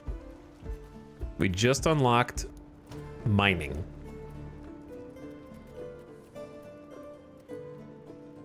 Let's get Marijablima online. Let's get level 2 at Albuquerque.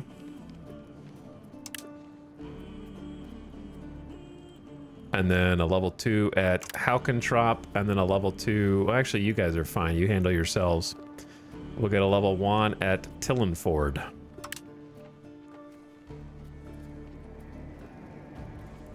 Yeah, I want to get iron in the market so that we can make tools. So I'm just going to go crazy with it real quick. And then we can figure out how to connect roads up to them for control later, because basically I need iron so I can stop spending all of our trades. We're importing iron right now to try to make tools. So let's let it loose. I'm really happy with 44 ducats a month. Like, that's moving up. We need to help our new vassal get profitable. We got 2 RGOs building for them. They're building a sergeantry.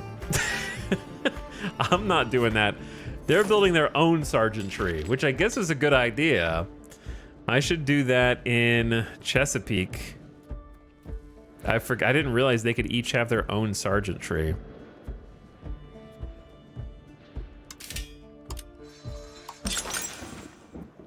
It's only 37. How many people work in it? Nobody.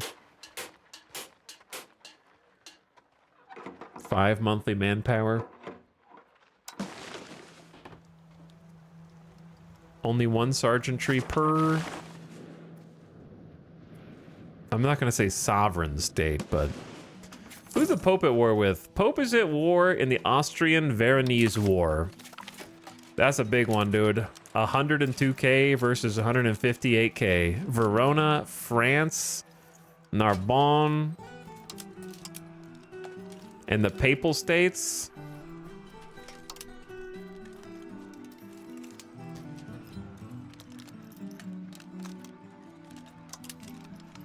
Versus Austria, Navarra, Taunus.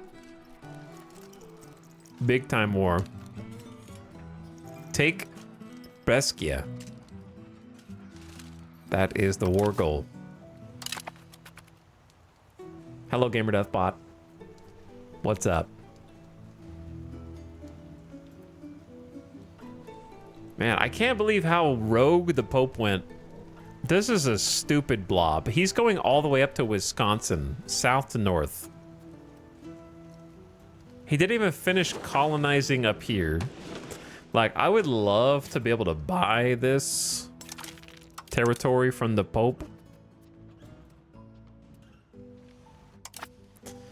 Built a new glass guild in Sanoctawambo. Sanoctawambo has just a stupid... I wish this row went down an extra level. I don't know why you have to open this pop-up to see what buildings you have in your own town. But we can't really make that much glass until we have tools. It will be very profitable, though.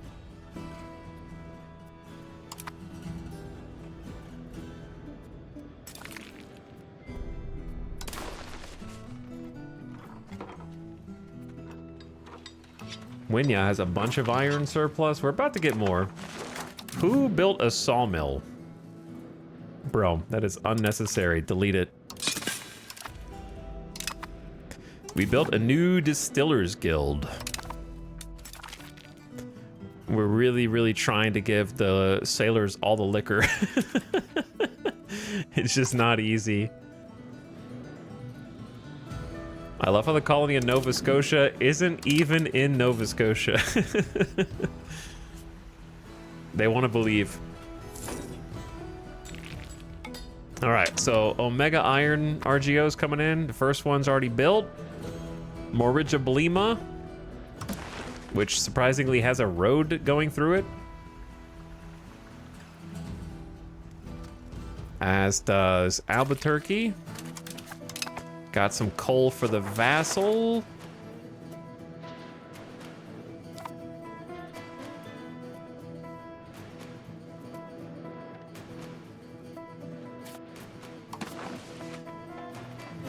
$101 to build a road here. Should just be one road then. So I'll go ahead and do that.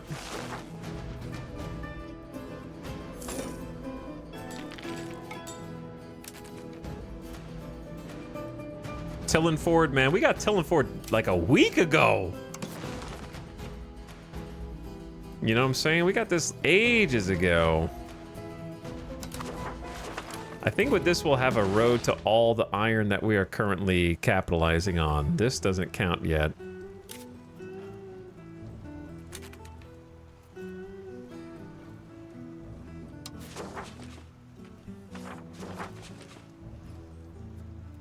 There's already a road. Let's construct a road there too then. I want maximum proximity and control to each of our iron nodes, because I think the iron is going to be big money in this market. All right, level 2 for Halkentrop. They're going to fill in another 1,000 workers. Coal for the vassal.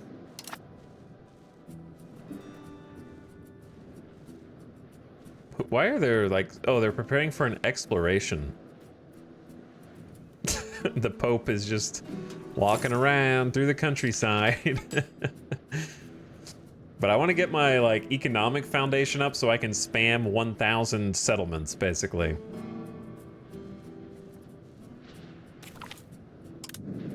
The Pope is going to Cuba. It is crazy that we're just kind of like, the borders are actually closing in on us, huh? I wasn't expecting that. All right, Tillin Ford needs to fill in. Albuquerque needs to fill in. Should be ramping up that iron now. Trazacondi. Looks good, looks good.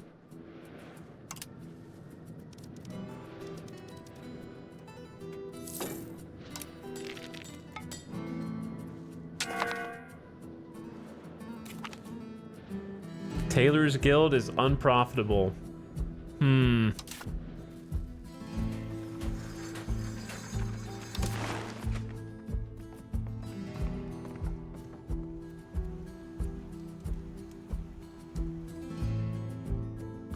Why do we have so much extra fine cloth?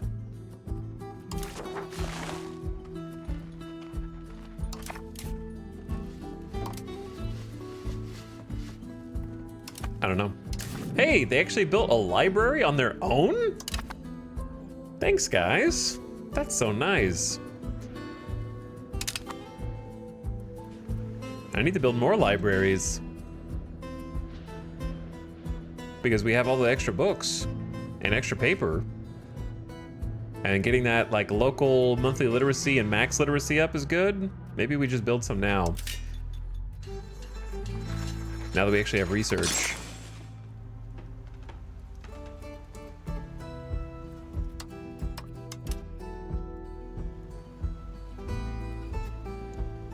We could build 4, but we don't want to build that many at a time, so let's just build like 1 at a time.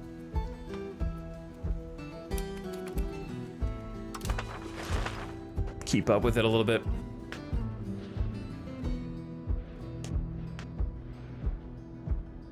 What year did you start at? The game starts at 1337. Yeah, it's the only start date.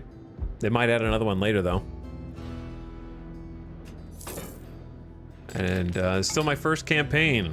We're taking our dear sweet time, but it's also really difficult to learn everything. All right, I'm gonna turn the exploration notifications off.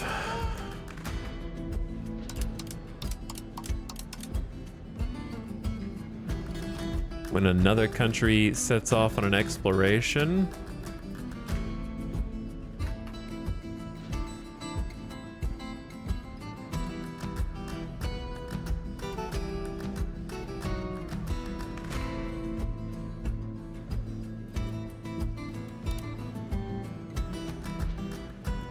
Where do you... okay, I'm turning off the come of age notifications. And when a child is born in our country, there's a lot of kiddos being born. That way I can actually look at the notifications and get information.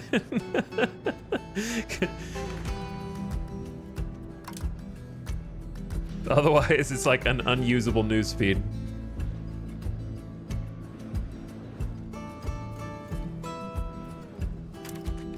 I forgot about my spy network. Classic. Ah, well. There's not really that many maps they can give me.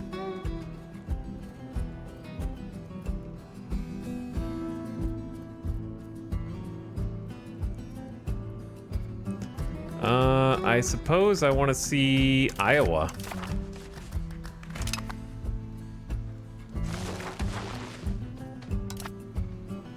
Got some coal, bunch of fiber crops, bunch of clay, medicaments, nothing crazy. Some more lead.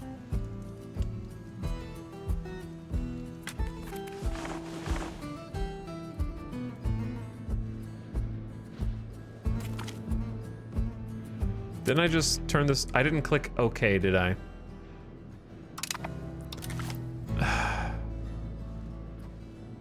No, I did.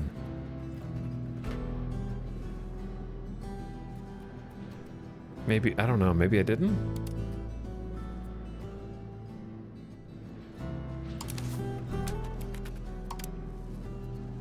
And there's a come of age. Hang on.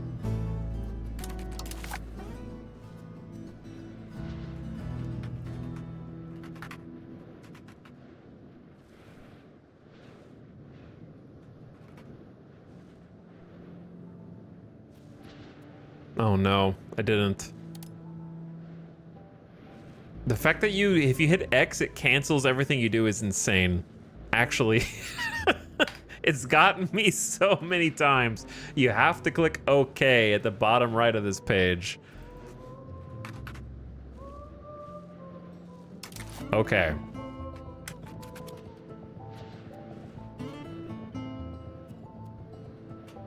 Even in Hearts of Iron, where there's only 2 start dates, the latter is rarely played. Yeah, the second start date for Hearts of Iron is not fun to me.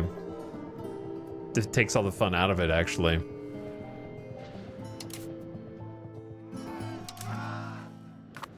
In my opinion.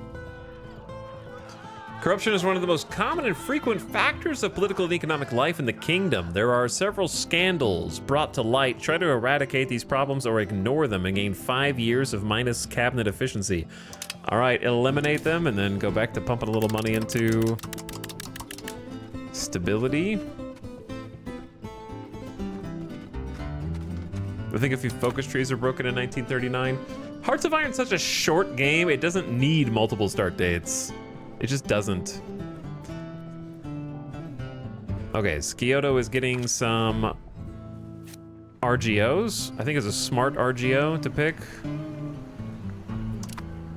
And also a die maker. Got the sergeantry under construction here. Hey, we got the town built in Mikasa Sukasa.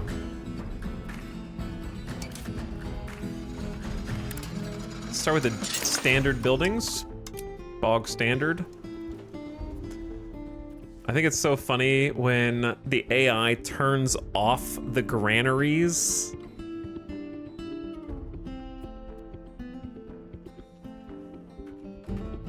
When I build them for them. What? You have 5,000 peasants. You can let a few of them go work in the granaries to get food stockpile. Oh yeah, but everyone should have a granary in my opinion. Just scatter those across the towns. Chad, I'm gonna be 100% real with you. I forgot that I built a town down there in Billy Billy Wally Billy. We got a town in Billy Billy Wally Billy. We may have built too many towns. I can't even keep up now. We are sprawling out. If you ever conquer enemy territory, you should name it Sukasa Mikasa. True. We probably should. Oh, what about... I'm still getting come of age notifications.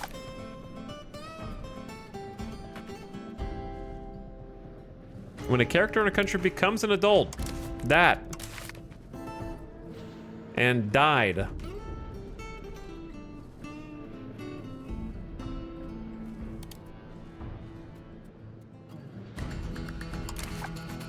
Okay, enough. Chesapeake has embraced the Renaissance. It's came, not come. Then what does that say then, brother? When a character in our country becomes an adult. If you type in came, nothing shows up, you dingus.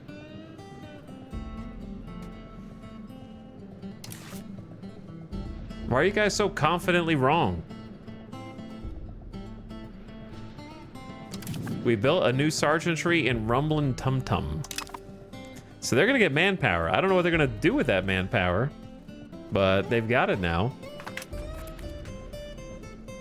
We could hold parliament if we wanted. When aristocrats warned us of the it's secret societies. Secret societies, kill this guy who's a god, or lose 7 more stability. All right, well, buy 7 stability, keeping him around. I will invest more in stability.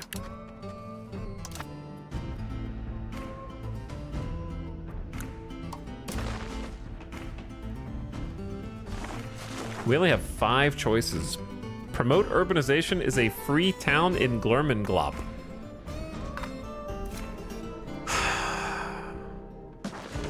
It's actually a good spot for a town, if I'm honest. It is a good spot for a town. It's just north. It's got 10,000 peasants there, or people there. Well, 11,000. It's just fish. We got 100 fish spots. I think it's a pretty solid choice. So I'm down with that. Oh. What was my other option? Oh, I moused over the children's screen.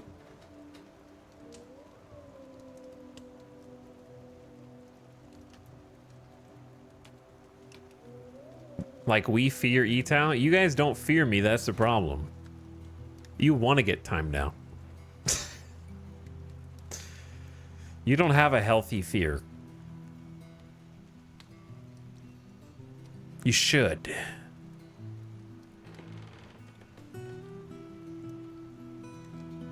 You should be more afraid.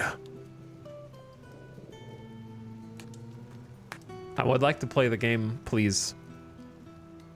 I can't play the game, and now I can play the game. Promote urbanization actually seems like very legit. So let's get a free town, thanks to Parliament. If we can convince them. Wow, 47% support to grant them monetary fiefs. Lower max tax. Oof. I might be screwed. Lose 10% toward banking, that's fine. We're not gonna take banking next anyway, probably. But that's not enough support. What else you got? Lessen their levy obligations. I don't even know what clergy levy obligations are. I don't even know what they are.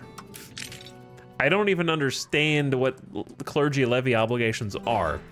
Because when you mouse over your levies, it breaks it down by location. And then from there, we don't even have clergy levies as far as I know. So how can I reduce what is already 0?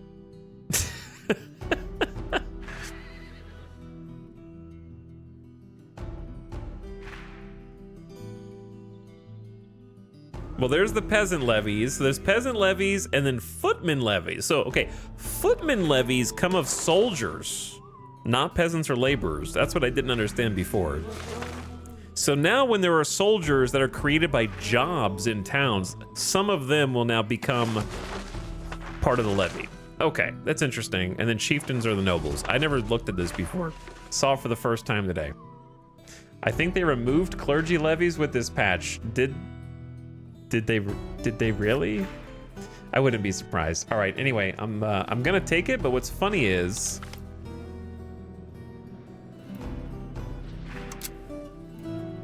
if I click lessen the levy obligations of the clergy, the pop-up says this estate wants us to act against the spread of banking, but it's not banking, it's levy obligations. So I click OK, and I think it's fine. And we have 50% support. I just pissed off the nobles quite royally, but they're actually like, yeah, they're not that bad. They're not that bad.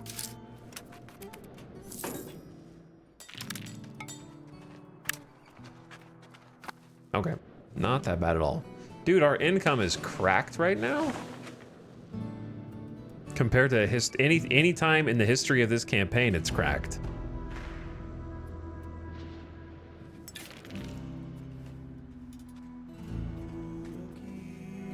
We need to help our vassals out. They're going all in on expanding farms.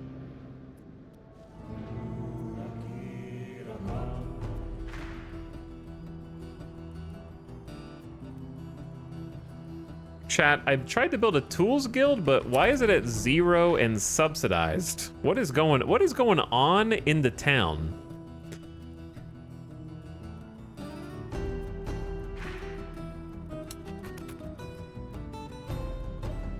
Did they somehow pause building of the Spinners Guild and the Tools Guild, or did they close it? Is the AI stupid? I don't know what's going on. I don't know if I built them or not. We're gonna find out after this die maker is done.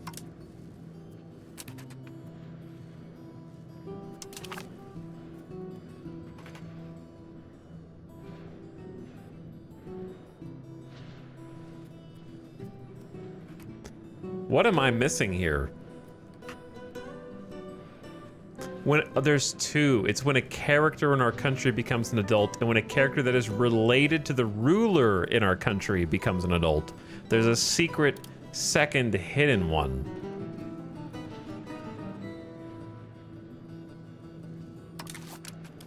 Have I not turned that off 3 times? They removed clergy and burgher levies and replaced them with soldiers. There might be a tech that gives them levies again, but who knows? Oh no, my hyper-urbanized countries just lost almost all their levies. That's actually like, I like that change. I don't even know how it affects the broader scale of the game, but it just makes sense that the middle class and the, like, clergy are not gonna be on the front lines unless they're in specific cultures. Like, I could see them giving that to specific cultures. But in general, city folk do not want to go to war. They're not like, obviously levies, you don't really get a choice. But I'm just saying, it's like, normally the middle class isn't the one fighting. And that's what the burghers are supposed to represent.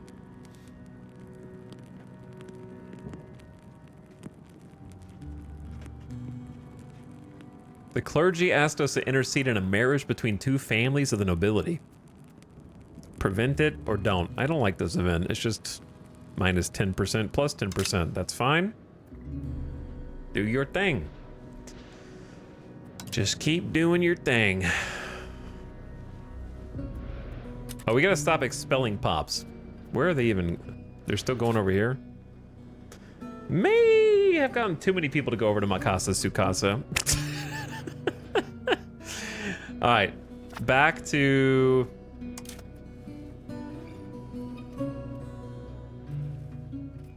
I'm gonna say developing the capital. And then you, instead of encouraging migration, go back to exerting control over the neighboring province that can bring in a bunch of extra money, I think. I forgot I was expelling people from down here, and now there's like a city or a town down here, but it's probably fine.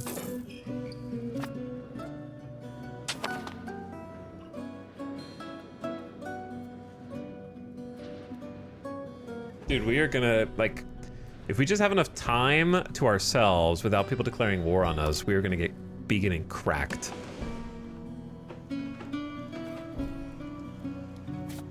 The Pope has a good opinion of us. Naze has a good enough opinion of us.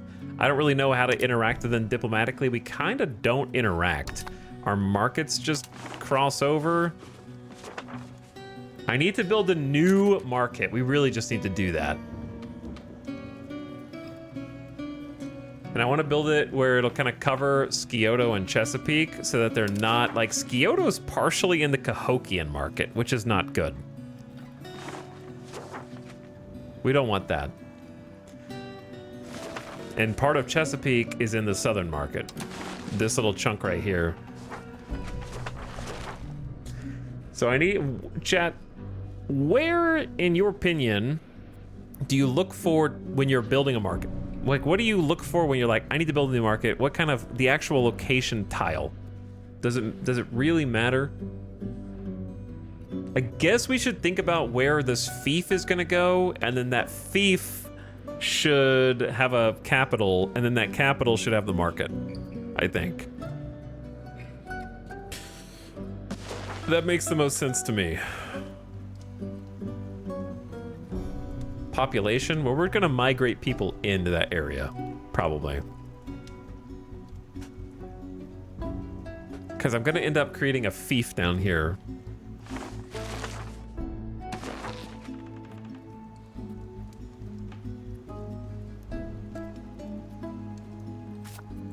I'm thinking about Grolmadorio. Don't mind the population. We can migrate people in. But it's kind of like far enough down where it'll hit hopefully both of these. Is it? I don't know how far away do we want to be from our existing market though.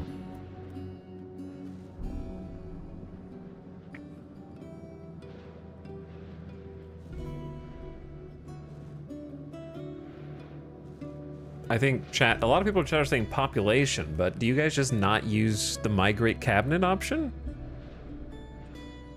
You can migrate, like, maybe your definition of high pop is different in the old world. In the new world, for us, 10,000+ is high pop.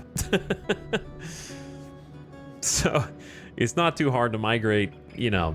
We just accidentally migrated like 11, 12,000 people over to these two towns within like a year. So population's not an issue.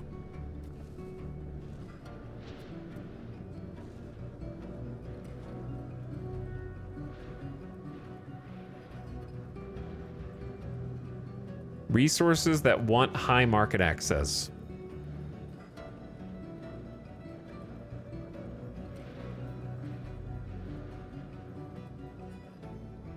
I don't know if we have any of those that are super specific. I don't know if lead is that special right now.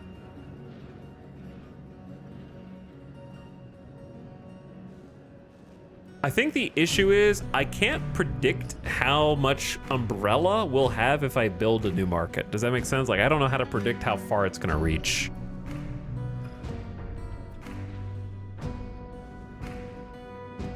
Maybe the Scioto capital? Maybe, because that'll kind of like bully Cahokia, and then for this territory of the Pope. So we kind of like fight Cahokia back and get this chunk of Pope.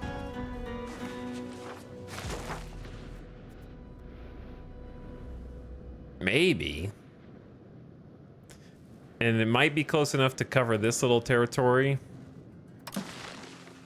on the edge of Winya to bring our territory back under a local market.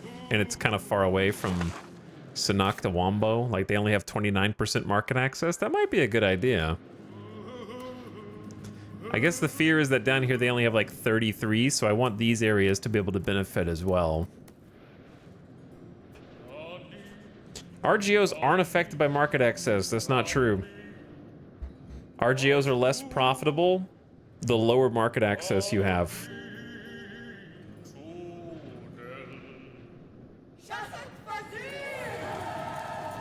Can you do a save scum for science? I'll probably just stick with the Fallout, whatever it is.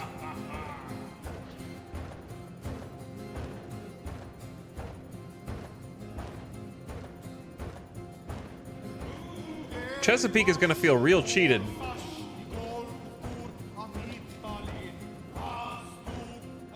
But you always get the full amount of goods. Yeah, but they're proportionally less profitable. You're not listening to me. You're just repeating what the other person said.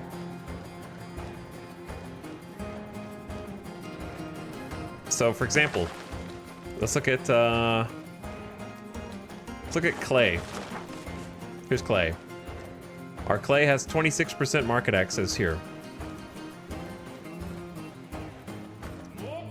Actually, this is not a good example because it's not at full employment. Let's find something that's at full employment. Lumber? Fur? Anything at full? We must have just taken these lands. How about maize? All right, we got 1,000 people in maize. So notice its profit per level is 0.1. And its market access is 59%.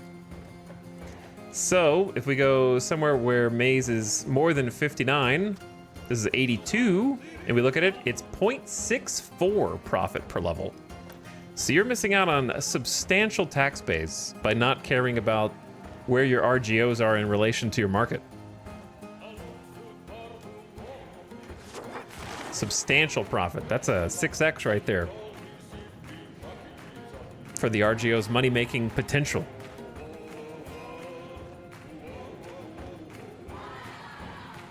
So that can be very important when you're dealing with high-value resources, such as salt, for example. Salt is a big one.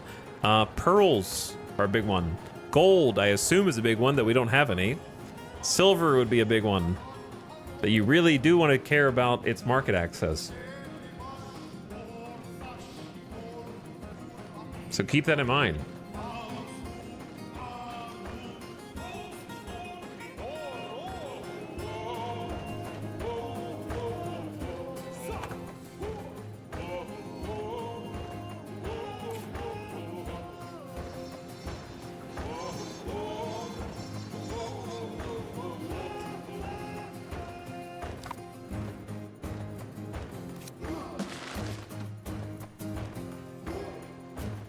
I'm debating whether or not to put it in the capital of Scioto.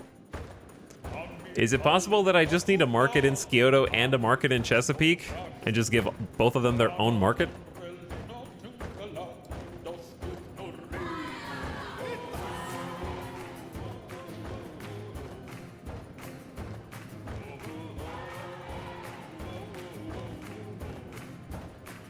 Stupid question, is that from low market access or low control?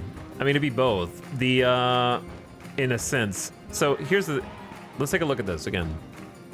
So if we take a look at corn or fruit or whatever, and its profit per level is how much it's contributing to the tax base. So the tax base is how much the peasants are able to make off of that particular resource. So it is affected by control, but in a different order than you're expecting. So here's the order of operations. Order of operations is peasants work at the cornfield. They make profit. That is, their profit is determined by market access. Okay? However much they make in profit, you tax them on that using control. Does that make sense? So the less the peasants are making on the corn, the less you're able to tax them. So it's a combination.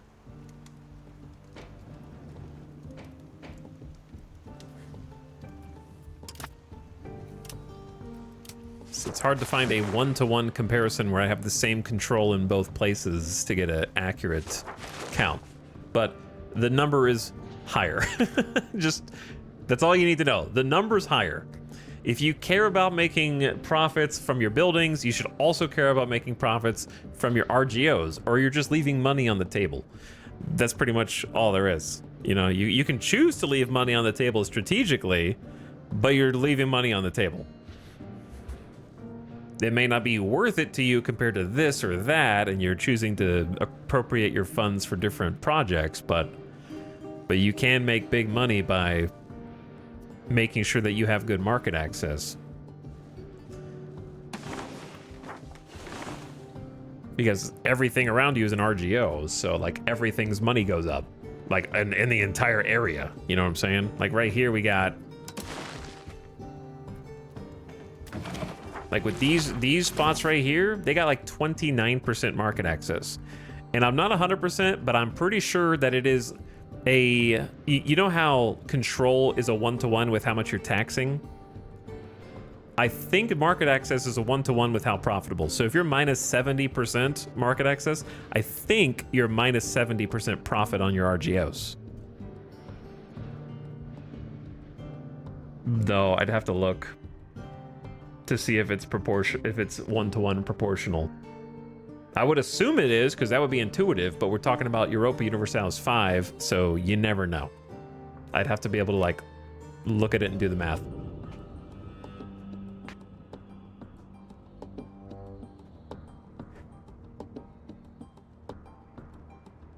Should I just try building a market in both of the capitals and just see where it goes?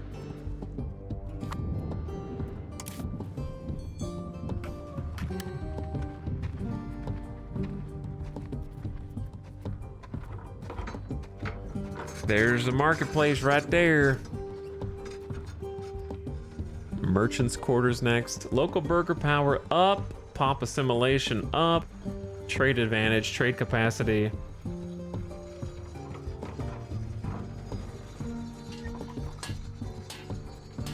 That's a market village, you stinky. Marketplace. Burger trade capacity. Why does it keep dropping the tooltip? I'm on this. I don't know why it keeps dropping the tooltip. Everybody wants beeswax. Did we ever get any beeswax? Cahokia's got beeswax. Wait, we have beeswax? Oh, we're importing from Cahokia. Yo, there's one spot ever that has beeswax. There are no bees in America in 1600. Did you guys know that?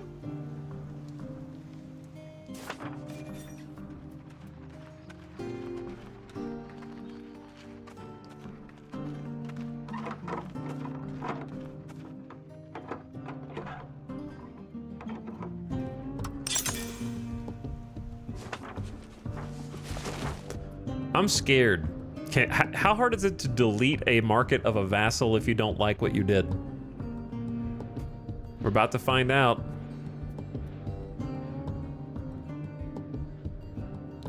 It's queued.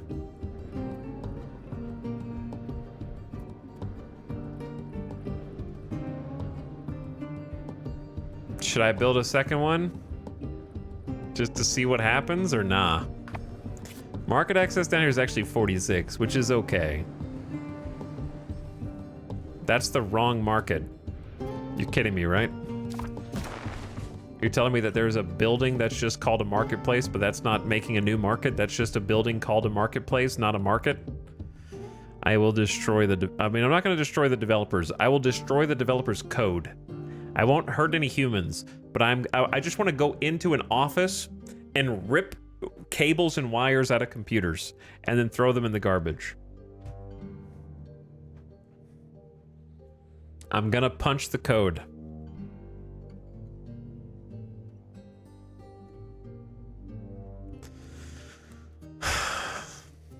So you're telling me I could have built marketplaces a long time ago to try to get the advantages of them?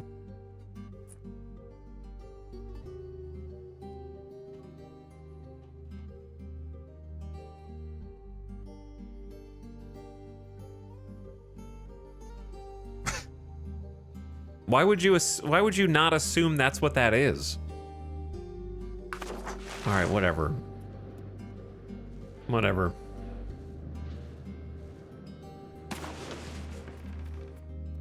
They're pricey. They don't seem that pricey. It seems like it's just gonna drive demand up for 3 goods that we have access to. Well, I guess I need to be building a bunch of markets, man. Marketplaces, not markets. So I can get more trade capacity and trade advantage. They give you, that's how you get trade capacity. It's +1 per marketplace. I've been playing for I gotta quiet my voice down. It's kind of late. I've been playing for 125 hours. 125 hours.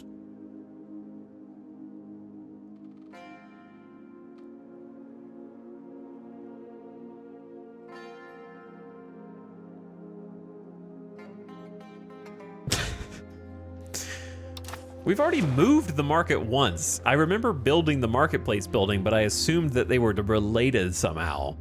Because I destroyed the marketplace here, And clearly, I did that like 5 days ago when you guys had even less knowledge, because no one corrected me or said that I could have more than one. Not a single of the like 800 chatters said, you know what? You don't need to destroy that. You can just have 2. Nobody knew. Nobody knew then, but now you do. Now you know, and you're building marketplaces all over the place. Okay, so economy, market, create a market. Right here. I need how much money to do it right there? Seems like hundreds.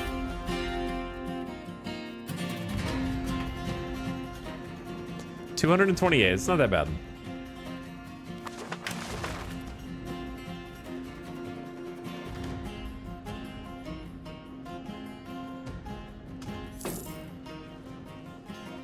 We got a lot of things on our to-do list, all right? One thing at a time. One thing at a time.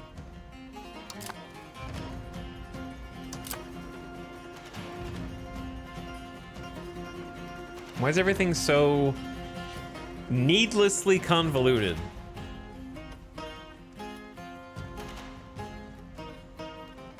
You know how that, like, you could fix that by just changing the name slightly to local marketplace, right? Instead of marketplace. A marketplace is the place of a market. A market is a thing you do not want to spam everywhere, right? So why not just call it like local marketplace, or even a different name that doesn't have the word marketplace in it?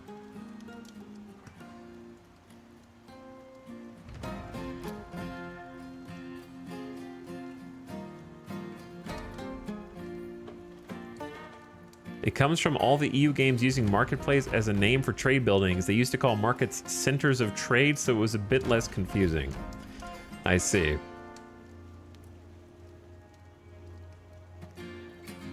I see. They changed a bunch of naming conventions around in EU5 for some reason, even compared to their own game, but also the other Paradox games. Just to be cheeky, I guess. It caused me to hallucinate and see things in the code that aren't there.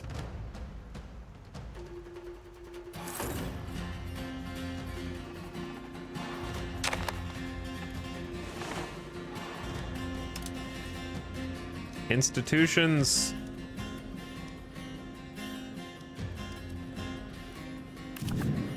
We built a little road. All right, little road from Glazy River and Jaugen Stoop. Who? I don't remember Jaugen Stoop. There's like a whole crossroads right here going around the iron. Trying to get into each iron spot.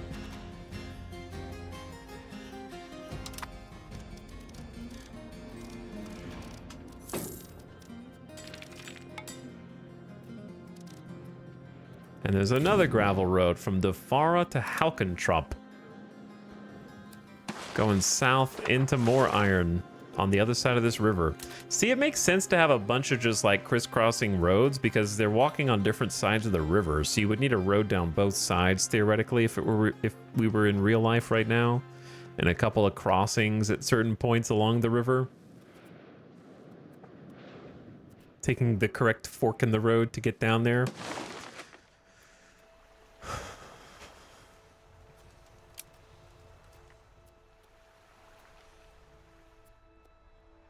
Like a 8 or 9% control bonus there. Better than nothing. How goes the iron? I guess, I don't know why I didn't make an RGO here. The people are here already. We need them to start filling in. We actually have 2 plus 2.66 now. All right, if we have that, then, hello? Oh, promote urbanization. I'm glad that it worked because I forgot that we had parliament. I forgot. I knew that. So I want to change another tool maker over from stone. Not you. Over from stone to using iron. So we can make more tools. 4 times as many tools. Now let's just do it again.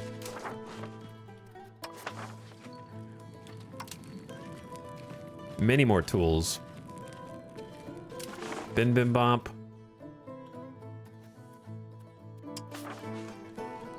And then Laterus Amundus. Okay, we're gonna have a iron shortage after this, but our RGOs should fill in and meet the demand. Glormenglop became a town courtesy of our parliament, so we have a new northern town.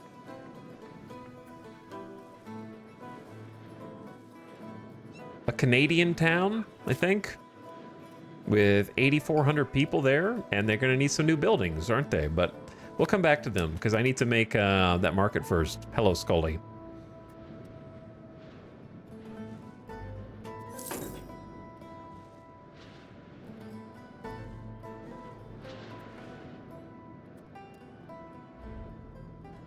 That is Canada. That is indeed Canada. You don't need roads if it's a downstream river. What are you talking about, brother?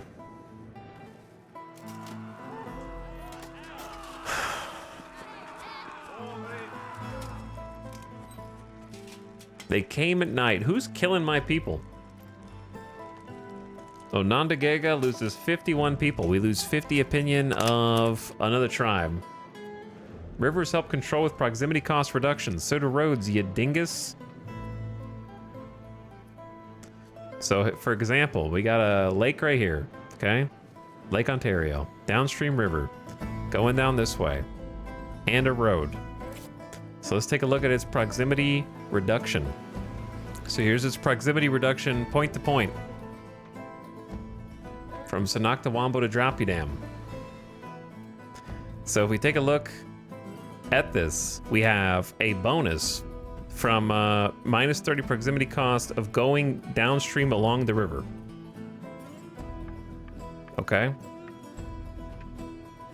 For example, that's the minus 30. I already have the river's hotkey bound to R.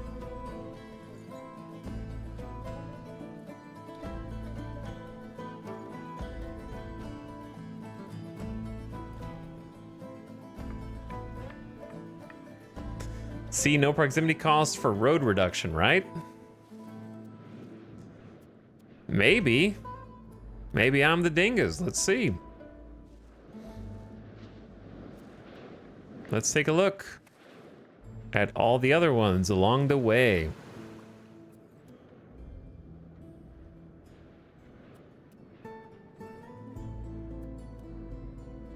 Maybe I'm the dingus. But without the road, he can't get the 5% from the bridge. Other chatter to the rescue. That's true.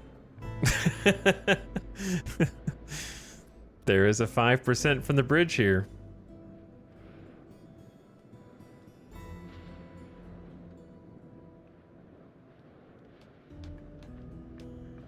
That's more. Tonight on Who's the Dingus? Road also increases development and applies to trade, making it easier some way or another. I don't know about the applies to trade.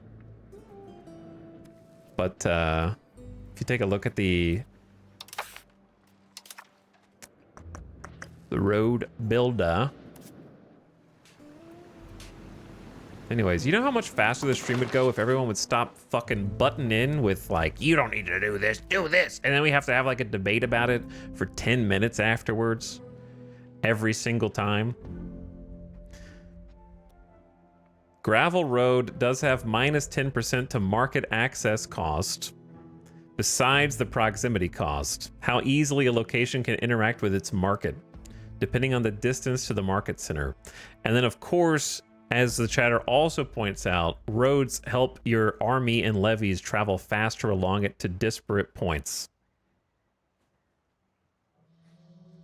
In addition, you get 25% to local monthly development growth, which is a large number, 5% faster construction speed, which is a small number, and 10% faster institution growth. Of course, that goes up with every tier of road as far as the movement cost and the market cost go. So, but that's the fun of Paradox games.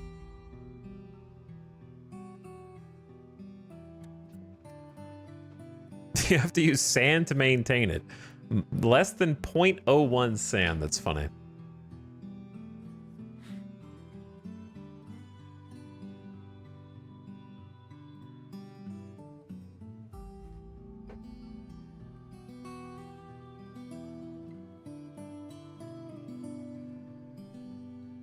But anyway, that chatter must be furiously typing because I haven't seen them respond yet. So thank you for interrupting everything. I'm going to continue building roads. I don't know if you knew this, but development is good.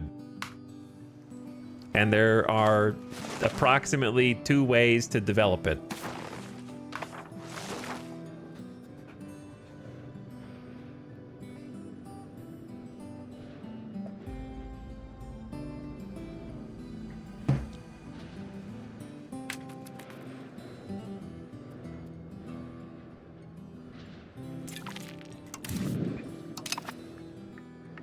The library is built. Also, the river map mode is dog shit. That's why they hid it inside of the commands. This doesn't tell you anything. Everything's just blue.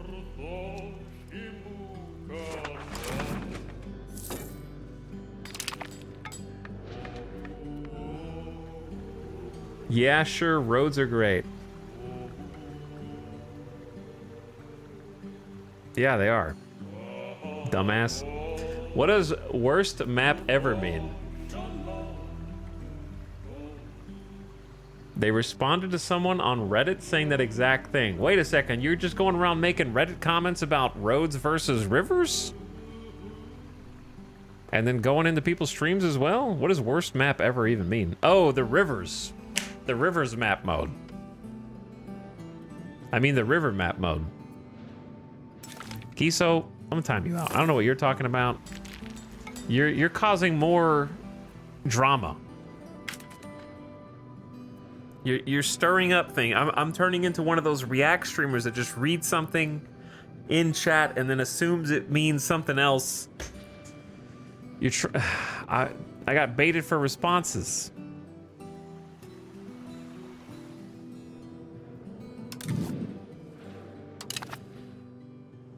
I gotta stop reading chat.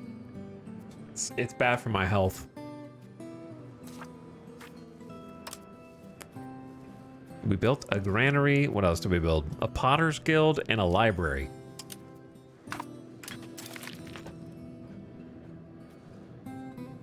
The problem is 1 a.m. and the chatters who are waking up are rolling over in their bed, looking at what time it is, and then they turn the stream on and they're like, "Roads are stupid. You have rivers." And they're just like, did I win? Did I win? I'm still half asleep. We built a granary. 2 granaries. All right, we're spamming hella buildings right now. Bro, 9 a.m. in Canary Islands. International viewer. I know, I just clocked you, bro. I know.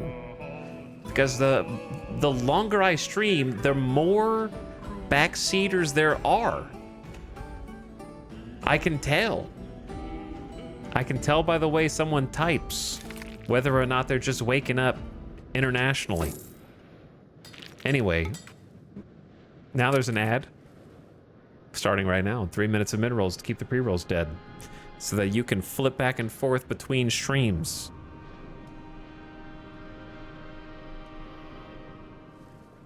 So prepare yourself. I'll keep it paused. Not that I'm doing anything anyways, other than building granaries. Ooh, somebody built a bridge. And it wasn't me. Gene Toga people just built a bridge. Good for you guys. And we built a new granary in Tiakondia. Granaries for everyone. About to breach 50 ducats a month. And then when you come back, we'll build that market and see what happens. Little experiment. Thanks for teaching me that honeybees came from Europe. I can't believe, did they bring wasps over too? Did wasps come from Europe?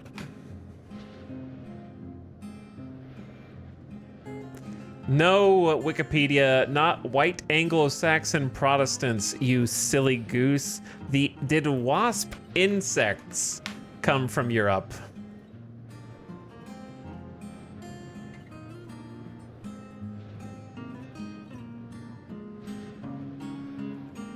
Okay, better question. Are wasp insects indigenous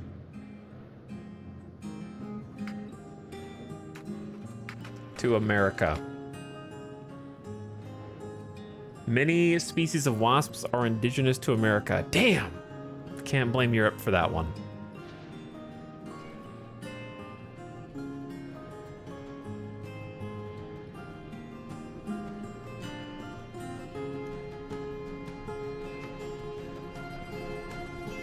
I was trying to blame Europe for that one, but I guess it's all us.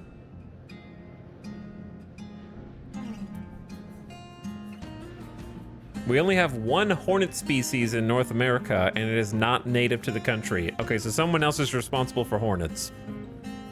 Probably the European hornet. Yeah, it is. It's literally called the European hornet. That's how much we were just like, screw those guys. We were doing so good without hornets for hundreds of millions of years, you know? And then one day, a European hornet sneaks on board a ship and comes over. And we were like, fuck the European hornet. I'm calling it the European hornet. Just that way they know. They know. I know. I want them to know that I know.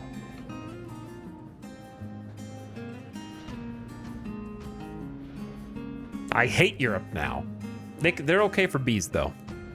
Bumblebees are pretty cool.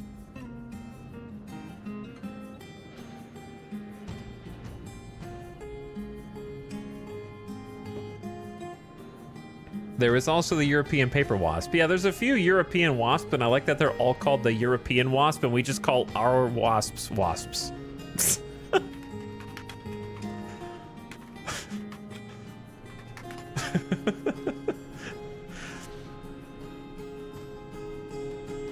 If they're from America, they're just called wasps. If they're from Europe, they're European wasps.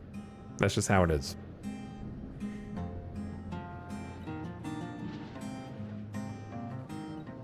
Europe brought horses to North America. I know, that's why I'm still waiting on them. They're holding out on me. They won't let me ride any around in my kingdom.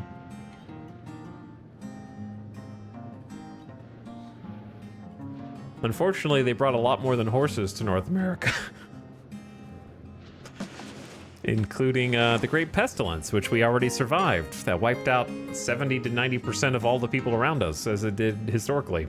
Except we had plot armor, and we only lost 20% of our population because we closed the borders as soon as the Great Pestilence hit.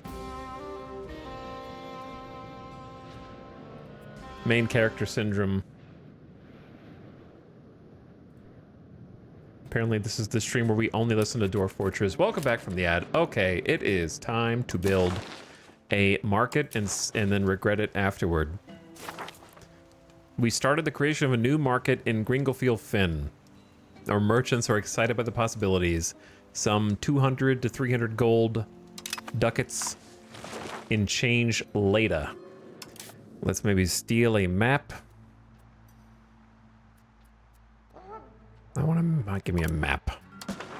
Steal a map from one of the tribes. Let's take a look-see at Wyoming. Oh my god, I found gold and silver. We need to go west. I think the Pope already knows that there's gold and silver up there. That's why he's going.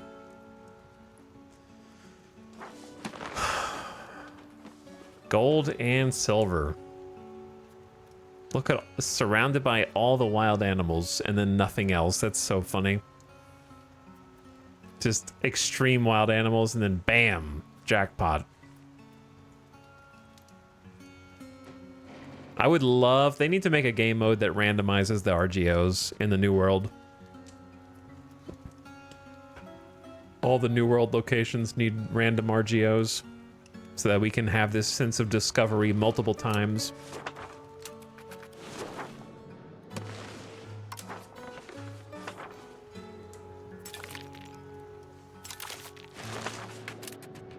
Jalgan Stoop has its first level of iron RGO. We're about to get crazy iron. A dye maker in our vassal's capital, now going to be the market capital. I don't know who built that.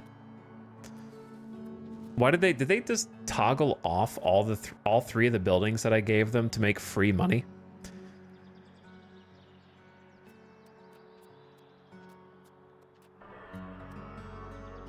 Do they hate making free money with the Spinners Guild? Do they like having 3,500 peasants just sit around and do nothing all day instead of work?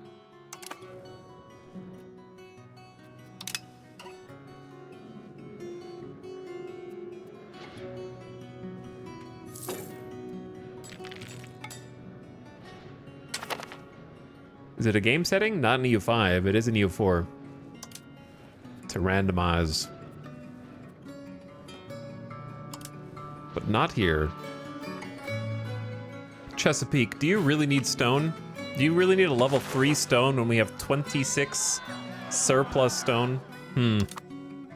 Our efforts to keep the commoners in place have been somewhat successful. Our rule is harsh. Move them towards serfdom. 10 towards serfdom. Actually, excellent. So now they are 37 towards serfdom. We have higher max tax for the peasants. We need to give the peasants some laws that make them happier. But we don't have any. Don't have any. Unfortunately. Until we get them researched via embracing some different tech. I'm trying to get some important stuff first. Stud farm is not important. Not for us. Not for us. Can raise horses? Yes. Nope. False. We're just going down here for the 20% noble literacy rate. Estate parliament, feudal nobility is maybe good, maybe not. Some government reforms and fiefdom, and then I want to be able to build castles and have feudal levies. I do want more randomized options. 100%. 100%. That would make replayability way more fun for me.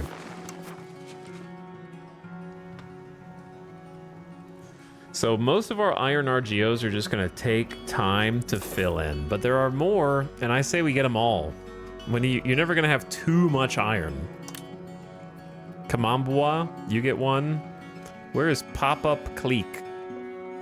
Oh, all the way down there, edge of Massachusetts. Sure. These are the less important ones because they're much further out. But they will still, of course, give us the full amount of iron. I think at least having a level 1 RGO is important. I deleted them. You actually do get the level 1 RGO even if you can't mine iron. I just honorably deleted them. That'll help Chesapeake. The bottom two will help Chesapeake out.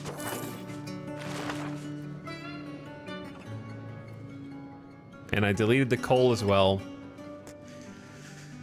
Because I'm just a good boy. All right, new market. Our merchants are excited with the possibilities of a market in Gringlefield Finn, cutting into the market of Sinoctawambo. Yeah, I'm not really sure how this is going to go.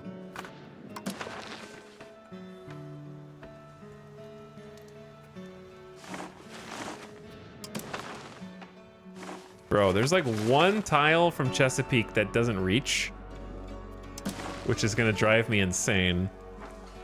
But at least the lead reaches. Gringlefield Finn. All right, now let's see how much I regret what I just did.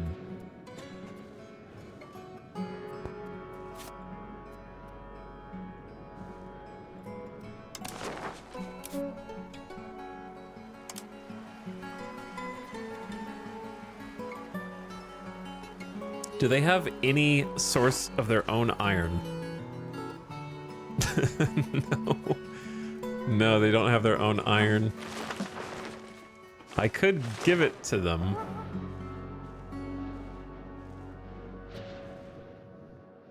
And let them have at least one RGO here. Give them like... Do they have clay? They do have clay. We can give them this clay, iron, and lumber? That would kind of go up against the Chesapeake border. I think it's worth. Just they don't have to import iron as much. That's kind of annoying. Hello, subject. I'm here to give you a gift. A gift of clay. A gift of iron. And a gift of lumber from Zazzy. It's a little blocky down here, but it'll work.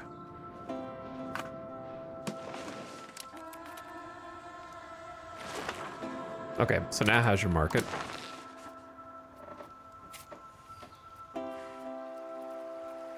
They need masonry. Masonry, pottery, beer, cloth.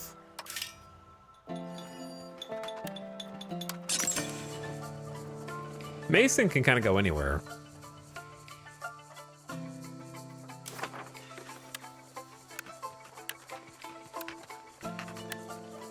Spinners Guild. Didn't I already make them a Spinners Guild and they just turned it off? Yes. So I think building them some market villages would be very nice.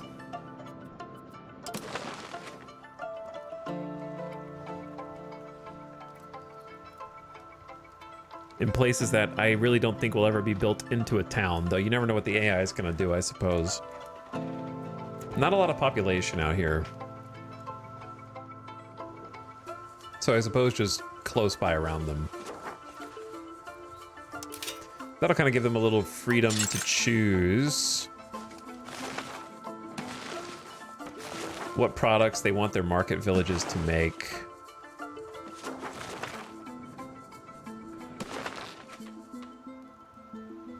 Like, fiber crops should never become a town, in my opinion.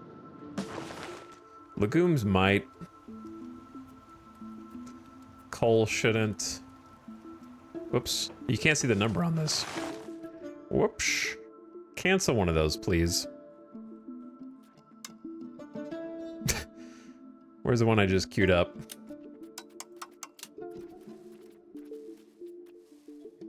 How do I cancel that? Where is it? There it is. No, that's the one I wanted. It's Omigo How. Omigo How. Did I didn't name that. Omigo How? Chad, is that a real place? I didn't name that, right?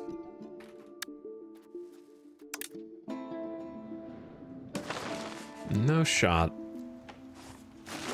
All right, we'll give them 3 market villages to kind of boost to the economy.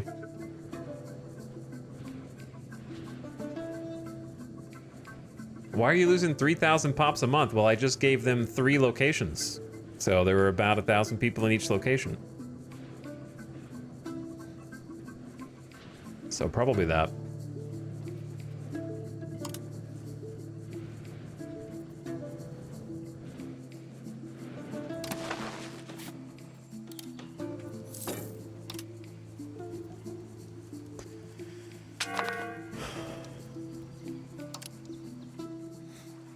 And the Masons, right, the Masons. How many people work in a Mason? 500. Okay, so it needs to go somewhere. I wouldn't mind putting a Mason in their town. I think that's reasonable. And then I'm broke. I don't have any more money. All right, I think I've invested in them enough. They'll be good. Oh, man. I'm not sure whether that's, like, put in the market. What's the downside of putting the market there? Just all the resources here is going to be going to their market instead of mine, I guess. And I might have to import. I don't think there's really anything there that I'm really going to miss. However, if I make a vassal in Michigan, it's going to be real awkward because it's going to be split between two markets.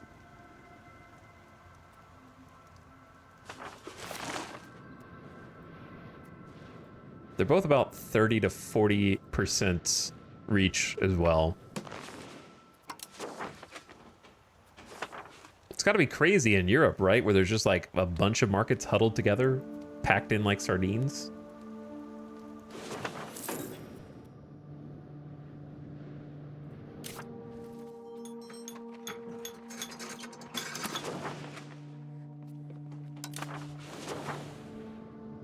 How do you tell if a market is being like successful or not?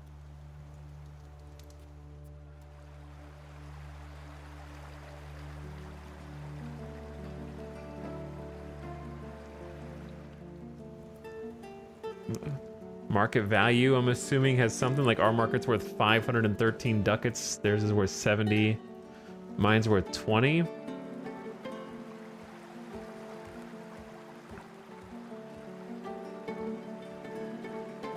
If it's a maximum trade capacity, what does that mean?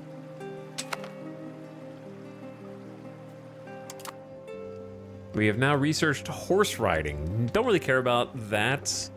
How, wait, do we? 10% of valid pops will be raised as noble cavalry. 10% of valid pops will be raised as tribal cavalry. Is this a, do I have cav levy now? And I thought that this was not what that was. Did we just discover horses? But like actually?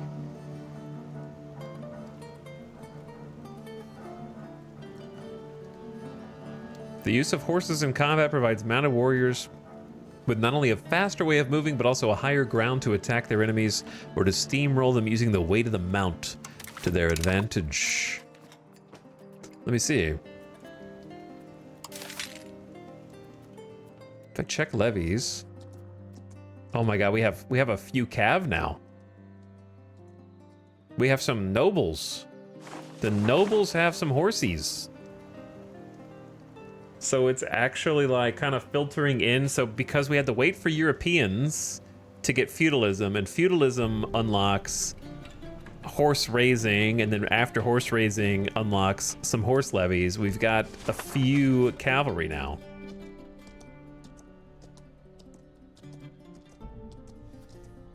I don't know how much it's going to be when it's all combined, but I will absolutely take it over 0. We have up to 16k levies now. It's a pretty big number. It's like 50% higher than what we were using earlier.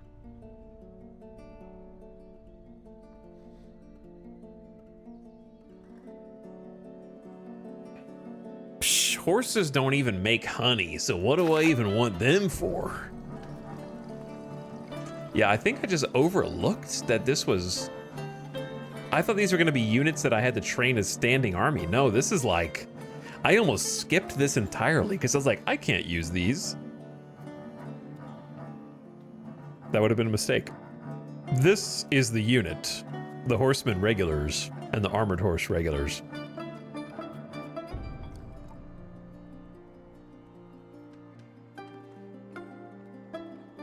So now we're going to get feudal levies. 2% of valid pops will be raised as feudal levies. Does this screen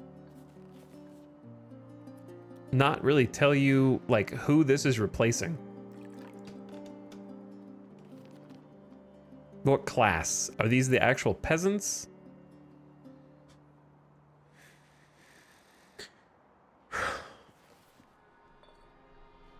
Or is this going to be a different class? I don't know how you tell what class of people. It just says a feudal levy is formed by peasants that are drafted in times of war. These levies are to eventually be replaced by professional armies. It seems like peasants, but it's crazy this whole screen doesn't tell you who it's going to be. Monthly maintenance is 2 manpower. We don't have that much manpower, so I don't really understand what this is going to do.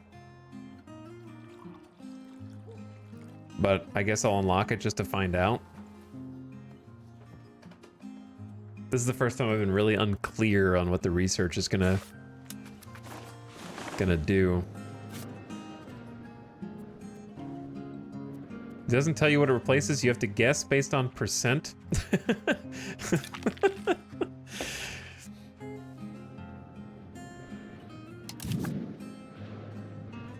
That's crazy.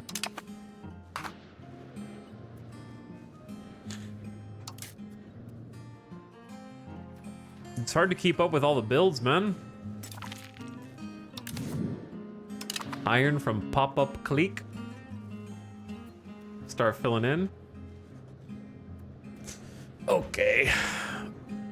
What kind of buildings did I want to do? I have so much that I want to do. I want a bunch of market villages. I want make sure we have a stockade on each of our towns, of course. Don't fall behind that too much. I want to keep pumping the economy. My game is lagged. I am frozen in time. And I would like to continue playing.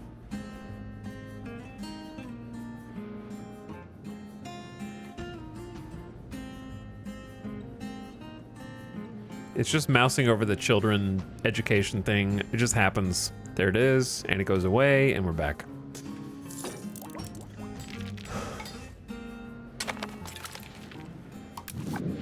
All right, I built them a marketplace. Or did they build themselves a marketplace? I don't remember who clicked it, but they have a marketplace now. So, once it's fully stocked, they should, if they can import the beeswax from their neighbors, then they should get that trade capacity up so they could trade more.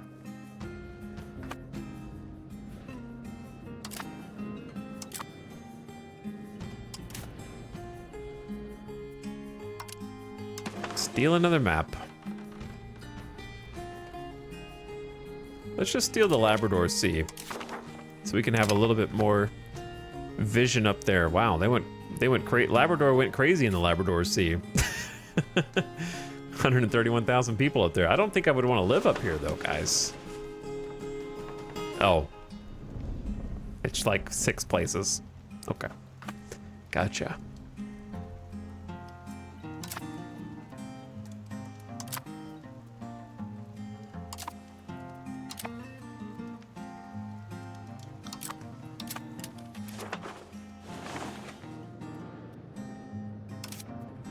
So let's make sure I don't skimp on the stockades. This is a new town. So let's get them defended. Glormenglop is also a northern town in danger of being overrun by England or whoever. If we get attacked by England, we just have to give in to whatever they want. They're gonna send a ton of people over. We won't be able to compete. We need to keep them happy. Very happy.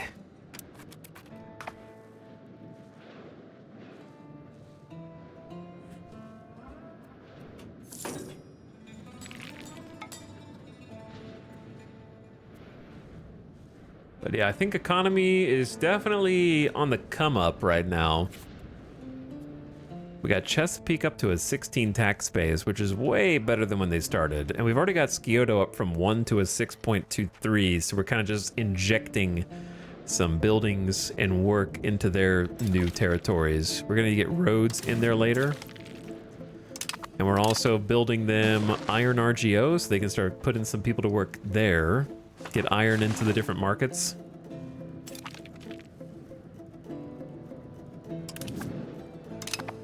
Did I build a tannery? I don't remember building a tannery, but we have a tannery. Wild game, sand, and tools equals tannery stuff.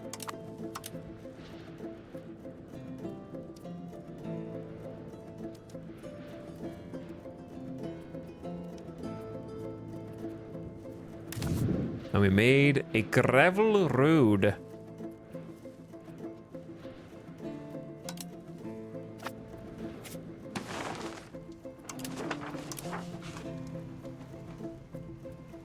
Which has got us like 8% more max control on this iron RGO. I like it. Propagating to the other nearby tiles too. Okay, stockade time again.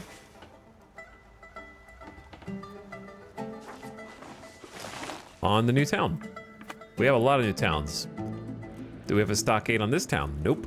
I need stockades everywhere. We've already been declared war on once. I need to buy time for the towns to not go under.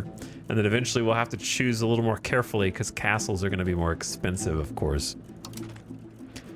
Going 4x speed for the first time today? That hasn't happened yet.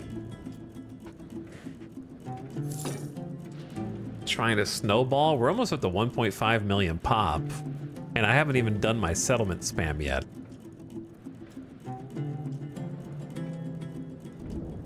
Happy New Year. They're up in their maze RGOs. Could say ISO like I'm a cameraman.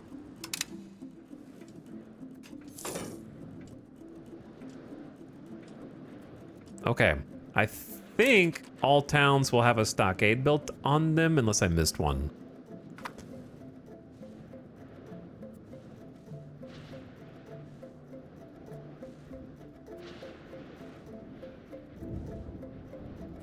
Late stream? Yeah, not for too much longer. Because I want to stream again tomorrow. But I'm trying to get some stuff done since we actually got... We're in the phase that I've been really looking forward to, which is post-war. We survived the war against the Germans and the Poles.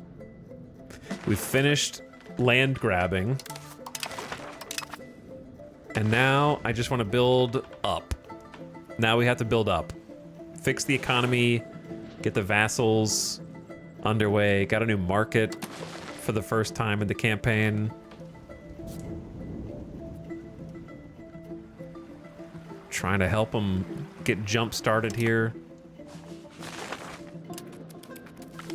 Built them like 3 market villages to try to help the vassal kind of get a little economy rolling.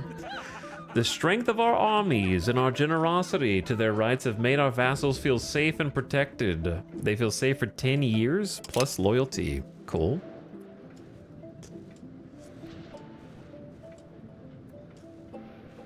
But yeah, lots of good little builds coming in everywhere. A little peacetime to try and bulk up. There's the 3rd market village. I have no idea what they're gonna tell that market village to make. Jewelry, smart. Where's the other one?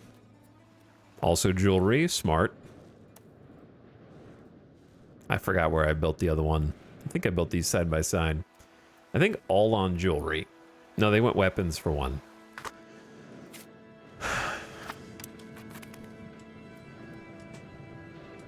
All right, I tried to help them. I tried to help Chesapeake. Now I want to help myself. Quick question, when you get to the New World, initially you could only take the coast. How do you move to the mainland? Just colonizing the same way. It's like, well, I started on the mainland because we're Native Americans, but it's just, you know, geopolitics, colonies, list of possible colonies here, how much they'll cost per month. Then they have an upfront cost for a charter, so you just create colonial charters inland. The Pope just went crazy and has no infrastructure. As far as I can tell, the Pope has not even built a single road. So I don't... realistically, none of this makes sense. The Pope has positioned 1 million people to live on complete wilderness. Pope is a downstream river believer. Downstream from where? Illinois? They're gonna create a channel all the way up from Lake Michigan down to the Gulf? How much control do they have? None. But the Pope doesn't care. The Pope doesn't give a shit. The Pope somehow has 19 control everywhere, no matter how far inland he is. And I frankly don't know how he's getting any control. How is it just 19 control everywhere?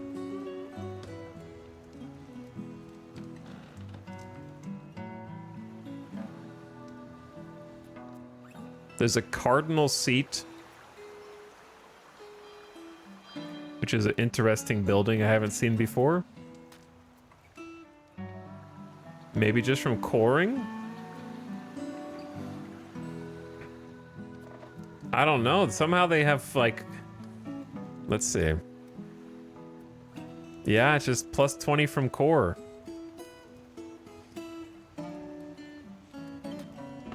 But why do I only have 16? Because they're unhappier? God needs no proximity. So yeah, he just hasn't really done anything. And their market is a fifth of ours.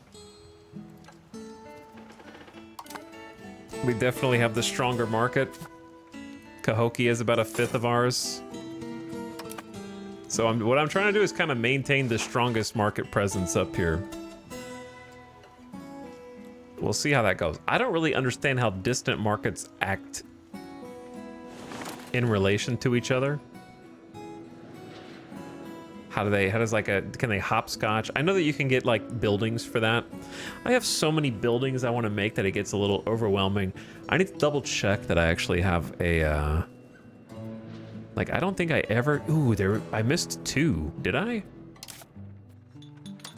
Yeah, we never built a stockade in Mamdania or Tiakondia. I know that that stockades have an upkeep, but I think it's worth the extra peace of mind of buying some time against getting raided. I mean, sieged, you know? So it feels kind of boring just to sit here and wait for stockades to get built because they're not giving us more money, but you never know when someone's going to roll up.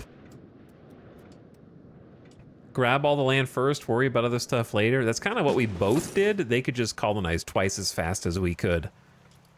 That was my strategy. Was I tried to take as much of the coast to block the Pope as I could, but then he got into Massachusetts before I could stop him. I wish we could do like a land exchange somewhere. I'd probably give him the tip of Chesapeake and Scioto just to fill in over here.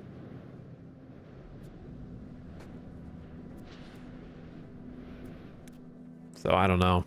I don't know how to do like an exchange. New stockade in Billy Billy Wally Billy. That's our southeasternmost.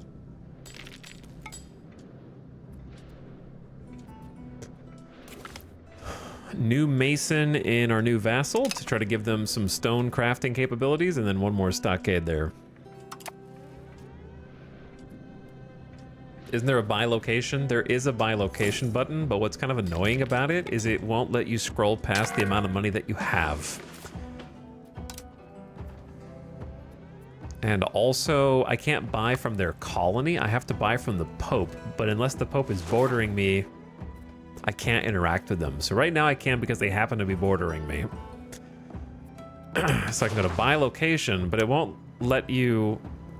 Like, this slider is stupid because it's programmed to max out at whatever amount of money you have, instead of having an infinite sort of scale, but letting you, like, not actually send more than you have. So you can't tell how much they would take for it. It just says that they won't take it.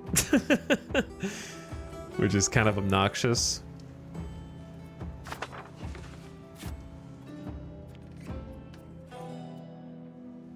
It's also, I'm also very confused. Let me see. Can I buy a location just straight from them?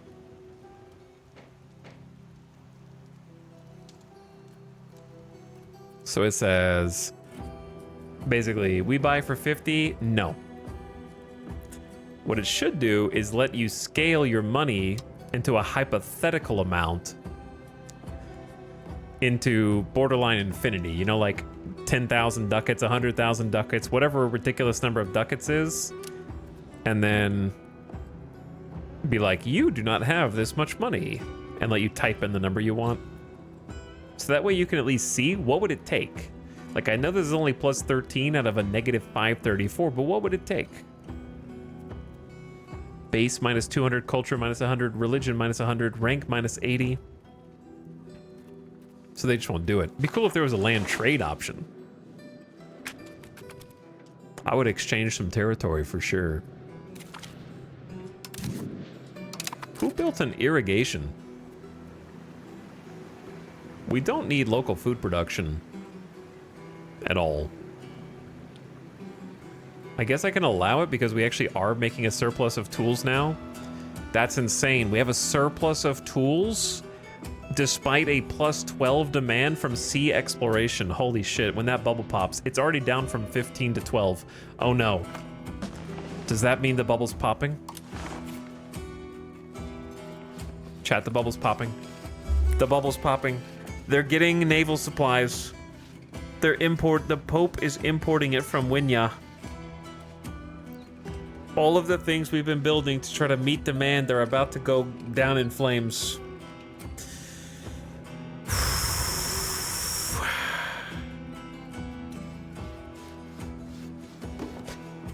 The bubble's popping. We knew this day would come.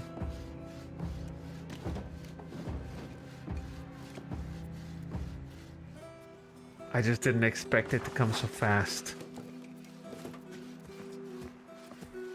The liquor bubble is popping, brother. 12 of the 15.6 liquor demand is from sea explorations. We're gonna have so many dysfunctional, like, liquor manufacturers here. It's gonna be crazy.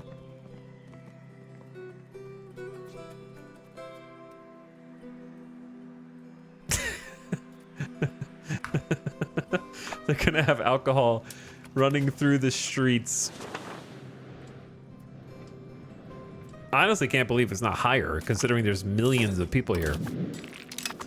All right, new defensive stockade in Glurmenglop.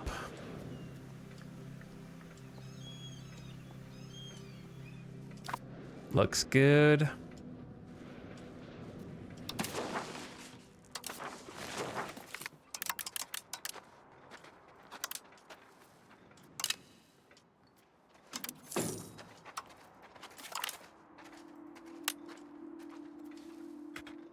So can we import gold? Let's see if they have any gold. We have now researched feudalism. All right, cool. Let's take a look at that in a second. Winya actually has a tiny amount of gold. Burgers are importing it though. Cahokia has none. They have 0.2. So somehow the burgers are importing it from somewhere. Not mine though. We've researched feudalism, a political system based on the service or labor in exchange for holding land, a collection of rights and obligations that each member of a structured societal model is bonded to. How did we unlock vassalization before feudalism? So, all noble literacy is about to skyrocket, plus 20%. To put that into perspective, our nobles right now only have a literacy rate. Their new max is 51. Their current literacy is 31. So half of nobles are about to be able to read. Average literacy nationwide 7.73% is very low. I'm working on it, one faction at a time. At least the people who lose their money will have plenty of liquor to drown their sorrows. That's true, that's true. +1 to military tactics is kinda huge. We could have used that in the last war. How much military tactics do I have? I don't know, because it is hidden behind the raise levies button. Never mind, I can mouse over it. We have 2. So we had 1, now we have 2. Doubled our tactics. We've unlocked the feudal nobility government reform. A modifier. Nobles get more happy. We move toward traditional economy, which we don't really want to do. Unlocks another government form, Margraviate. A historical, I don't know how to pronounce that. Jurisdiction named after Markgraf, or Count on the Frontier, who serves to defend and administer the border regions of a realm, mostly focused on repelling external threat. Margraviates blend military defense with governance. The Margrave's responsibilities include safeguarding the frontier and managing local affairs. Bridging the gap between the central authority and the border territories. Unlocks the fiefdom subtype. Okay, so this is army maintenance down, move toward defensive each month, and nobles are happier. And then we got the fief. The fief. Subject has the same ruler as the overlord. Subject cannot cancel this relation on their own. They can be annexed after 10 years. Overlord can build RGOs, roads, and buildings. Subject is limited by the overlord. They give us food access. The subject is allowed to create their own subjects. Is that going to be a problem? The fief can make its own subjects. I like how subjects will join Overlord's offensive wars if blank. They pay us 20% income each month. Just like a vassal. Except we're the leader, not someone else. Infinite subject hack.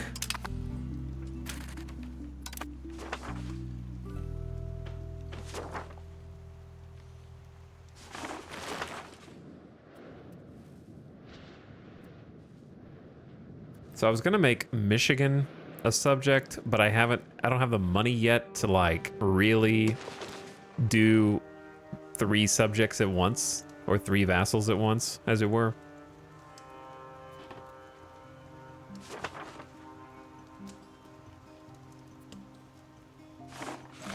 I don't have enough to pump the economy for like Michigan and make them a town and everything else. So I might just leave Michigan there. Do you have enough diplomatic capacity? It's not taking much. We have only 0.39 out of 6.38, so we have 6 diplomatic capacity left. Plenty. Plenty. But yeah, I need to like kind of pump up our economy, especially if the bubble's popping. Especially if the bubble's popping. But it's hard to know which bubbles can be replaced. I should check on research and consider saving up to embrace something else as well. So we're getting feudal levies, then castle. After castle, I don't think we can build the royal court because we don't have gold. And I don't think we can import it, so it won't be buildable. Republican Assembly, same thing. Fort limit up might be useful later. Serfs is okay, but not necessary right now. Mailed knights and horsemen also not really necessary for us. So we're kind of at a point where an extra government reform from medieval administration is pretty cool. Federal de jure laws by tradition. Move toward inward. Oh yeah, we do kind of need to move toward inward now. True. Because we don't need colonial migration anymore, so we need to start looking in. Partition inheritance. I don't really care. We already have our inheritance. Salic law. Don't care. That's just another inheritance that we don't care about. Inheritance in this game just doesn't seem as important as Crusader Kings. It feels like researching this is kind of just a waste of time. Now the pest house is disease resistance, which could be useful. We don't know. Hospital as well. Ooh. But it wants mercury. Hospital seems good. Embrace legalism. Get hospitals. And then we have the rural smelter debuff. Local iron output's going to be, of course, huge. Maybe mining saltpeter. Levy recruitment speed could be okay. Archers, if we could get more manpower. Cogs, nah. And then over here we got embraced meritocracy. Tax efficiency is just good.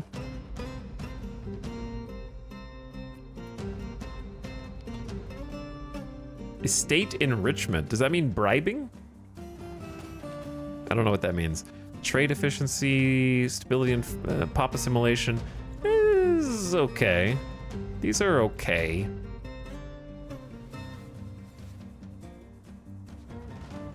They don't seem the most important to me.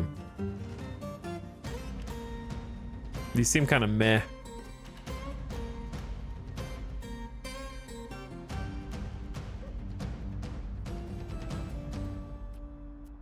The government reforms, the pest house seem like the best ones.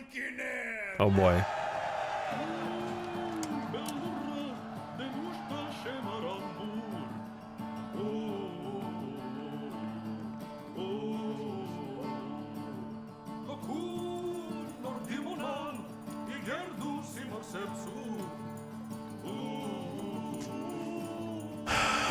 Banking also kind of doesn't matter.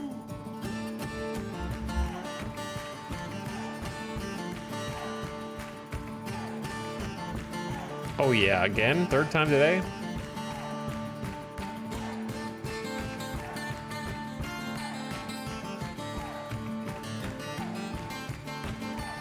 Five trade capacities kind of cracked.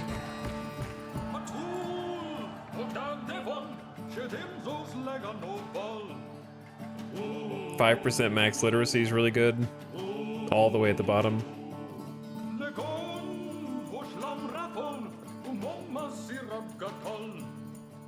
There was a stat that makes them do tax fraud. That's funny.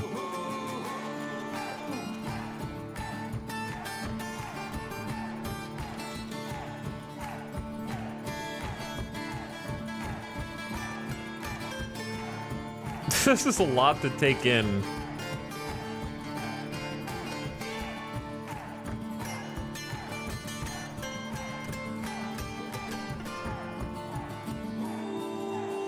So basically we need this.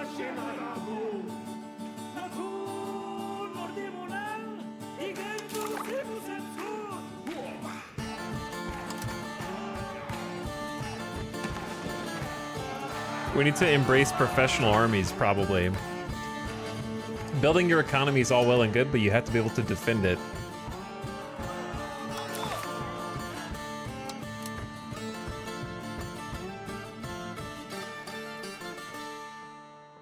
Right? Being able to pump your economy is good, but you have to have the ability to fight people off who are going to try and take your stuff.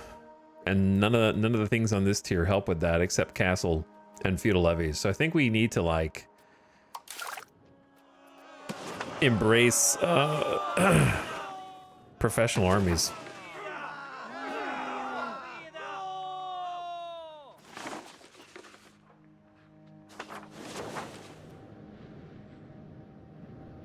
Professional armies, then back to legalism, maybe?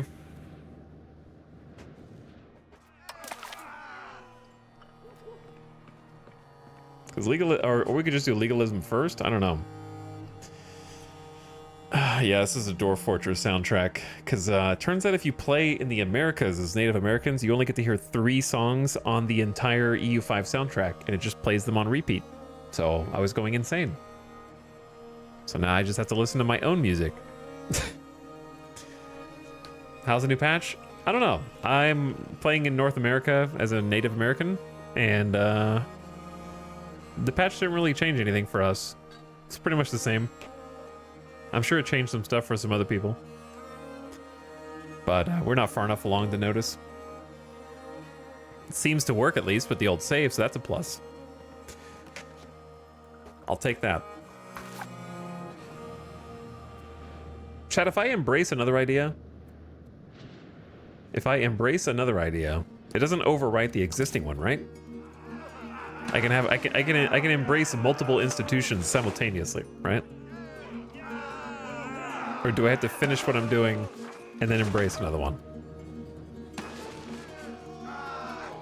Correct? Okay. I'm just making sure I don't screw something up. So maybe we just go ahead and embrace this and just take the stability hit and then build stability back. But I also feel like I need to look more. I could just wait. I'll wait a little bit. I feel like I need to have a fresh brain and actually just sit there and look at all the different researches. It just seems like professional armies is the thing. I need the armory. I need manpower, so if I want standing troops, I can have them.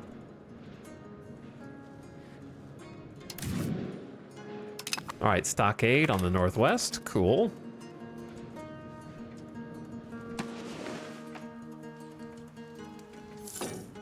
I wonder how long till England gets pissed at us. So far, we've been keeping a good rep with everyone.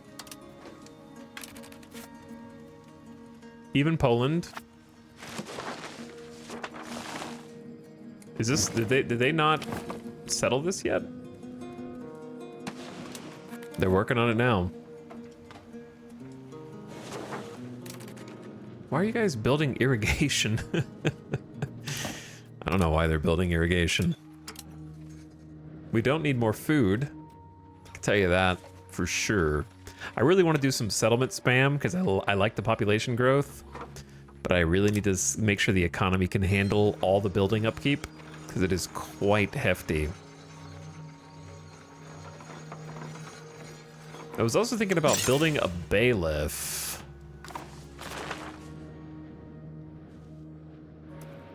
Yeah, I think I am. How much does it cost? 140? I don't think we're gonna make that much money back. 140 ducats?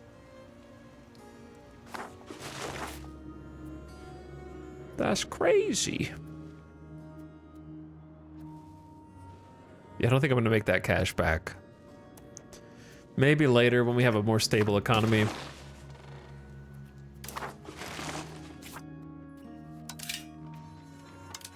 Right now it feels very unstable with the bubble popping. I obviously want to build like 100 bridges. What else do I want to build?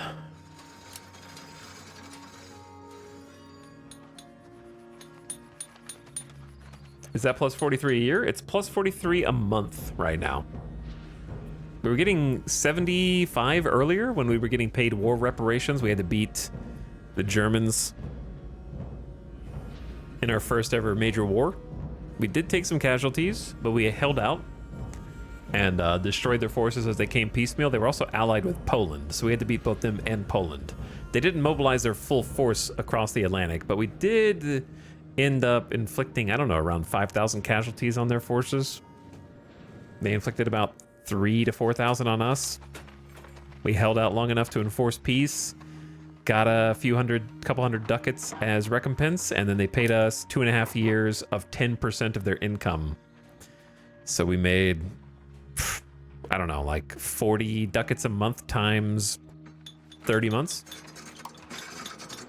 in payment from them to try to pump up our economy. War could be profitable if you win. That song is really stuck in my head now. Really good. It is stuck in my head. I seem to remember not being able to build the Chancery because we don't have gold.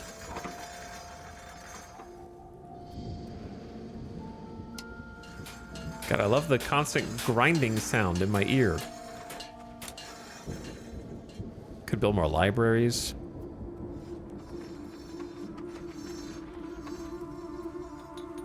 Could build a market warehouse for each of our towns to give them some more trade and stockpile. I mean, in the new market town, that is. I want to build more marketplaces.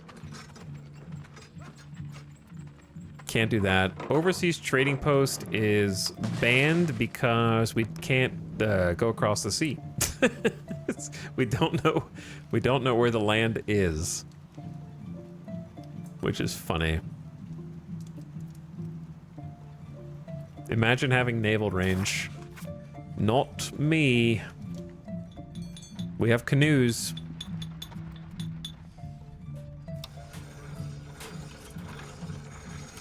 Trade office, though, is the thing I wanted to come back to and build. And possibly a wharf. But no, I can't build a wharf. Okay, trade office then. Maritime presence to owner, trade advantage, and trade capacity.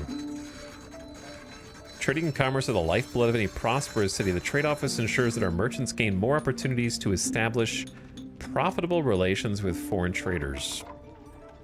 So what are the building requirements? If I just click here, it'll build in the correct market.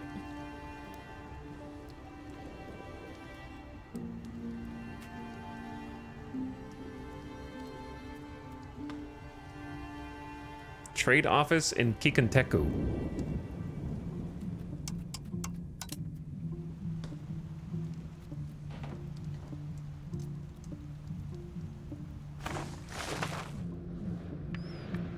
Chat, can someone give me a elevator pitch explanation of trade offices?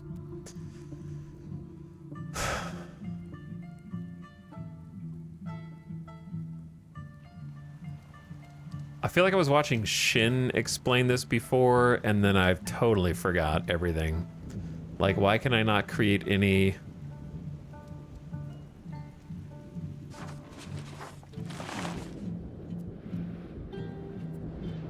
Ideally build them close to another market center, but what does it do that's not written on the tooltip? Because it seems obvious that it's doing things that are not written on the tooltip.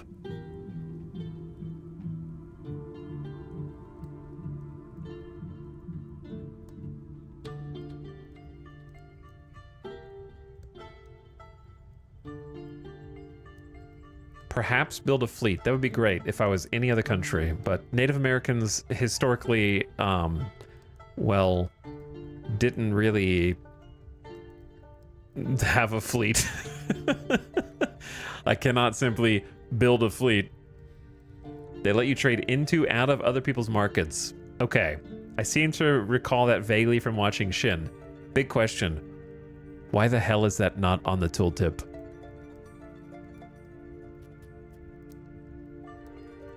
Trade office can only be built in foreign locations if you have at least 100 opinion.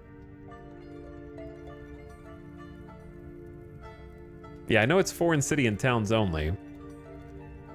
Hover over the green check mark. Trade office can only be built in the following conditions. Is port. Okay. So that's why I can't build them. The Pope hasn't made a single port. What qualifies as a port? Let's find out.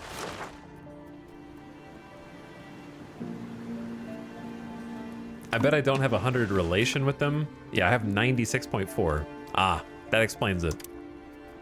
I couldn't figure out why I couldn't build with the Pope because they have a bunch of ports, right? Gotta. So how much more can I pump our relationship? Not much, I don't think. It's already at 172. But it will increase it by plus 10. So it might be just enough.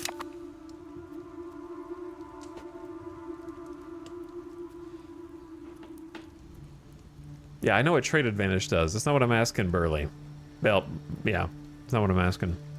I'm asking what does it do that's not on the tooltip? Because it seems like it does. Overtly esoteric says it lets you trade into and out of other people's markets that you couldn't otherwise. Is that right? It gives you capacity in that market, similar to how marketplaces in your own land give you trade capacity in your market. Okay. I think that is what I'm looking for. Is that written on here? I mean, it says trade capacity to owner, but that's not really like clear that that's going to be in a different market. If just reading it at a glance, it sounds like it's going to be in your market. So like, if I don't care about trading with long range, like in this case, right? In this case, if I'm building one in my market, what does that do for me? Do I just get more trade capacity in my own market, but I'm building it in a foreign power's land who's in my market? Do the latest saves work? I don't know. It seems to be working for me, but your mileage may vary.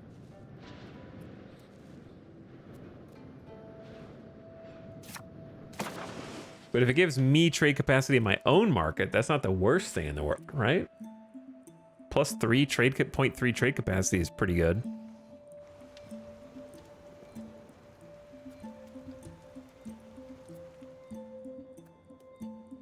And it only needs 0.1 paper of upkeep. But like, it seems like you could have both a marketplace. The downside of the marketplace is it takes your building slots. And also takes, you know, 6 times the resources. So why not both? Porque no los dos? If you can.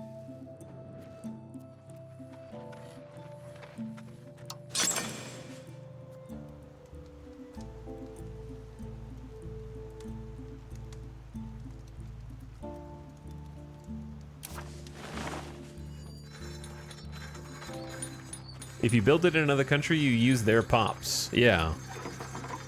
It gives burgers more power, which you may not want.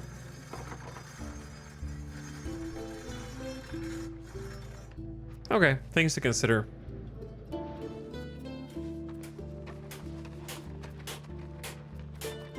Trade offices are also nice for maritime presence. I think, so that's like maritime presence for me. Or do they become the owner of the building if I build it in their territory and then it gives them that? I'm assuming it gives it to me. But yes, this is all new. I never done this shit before. People haven't come over here so that we could trade until like less than 100 years ago. We were playing like 150, 200 years in single player.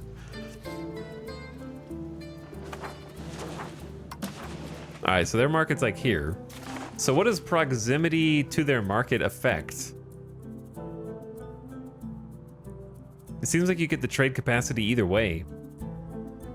Doesn't mention anything about proximity on the tooltip.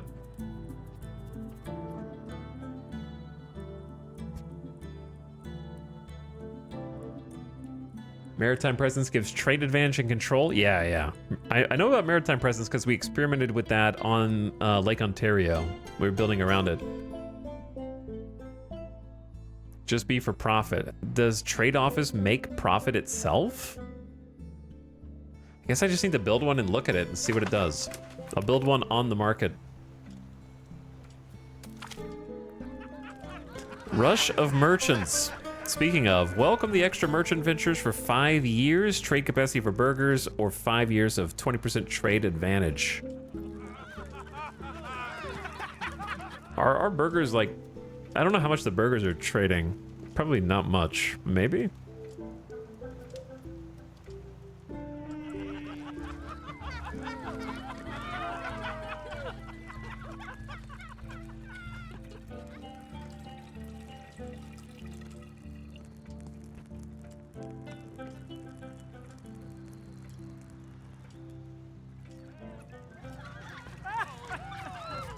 I have no idea if they're trading. I see that they're enriching themselves, that you guys were talking about earlier. Boy, I wish there was a way to see what burgers are trading. I mean, so far I can see what they're trading, but you have to know the exact item that they're trading ahead of time. So I don't know if there's a list. So far it seems like you have to hover every individual good, and if they're trading it, it'll tell you. Which doesn't seem, you know, it's just par for the course at this point. What else is new? So I don't even know if they're trading, so I guess I'm just gonna take it because who cares? It's 5 years. It's nothing. That's nothing.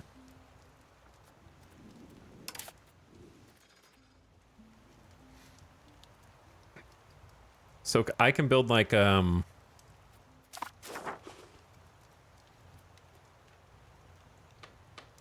they already have a trade office? There is already Onondaga Arendis Burgers there. Okay. Since it has to be coastal for Cahokia, it would have to be like... This isn't Cahokia, this is like the Pope. Let's just start with those two and go from there. Yeah, we're not talking about how much they're making. I'm talking about like what they're trading and quantity-wise of what they're trading. We don't know that. Because I can see their trade income, but you can't hover it for an extra tooltip.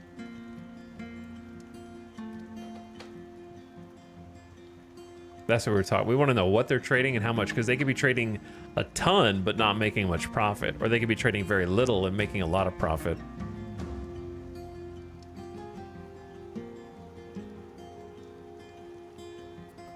You can use trade offices to steer trade toward your market. Like if a market 2 hops away has gold, you could use your trade office to import to Nasant or Naze, and then from your market from Naze. Okay. Yeah, I was watching Shin do it, but since I hadn't like done trade much myself at the time, I couldn't really internalize the information. So I think I just need to do it myself and see how it works. I'm not a very good visual learner. I have to like do. I gotta do. That being said, I do want more marketplaces. For sure. And more levels of marketplaces. I don't really care about giving the burgers power, I don't think. So when it comes to building marketplaces,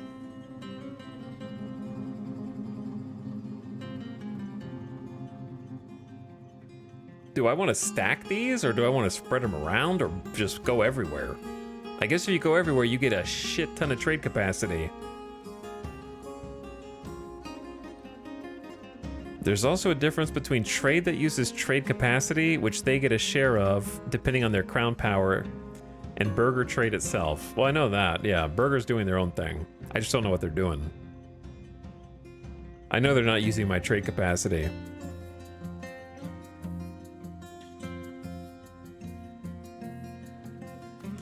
Like, burgers are weak. They're like 12%. But if I keep them below 25, we're good. So, I'm just gonna start by adding a second layer to the capital, of course, and then my most important towns, I suppose.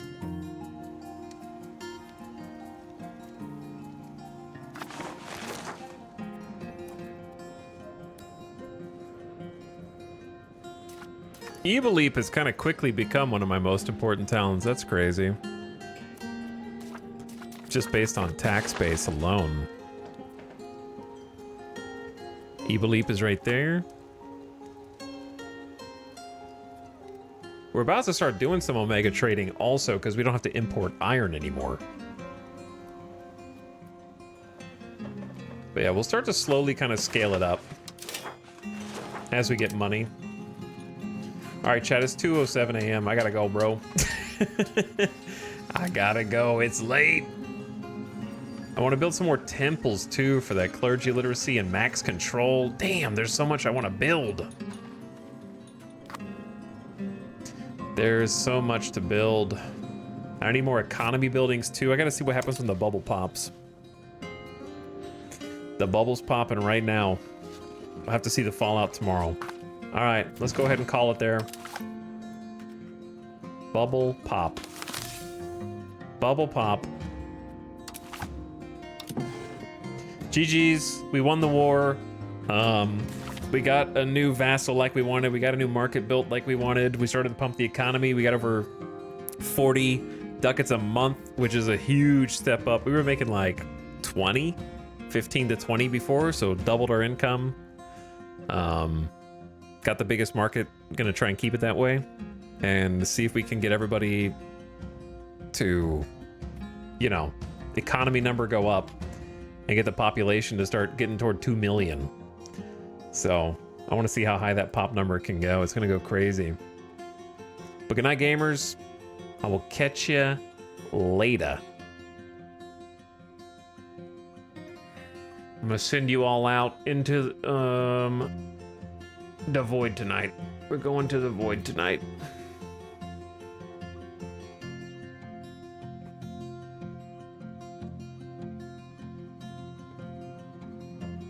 Okay. Ads coming in, so I gotta get you out of here before the ad starts. Go into the darkness. I will see you again tomorrow. Come back 2 to 3 p.m. Pacific, probably like 3 p.m. Pacific, and we'll do it again. I don't know how we're gonna cram Hearts of Iron in this week also. It's very paradox heavy of late. It's not normally like this. And then I still want to play Anno. So very strategy game heavy right now, which is also unusual. We play a lot of different things besides strategy games, but right now it's packed. All right, get out of here, gamers. Good night. I'm about to go back to watch the beginning. Lots of ranting about the combat. I'm not a big fan of Europa combat so far, but I'm also a Hearts of Iron player, so that's probably why. All right, good night. Bye-bye. Thanks for watching again. Happy Hansel, thank you for the 500 bits. Very nice on the way out. Thank you for sharing. Have a good one, gamers. Now get out of here.